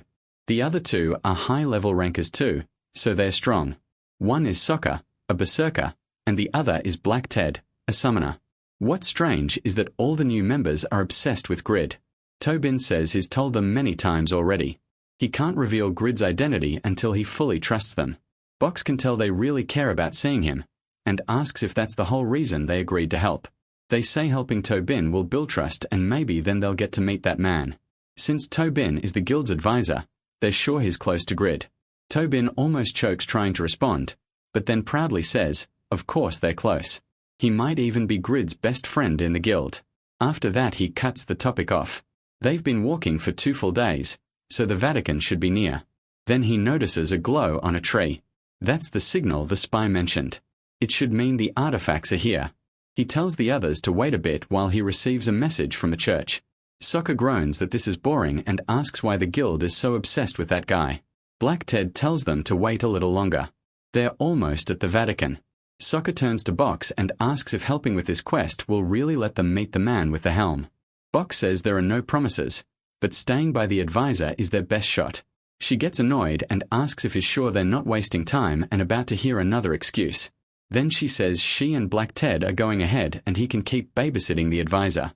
Box asks if they shouldn't stick together, but she says waiting is too annoying and leaves. Meanwhile, Tobin is stunned while the other man says it's true. He even checked for himself because he couldn't believe it. Pope Dravago was just killed, and by someone like that, a person blessed by the gods.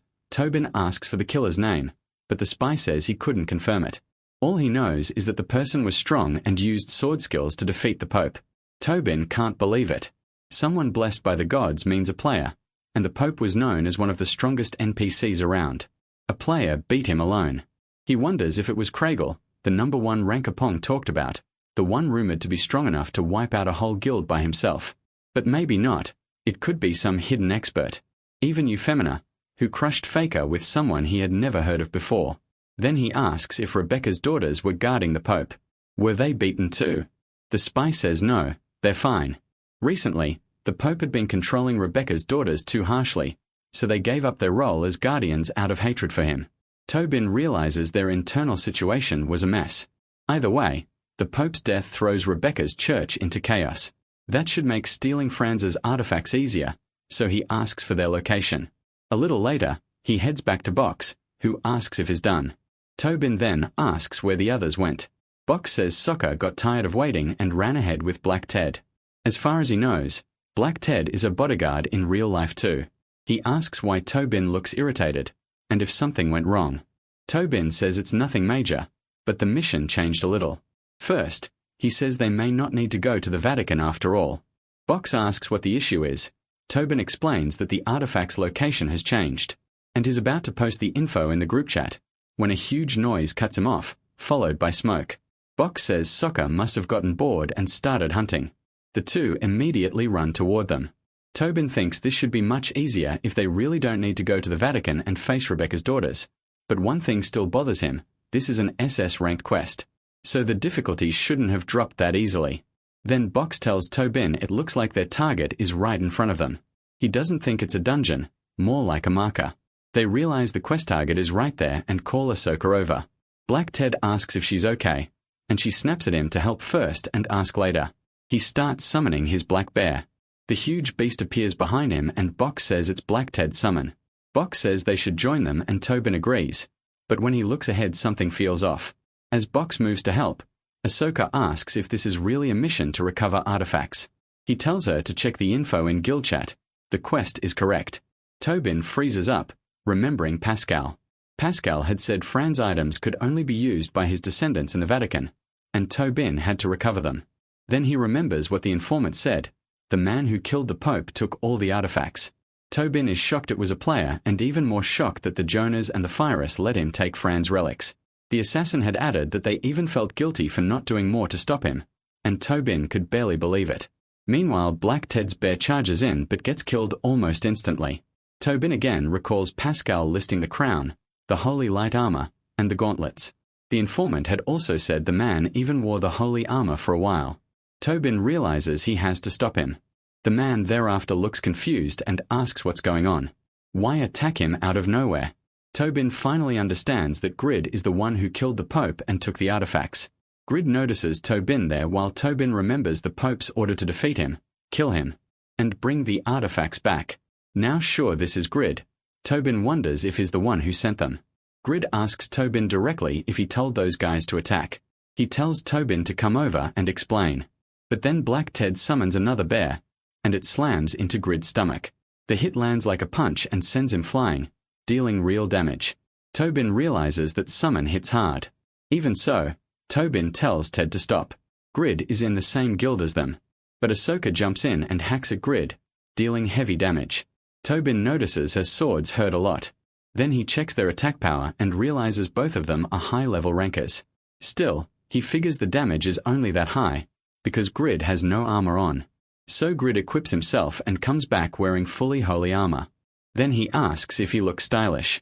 Tobin recognizes it at once, the holy light set. He hadn't believed the mission report before.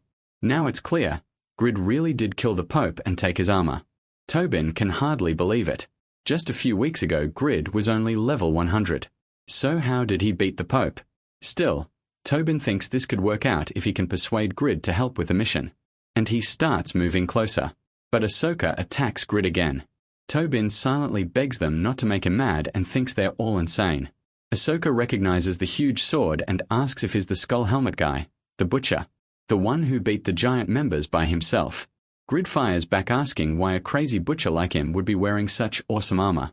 He thought upgrading his look would earn him some good fame. Then he demands to know why they're picking a fight for no reason and blasts Ahsoka away.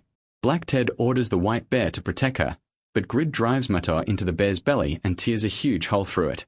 The bear still doesn't die and Grid is surprised it felt like he pierced straight through. Then he realizes it's Black Ted's skill.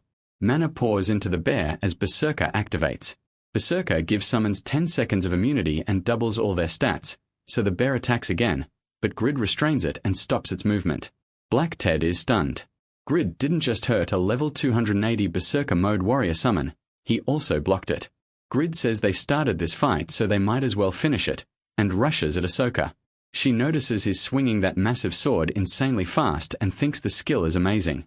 Still, she doesn't mind him going all out. The longer the fight drags on, the stronger Berserker gets, so she uses Sword Frenzy and knocks Grid away, but he calls out to her saying she should have listened when he said his armor was good, then says he'll show her what a real combo looks like. He uses Pagma's sword dance with Link, and she drops to the ground completely beaten. Grid puts his sword to her neck and demands an answer. Why did they attack him? He reminds her she called him a butcher, and warns her she'll find out what that means if she lies. Before he can do more, Tobin rushes in and knocks Grid's sword away from her neck. With a savage look, Grid asks Tobin if he's really going to interfere. Tobin turns to him, almost in tears, begging Grid to believe him. It wasn't his idea. Ahsoka doesn't buy it and asks if he's trying to trick them, but Tobin keeps insisting he's telling the truth. He says that Guy is a new member in his guild or boxes, and is a spiritualist who can control people. According to Tobin, Box controlled him to do this, and Box quietly appreciates the save. Meanwhile, Box thinks about his trump card, a puppet-style skill that controls a target with magic power. It was his best move, but it only lasted 3 seconds. On a monster, it should last at least 5 minutes, and on a user at least 30 seconds. That means Grid's magic resistance is absurd. The Zadaka guild really is impressive. Box thinks it's a shame his best skill ended like that, then introduces himself to Grid. He says they recently joined the guild and were helping Tobin with his mission. Grid just stares, thinking the guy looks way too pretty, almost like a demon. Then Box bluntly says Tobin's mission was to kill him, and Grid goes, "What?" He turns to Tobin and asks if he was really planning to kill a guildmate. Tobin insists it's a misunderstanding. The mission was to execute the one who killed the Pope, but he didn't know it was him. Then he says killing Grid isn't even needed. The quest should clear if he just gets the holy light set, so he begs Grid to sell it. Grid asks if he should trust him and die while a white bear is chewing on him. Tobin tells Black Ted to stop since Grid is in their guild. The bear lets go, and Grid says if that's true he'll think about it. When he asks the price, Tobin offers 2,000 gold per item, 6,000 total. Grid asks if he's insane and says that has to be a joke. It should be at least 2 million per item. Tobin calls that ridiculous and says Grid can't even use the gear properly. Grid says it looked great on him anyway. Tobin begs him to be serious and not be cruel. This is his first SS rank mission and he really needs help. Grid thinks it's nice that an idiot wants to buy exclusive armor, but the guy has no clue what a legendary item like that is really worth. Tobin keeps begging and raises the offer to 2,200 gold each, saying he desperately needs them. Grid tells him to get lost, and Tobin realizes that besides the price, Grid never backs down. So he won't hand them over easily. Then Box messages Tobin, asking if they can beat Grid. Tobin is startled. He looks at Box and realizes he's serious. Box asks if Tobin understands. They want to fight with everything they've got, beat Grid, and take the armor. Tobin just needs to stay out of the way. Tobin immediately thinks this is going to end badly. Feeling a guildmate is a terrible idea, but then he wonders how much stronger Grid will get with this new armor. If Grid stays weak, he'll only hold the guild back. Still, is that really a reason to betray a teammate? Guild trust should mean everything.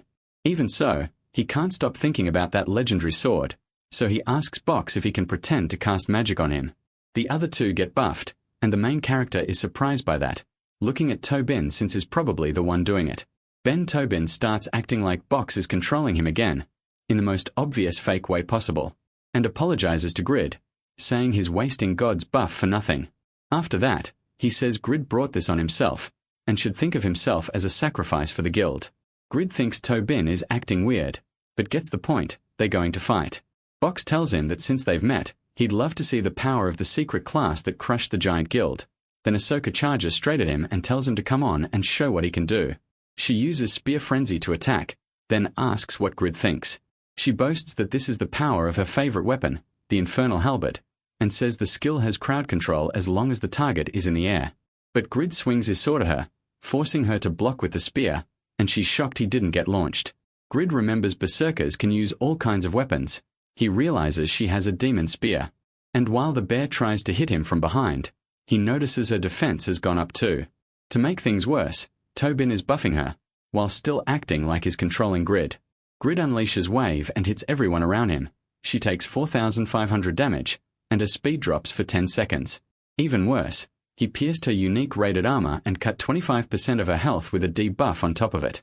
She realizes this guy is no joke. Then Box uses magic power resonance, boosting all buffs on his party members by 1.5 times. On top of that, he fires his magic gun at Grid, but the damage is tiny, not even reaching 4 digits. Grid just stares, realizing that even with penalties, this armor is insane. It cuts physical damage by 40% and magic damage by 50%. Box can't believe he's only doing 300 damage. Even if spiritual attacks are weaker, all his stats were boosted by the buff. Then the Pavranium attacks Box and hits him much harder than Box hit Grid. Right after that, Grid uses Transcend to strike all of them at once. Tarbam jumps in front and blocks with his shield. Even then, Grid starts cracking his replica rank shield. Tarbam can't believe how strong Grid has gotten. Grid curses at Tarbam and demands to know why he's doing this. Tarbam tries to explain, but Sucker cuts in and says they'll talk first. She asks if he ever wondered why they wanted to meet him, then brings up how lots of people sell class change info and secret item details. She explains that picking the best class takes tons of information, and people with secret classes like his are the best source she could find. Then she asks how to get his class. She says she'll pay so much he could never spend it all. 10 billion, 20 billion, whatever he wants. Tarbam finally understands why she was so desperate to come see the guy with the bone helmet. He figures Black Ted, her bodyguard, is helping her with this. He thinks it's a tempting offer for someone like Grid who loves money and wonders what he'll say. Grid says he wants 1 quadrillion won. The girl can barely believe it. Ted asks if he's joking. Even a rich family's daughter can't spend that much, and she asks if he's crazy.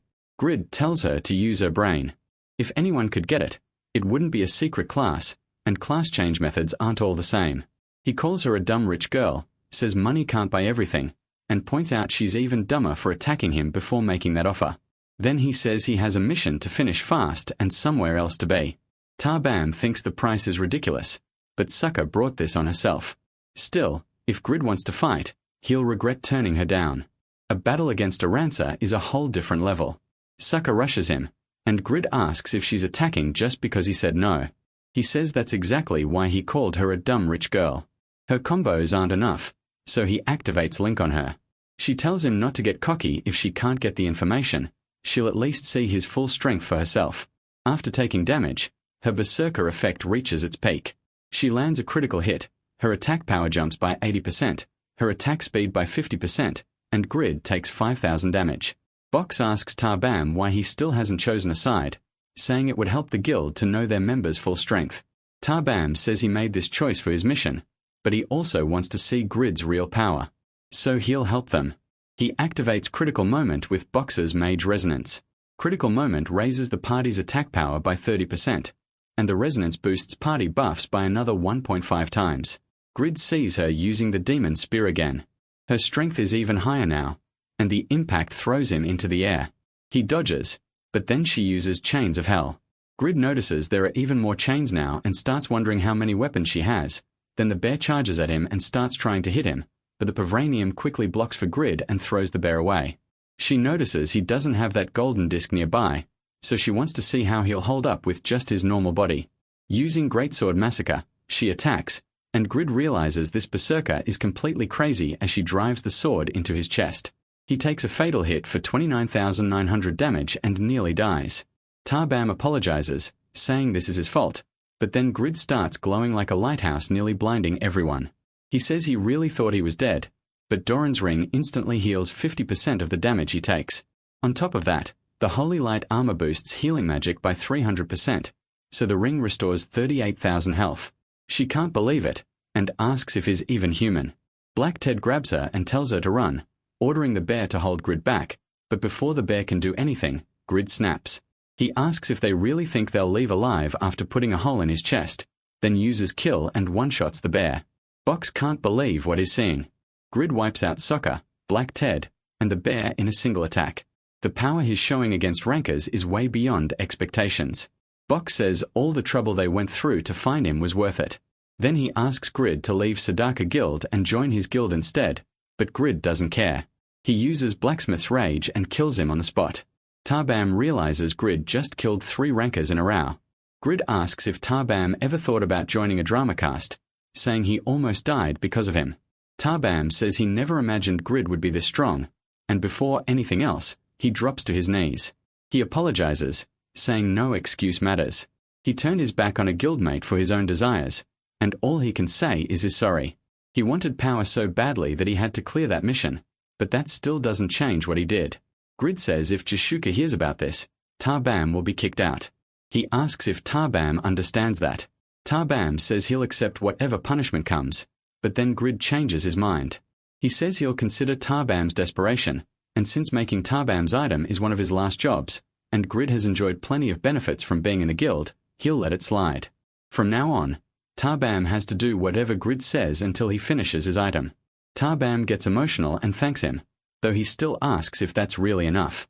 Grid tells him to get up. They still have a mission to finish. Then he adds that the payment for acting like a jerk is separate. He tells Tarbam to hand over all the money he has right now, or he'll tell everyone. Tarbam quickly realizes the kid isn't that nice after all. Meanwhile, the SA group calls an emergency meeting because, as everyone knows, Satisfy is a massive success. SA group isn't just the biggest in Korea, but in the whole world. They have around 20 million clients, hundreds of affiliates and unmatched influence and wealth. Korea depends heavily on them because their jobs and social impact can't easily be replaced. Because of that, the Korean government sent them an interesting request yesterday. They say today's meeting is about that request. They're here to discuss an international competition. Now the story reaches a big moment, and we're about to learn something very interesting about a certain character. For now, everyone is confused about this international competition, and it's explained that the government suggested the idea. The top 100 ranked players would be split by country and invited to South Korea, where the event would take place. The Korean government would host it, and they want SA Group to handle planning, PR, and sponsors. One of them complains that the government is always asking favors. They say Cedric Group isn't a charity, and a Satisfy tournament could be run by companies and broadcast from many countries. So why should they spend their own money and manpower on this? Just bringing famous rankers in would cost hundreds of billions.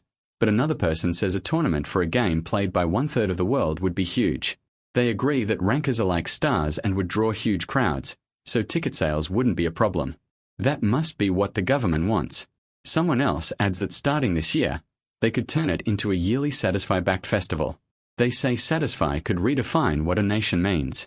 The idea sounds interesting, so they decide to tell the government they'll accept the proposal. But then a girl asks them to wait, saying some changes are needed. Since they've approved the government's request, he tells manager Yahello to draw them up. Picking teams by country alone would be unfair. There are 23 Americans in the top 100, but only 2 Koreans, so that wouldn't feel like a real contest. Everyone is shocked by the gap and starts throwing out ideas. Adjust the scale, cut it to the top 30, or pick one star player from each class. But she says that would make the event too small to count as an international tournament. Picking class celebrities would also take too much work. Then she brings up another issue. Yura reached level 280 yesterday at 11:53. They say that's great news for Korea, especially after recent struggles in gaming. Still, they're surprised the top 5 players have already passed level 280. That leads to another concern. Are the rankers leveling too fast? Morphew's forecast was wrong again, so they even wonder if something is broken. She says Morpheus is fine. The real reason is simple. The top rankers are performing way beyond expectations. As an example, she brings up Ragoose.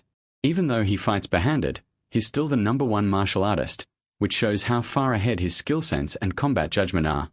They also mention Rod Hoffman from England, a taekwondo fanatic. Even without focusing on weapons, martial artists can get much stronger with gear like Knuckles. Then they return to the main point. If they approve South Korea as the host, they'll need at least 3 months to prepare and market the event. At this pace, the top 5 could hit level 300 within a few months. That means players with a 3rd advancement will start showing up soon. And that's not far-fetched. Around 1,000 players reached level 200 in the last 5 months. Everyone already knows the jump between 1st and 2nd advancement takes 50 levels, so reaching the 3rd should create an even bigger gap. The president agrees. Since the 3rd advancement was designed almost like a secret class, those players would be way stronger than 2nd advancement users, and the tournament outcome would be too obvious.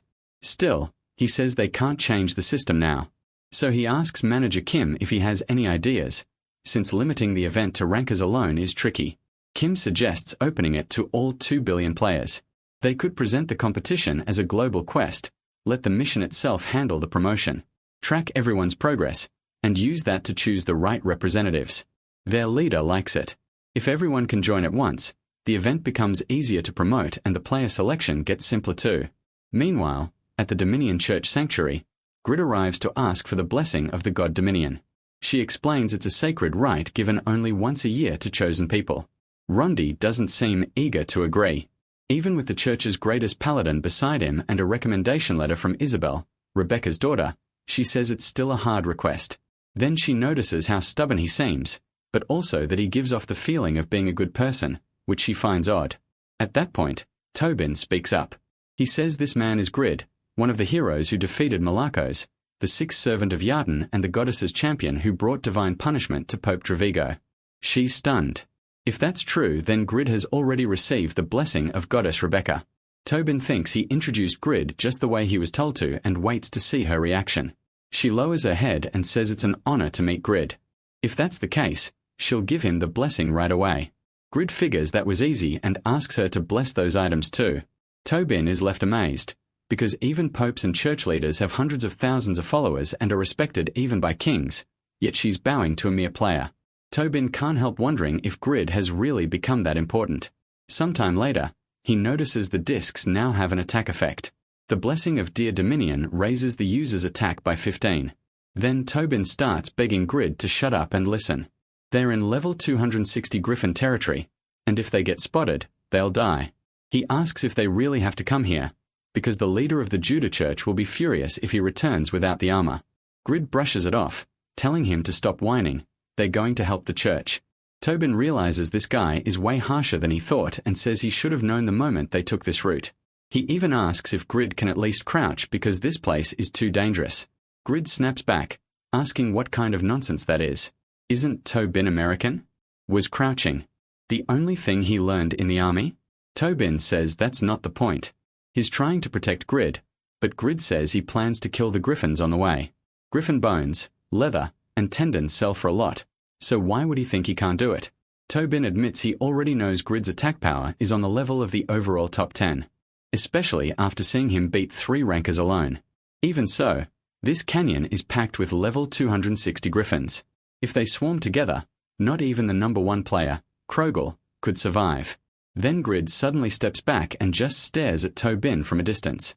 Tobin doesn't get it, and tells him this isn't the time to hide. That's when he realizes he's wearing Malakos's cloak. Right after that, the Griffin captain, a level 290 field boss, drops in directly above Tobin and he panics, asking why he put this on him. Grid, fully in his worst mode, tells Tobin to run so he can kill them all. He even warns that if Tobin takes off the cloak, he'll tell Jashuka everything. Tobin feels like his mission is over and wonders why God abandoned him.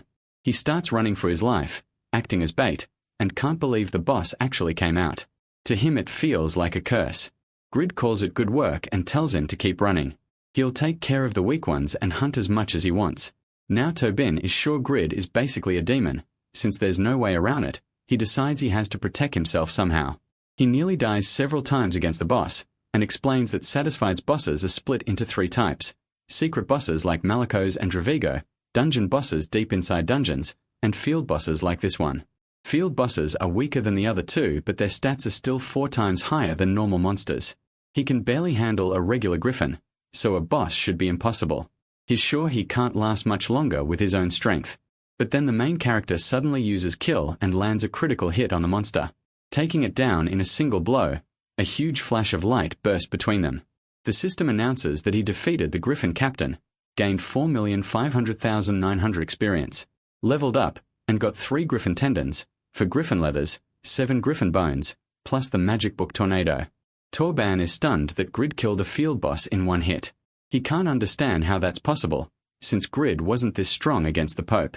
The main character thinks it scared even him. The Pope had around 300,000 GP, and with kill at level 2 giving 1,800% power, plus Blacksmith's Rage and the strength boost he got after killing Dravigo, and then the Pavranium attack buff, the glove striking 5 times, and even a critical hit, the damage came out insane.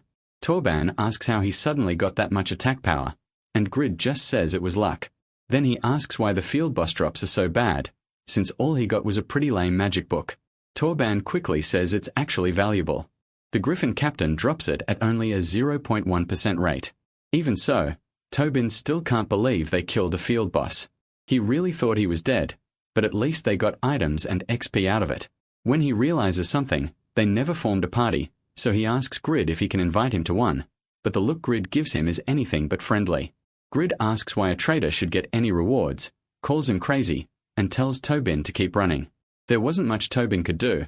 Back then he had no idea that this slave-like life would end up being the best thing he'd get for a long time. At the same time, in Winston Castle, Irene tells Jashuka that she stopped the threat from the Yartan Church and defeated Malikos, so as ruler of the territory she is proud to recognize her achievements. She then grants Jashuka the title of Baroness and gives her Byron village to govern. Just like that, the Tejika Guild comes under Irene's banner. Later that night, it said that once every 4 months, 2 full moons overlap and become one. When that happens, Brinnet Bay reveals a hidden path. Euphemia says she finally found it, the road leading to the bottom of the sea. She explains that Mylif, the dwarf master who stayed there after marrying a mermaid 500 years ago, is the final stop in her search for Mylif's descendant. Then she plays Laurel his flute, letting her breathe underwater for 25 minutes. She finds a place that was only talked about in legends. If she makes and sells a map of it, she can earn a lot of gold and fame. Selling that map to the Saharan Empire's third prince will even start a chain quest. Since she's also the first to discover the Siren Kingdom, she starts explaining what it is. She says this is worth celebrating. Out of 2 million players she found it first. Even so, her main goal is still finding Mylif's descendant. Everything she's done so far was to learn how to make the orb created by Mamad, the first disciple of the great mage Baron. Then she thinks about Shin and how much he must have grown, wondering if he still remembers his promise to make an orb for her. She says she'll bring him the crafting method, so he just needs to hold on a little longer. She's almost there. Meanwhile, in Byron Village, Clum thinks this job sucks. He only joined the guild to find that helmet guy, so he can't believe he ended up guarding some old village. He says Sokka, Black Ted, and Box wanted to find that guy too, but they all left the guild.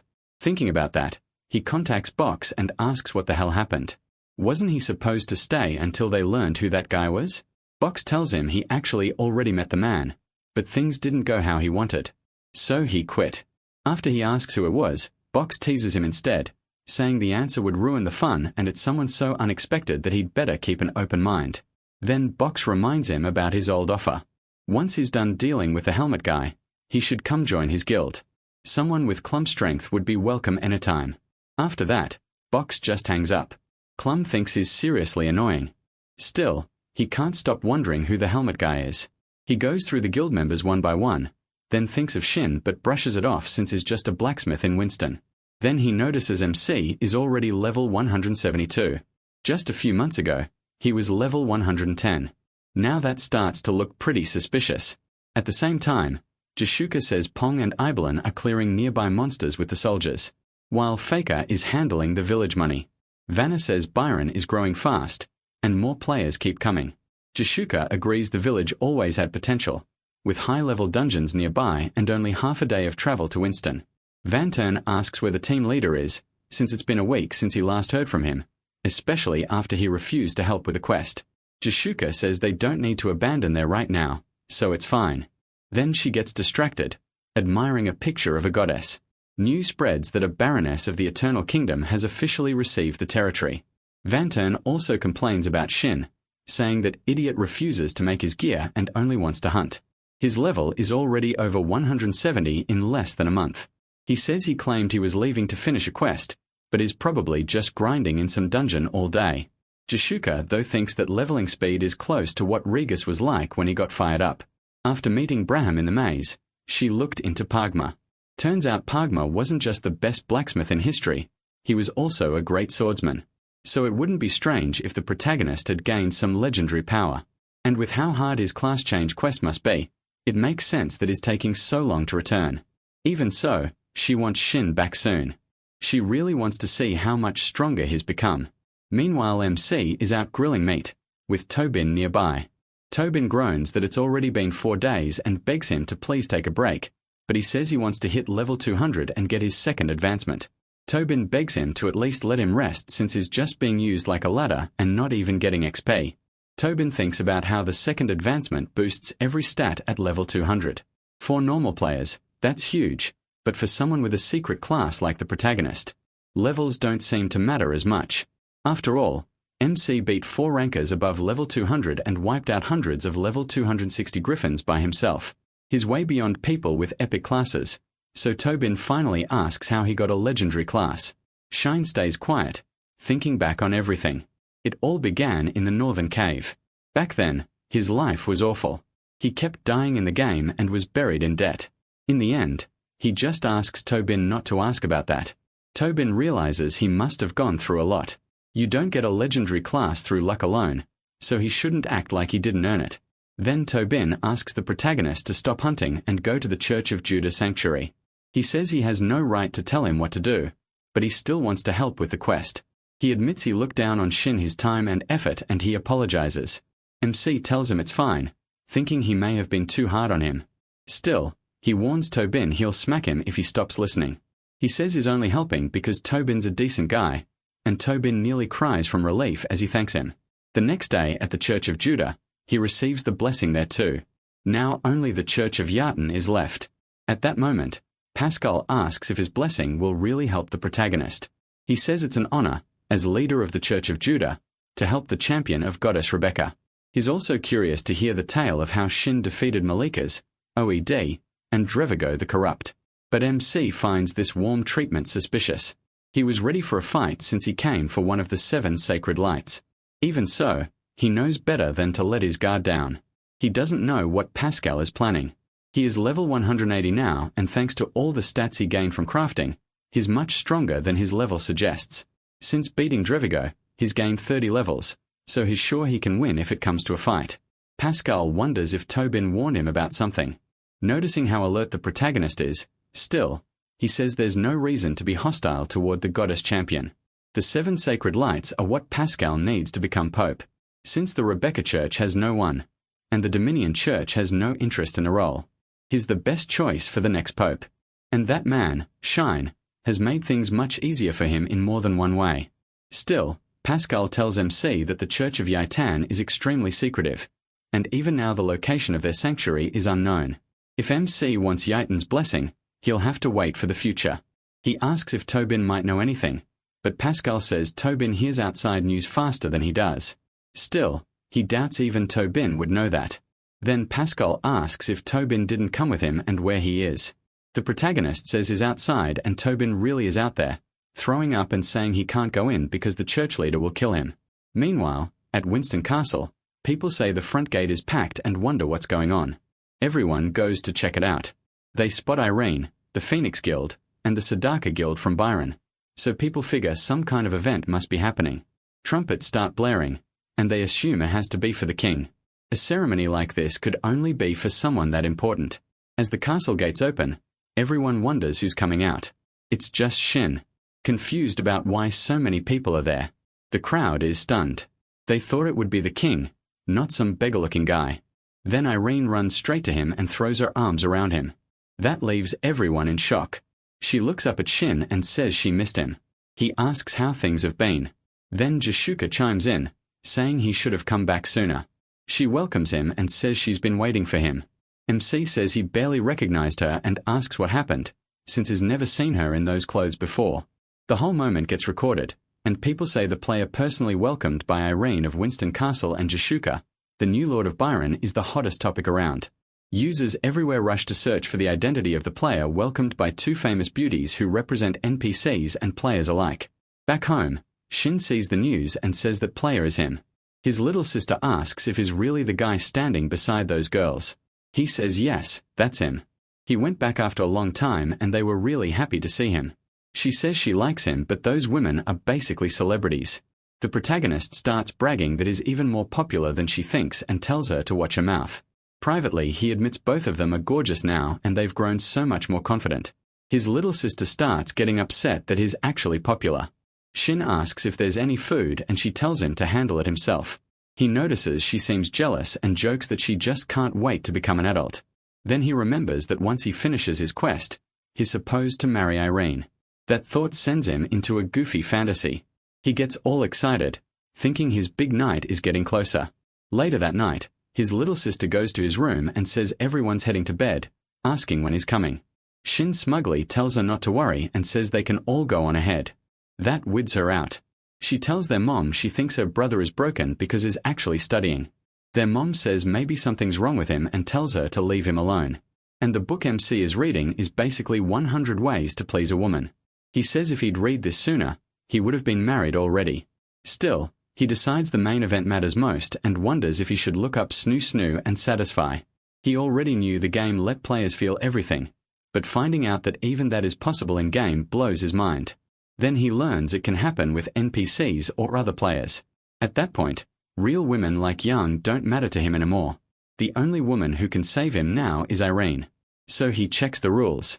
It says a player can do that once a month, but only if the partner is married to them and agrees to it. If not, the option stays locked.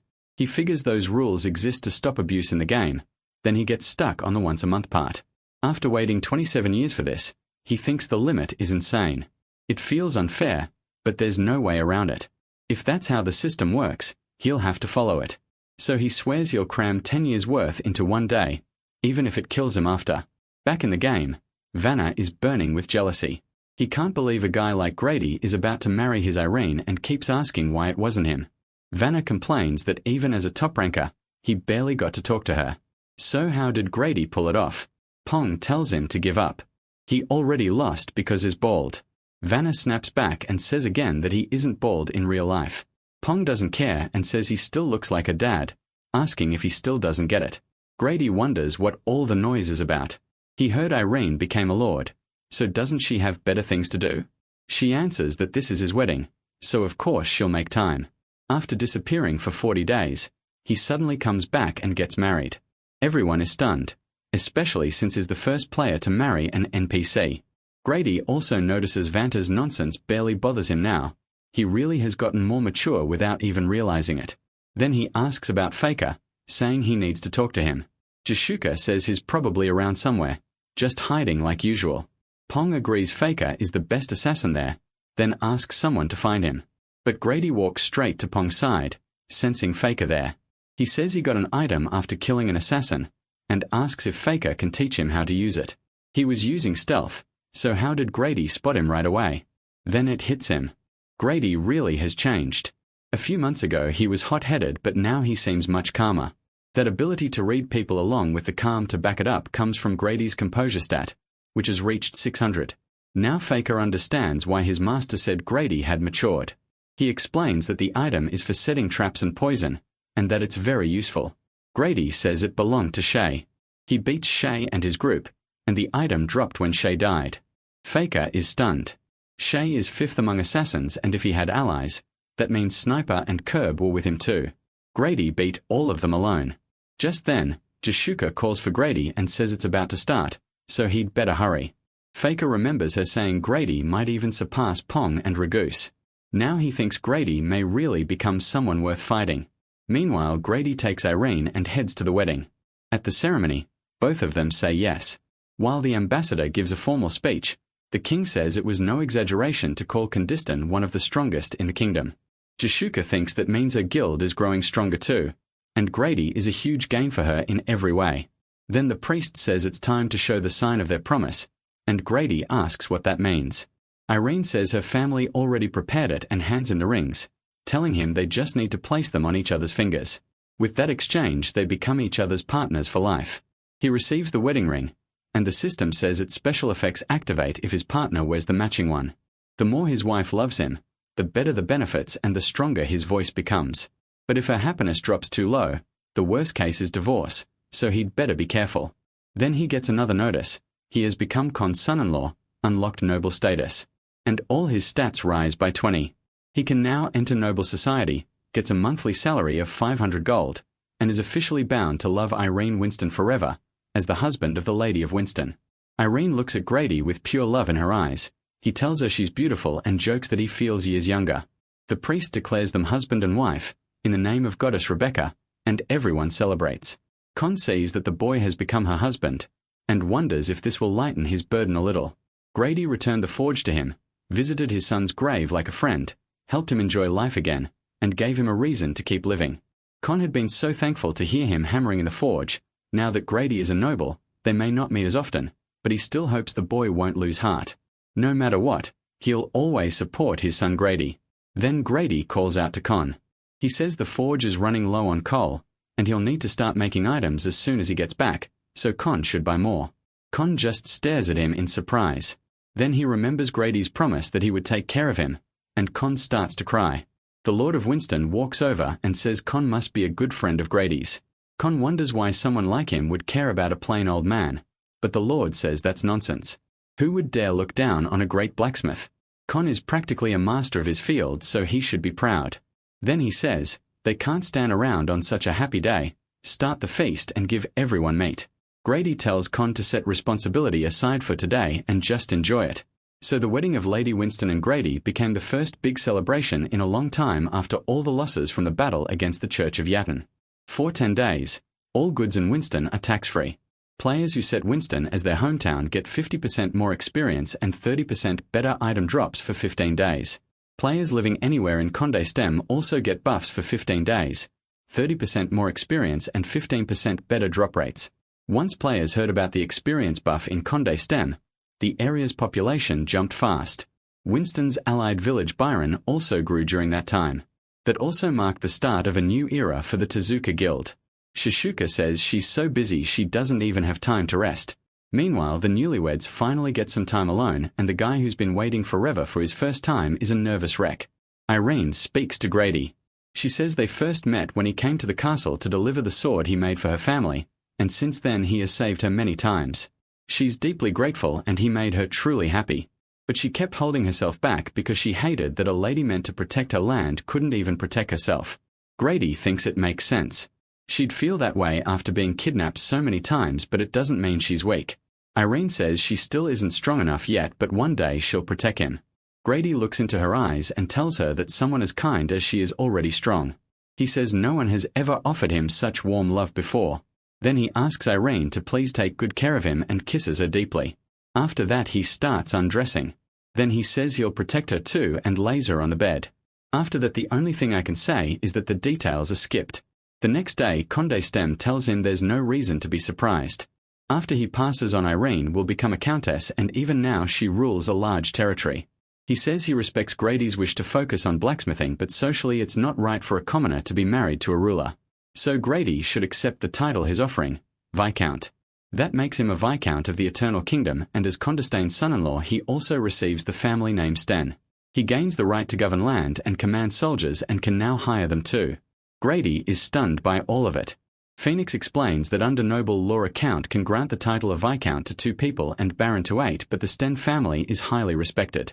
So with special privilege, 6 Viscounts have already been appointed, including Grady.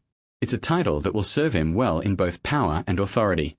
Grady also learns that on top of the 500 gold he already gets as the Count's son-in-law, his monthly pay is now 2,500.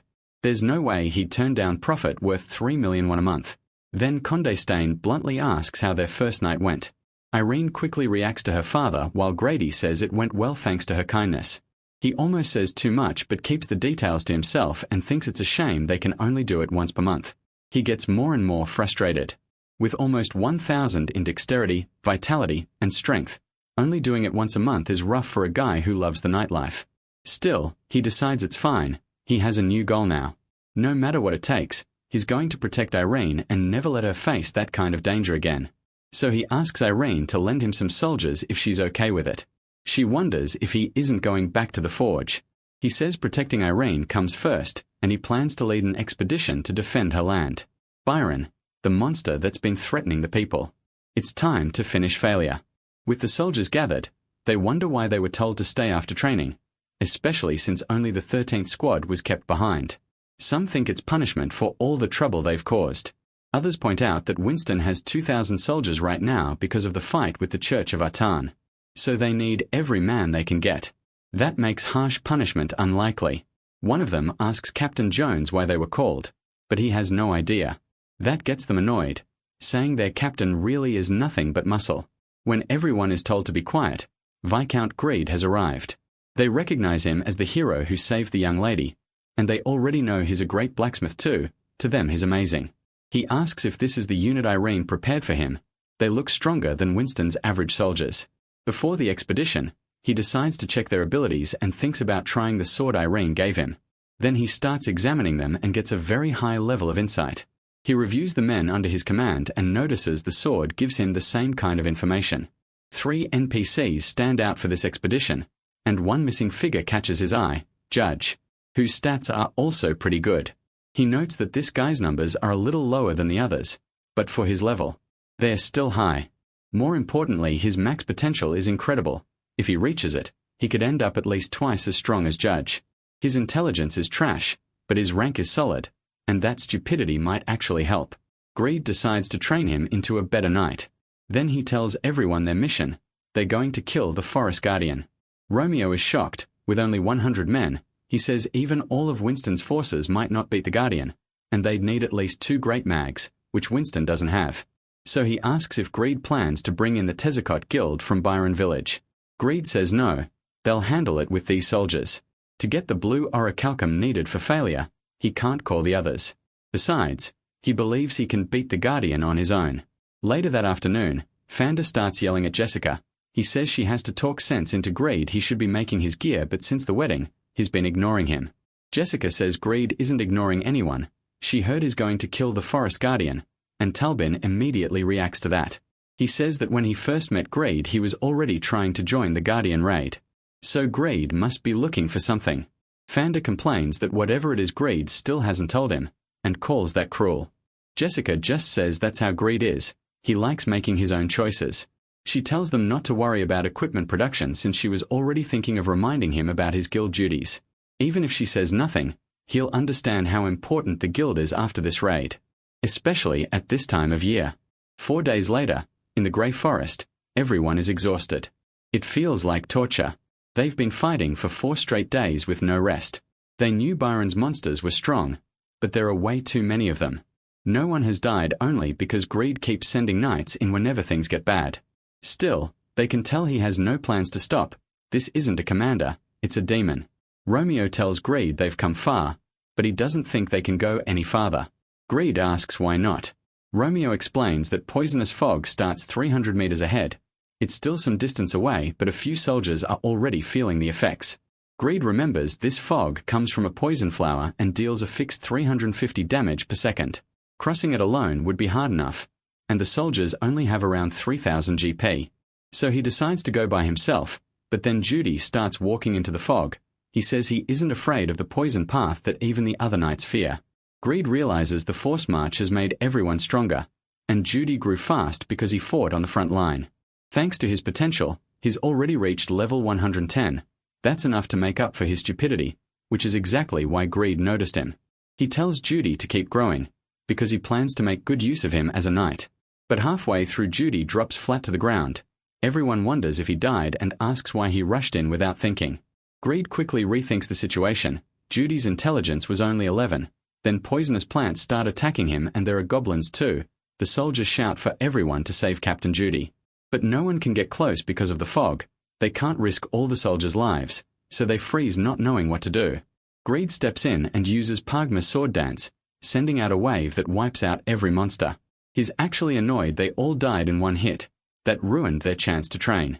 Then he asks if Judy is okay. Since the fog is gone now, Judy gets back up and says is perfectly fine. Greed admits his toughness really is impressive, but tells him to drink a potion just in case. Being brave is good, but next time he needs to think before doing something dumb. He doesn't have 10 lives and Greed refuses to lose him for nothing. Judy starts thanking Greed. Romeo is stunned. Killing all those monsters in one strike was amazing, but what shocks him even more is seeing a noble risk his life to save a commoner. Greed points out there are a lot of hobgoblins nearby, so they should split into groups of 3 and protect each other.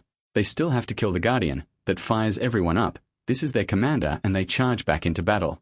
Back at the guild, Vandina asks what Jashuka meant earlier, about Greed realizing the guild's importance especially at this time of year. Jashuka explains they've fought the Guardian before and the whole guild took part, but it was strong enough to wound every one of them. But now it's the season when the 2 moons overlap, and during that time the blue orichalcum inside the Forest Guardian gains endless magic power. A fully awakened Guardian is stronger than a pope, and even Greed could die if he gets careless. Meanwhile, in front of the Guardian's area, Greed wonders if this is really the place and asks where it is. He knows the Guardian's habits and figures this should be its respawn time, but he still can't find it. He needs to finish failure after paying off all his debts, and since blue orichalcum isn't sold in shops, The only way to get it is by killing the boss. He barely managed to bring the frightened soldiers this far thanks to his dignity stat, so he can't let this trip be for nothing. To make failure, he needs 15 blue orichalcum. He got 3 from selling the high transcendent sword, but he still needs 12 more. He says he bought boss info from the market, then wonders if he got scammed, so he tosses a small stone at something nearby. That thing suddenly moves and everyone panics. Greed can only ask if they're serious. Then he realizes that really is the forest guardian. So the info wasn't fake, and killing the boss himself is way better than waiting for the item to show up on the market. At once everyone is ordered to get ready for battle. But Greed notices something strange. It almost looks human. He thought it would be 5 meters tall, but it's nearly his height. Still, the orichalcum in its body proves it's the forest guardian. Then the guardian suddenly rushes forward and attacks one of his men before Greed can even react. Knight Deck dies instantly. A level 185 knight was killed with a single kick, and Greed realizes just how insane this thing's combat power is. That leaves him shaken. He can't even read its combat power, so he figures it's beyond measure. What the hell is this? As the guardian turns to look at Greed while back elsewhere, Vanna asks Khan if Greed still hasn't returned. Khan says no and tells him to leave. Vanna says he's only there because Jashuka claimed Greed would fail the raid. He adds that when Greed comes back, Khan should remind him about his items. Khan snaps back, saying he heard Vanna talking trash about Greed on the wedding day and asks if he has no shame. Vanna grumbles that the old man is annoying, which is exactly why he gets along with Greed. Then someone shows up, thanks Khan for the tea, and says he's leaving. Khan asks why he's going so soon and tells him to stay a little longer. Vanter finds it weird. He's never seen this guy before, so now he's wondering who he is, and since when Khan acts this friendly with strangers, the man gives a whistle, a dragon appears. That shocks Vanter. It's an Ivan. The man says that now he knows where Shin went. He's going after him. Khan warns him not to be too surprised when he sees him. He's gotten much stronger, and lately he's been growing up fast. The visitor says the protagonist is the kind of person who grows along with the people around him, and that changed him too. He's glad Khan is doing well, then says he'll see him later. Bankal starts thinking, a ranker with an Ivan pet. Could this be another hidden monster player? Meanwhile, he feels like he's hit a wall because of his gear. He's still wondering where the hell MC is. At the same time, MC tells everyone to fall back. If his skill that read the Pope's power isn't working now, then this thing has to be even stronger than the Pope. He realizes it's an awakened forest guardian. That's dangerous but also great, hard to fight, better or Hulk him drops. Then the monster charges straight at the protagonist. He grabs his sword, tries to knock the attack aside and lands a critical hit for 5,700 damage. Shin figures that only shaved off about 1% of its max HP. Still, the damage is decent. Since it got smaller, maybe its life armor dropped too. He also realizes the Guardian used to seem slow because of its huge armor. In this awakened form it's much faster. Even so, MC keeps attacking, thinking this is the perfect kind of enemy for him, strong enough to test his own power. The Guardian rushes him again and he expects another frontal attack. He thinks the thing never learns, but the Guardian suddenly dodges. It slips past Shin's strike and kicks him right in the face. The protagonist takes 13,090 damage from a brutal hit. One attack just erased a third of his HP. Then Doran's ring activates, healing half the damage instantly. On top of that, the Holy Light armor boosts healing effects by 300%, so MC restores 19,635 GP. He curses the Guardian and activates Pagma's sword dance, Malink, but once again the Guardian dodges and leaps at him. He realizes just how insanely fast it is. As the Guardian attacks again, the durability of the replica Dun's leaf drops by 37 points. That means it damaged a weapon made from black iron, a top-grade ore. Shin thinks blue orichalcum really is the second best mineral, only weaker than Dementio.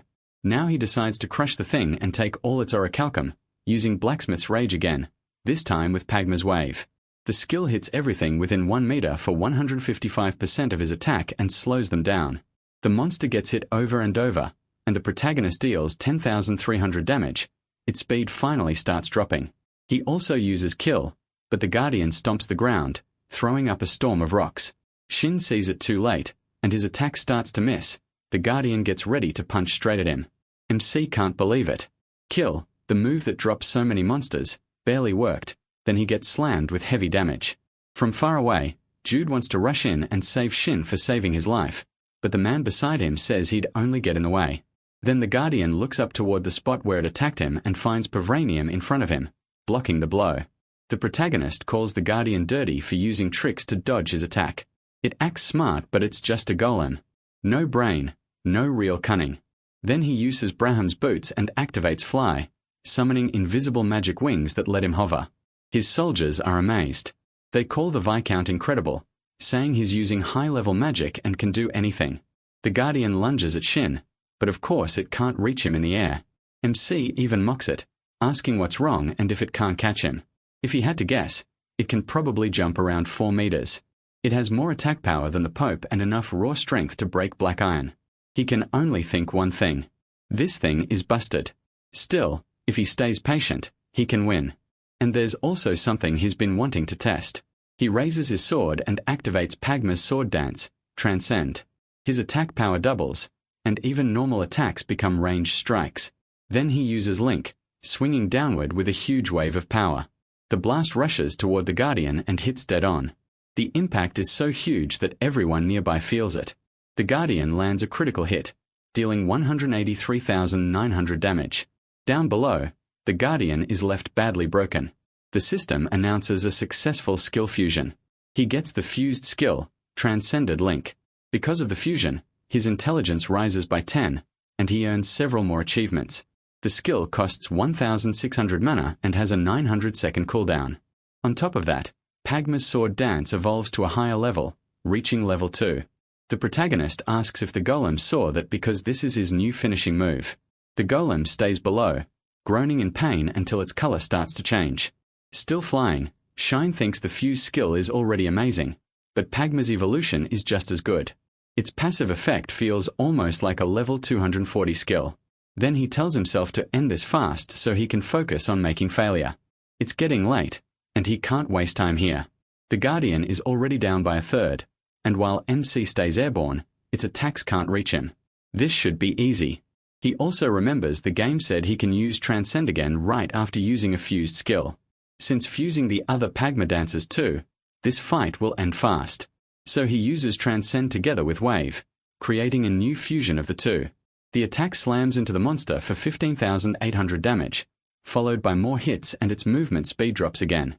Shine starts wondering if there's some specific rule to these fusions. The or coding the Guardian seems to be protecting it from taking the full damage. He also can't use Kill yet because it's still on cooldown. He'll have to save that for when the Guardian is nearly dead. So he keeps hammering the monster with Blacksmith's Rage while it crouches on the ground. His HP is steadily dropping, but that or shield around its body is really starting to annoy him. Then Transcend starts running out, and Shine feels his stamina nearly hit its limit just from swinging his sword. Kill will be ready soon, so he needs to finish this quickly and save mana. Everyone watching thinks he's actually beating the Forest Guardian. It's amazing, and if the Guardian falls, Perrin can be peaceful again. He sees that the monster has less than 25% HP left, so he gets ready to collect the drops. Then notices something strange. When did its color change? The moment the shift finishes, the monster opens its eyes and releases a wave of power at the protagonist. It blasts him away, and he crashes back first into a rock. He has no idea what just happened, but the monster doesn't give him any time to think. It slams into Shin's stomach and nearly kills him. Now he's desperately trying to understand what changed. After changing color, it got even stronger. MC is furious. This happens right when he thought the fight was almost over. But the Guardian doesn't stop attacking. To save him from this beating, Pavranium starts striking the Guardian.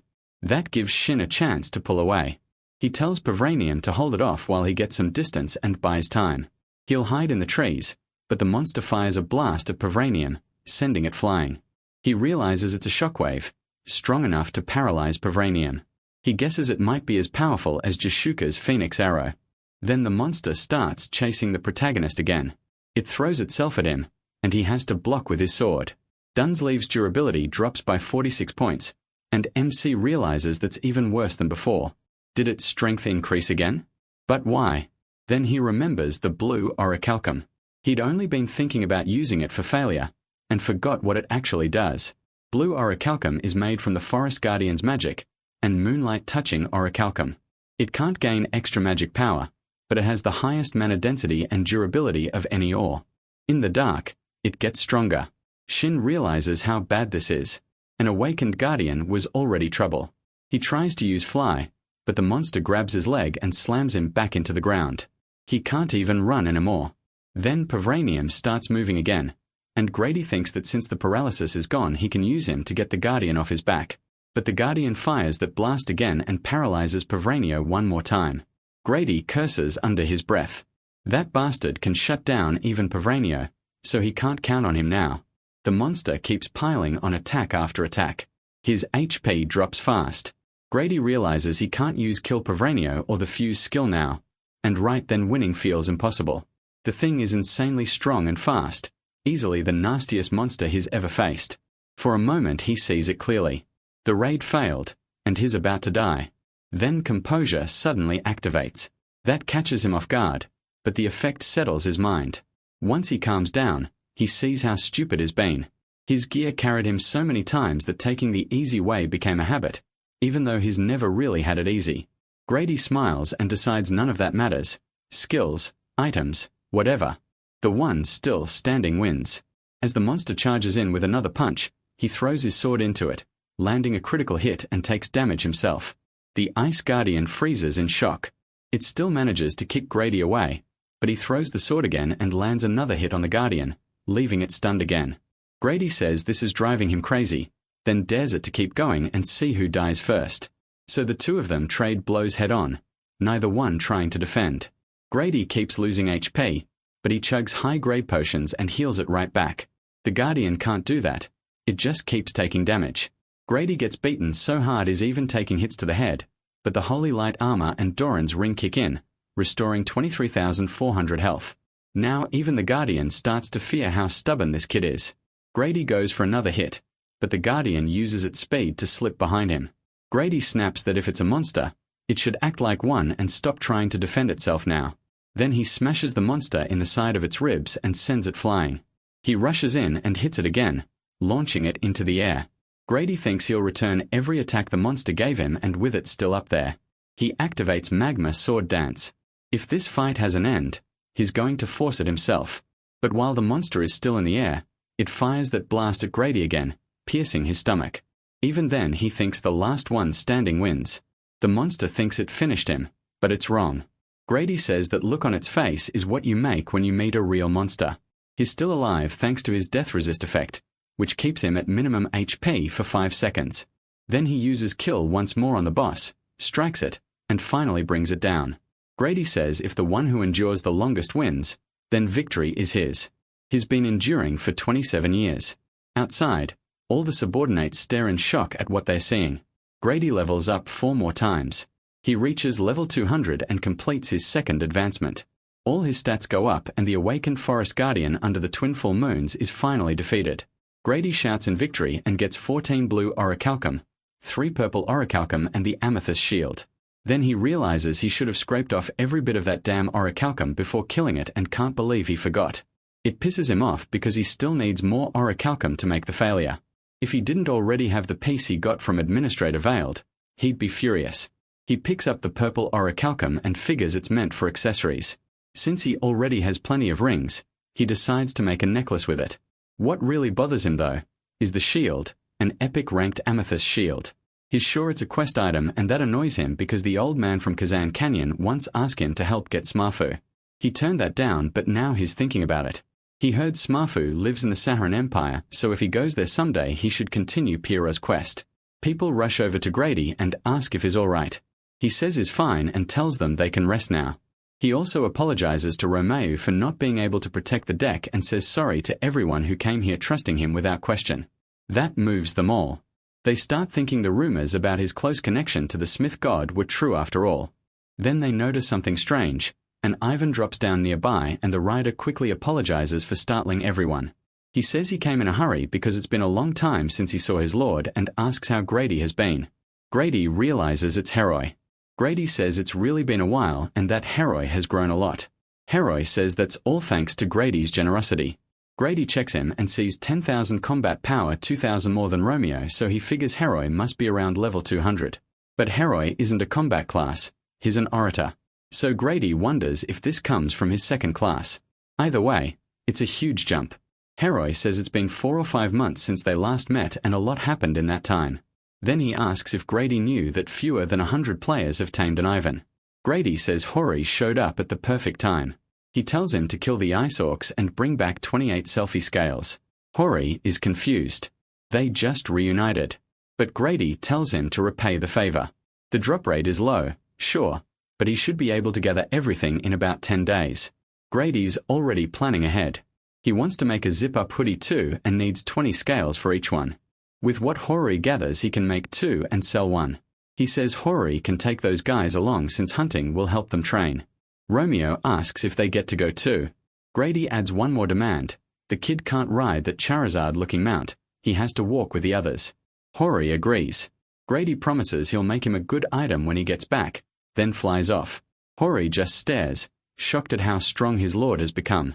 Still, Hori thinks Grady is as unpredictable as ever. Just like before, he'll make a shining path for him. So he says to leave it to him. The descendant of the Blue Wolves never breaks a promise. Grady says he's counting on him and thinks that now he can finally make the failure. When he gets back to the village, he tells Jashuka that he beat the Forest Guardian alone. The boss was level 180 and the fight pushed him all the way to level 200. He says it was a huge pain since the Guardian was awakened, but he still pulled it off. Jashuka already knew Pagma's descendant was absurdly strong. But this doesn't just feel unbalanced, it feels like a bug. Not even the whole guild could beat the awakened Guardian, and no one in Manhwa could do it alone. That would mean Grady is stronger than the entire guild put together. Still, that's not a fair comparison, since Braham's boots and Pavran didn't really decide the battle. Even so, with the Yarden Church likely hungry for revenge after Malakos' defeat, Grady's power leaves Jashuka shaken. She starts wondering if it's really okay to leave someone this strong with the Smith God. So she talks to Grid and says she knows this is his base, then tries to charm him. She tells him they need that man's strength and have to win him over, even if that means seducing him. And she asks whether he's ever thought about moving to Byron. Grid shuts her down right away. No chance. He's busy, and he tells Jashuka to get lost. She burns with embarrassment. Her attempt at seduction failed miserably. Outside, everyone sees her fuming and cursing Grid, yelling that now that he's gotten stronger, he's become even more of a jerk. People realize it's Jashuka, and wonder who could have annoyed her that badly. One of them even guesses it might be Heartbreak. The next day, gossip about Jashuka, one of Satisfied's 2 great beauties, spreads all over town, but Greed's mind is on something else. He tells himself he has only one shot to make failure with the orichalcum he has, and since it's the best weapon possible, it has to come out legendary. To raise the odds of that happening, he needs the right hammer. He says this forest is going to become the place where a legend was born. Meanwhile, someone arrives there and thinks it's unbelievable. He waited 4 months for this chance, but the Guardian is gone. He spots signs of battle and realizes the Guardian was defeated before he got there. That shouldn't be possible. Not even a solid guild should have been able to kill it. The man angrily asks how they dared waste his and Agnes's precious time. Meanwhile, Greed is completely at ease while that guy rages that some insolent bastard showed up. 4 days later, Greed is gasping. He stayed up 4 nights straight without taking a single customer, and he can barely keep his eyes open, but he did it. He made Fahero's hammer, and it's legendary. His class bonus gives him more experience, and this is already his 4th legendary item. On top of that, his fame keeps rising, and crafting boosts all his stats by 25 points. Still, the chance to make another legendary item only goes up by 1%, then he thinks it over. The legendary item he made before came from a 0.01% chance, so this is actually a huge jump way beyond what he expected. Khan comes over and asks how long he's been there and if he's okay. He explains that he had to make this hammer. Khan looks at the result and says it's an amazing hammer, but he can tell something is bothering him. He admits he doesn't know why. This hammer is clearly better than the last one, but he's scared he'll waste his only shot at making the greatsword he wants. Even though things are better now, he's still worried. Khan is moved by that, but then someone calls for the old man. Customers came to place an order. Khan apologizes and says the forge is closed until tomorrow. The man is confused since other people are still waiting outside. Khan just says it's unfortunate and shuts the door. Grid is surprised Khan turned them away. Khan tells him that doesn't matter right now and asks him to sit down. Grid asks what he's doing and Khan tells him to look at the hammers he made. Their colors are different and each tip was shaped in its own way. Even though the same skilled blacksmith made them, no two are alike. Then Khan asks if Grid really sees all of them as failures. Khan says that in important moments, the one thing you can't lose is love for what you make. The process and the result aren't what matter most. He tells Grid to look proudly at everything his hands have made. If he does, he'll grow enough to even be thankful for a hammer that turned out wrong. Khan tells him to forget the customers and focus on crafting. That alone should make him happy, and no matter the result, it will still be worth something. That cheers Grid up and gives him fresh motivation. Then the scene shifts to the chairman. Someone asks if he has seen the news yet, and he asks what happened. They tell him it's satisfied news. Just now, every player got a shocking notice. The message says that a successor to Pagma's techniques and will has appeared, and that he can create legendary items. They identify him as Grid Xinyongwo. He has created his 5th legendary item, officially announcing the rise of Pagma's descendant to the whole world. In the office, they watch a recording of the moment Grid lands the final strike on failure with his legendary hammer while Blacksmith's patience is active. They explain that this is the moment Grid, the first player with a legendary class, creates failure. Grid will only make normal and rare gear, but now his luck seems to be getting better and better. Maybe he's the type who grows slowly. Then they notice something coming out of his hand. They wonder if this is really something to laugh off. A player with a legendary class now has the best weapon too. Wouldn't that break the game's balance? Meanwhile, Grid keeps working with intense focus, polishing the weapon. One of the executives says she doubts it will end that way. Since balance will adjust on its own, Grid keeps going more focused than ever, and that concentration boosts the item's effect. At last, the crafting is complete. Failure, a legendary ranked weapon with absurd durability and attack power. The sword gets a long list of effects. The small blade jutting out helps with defense. It's light, so attack speed stays high, and the user must be over level 300, have more than 5,000 strength, and advanced sword mastery at level 8 or higher. Grid realizes he did it. He's made plenty of legendary items now, but this one feels different. The earlier ones don't even compare to Albertino's one-of-a-kind sword, Dane's Life. But failure is without a doubt the better weapon. Now he thinks he has the best armor and the best weapon in the game. Feeling unstoppable, he starts calling out Yura, the bloody witch, saying he's never even seen her and she can come at him anytime. But then he notices something strange. His name is being engraved into the sword. He wonders if it's part of a skill effect, and then a notice about the legendary blacksmith skill appears. It says something special happens when the 5th legendary item is made. From now on, the blacksmith initial G will be carved into every item he produces. His talent is blooming. He's no longer a nameless smith, and Grid is stunned to see he now has his own mark. The penalty for not meeting item requirements is reduced by 15%. The penalty tied to using weapon effects disappears, and his understanding of items doubles. Grid quickly realizes what that means. A 15% penalty cut lets him use almost any item much better than before. To him, that's insanely strong. Then another notice says that as a result of his insight, his growth ability has weakened, and the stats gained from crafting are being reduced. That shocks him.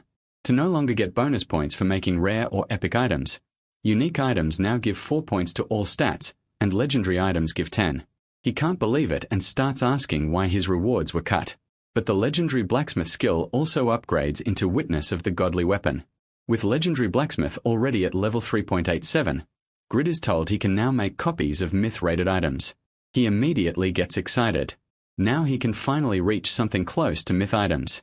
While the system keeps talking, it also says he has 11,830 reputation across the continent. And once it passes 30,000, he'll gain access to the reputation shop, a special shop any player can use. There he can buy items with reputation points, and the shop's location changes over time. That makes him happy all over again. But then another notice says all stats of crafted items have increased by 17. That should be good, yet he gets annoyed because his reputation point gains from items have started to drop. Now he's outright complaining, wondering what kind of nonsense this is. He grumbles that they make changes like this and still expect him to use the reputation shop. Grid's legendary class is starting to feel like a crime, and he curses the admins for cutting his stats. On top of that, his class as Pagma's descendant has now been revealed to the public. The system asks if he wants to register on the rankings under that title, but he refuses. After a nerf like this, he wants no part of it. So he doesn't register, and Khan asks what is going on since Grid finally succeeded. Grid starts ranting in front of Khan. He says the mark is cool and myth items sound amazing, but he's still mad. If a reputation shop existed, they should have told him sooner, and he still can't get over the crafting stat nerf. Khan asks if he's okay, and Grid answers that he is and isn't. Meanwhile, the developers think the nerf came too late. With the stats he already has, they aren't even sure it counts as balance anymore. One of them asks why they suddenly nerfed him right after his class became official. She explains they would never change the system unless it was for new quests or events. This nerf had already been built into Satisfy's system. He asks if she's saying that crazy stat growth was planned from the start, and she says yes. There was never any bug. She adds that non-combat classes have limits, so they couldn't keep letting them grow through stat gains forever. Still, she thinks the real reason this lasted so long is that Grid wasn't something Morpheus predicted. Even with a legendary class, most of the items he made were low rank, so it took him 3 extra months to create 5 legendary items. Ironically, that stretched out the stat growth effect because he was just that bad at the game. Her coworker is stunned. In other words, his terrible luck turned into his biggest advantage. She says she isn't sure if he has no luck at all or just unbelievably weird luck, but one thing is clear, he's awful and amazing at the same time. Even with incompetence beyond what Morpheus expected, the news that Pagma's descendant had appeared spread across the world. The legendary blacksmith, master craftsman, and first user of a legendary class became a hot topic. Rumors about his identity and powers spread fast, and so did his fame. The top-ranked blacksmith announced that he was not Pagma's successor, and Katz also said a mere blacksmith could always be hired. Even with that arrogant comment, everyone among the rankers and guilds was talking about Pagma's descendant. Worried that things were getting too heated, the SA group came up with a fix. They decided to push the international competition quest to split the world's attention. Around then, Jashuka goes to the others and asks if they've heard. She says there's a high chance of war with the Yartan Church, then turns to Grid and asks him to make equipment for every guild member in a single set. Jashuka says the guild gear has to be done within a month. Sheen is stunned. There's no way he can finish that and still join the international competition, which starts in 2 months. That shocks her even more. If he joins, his identity as Pagma's successor could come out, and she wonders if he can handle that pressure. He goes quiet. She asks if it would really be that bad, then brings up how cold she's been with him lately.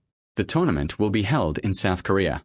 With all kinds of events like raids and invasions, even just taking part gives special rewards. Hearing that Shin gets fired up and says he'll hurry, guild gear can wait.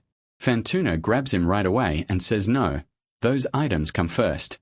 He reminds the protagonist he still owes him armor. Without it he'll die in battle, so is the protagonist telling him to just go die. MC gives in, then Jashuka decides to be honest with him.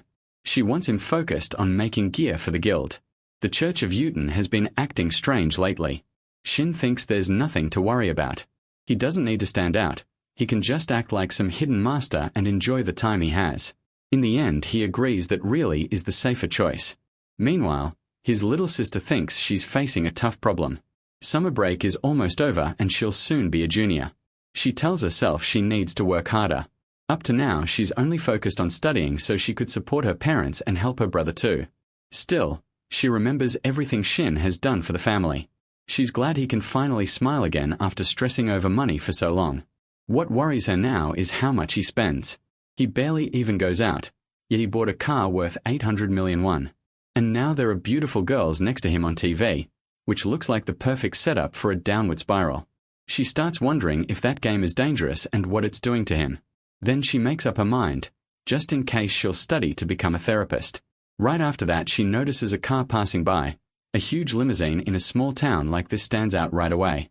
Then someone she recognizes from TV steps out. It's that super famous Satisfy player. Yura heads straight to Shin's house and his sister can't understand why someone like her would come looking for him. She quickly calls the protagonist and tells him to come home fast. Outside, people start gathering and asking if that girl is a celebrity.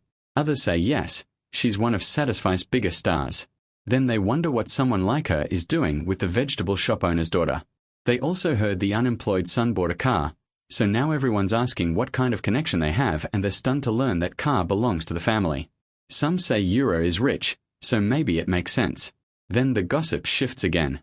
Now they ask if this is Shin's sister, saying she's just as pretty as the famous beauty.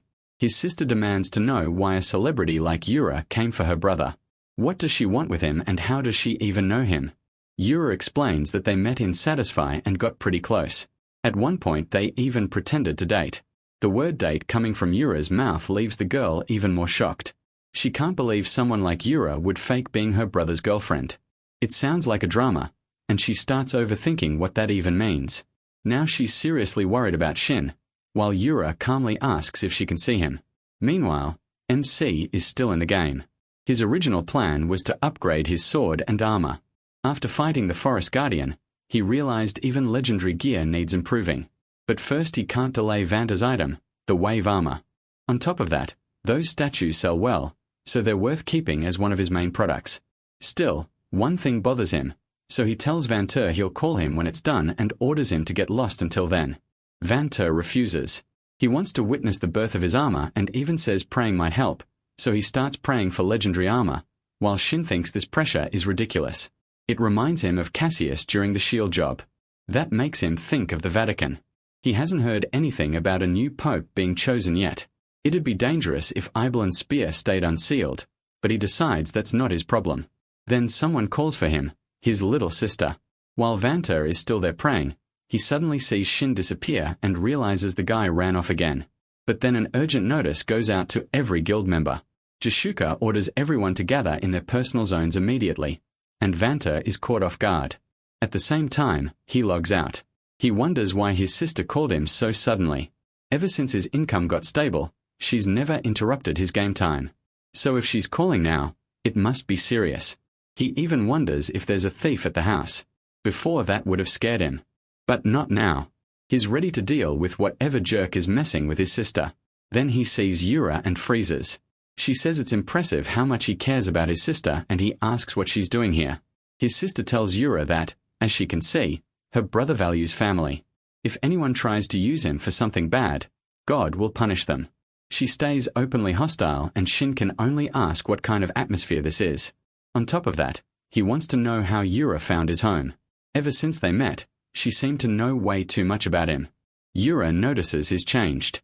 Before he couldn't even look her in the eye and always seemed nervous. Now he looks confident.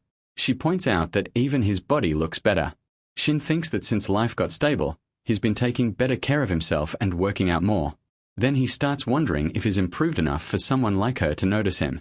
He brushes it off as a family thing, while his sister, still feeling pleased with herself, goes to make tea and silently praises him.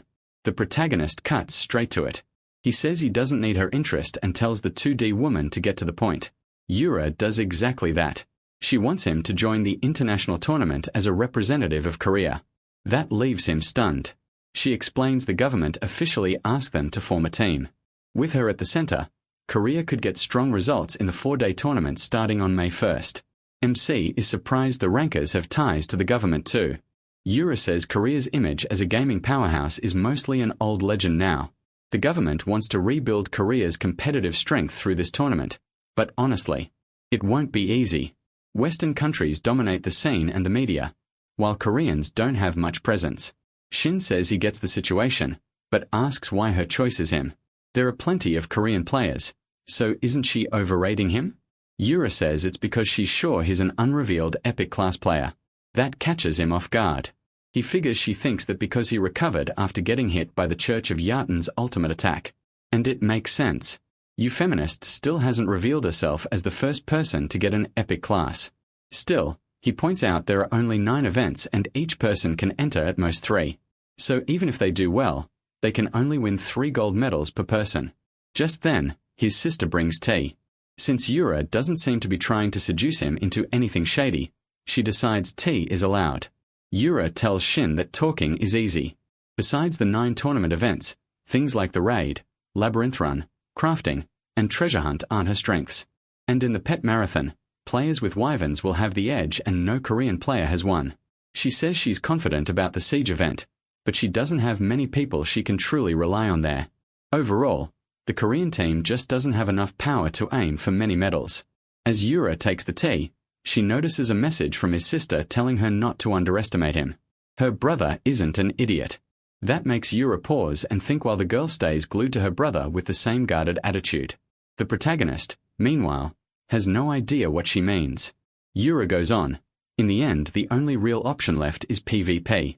But even there, at least 7 people are stronger than she is, so it won't be easy. Shin questions that right away.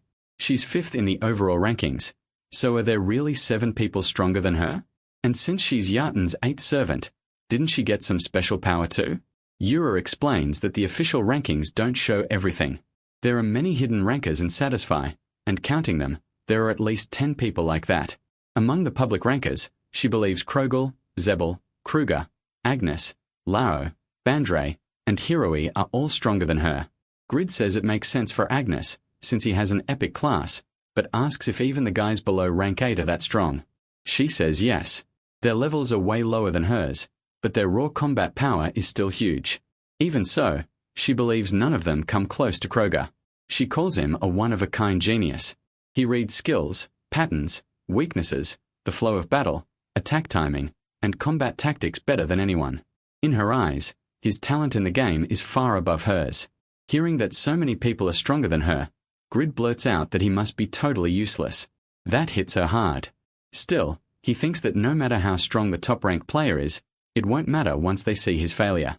And she says the government promised a big reward if they win even one medal. It won't be easy, but since he has an epic class, she asks him to show what he can do. Grid thinks revealing his identity is required in the official tournament, and if people learn he has a legendary class, that could cause him a lot of trouble. But she's asking so sincerely that he wants to help. If there's any way to avoid being exposed, he should join. So he says he'll enter the pet marathon. His pet isn't alive, but it has its own will, endless stamina, and it obeys him. She lights up and asks if that means he's accepting the offer, but then stops at the part about a pet that isn't alive. She says she's never heard of anything like that except a high-level golem made by a great mage. He says it's similar. In his mind, it's just a race to the finish if that's all he can win. But he has one condition. He doesn't want to be exposed. She has to pretend the pet is hers. Of course the reward money will go to him, but if she agrees, the gold medal can be hers. She accepts. It's hard to believe since she's never seen a pet like that, but if he says he'll do it, that's enough. While she still looks doubtful, he asks if everyone lied to her whole life, then tells her to go home and log in. He'll prove it. Instead, she tells him to log in later, and asks if he remembers what she said at the meeting about repaying her debt. He remembers. She said that even if a battle with the Yaten Church was unavoidable, she didn't want to kill him. So he asks if she's bringing that up again. She says it's been 40 minutes since she logged out of Sani's. What's happening will last at most 2 hours. Right now, Byron Village should already be in chaos. In the game, an overwhelming force is tearing the village apart. Vunda asks Jashuka what the hell that is. What kind of hole just opened inside the castle sanctuary? Then she starts to feel sick. 2 people come out of it while chanting. It's the 5th servant of the Yaten Church, along with Niberius, the 4th servant, and Yura. Grid realizes Byron must be in chaos because of the 4th and 5th servants. Then it hits him. She came to see him right when the Yaten Church was planning its attack. She says her group has grown weaker, and right now no one can stop the Yaten Church. This was the only way she could save him, her savior from a defeat he couldn't avoid. She asks him to understand. Meanwhile, Jashuka tells everyone to get ready. They have to protect Byron. Grid thinks Yura did something pointless.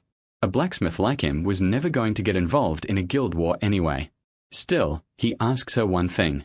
Are the invaders really the 4th and 5th servants, and can they grant Yaten's blessing? She says advanced powers like that can only be used by the 1st servant. Even asking for an audience to receive the blessing is extremely hard. She's the 8th servant and still can't get it. Then she asks why he even wants a blessing from an enemy church. Grid snaps that she's useless and still too nosy, then tells her to leave. She shrinks back embarrassed, and the story explains that Byron had been thriving again. Thanks to its hunting grounds, the event effects from Irene's wedding and engagement, and protection from the Zadaka Guild, the city had grown to over 2,000 residents, including NPCs, but that was before the mass teleport inside Byron Castle. The Yaten Church invaded, and wounded people fled in panic. Others shout that anyone who fights back will die, so they should log out now. There are over 1,000 level 160 Yaten soldiers, stronger than the players there. Under where they use dark magic, hellfire and poisonous fog spread. The Yaten Church is slaughtering both players and NPCs caught in the teleport. More than 2,000 in all, and Byron suffers massive damage. The only place still standing is the castle at the top of the inner walls. Someone orders her to help with the evacuation, and she tells Zed, one of the few who knows the situation, but she thinks they're surrounded. The garden is packed with enemies, more than 100 or over level 100, and Jotun believers are there too. She uses the Red Witch's rage to strike back. She thinks the dark magic orb from the last raid is powerful, but there are too many enemies. She isn't sure she can hold them off while protecting everyone. Below them, people run for their lives, chased by enemies. Then they notice children are about to be caught, and her skill is still on cooldown. Just then Thune shows up and demands to know what they're doing in his territory. But the servants of Jotun use Magic Chain to stop him. He glares at them and asks how they dare try to bind him. Then he quickly uses Lord of the Skies, breaks free, and turns into an eagle. Everyone is shocked.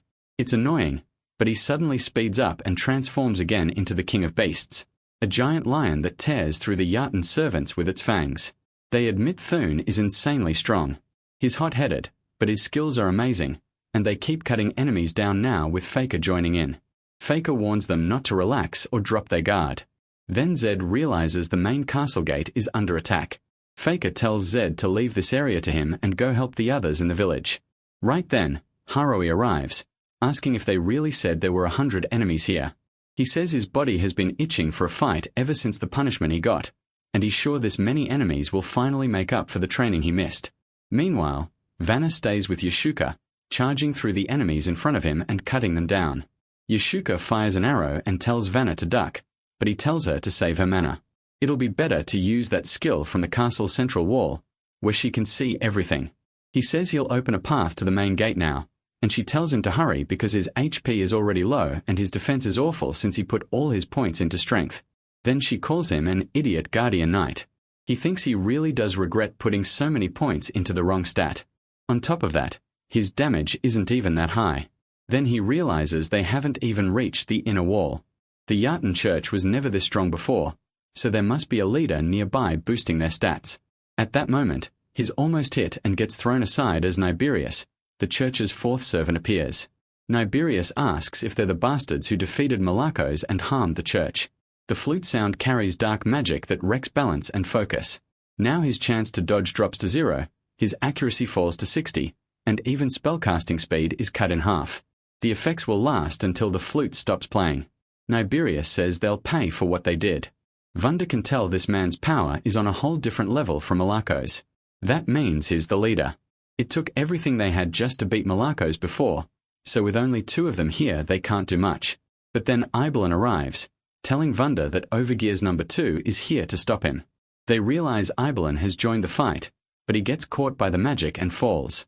Niberius says he noticed Eibelin was trying to deal even the tiniest bit of damage and mocks him, saying it's as pathetic as his sword.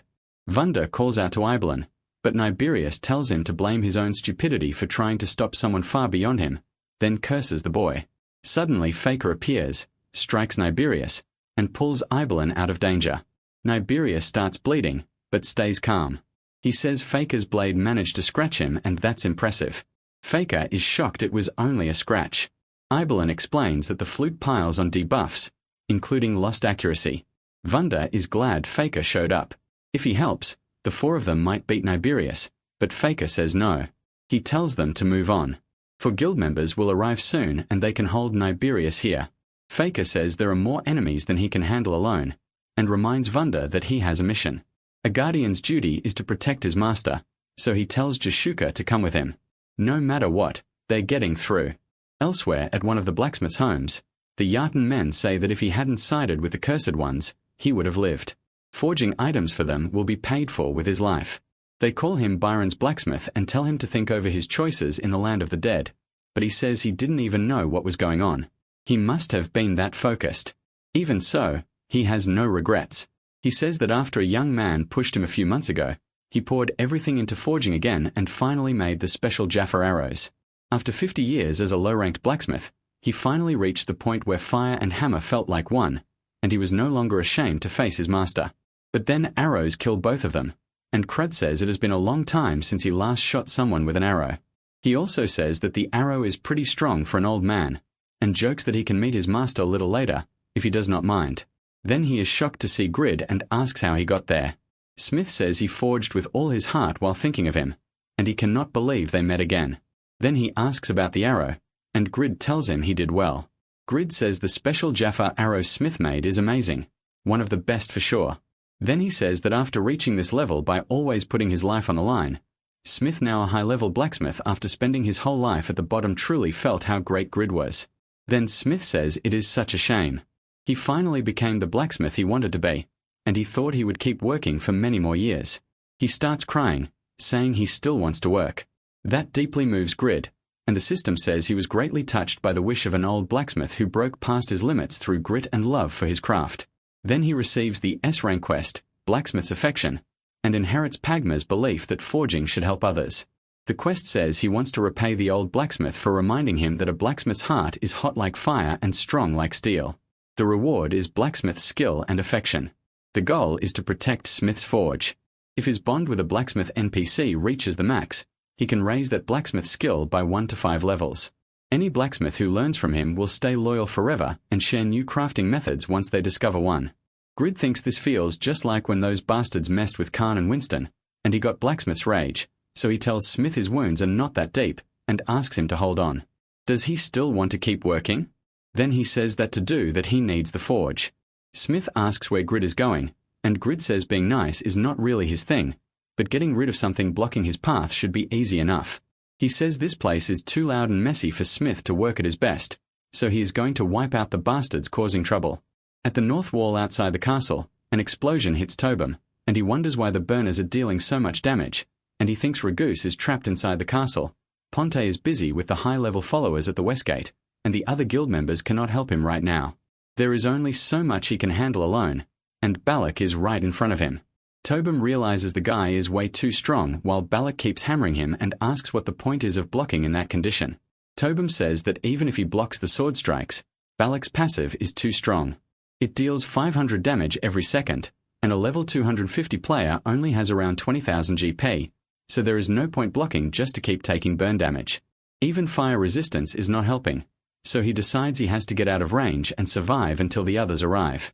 Balak asks if he is trying to get away, saying his other choice makes no sense either, and he slams Tobin and sends him flying. Balak says he was a little offended that only one person came to stop him, but he is pleased to see that even a so-called holy knight cannot endure the voice of demons. Tobin takes 3,900 damage, then another 7,980. He thinks he already used every buff he had, and the damage is still insane. He has to find some way out, so he uses the swamp shield, and notices Balak gets stuck in the mud. The more he struggles, the deeper he is pulled. Balak says it would be easier for both of them if Tobin accepted death and became a slave to the god Yartan. He mocks Tobin's desperate will to live, even with dirty tricks. Tobin is surprised, then says those dirty tricks are going to keep coming, so Balak better deal with it. Then 3 more allies join in, telling Tobin to finish him now with their ultimates. All of them attack Balak together, but then Tobin calls them idiots, and says if that was their ultimate, they should have stayed back and used it on the mobs. He uses King's Blow on the monster and deals 1,350 physical damage. Balak says first a cursed one and now a beast. Then he says he does not mind their dirty tricks or their effort, but old Niberius's flute will not let them get far. He says he appreciates that they do not overestimate him or the old man, but they should not look down on his followers either, because those followers sent them straight into hell. Then Balak unleashes Hellfire Festival with his sword. The flames of a demonic creature rise like the breath of the god Yartan. The followers' stats go up by 50% from the blessing, and they cheer, saying their god has blessed them, and now they should kill the cursed ones. But then both Vantna and Jiske throw themselves at those flasks, and Vantna says that will only happen over his dead body. He realizes the followers got much stronger because of those flames. He does not even have time to drink a health potion, and Niberius's flute is already weakening them. He says Jiske is taking damage too. He knows her duty as a knight is to protect her master, and to him that is obvious, but then he throws Jiske back, and she asks what he is doing. Vantna says it is shameful that he failed and had to be protected. She needs to run. If they want to change this battle, he has to get her to the castle belt. Then he says there is no hope, but he will do anything for even a 1% chance, asking her to use him. He forcefully activates Protective Force Train Destroyer, and it greatly boosts his group's defense. That starts turning the fight around. Vantna charges in with everything he has, and the servants say they are almost there with that attack, telling them to die because this is their god's punishment. But Vantna yells for Jashuka to keep going, and she fires her attack at everyone. After that she asks if he saw that saying this is why she said it would help the guild more if Agar was the knight instead of a hothead like him. She says she knew this would happen, since he kept insisting on being a tank even though he spent all his LTS years as a damage dealer. She says his stats are a total mess because he dumped everything into strength to cover for weak attack power, and now, all beaten up, she tells him to learn how to spend his points right. Then Venanta asks what she is doing. He is supposed to protect her, so what is he meant to do if she is the one protecting him? He says she risked her life for that, but she says losing XP by dying is dangerous for everyone. They are rankers and it would take months or even years to earn that XP back. He will die anyway with him gone, especially with what looks like half of the Yartan Church army right there. She says time spent building strength is part of the guild's power too. If death cannot be avoided, she will use the Phoenix Arrow to take down as many as possible and at least make things easier for the others. But then Grid shouts at her telling her to stop right there. She is stunned by that. She looks up and Grid appears flying above them all, looking like Gillo in that hat, asking why they are trying to die. Chuka, annoyed, asks why he is so late and starts cursing at him. Grid blushes and says he is sorry. Then Vaina calls out to him saying he could not even finish his armor before rushing over like that. Because of him, he is a wreck and turned into a knight who cannot protect anyone. But Grid tells him to quit whining and drink that it might help. Vaina tells him to shut up because they are already doomed, but the second he sees it, he lights up. Then all the servants rush at him. But a dome appears and Vaina equips the relief armor, a legendary item, and is shocked by it. It is legendary and he says the armor alone is amazing, but the persistent skill is as good as Guardian Strength, a knight's ultimate skill. It can even block an ultimate attack. He says timing it would be hard, but it also instantly restores his health. He starts thanking Grid, saying they are going to crush everyone now and calling the enemies losers. Grid says the reason they are having so much trouble with the minions is because guys went to the north and east gates. She says yes and asks how he figured that out. Grid says his insight stat rose so he can see the whole battlefield better. He says he has his reasons, but either way, things are fine now. He will trust them and move out. Meanwhile, Balak says that at this rate, this pathetic land will turn to ash in less than a day and the flames will be unbearable for fighters. He adds that the explosions from Hellfire Festival were too much for long-range fighters. He was thinking of inviting them to the festival, but their weak little bodies are not even good enough to be entertainment. Tobam realizes even Pong and Regus are getting pushed back by the high-level believers, so no help is coming. Since Grid dragged him all over the place, he never got to level up, and now he's about to lose XP. He thinks only Tom could take that huge skill and still hit back, since Tom is both their tank and main damage dealer. But Tom alone still doesn't have enough attack power. Tom figures that if someone could make up for that missing damage, he might be able to hold the line long enough to create an opening. Then a sword drops beside them. Tobam recognizes it right away. It's Gridsdane's leaf, and then he spots Grid. Grid says the fire crazy guy is a boss, then tells them 5 more guild members are here now, so they should be able to handle him with that sword. He adds that another boss needs help at the west gate, so he's heading there. Tobam quickly calls out to him. Tobam warns him that sword needs level 250, 1800 strength and advanced sword mastery. He doesn't meet the level and nobody else should meet all 3 either, but then he admits there is one person. He doesn't like him, but for now he's the only one they can trust with it. Tom realizes who Tobam means. The guy who pretended to be a weak blacksmith to hide his real skill. He doesn't like him either. Still, Tom notices it's the sword he's been searching for, and suddenly things get a lot more interesting. Then the news starts reporting live from Satisfy. Byron Castle is under attack by the Jotun Church, and Sadaka Guild, known as one of the best, is fighting back, but the situation is bad. Their 2 strongest members, Ragos and Pong, are trapped inside the inner castle. At the west outer gate, several high-level servants have become a huge threat thanks to buffs from the Hellfire. The defenders are surrounded, so they need a group in the center to break through. Right now, only Layla and Zednos are giving support from the inner wall. While Layla fights, Jashuka orders her not to move and shoots down an enemy right beside her. Jashuka has crossed the city and reached the castle wall. As an archer, she can cut down the enemy assault, and she apologizes for arriving late. Zednos is shocked that his master came in person and asks if they shouldn't deal with the servants of Aten first. She says Nivid is already being handled, and Valak should be tied up by Thune. Valak rushes Thune and mocks him, asking who this brat thinks he is. He says a sword won't save him, and his only real chance is to accept death and be reborn as a servant of Aten. Then Thune starts getting hit. The others realize it's dangerous, and one of them tells Sandra to get out while she still can. But Vatna suddenly arrives, says his mission is done, and joins the fight, stopping the flames. Trabham notices he's wearing new armor. Vatna jokes that he's late too, but at least he showed up wearing that guy's armor. Jashuka says it's time to clean them up. The servants try to retreat, calling it a magic sword, while blood keeps pouring out. Iberlin says he wouldn't call it a magic sword, it's more like a cursed one. They need to watch out for the thorns. He thinks the best way to help Faker now is by holding back the believers, but he still worries about leaving him alone. Meanwhile, Faker is up against Nivid. Nivid's flute keeps ruining his attacks. Faker gets annoyed, saying it's already hard enough just to keep his balance, and now his accuracy is terrible too. On top of that, his dodge chance is basically gone, so he keeps getting hit. He realizes he can't beat Nivid like this, and drops to the ground. Nivid tells him he may be fast, but he's too weak. Calling it a shame, he summons magic into the sky and says things would be different if Faker had used black magic that stains everything, and pulls out all of his power. He tells Faker to remember that if he's ever reborn, then drops a black firestorm on him. It hits Faker head-on. Iberlin gets clipped by it too. Then Grid appears right in the middle of the fire. He says they've all gotten stronger. Last time it took everyone together just to barely beat Malachus. So if an assassin like Faker still can't take down one old man, Grit says he's just asking to be used as a punching bag. Faker is stunned to see him.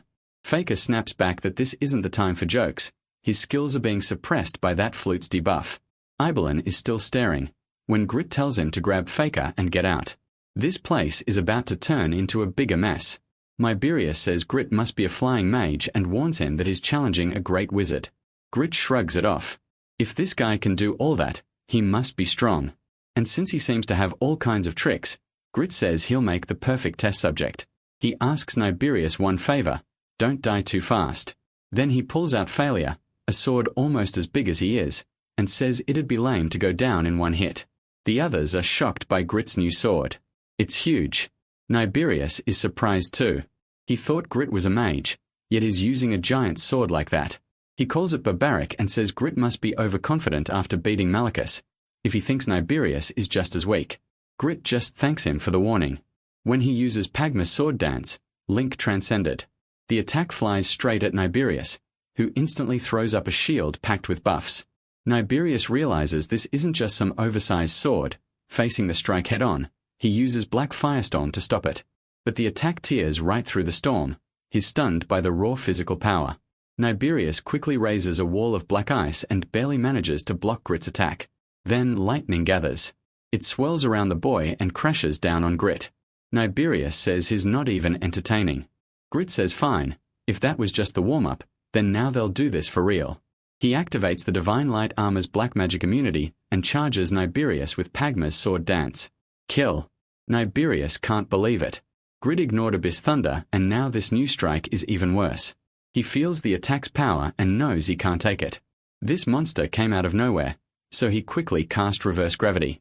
Grit is flung upward, and Niberius thinks kill is useless now.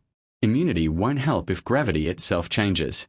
He can't believe Grid has so many skills. Niberius rushes in saying the tide has turned and now it's Grid's turn to get attacked. He uses double casting, Black Lightning, and Black Water, and Grid gets shocked. When Niberius gets closer, he notices the armor has divine power.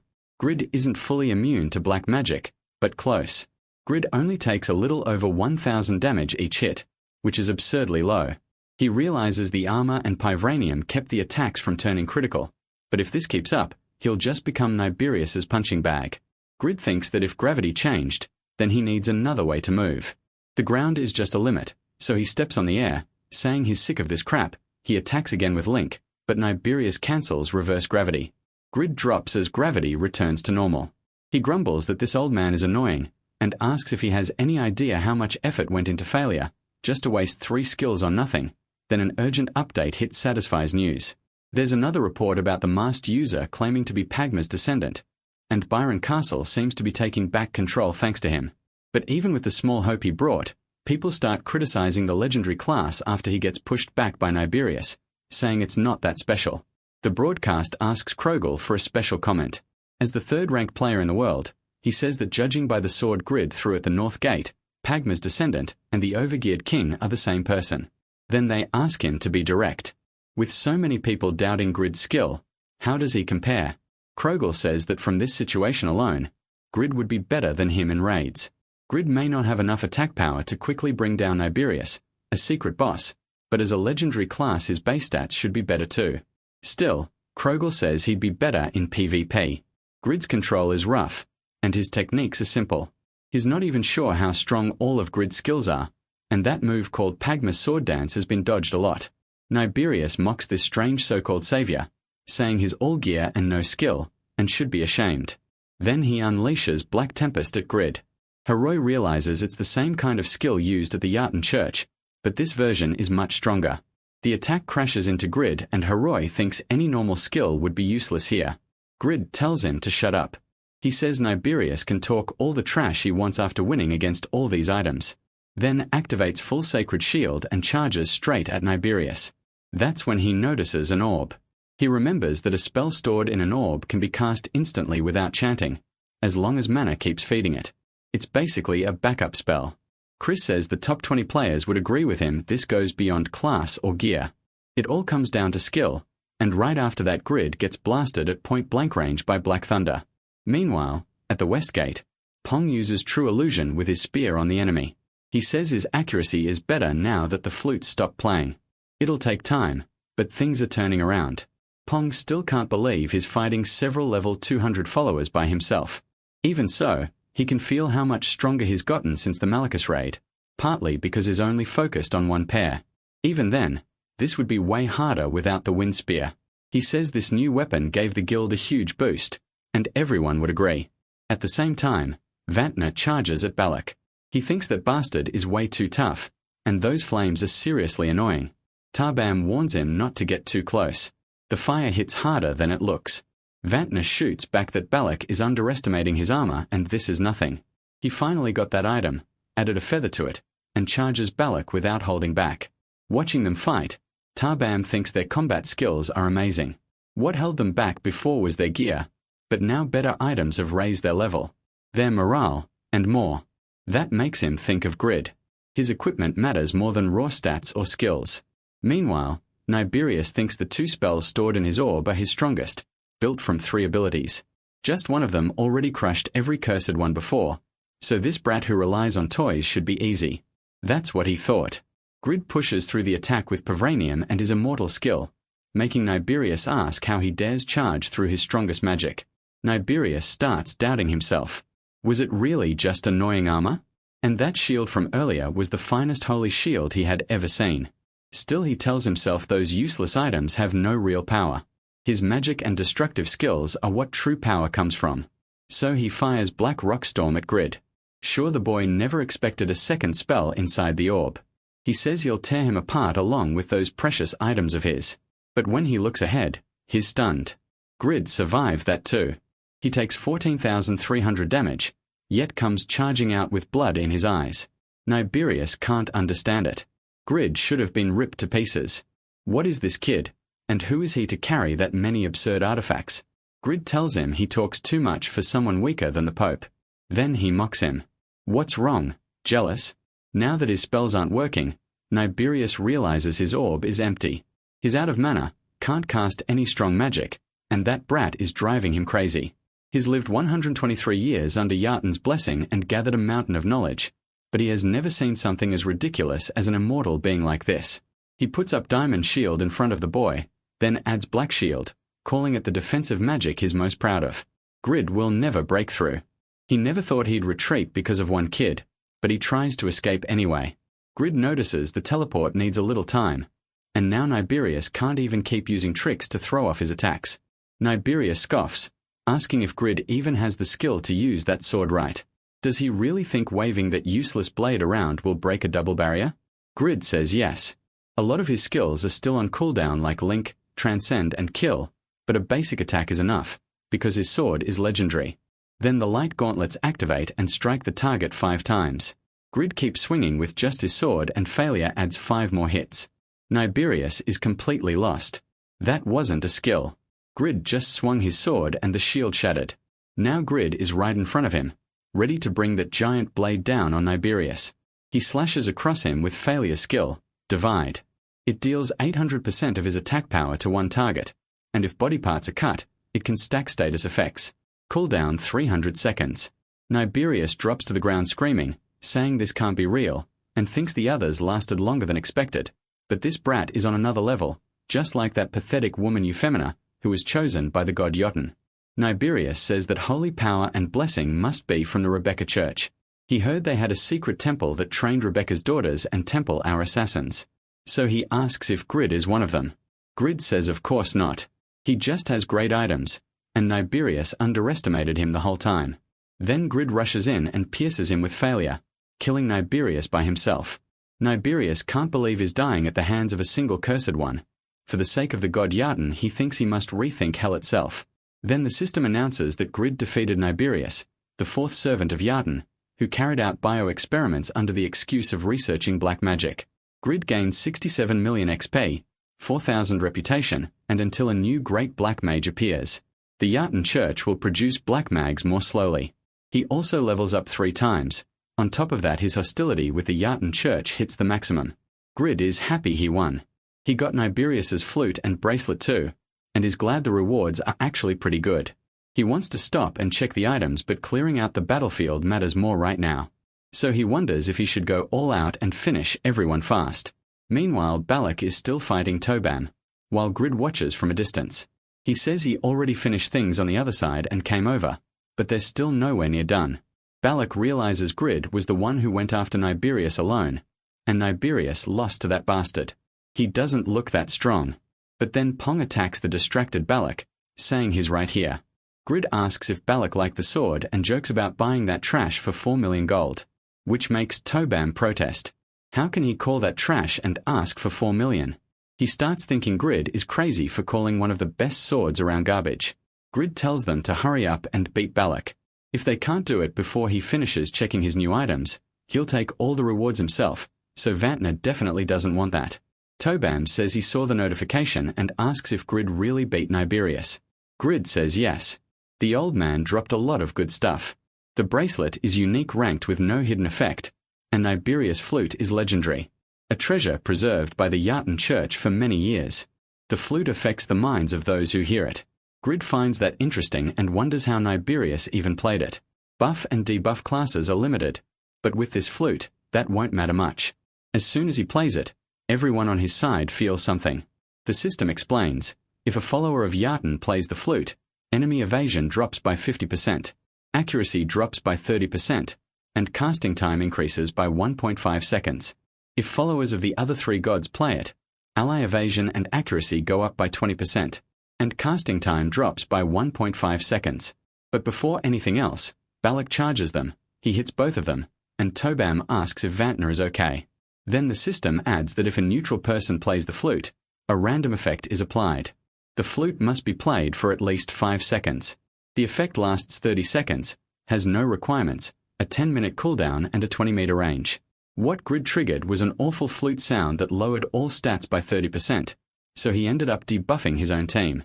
They all think it's that idiot's fault up there, and Balak laughs that someone even dumber than these two really exists. Thanks to Grid, playing with that sword will be even more fun, but Grid just rushes him and cuts Balak's sword in half. Then he asks if that was Balak's favorite sword, says sorry, and adds that he has to fix the mess he made, so Balak shouldn't be too upset. Balak is shocked that his sword broke in one hit. Even putting that aside, that giant blade gives off a massive aura, and now he understands why Niberius lost to him. Grid tells him not to be too surprised. He didn't even use kill yet, he just needs Balak to survive one more attack, and Balak starts realizing how dangerous Grid really is. Balak decides the fight is pointless now that Niberius is dead, so he quickly escapes with teleportation.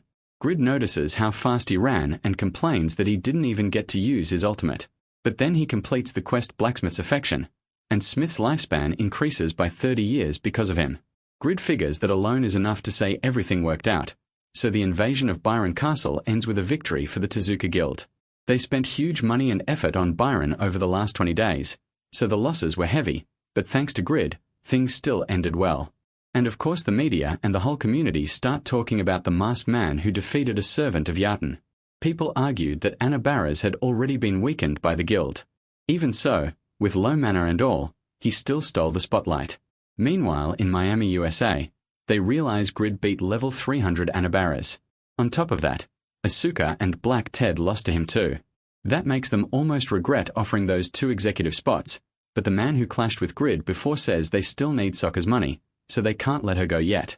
Then Snake Guild's leader says they'll gather top players from every class and build a new nation.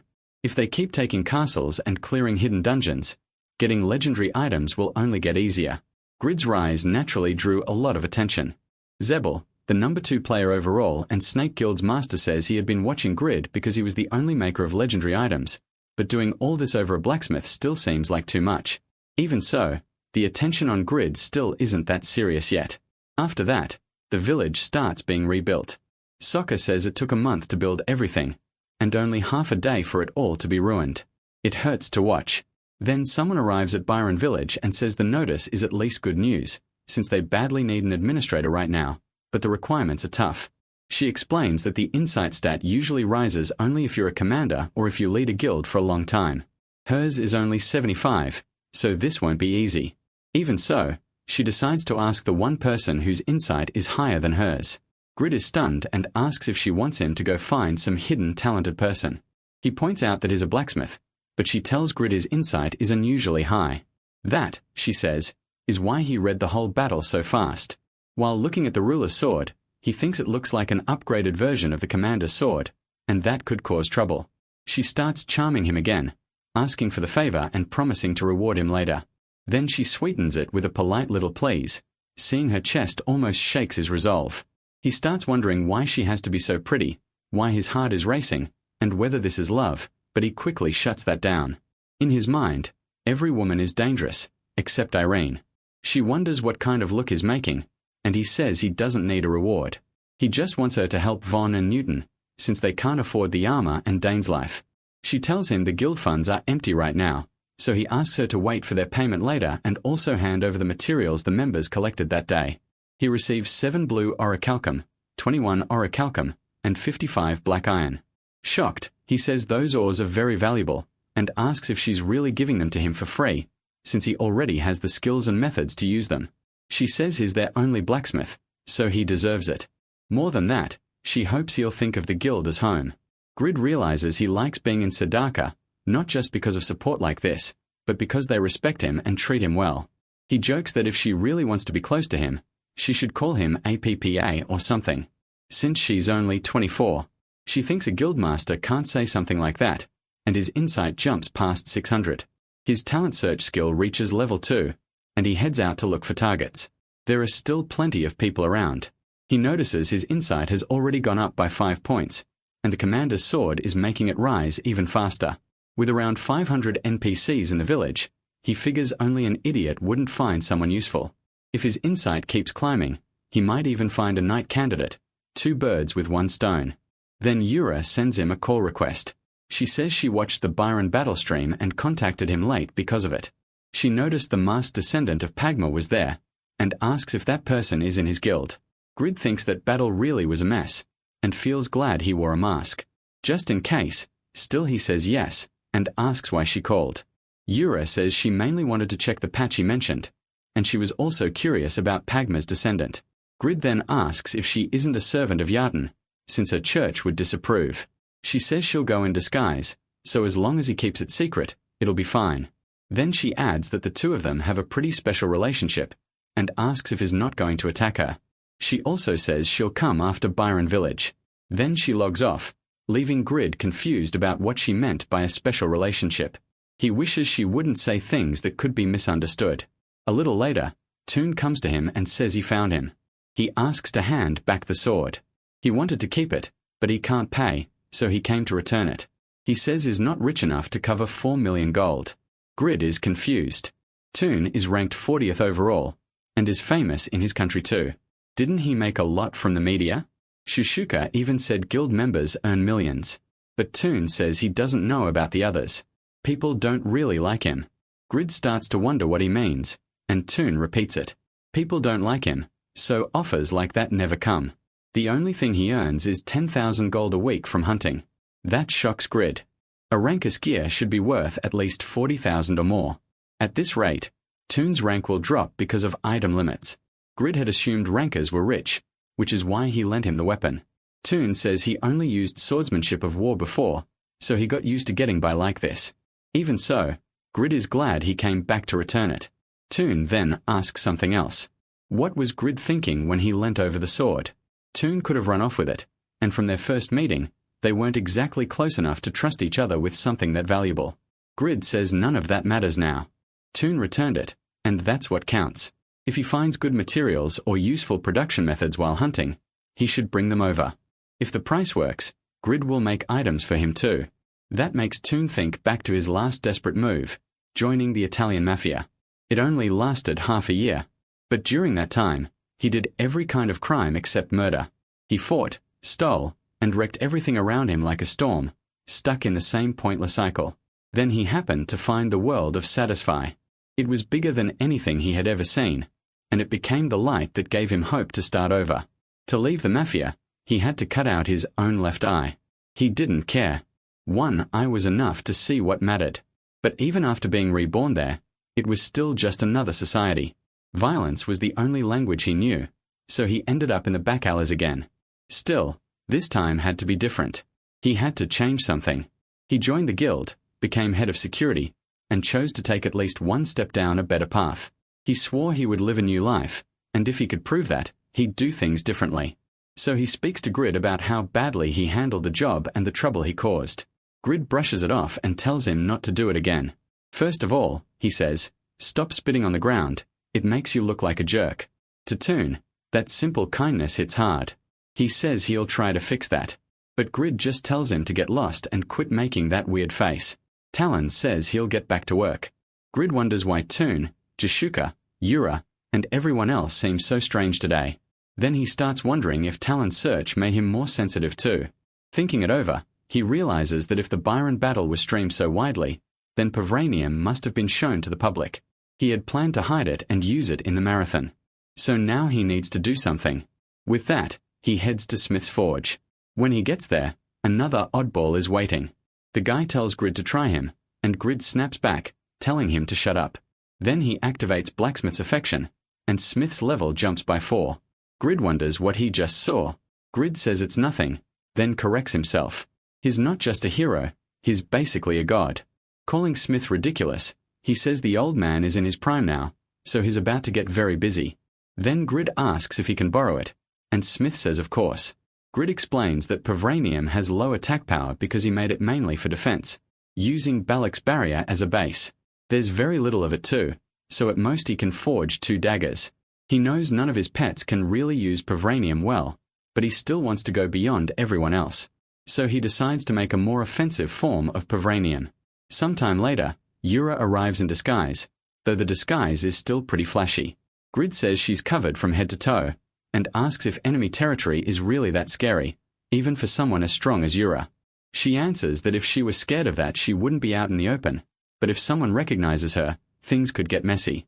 Then she tells him to stop dragging it out and show her the pet already. Grid says she's cold.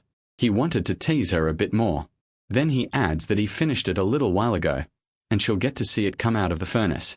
She has no idea what he means, so he asks her to toss him a stone or something. She says she still doesn't see any pet, asks if it's really ready, and decides to trust him. Then she throws it. But the toss is weak, so he tells her to use all her strength or it won't come out. Right then Pavranto jumps in and blocks it fast. Grady grins and says he wants to see her shocked face as he orders it to act. In an instant, it shatters that force. Then it rushes straight at Yura, stunning her as it pierces through all the nearby trees. After that it flies back to Grady, and he thinks this form was made because too many people already saw the other one. It probably won't be recognized as his pet. His version is 30 golden needles made from Pavranto, each with endless durability.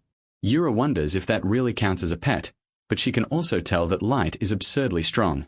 Then something suddenly appears beside him. He blurts out, wondering what the hell that was and why it exploded out of nowhere. But it's Phoenix. He asks if Grady is okay, and Grady is left wondering why Phoenix is here at all. Irene explains that she was coming back to help her husband, who was having trouble restoring Byron, and then noticed him talking with someone outside the castle. Phoenix though recognizes her right away. The 8th servant of Yarden, he once kidnapped and demands to know what's going on. Grady is stunned that Irene showed up now of all times, and realizes this is a total disaster. When Irene asks why he was with that woman, he knows is in deep trouble. Meanwhile, Yura is stuck on one thing. Irene called him love. That means Grady is the one who married the ruler of Winston. Phoenix calls Yura his sworn enemy, and says she killed many of his men, then presses Grady for an explanation. Grady wonders why this had to happen right now. Watching Irene grip her sword, he realizes she might think he's cheating, and her affection could drop too. He has to do something. So he quickly strikes the ground. That shocks everyone. Then he starts cursing Yura, calling her trash, and asking if she came after his wife as he moves closer. Yura has no idea what he's talking about, and can barely believe he's saying this while insulting her. Still, she pieces some of it together. Those golden needles look a lot like the golden discs someone used during the invasion. So she says she's seen his pet and thinks she knows his secret identity. She'll leave now, because it's obvious he's someone South Korea needs, a legendary class player descended from Pagma. With that, she simply uses fly and leaves. Irene calms down a little, and Grady turns to her with the most innocent face he can make. He tells her everything's fine now. She must be confused, but he asks her to trust him. There's nothing to worry about while he's with her. A few days later, Jashuka tells Irene that thanks to their support, much of Byron Village has been restored. She says she won't forget this kindness, and will repay it when needed. Irene answers that helping Grady's friends is also her duty, and she hopes they'll keep being good people Grady can rely on. Then she says she'll take her men back to Winston, and asks Baroness Jashuka to keep taking care of Byron Village. In the back, Tobin is dying of jealousy. He says Grady looks happy, pointing out that he never left the inner castle while Lady Irene was there, then asks if the honeymoon was nice. She mistakes Vanna for Tobin, and Grady snaps, asking if he knows anything at all, and telling him to shut up. He complains about going to bed excited, and still not being able to enjoy the night, leaving Vanna asking what the hell he's talking about. The night before, in the room with Irene, Grady was nervous with her beside him, and then he learns they can only be together once a month if she agrees. There were still 10 days left. Yeah, his poor friend was basically locked out. Once a month is rough. Back in the present, he says if Vanna is jealous, then he should get married too. Vanna has no clue what's going on, but apologizes anyway. Irene tells Grady she has to leave now. She says he's amazing, so she knows he must be busy, but she hopes he comes back as soon as he can. She's happy she got to see him again after so long, and she turns bright red, saying next time they'll have a much nicer night together. She's completely flustered. Grady starts apologizing, blaming those awful sister moderators. He says goodbye to her, feeling disappointed, but knows he can't keep thinking about it forever. If he wants to get back soon, he has to finish his work here fast. That makes him wonder if he should wrap up the talent search. So he ends up searching in the Byron mine. He's already checked over 400 people and found no one with real potential. His discernment and persistence stats went up, so it wasn't a total loss, but at this rate he'll never finish. Then he overhears the miners saying the wall repairs are almost done, so everyone will probably return to their normal jobs soon. That reminds him of when he used to come here to mine at a low level. Just climbing the mountain used to wear him out, and now it feels like a story from long ago. Suddenly a stone flies right at his face. He catches it in time, and one of the miners quickly apologizes, saying he can't control those flying stones and asking for forgiveness. Grady tells him it's fine. Stuff like that happens at work. Then someone starts yelling, saying, "Again?" And Grady thinks that guy never changes. A boy marches over and says they shouldn't treat it like it can't be helped. He asks how many times he has to explain that this is easy to avoid if they read the ore's texture first. He keeps scolding the miner, saying he still can't even use a pickaxe right at his age, and then complains that he crushed the hole or chunk while mining. The protagonist thinks the kid looks about 15, but his control is incredible. Before he wouldn't have even noticed a boy like this, but now his discernment stat is telling him this kid is someone special. Later, back at the castle with Fatna, he asks if the population will really go over 12,000, and whether this village can even hold that many people. Tobin says they'll have to expand the village and turn it into a city. He adds that their guild gained a lot of fans after the battle livestream, and many people want to move in. They don't have enough money yet, but he thinks the players can help solve that. Fatna starts thinking that must be why women have been looking at him differently lately. But Pong tells him to keep dreaming, they only talk about him because he's the average guard of the guild. Then Tobin says it was actually good that Pong and Ragoose couldn't use their full strength. They might have held out longer, but if they had, the village would have been destroyed beyond repair. That thought really hits him. Then Faker suddenly appears out of nowhere and scares Tobin half to death. He says that for some reason Smith, the village blacksmith, has become an advanced blacksmith, which means better weapons and stronger workers. He says it's all thanks to Grady. At first he thought Grady was selfish, but something changed. He's becoming a true ally, and they need to catch up to him fast. Ibelin asks if they saw the live stream. Even with the mask, Grady still stood out a lot. Lim says she saw it too, and says it was amazing when he saved Jashuka. Then Fatna asks if that's why Jashuka started looking at Grady differently, and Tobin asks if she's serious. Did Jashuka finally notice men? They say the meeting is at the bookstore, so she should be there. Once they see her, they start wondering if they should ask. In the end, they take the risk, and Fatna walks up to her saying Grady is already married, asking if she's sure everything will be okay. Jashuka instantly turns red and lunges at him, ready to kill Fatna for that joke. Then Grady shows up and notices everyone is there, but Tobin asks why he's wearing armor inside the castle and who that is with him.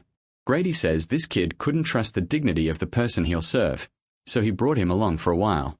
Then he tells everyone to say hi to this rude brat. His name is Miner. The boy jumps up and says he's had enough. He works in the mine, so why does he, the future king of miners, have to read? Grady just flicks his forehead and tells him to stop doubting, shut his mouth, and study. From now on, it's at least 2 books a day. The kid calls it torture and asks why he has to read all day. Deep down, he's already starting to think that one day he might kill Grady. Grady says of course the boy doesn't understand yet. Since he's holding a book now instead of his usual pickaxe, Grady checks all of the boy's stats, and one of them says that even at his age, he can gather all like a miner with 20 years of experience. The villagers believe he'll one day surpass Giz, the legendary miner. He also has fantastic pickaxe technique rank S and mineral master rank S plus budding talent at rank SS. Grady says the ruler's sword helped him a lot by letting him see people's abilities in detail. Normal people's stat growth usually caps at 100, but this boy's numbers are insanely high. Budding talent sounds a little odd, but every one of his skills is at least rank S. He's the perfect partner for a blacksmith like Grady, and Grady feels like his or detector just found pure gold. Then someone rushes in to tell Grady that a visitor has arrived at Smith's Forge, and the protagonist thinks it finally happened. Jashuka asks if it's a guest and whether he's going to see who it is. He says he's been waiting for someone, and since his work here is almost done, he'll go now and then return to Winston. He says he still needs this sword a little longer. Just one more use. Then he heads to Smith's Forge. There Grady meets Haruhi and asks how he's been. Grady praises his work. The soldiers gained about 8 to 10 levels, nobody died, and they all seem a lot more dependable now. What stands out most is Jude, whose stats jumped a lot. He went up 17 levels and gained 280 stat points. That means at least 16 stats increased. His growth speed is insane. Grady says he already checked the description of the ruler's sword skill, but what matters most now is the scales from Selfie. Haruhi says they have 28, and everyone's waiting for Grady to praise him. Then he asks what Grady plans to do with them. Grady asks if he didn't say he got sword mastery after reaching his 2nd class. Since all the materials are ready, they're going back to Winston. He says he'll make him a sword and a special gear set too. On top of that, there's something he needs to gather as much as possible before the international competition starts. On another day, a giant screen in the city reports that the information center released some eye-catching stats. The number of visitors entering the country was almost 800,000. Since the Olympics usually bring in around 200,000 to 500,000, and recent events had been struggling, people started calling this the birth of a new world-class event. Everything points to the Satisfy International competition being a huge success. For months after Grady and then attacked Byron, the village recovered. Back in the real world, the news stayed full of hype about the international competition. But none of that interested Grady. Right now, his focus is on a small cave north of the Eternal Kingdom. Thick smoke pours out from inside. The boy mining there says this is the last spot, so they should hurry up and finish. Then he suddenly wakes up to a group of orcs surrounding him. The orcs talk about capturing the boy. Maybe he can be emergency food. To them, that sounds great. Then Paimon shows up. He asks if they didn't hear the explosion, and says they should get out of there. One orc gets mad, asking how someone like him can stay so calm without being scared, saying it in his own language. Then he says he'll kill him right now. The orcs rush the boy, but before they can do anything, Faker steps in and cuts them all down. As they vanish, the boy wonders where a huge sword like that even came from. Grady appears and says he avoided the golems, but Byron's trap still caught him. They noticed his presence, so all the effort he put into preparing his stealth ended up useless. The little miner complains that if Grady was going to do that alone, he could have helped. He says he was in danger while waiting outside, so Grady should have at least come faster. Grady asks if he has any idea how hard this was. He had to make sure the money he spent was worth it. Then he shows off the item. It's a zip-up hoodie, and not just any hoodie, but a unique rated one. The boy asks if he found the item, and Grady says yes. As long as he knows where the traps are, getting in will be easy now. He says this is his 7th Pavran, then laughs and tells the boy that this is all the Pavran in the northern part of the Eternal Kingdom. Talking to Miner, he says the boy's information is always right. The training is clearly paying off, so he tells him to head back, but Miner tells him to stop bringing that up. He keeps getting flashbacks of being locked in the library for 4 months because of that weird thing. The protagonist tells him it's good to get smarter, but Miner says he already told him his destiny is to become the king of mining. Even Grady thinks he wants to leave the kid alone. But to collect all the Pavran hidden across the continent by the great mage Braham, certain conditions have to be met. Braham asks Miner to make a soul vessel, and if he succeeds he'll hand over the rest of the Pavran. The problem is that making the soul vessel with Pavran requires the blessing of the 4 gods, which is impossible now that he's the sworn enemy of the then church. Grady admits finding Miner basically saved him. After raising Miner's intelligence, his or detection got even stronger, which helped them find the Pavran. Miner hates all of this, but Grady is just glad he no longer has to make lunchboxes to help that ghost revive or whatever. Now he can gather all the Pavran on his own, and honestly, this feels like it's going to go badly. Messing with that guy seems like a terrible idea. Sure enough, after some time, the spirit finds out and starts cursing Grid non-stop. He says Grid made a fool of him, broke his promise, and stole all the Pavran while completely ignoring his soul fragment. He calls him insolent, and wonders if Pagma's descendant has started doubting who he really is. If he can't revive through him, he'll have to prepare Plan B. But he swears he'll never forgive Grid for this. Sometime later, they speak to the president and say they have something urgent to report. He asks what it is. Chief Yon says the conditions for the new legendary class, Braham's successor, seem to have been met. This makes him think this is interesting. He asks if Grid finally realized Braham is a liar and the biggest villain in the world. But she says he should already know Grid isn't smart enough to figure that out on his own. He agrees, yet points out that Grid still signed up for the international competition, which should be fun to watch. Then she says that part actually goes against their predictions too. There's a big chance he still won't show up, and the one who registered him was Yura, backed by the Korean government. So he says they really can't rely on that guy. Then suggests a bet on whether he'll actually participate or not. Sometime later, Grid is talking with Tobin, asking if he seriously thinks the fire shield he wants can be made just from the production method without any of the main materials. Tobin begs Grid for help. He can't get the firestone, the key material, by himself, and says miners or magic should be able to help. Grid shuts that down. Miner's skill isn't all-powerful. Without a clue, even Miner can't find it, and he says he's explained that 100 times over these past months. Tobin says he needs a fire-resistant shield because the Phoenix raid is in 10 days. Grady asks if his current shield can't be used somehow. Then he thinks about the firestone, an ore packed with fire energy that's used to make many fire-type items. It has an extremely low drop rate from a certain boss that still hasn't been named. Grady says he already asked Miner to search, so Tobin should stop whining and get lost. Right then, Tobin asks if he's serious. Just as Miner arrives and says he found the firestone's location, and how to mine it. Tobin is left stunned. Miner says it's on Kokoro Island in the sea southeast of the Eternal Kingdom. Normally, it would take a week to get there, but with flight, they can arrive much faster. Tobin thinks about that island, and realizes it might be the one he was hoping it wasn't. Grady asks what he's doing, and Tobin says he just needs to confirm one thing with his colleagues. Then he notices it belongs to the Silver Knight Guild. He thanks Grid for looking into it but tells him to drop it. That area is controlled by the Silver Knight Guild. On paper they're weaker, but they're still strong, with over 200 members and their guildmaster is in the top 100. He says he wants that material badly, but entering without permission could start a guild war. Because of the pact between guilds, no one can enter another guild's territory without approval, so he'll ask for their cooperation properly another time. Besides, they're the only ones who even need those materials. Even so, he's grateful Grid search for them. Grady thinks these guys are blunt, but they always keep their promises. Then he tells Khan he'll be away from the forge for a few days, and asks if that's okay. Khan says Grady doesn't need to explain himself. He knows Grady means well, so there's no need to worry. Gathering materials for a good cause is also part of what makes a great blacksmith. Then Grady tells Tobin this is his reward for being his slave all this time. With that hoodie he can mine without anyone noticing. He just tells Tobin to make sure the payment is ready, since this is a business trip. That leaves Tobin deeply moved.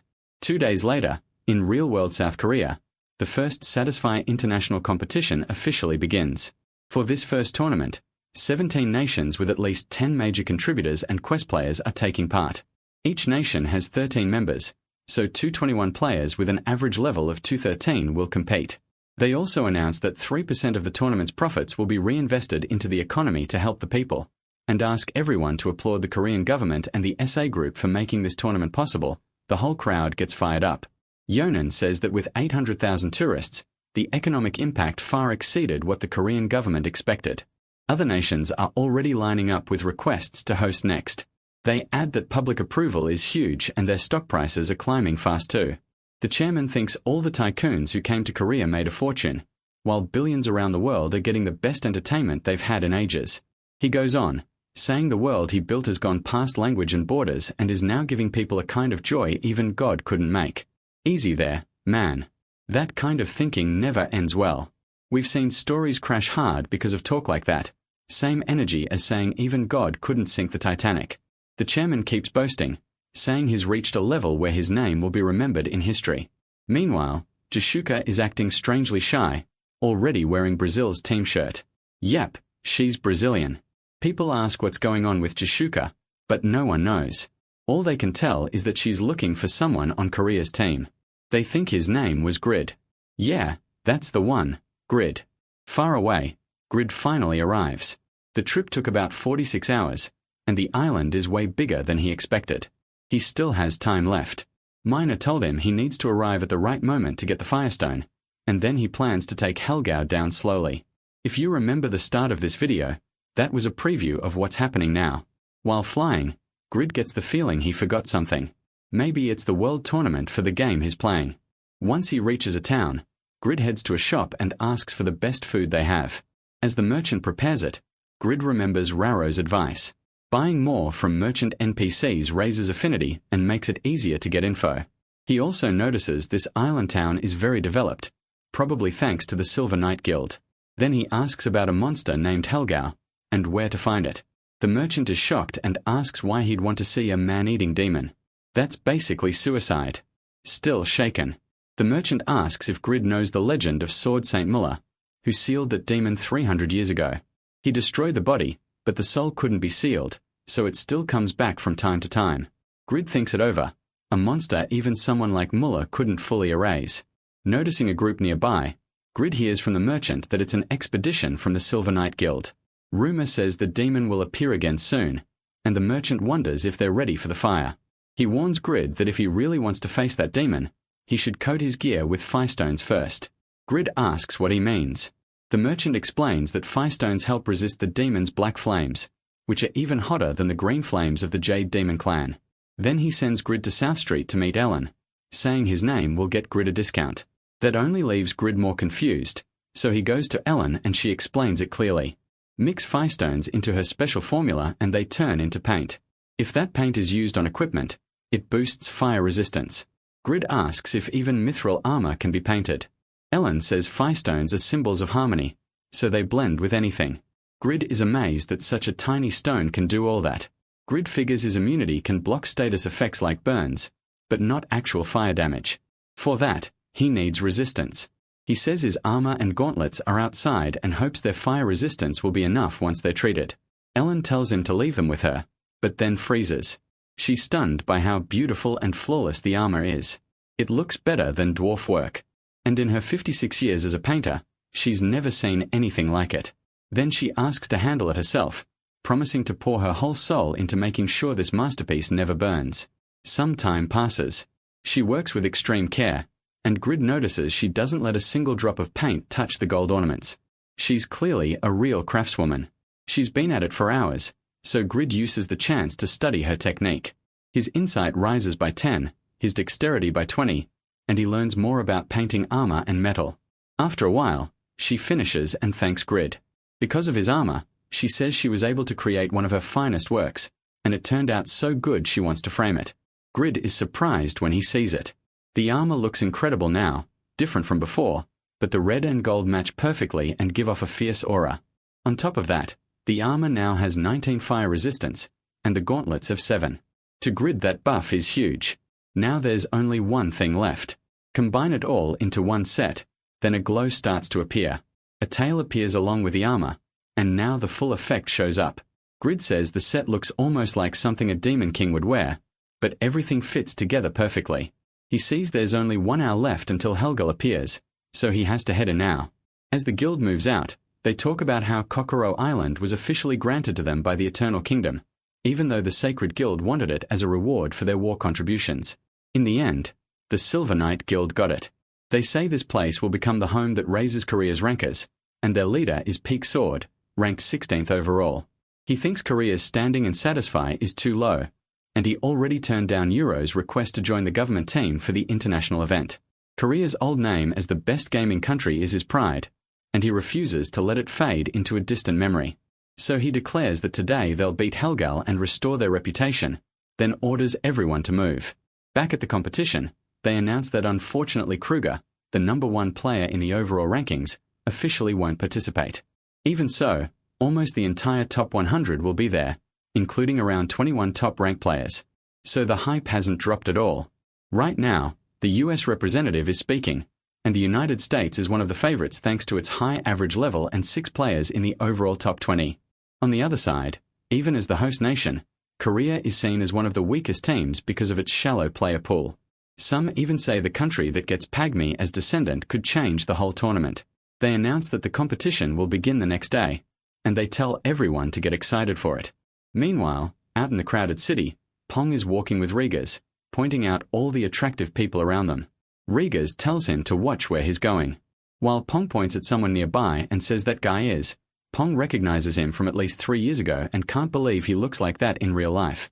He says this must be what happens when someone steps out of Satisfy into the real world, but admits the guy looks good. Rigas says the worst one is himself, walking around in martial arts clothes. Then he starts going on about this being the home of Taekwondo, getting weirdly fired up. Pong then brings up something else. He says it's a shame Krog won't be competing.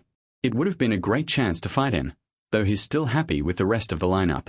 Rigas says Spain doesn't care much about conquest, unlike England, but Pong disagrees. In that way, he says, they're pretty much the same. For him it's personal. Rigas says he's also excited to be in the home of Taekwondo. He's practiced it for 10 years, and now at 26, he's finally here. Pong points out that the media is giving a lot of attention to the United States, probably because they have so many high-ranked players. Then Jashuka suddenly snaps and demands to know where the hell Grid is. Pong asks if he still hasn't answered her. She says he hasn't even opened the message, and now she's furious. He didn't even show up for the opening ceremony, so she starts wondering if he's really joining the tournament at all, and what he's doing right now. At that exact moment where Grid is that guild is getting wrecked by the boss whose flames wipe out half their members in a single attack. Grid is shocked, thinking this might end in another failure. Then Grid suddenly speaks up from among them. He says he was wondering why his stealth had turned off, asks if Helgau noticed him, and decides there's no point hiding anymore as he takes off his hoodie. He stores the hoodie, reveals his armor, and says he'll mind what he needs and get out. Meanwhile, people at the tournament are saying Korea still isn't getting any attention. Raga says that aside from Yura, most of Korea's players are weaker, so people probably don't even see them as real contenders. With so many rankers competing, that makes sense. For now, surviving the tournament is the first goal. Jashuka, still a little down, says she's heading back to the hotel. She plans to log in to Satisfy and ask Grid for his address. Pong notices she's really into him, and Raga says it's probably more than that. Pong says a competition is still a competition. Facing top rankers is worth it, even if all you gain is experience. Then he asks if Ragas really thinks Grid will show up. Ragas says if he does, everyone will be shocked. After all, they know South Korea is one of the toughest teams. For people only watching the United States, that would be a huge surprise. Pong admits he didn't care much when he first heard about the event, but now that it's close, he's getting excited. Jishuka says they're all in the top 15 overall, so she knows they can go far. No matter what happens, this tournament will help fix Sadaka's name, especially with the gear Grid made for them over the last 4 months. At the same time, Helgao keeps trying to kill Grid while Grid calmly mines. Jishuka thinks about how much stronger everyone got thanks to his items. Meanwhile, Grid keeps taking hit after hit from Helgao without even panicking. That's because Pavranium stuck behind him blocks the attacks for him. The guildmaster can't understand how Grid is still fine. Jishuka thinks her guild has something no other guild ever had. At that same moment, both she and Grid think the same thing. They're simply overgeared. Overgeared. That's the name. Right in the middle of all that chaos, the guild leader realizes Helgao wiped out half the guild with one attack. Even 86% fire resistance meant nothing. He can't believe the flames do nothing to Grid. While Grid keeps mining, Pavranium handles everything, and Grid finally says the boss is seriously annoying. He says he doesn't want to fight, and tells the boss to get lost, then swings Dan's leaf and knocks Helgao back with one hit. The guildmaster is stunned. Their strongest members couldn't even hurt the monster, but Grid pushed it back in one blow. He figures that absurd attack and defense must come from a secret class. He also notices Grid's sword is enhanced past +8. Gear like that is insanely rare and expensive. He hardly ever even sees +7 equipment. Since gear can go up to +10, he concludes Grid must have a high-level secret class. Lots of money, and crazy luck. He starts thinking Grid must be some rich kid. But that part isn't really true. Grid isn't just lucky, and he wasn't born rich. The guildmaster asks if Grid is a Japanese spy from Sakura Guild, and tells him not to ruin the raid. Grid just asks what Sakura Guild is and says is Korean. That shocks them. They ask if someone besides Yura and Faker in Korea could really be this strong, then get excited, thinking another genius has appeared in Korea. Grid asks how he's the one getting in the way when he's the only one actually damaging the monster, while they're being useless. Then he starts Pagma's sword dance kill and the boss takes massive damage, a 10,500 critical hit. Even the boss winces. Grid says he doesn't care about the monster, and if he wanted to take advantage of them, he already would have. He's only here for the Firestones, so they should stay out of each other's way. Still, he knows these guys will never beat this thing. He can't even read the boss's full combat power, and even a critical hit with kill didn't take 10% of its health. Even with his immortality passive, he's not sure he could win. Grid realizes this is a real hell monster. Since he only needs 3 Firestones to make Tobin's shield, he decides it's smarter to leave once he gets them. Then Helgor speaks, saying those stones aren't meant for lowly humans to touch. While the boss talks to Grid, the guildmaster uses Draw's word and rope to strike Helgor. He keeps pressing the attack with more sword skills, and now amplitude too. Since Grid says he's Korean, the guildmaster decides to trust him and treat this as repayment for what he owes. He shouts that this is their chance and tells everyone to focus attacks on one spot. If they use everything they trained, they can do it this time, so show the power of Silver Knight Guild. Helgor mocks them, saying humans never fail to be foolish. They may all be human, but the gap between them is enormous. Then Grid suddenly notices the Firestones are glowing. He wonders if that's the source of Helgor's magic, and quickly figures it out. The stones are linked to the boss's power. If he mines them out, Helgor will weaken. Helgor launches another wide area attack, sending flames everywhere. He says the power of hell is beyond their control and calls out that so-called immortal. He sneers at them, telling them to remember this as they die with their allies. Then the attack crashes down, and the guildmaster realizes a full month of training still meant nothing against this monster. He says he misjudged Helgor's strength and apologizes to everyone, but then Helgor's attack suddenly loses most of its power. Helgor notices the flames have weakened, and demands to know how Grid dared do that. Grid is already holding a Firestone, realizing he was right.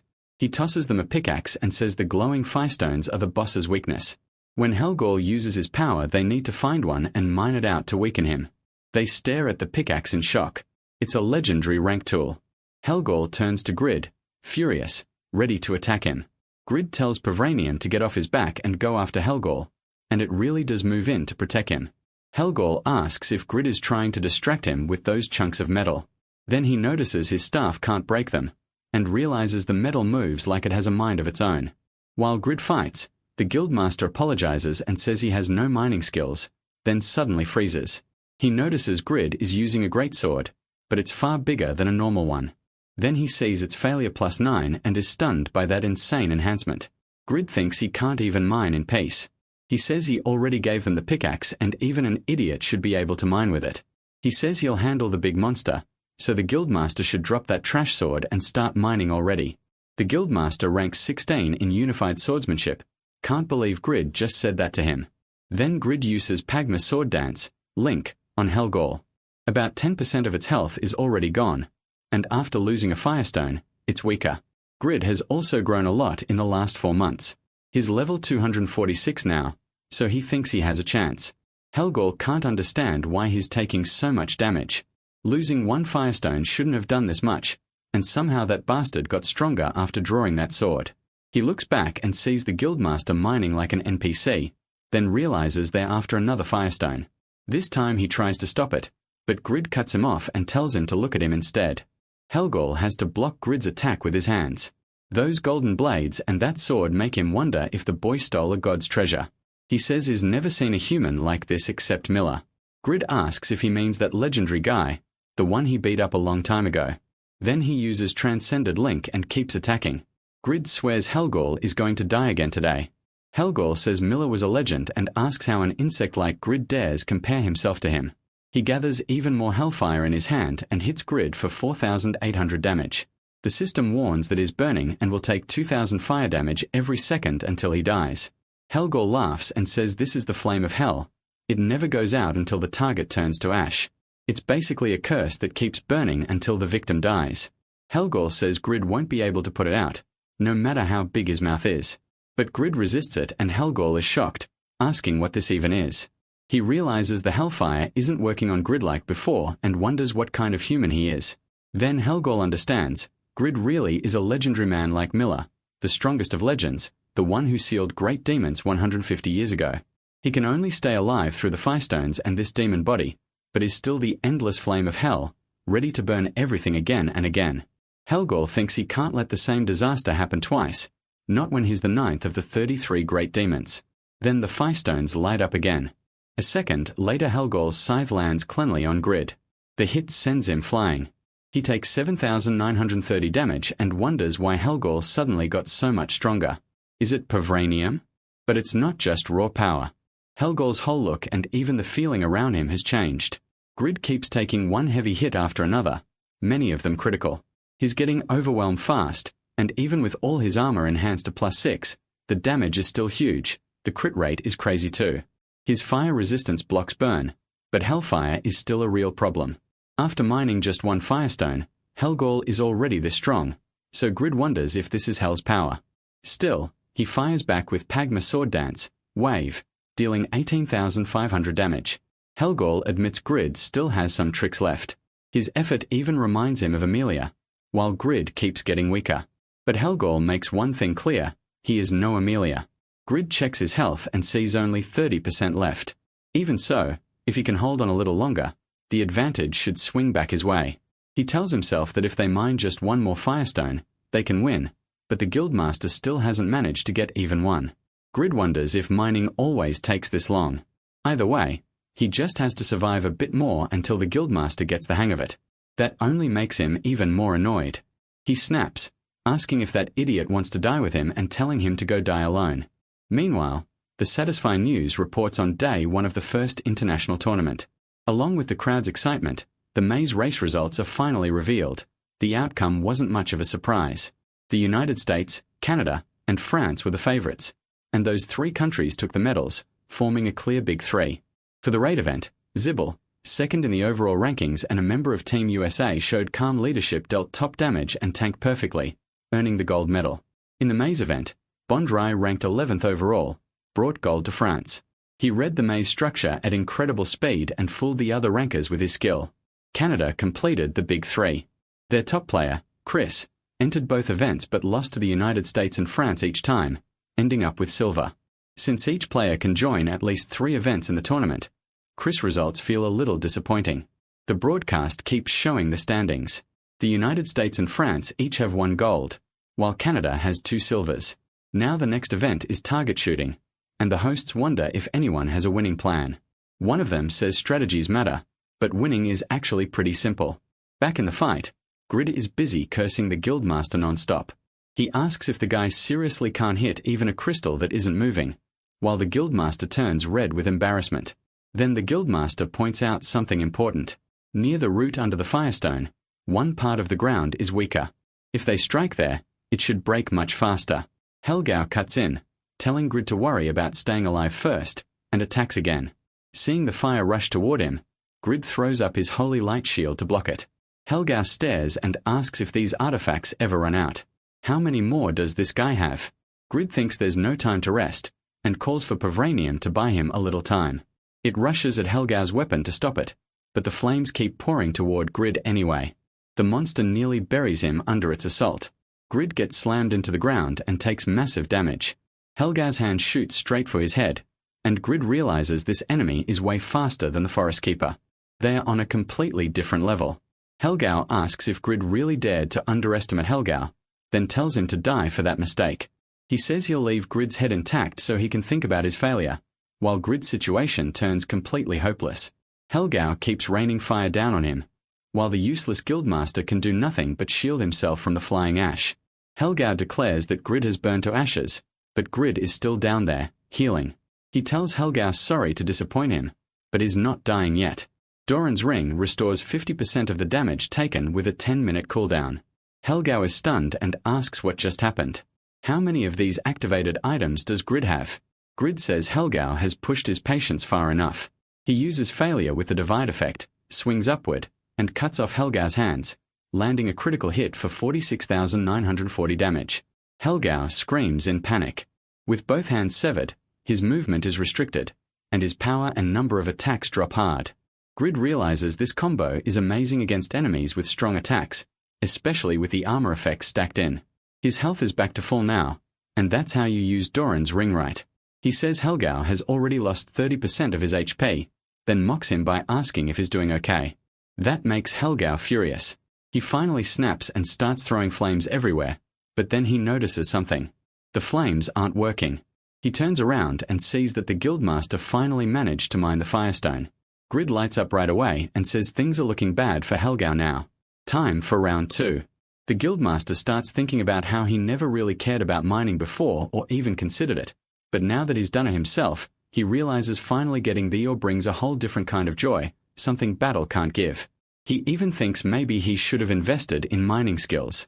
Grid excitedly tells him he did it and praises him for the good work. The guildmaster asks if he really did well, then notices he got way too happy and tries to calm down. After all, he's the Silver Knights guildmaster and 16th in the overall rankings. Why is he so pleased by praise from someone at least 10 years younger? Still, when he remembers who that young man is, it doesn't feel strange. This is the man who uses the greatsword of the Abyss and the famous descendant of Pagma.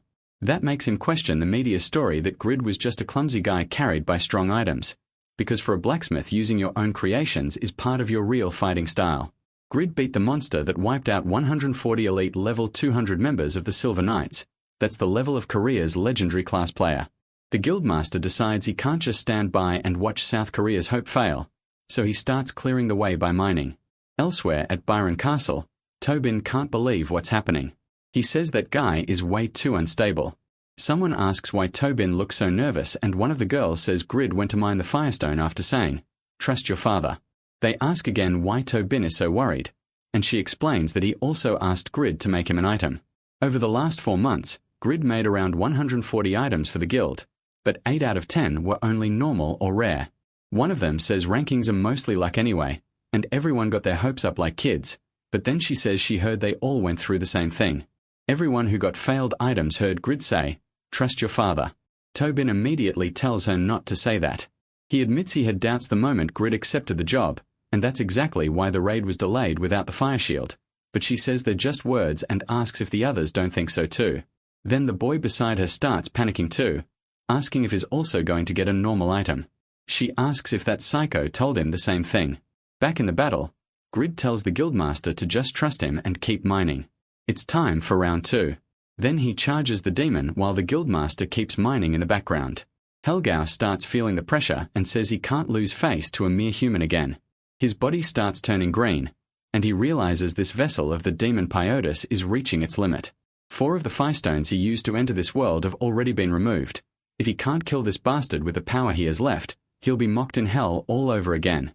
So he fires a dark red flame straight at Grid, hitting him in the chest for 1,850 and 1790 damage. Grid is shocked that Helgao still had another attack like that. Helgao admits he never expected to meet another human on this level again, but since hell will laugh at him for this. He says he'll at least take Grid's soul and make him a slave forever. Grid is amazed that Helgao can still deal damage, even while badly hurt. He really is a monster. Then Helgao tells him to show this second round he kept talking about, and starts bombarding him with fireballs, forcing Grid to keep dodging. Grid thinks that even after losing 2 firestones, the monster is still this strong, and now he's attacking from long range too. It was easier when Helgao just swung his staff. At this rate, Grid can't even get close. He considers using Transcendent to attack from a distance, but it only lasts 30 seconds, so he knows he has to save it for the end. Grid knows the only way to end this is up close. Right then, a fireball flies in, and Pavranium jumps in front of him just in time. Then the ground suddenly starts cracking. A blast throws him into the air, and he feels hot wind rising from below. He realizes Hellfire damage got weaker, but Helgao's fighting power is still crazy high. If he can do this while sealed, Grid can't even imagine his full magic power. Helgao says Grid is in the perfect spot to burn, then sends a bunch of fireballs into the air while he's still airborne. All of them rush toward Grid, and Helgao tells him to turn to ashes. Grid knows he can't dodge from where he is, so he bets everything on one move. In the middle of that firestorm, with explosions going off everywhere, the guildmaster almost gets hit too. He says the blast was way too strong. No matter how good Grid's armor is, it shouldn't save him. Helgao starts laughing, sure Grid finally burned to ash, but then he spots smoke rising from a blade and notices Kane's shuriken belt there too. His attack hit that instead. Then Grid is detected by Helgao, master of Hellfire, and his stealth gets cancelled as he reappears. Grid says he got lucky. The flames exploded at just the right moment, and he used the blades to avoid the worst of it. He still took a brutal hit, but survived with only 15,890 damage. Since he ate that much damage, he plans to give it all back. Now he says he's ending this with Blacksmith's Fury. Helgao is shocked Grid lived through that and still got this close. He also notices his detection slow down because of the firestones they took. Grid drives Kill right into the monster's stomach, landing a critical hit for 1.538 million damage. Helgao can't believe it. This bastard just erased half his health in one shot. Grid gets annoyed that the 5-hit combo effect was supposed to trigger with the gauntlets in failure, but nothing happened, so he uses Link. While it's active, the skill rises to level 3. Its damage goes up and the number of hits increases by 5. Grid thinks the timing is perfect. This is what 5 months of training after meeting the Pope led to. He starts dealing 154,600 damage over and over. Helgao feels the sword getting heavier, but says it still won't be enough to beat him. Then magma bursts out of the ground and charges at Grid. Grid answers with Wave and Restraint. Wave deals 155% of attack damage and slows enemies within 1 meter. Restraint stops anyone from getting close to the user for 3 seconds. He blows apart the magma and keeps it held back. Helgao asks what Grid is planning now. Grid knows he won't last long against Helgao's magic in a drawn-out fight, and the ending is obvious if this keeps up. Even with his immortality passive, the gap between them is huge. This isn't the kind of enemy he can beat with tricks. He needs insane damage. Then Grid remembers the transcended Link fusion worked. After Link reached level 2, so now that it's level 3, he wonders if this is the perfect time to make a new skill. He decides it has to combine with Kill, his strongest move, and turn it into a chain strike through Link. The moment he fuses the 2 skills, his intelligence rises by 10 points. His sword starts glowing in a new way, and Grid looks more fired up than ever. He creates the combined skill chain of death. A minimum of 3 and up to 7 strikes on one target, each dealing 1,500% attack damage. The skill's current damage is reduced by 300%, and the skill has its own cooldown. Helgao feels that wild rough energy and realizes this attack is dangerous. He tries to stop the boy yelling at him not to underestimate hell. Grid thinks this is a weaker version of kill, but compared to a 5-hit combo, this is clearly a brand new ultimate. He uses Chain of Death on Helgao, and the first hit deals 215,000 damage, the second lands for 219,800, and Helgao starts wondering if Grid is even human. The damage keeps coming, 3rd, 4th, 5th, then even a 6th strike, then Failure's effect activates too, hitting the target 5 more times for 1,057,300 damage, the Holy Light Gauntlets trigger as well, attacking 5 more times and adding 2,230,900 damage. Grid completely overwhelms him, and Helgao starts fading away, inside green flames. Helgao calls this his defeat and says he'll have to delay his plan to regain his sealed body by feeding on human souls. Grid tells him to remember this even in hell. He's on the same level as Miller. As Helgao fades out, he admits it and is sent back to hell. Grid is told that he defeated Helgao, Master of Hellfire, who had been capturing human souls. He receives 118,411,132 XP. His level shoots up 6 times, reaching level 2, 53. The Guildmaster can't believe it. Grid beat Helgao all by himself. Then one of the crystals nearby starts disappearing and explodes close to him. The Guildmaster is stunned. The crystal vanished along with Helgao and he gets really mad, but he can't do much because his stamina drops to 0. The Guildmaster walks over and asks if Grid is okay. Grid fires back if is not what then? Is he going to give him a firestone or something? The Guildmaster tells him not to worry, and says he'll hand over the firestone he mined. But Grid says he doesn't need another one. He held Helgao off alone for half an hour, and the guy only managed to mine one. Grid says the man talks big, but can barely even swing a pickaxe, which is just pathetic. The Guildmaster admits he has no excuse, but says he's still happy. A legendary class player from his country did this. Then he asks if the rewards were good, and Grid says no chance. He didn't get any money, just this thing. He shows it off, thinking it looks like a bean, but it's actually a Memphis egg. He says the description just calls it an egg. The Guildmaster figures it might not be a pet, since pet info is pretty well known, and he's never heard that name before. Grid says there aren't even any hatching instructions, so maybe it's some rare cooking item or something. He can't believe this is all he got for beating Helgao. The Guildmaster says that if it helps, he wants to prepare a meal for him at the castle. But Grid says potions can't restore stamina, so he needs real rest. The Guildmaster insists food will at least help a little, then suddenly gets a notification. It tells him to get out of there. He quickly tells Grid to log out, but Grid has no idea what he's talking about. Then someone arrives and says, this was unexpected. If he's still alive, that means he really did kill Helgao. Since he already had his fun, he says it's time to take that land again. This is Yoshimura, 2nd in the Archer rankings, 98th overall, and master of the Sakura Guild. Grid asks who they are, and Pixel Word explains that Sakura is one of Japan's 3 biggest guilds. They've wanted this island for a long time. They're hated even in Japan, but they're still powerful and packed with rankers. It looks like they came on purpose, while everyone was weak after the raid. Pixel Word says protecting this island is their duty as a South Korean guild. He tells Grid to hold on a little longer. His teammates will revive and come back soon, and urges him to log out, but Grid says he doesn't mean to butt in, and asks what exactly he's trying to protect. This is obviously going to be a hard fight, and Pixel Word keeps talking about his country like that matters more than the XP he's about to lose. Pixel Word says this is the island where he met his guildmates. Whether it's an island or a country, everyone has a place they want to protect. He says there are people he cares about in his country, and he's sure Grid has a place like that too. Grid wonders if that's what he calls protecting something. He still doesn't really get what Pixel Word means. Pixel Word says that either way, the battle from here on is his to defend. Then he charges in, using Draw's word with Annihilate. He rushes straight at all of them. The Sakura Guildmaster says that's exactly what he expects from Pixel Word, attacking alone with the kind of arrogance that fits his skill. All this time they couldn't even set foot on the island, but from now on it won't belong to anyone else. Even the grass here will be theirs. Watching the two of them from a distance, Grid thinks the Japanese guy is way too obsessed. His stamina is gone, so he decides it's best to slip away before he gets dragged into this. But is told that the leftover magic power from Hugol is still spread through the air so he can't log out. Grid is left wondering what's going on. Pixel Word says he already told him to leave and asks why he's still here. He appreciates the help, but says this is his responsibility. Grid cuts him off. What the hell is this? He literally can't log out. The Japanese players notice Grid talking with Pixel Word, and realize the guy in red is with him. They order their men not to let him retreat, and to kill him too.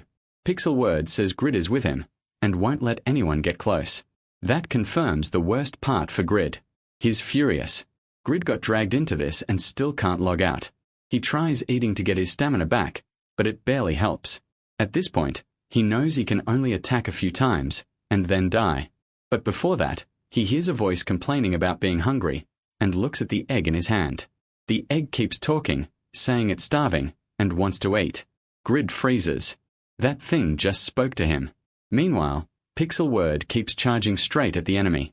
He cuts down the Japanese players, one after another. Grid figures they might retreat if their leader dies, but taking him down alone won't be easy.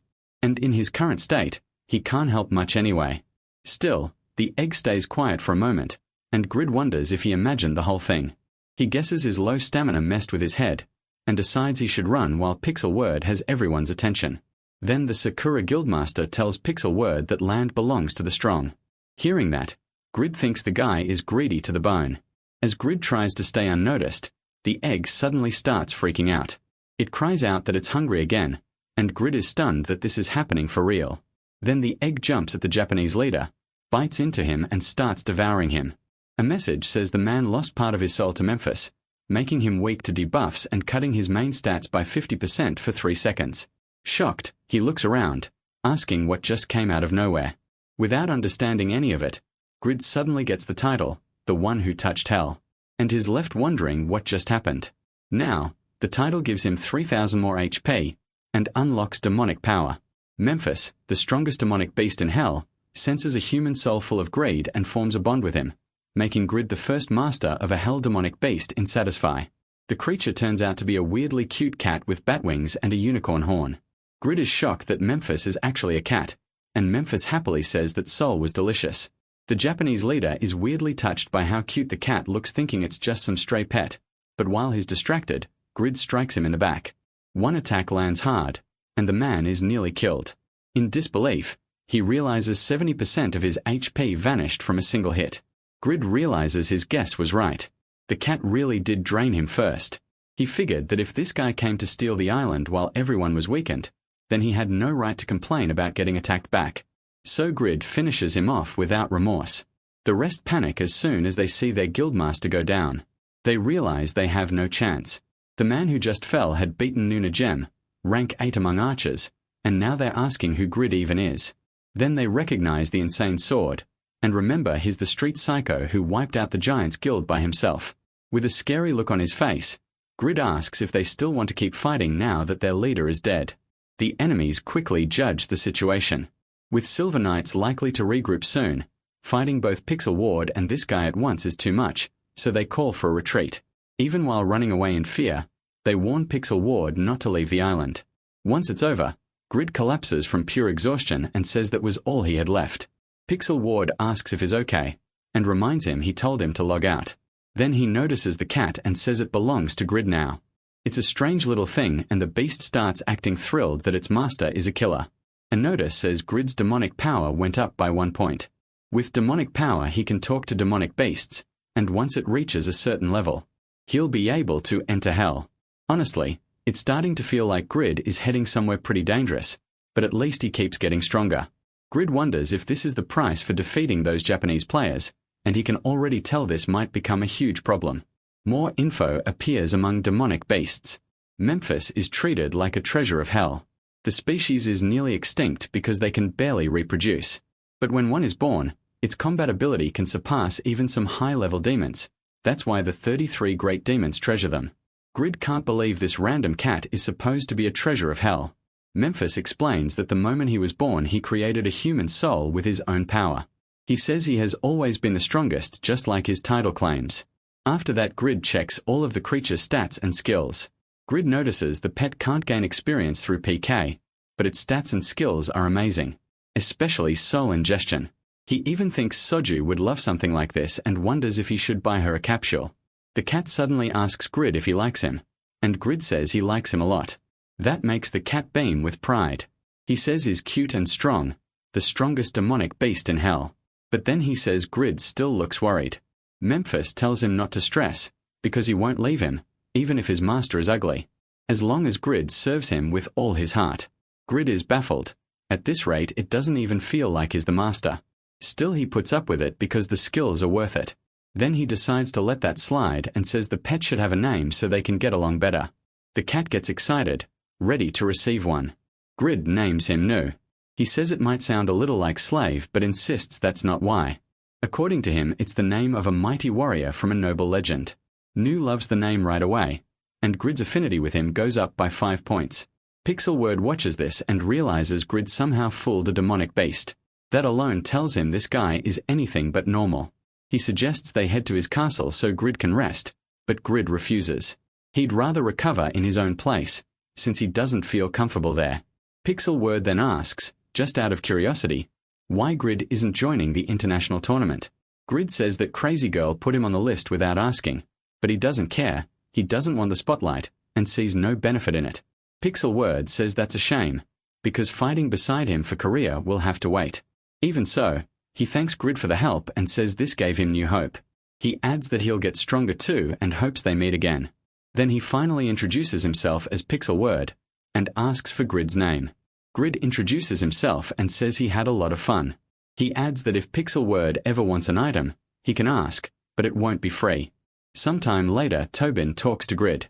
Tobin says it looks like they still need one more piece, and he gets discouraged, saying it'll be hard to gather the materials before the raid starts. Grid says it may sound like an excuse, but Hiroi was way too strong for him to focus only on mining. Still, he admits part of the blame is his. He wrongly thought mining was just a basic skill, and apologizes to Tobin. That catches Tobin off guard, because Grid actually meant it. Most people only notice Grid's confidence because of that old theory about him. But Tobin knows Grid never says dumb things about blacksmithing.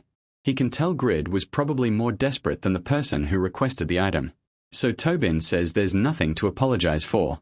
He's grateful for the help and suggests they try the Phoenix raid with Vant now that his HP has gone up during all this time. Grid agrees that if it's possible, then they should make it work. He says he'll hold on to the Firestones until he finishes the shield and collect more next time. Tobin says that's fine, but asks if Grid really isn't joining the international competition. Grid says no, he's exhausted, barely made it back and just wants to log out and sleep.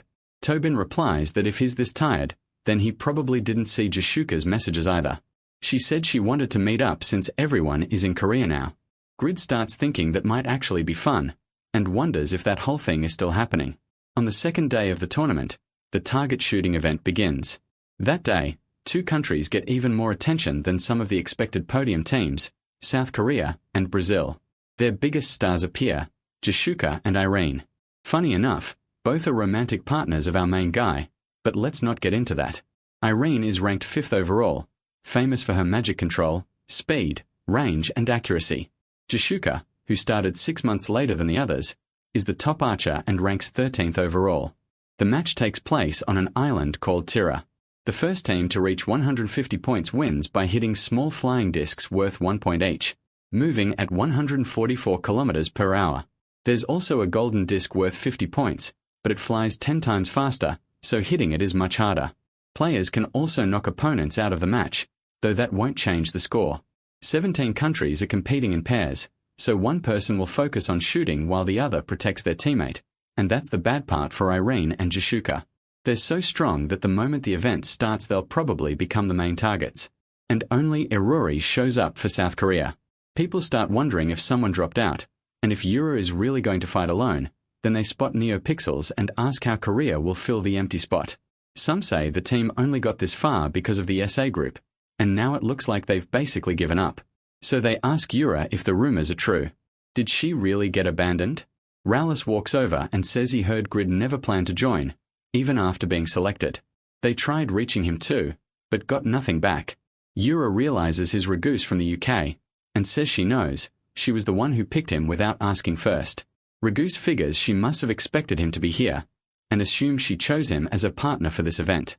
He says that must be rough, fighting alone won't be easy, but she should be able to hold on since his team won't attack her right away. Then Jashuka walks over, talks to Ragoose, and asks if that idiot Grid really didn't come. He confirms it. She gets more upset and says she was excited to see him, but even with everyone gathered in Korea, he still didn't show. Still, Jashuka brushes it off and says she needs to focus on the match. If she keeps worrying about others, she'll regret it later. Yura agrees. She didn't come here just to stand around. Everyone on this field is part of their country's elite. And whether they fight solo or in pairs, only the best matters. Once the match begins, they start hitting targets. There are a ton of discs in the air, so everyone tries to score as much as possible right from the start. Someone asks Jashuka if they shouldn't move to higher ground for a better view, but she says that would only make them easier to spot. With 17 countries here, someone's bound to start hunting players soon. Until then, they should focus on points. Beside her is Samuel, ranked 95th overall. Then they hear someone cast Black Tempest and a fifth of Green Island gets wiped out. That one attack logs out the entire Italian team. Jashuka thinks the opening moments always belong to fools who don't know what they're doing or to overwhelming predators. And Jashuka is one of them, crushing anyone in her way and following up with Black Lightning to take down even more players. The score climbs fast and South Korea gets fired up. The world ranker in second place says Yatoon's 8th servant is on the level of a boss monster. He figures her plan is simple: use wide range attacks and score while she's still alone. For a top 5 player, it's a smart call. Still, he looks down on her, thinking she'll just raise the pressure and lose like any so-called top 5 player would. He's proud of himself for being ranked 2. On the second day of the target shooting event, 8 teams are already moving to eliminate Yura. Someone asks Mad if they shouldn't score more points first, but he says they can do that later. If they wait now, they'll fall behind. He adds that 8 more groups are closing in too, so with that kind of advantage, Yura should go down. Yura answers with Spiderweb, throwing Black Flame over everyone. The players caught in it die instantly. Shushuka notices and tells Samuel to forget the fight for now and just keep scoring. So they start picking off targets one by one and their points rise fast. Shushuka reminds him this is still a competition. Even the right choice can go wrong here, especially with every country's best players on the field. Even after taking damage from a wave of attacks, Yura keeps tanking through it and pushes forward. The announcers say the teams really did turn this into a witch hunt against Yura. Out of the 16 enemies around her, 6 are in the top 30 overall. Going without a partner is clearly hurting her. Elsewhere, Grid complains that he only said he joined to get her off his back, and now he's the jerk for not showing up. It's not like patriotism suddenly kicked in, but people say Yura's will to fight alone hasn't broken. What they really want to know is what's driving her.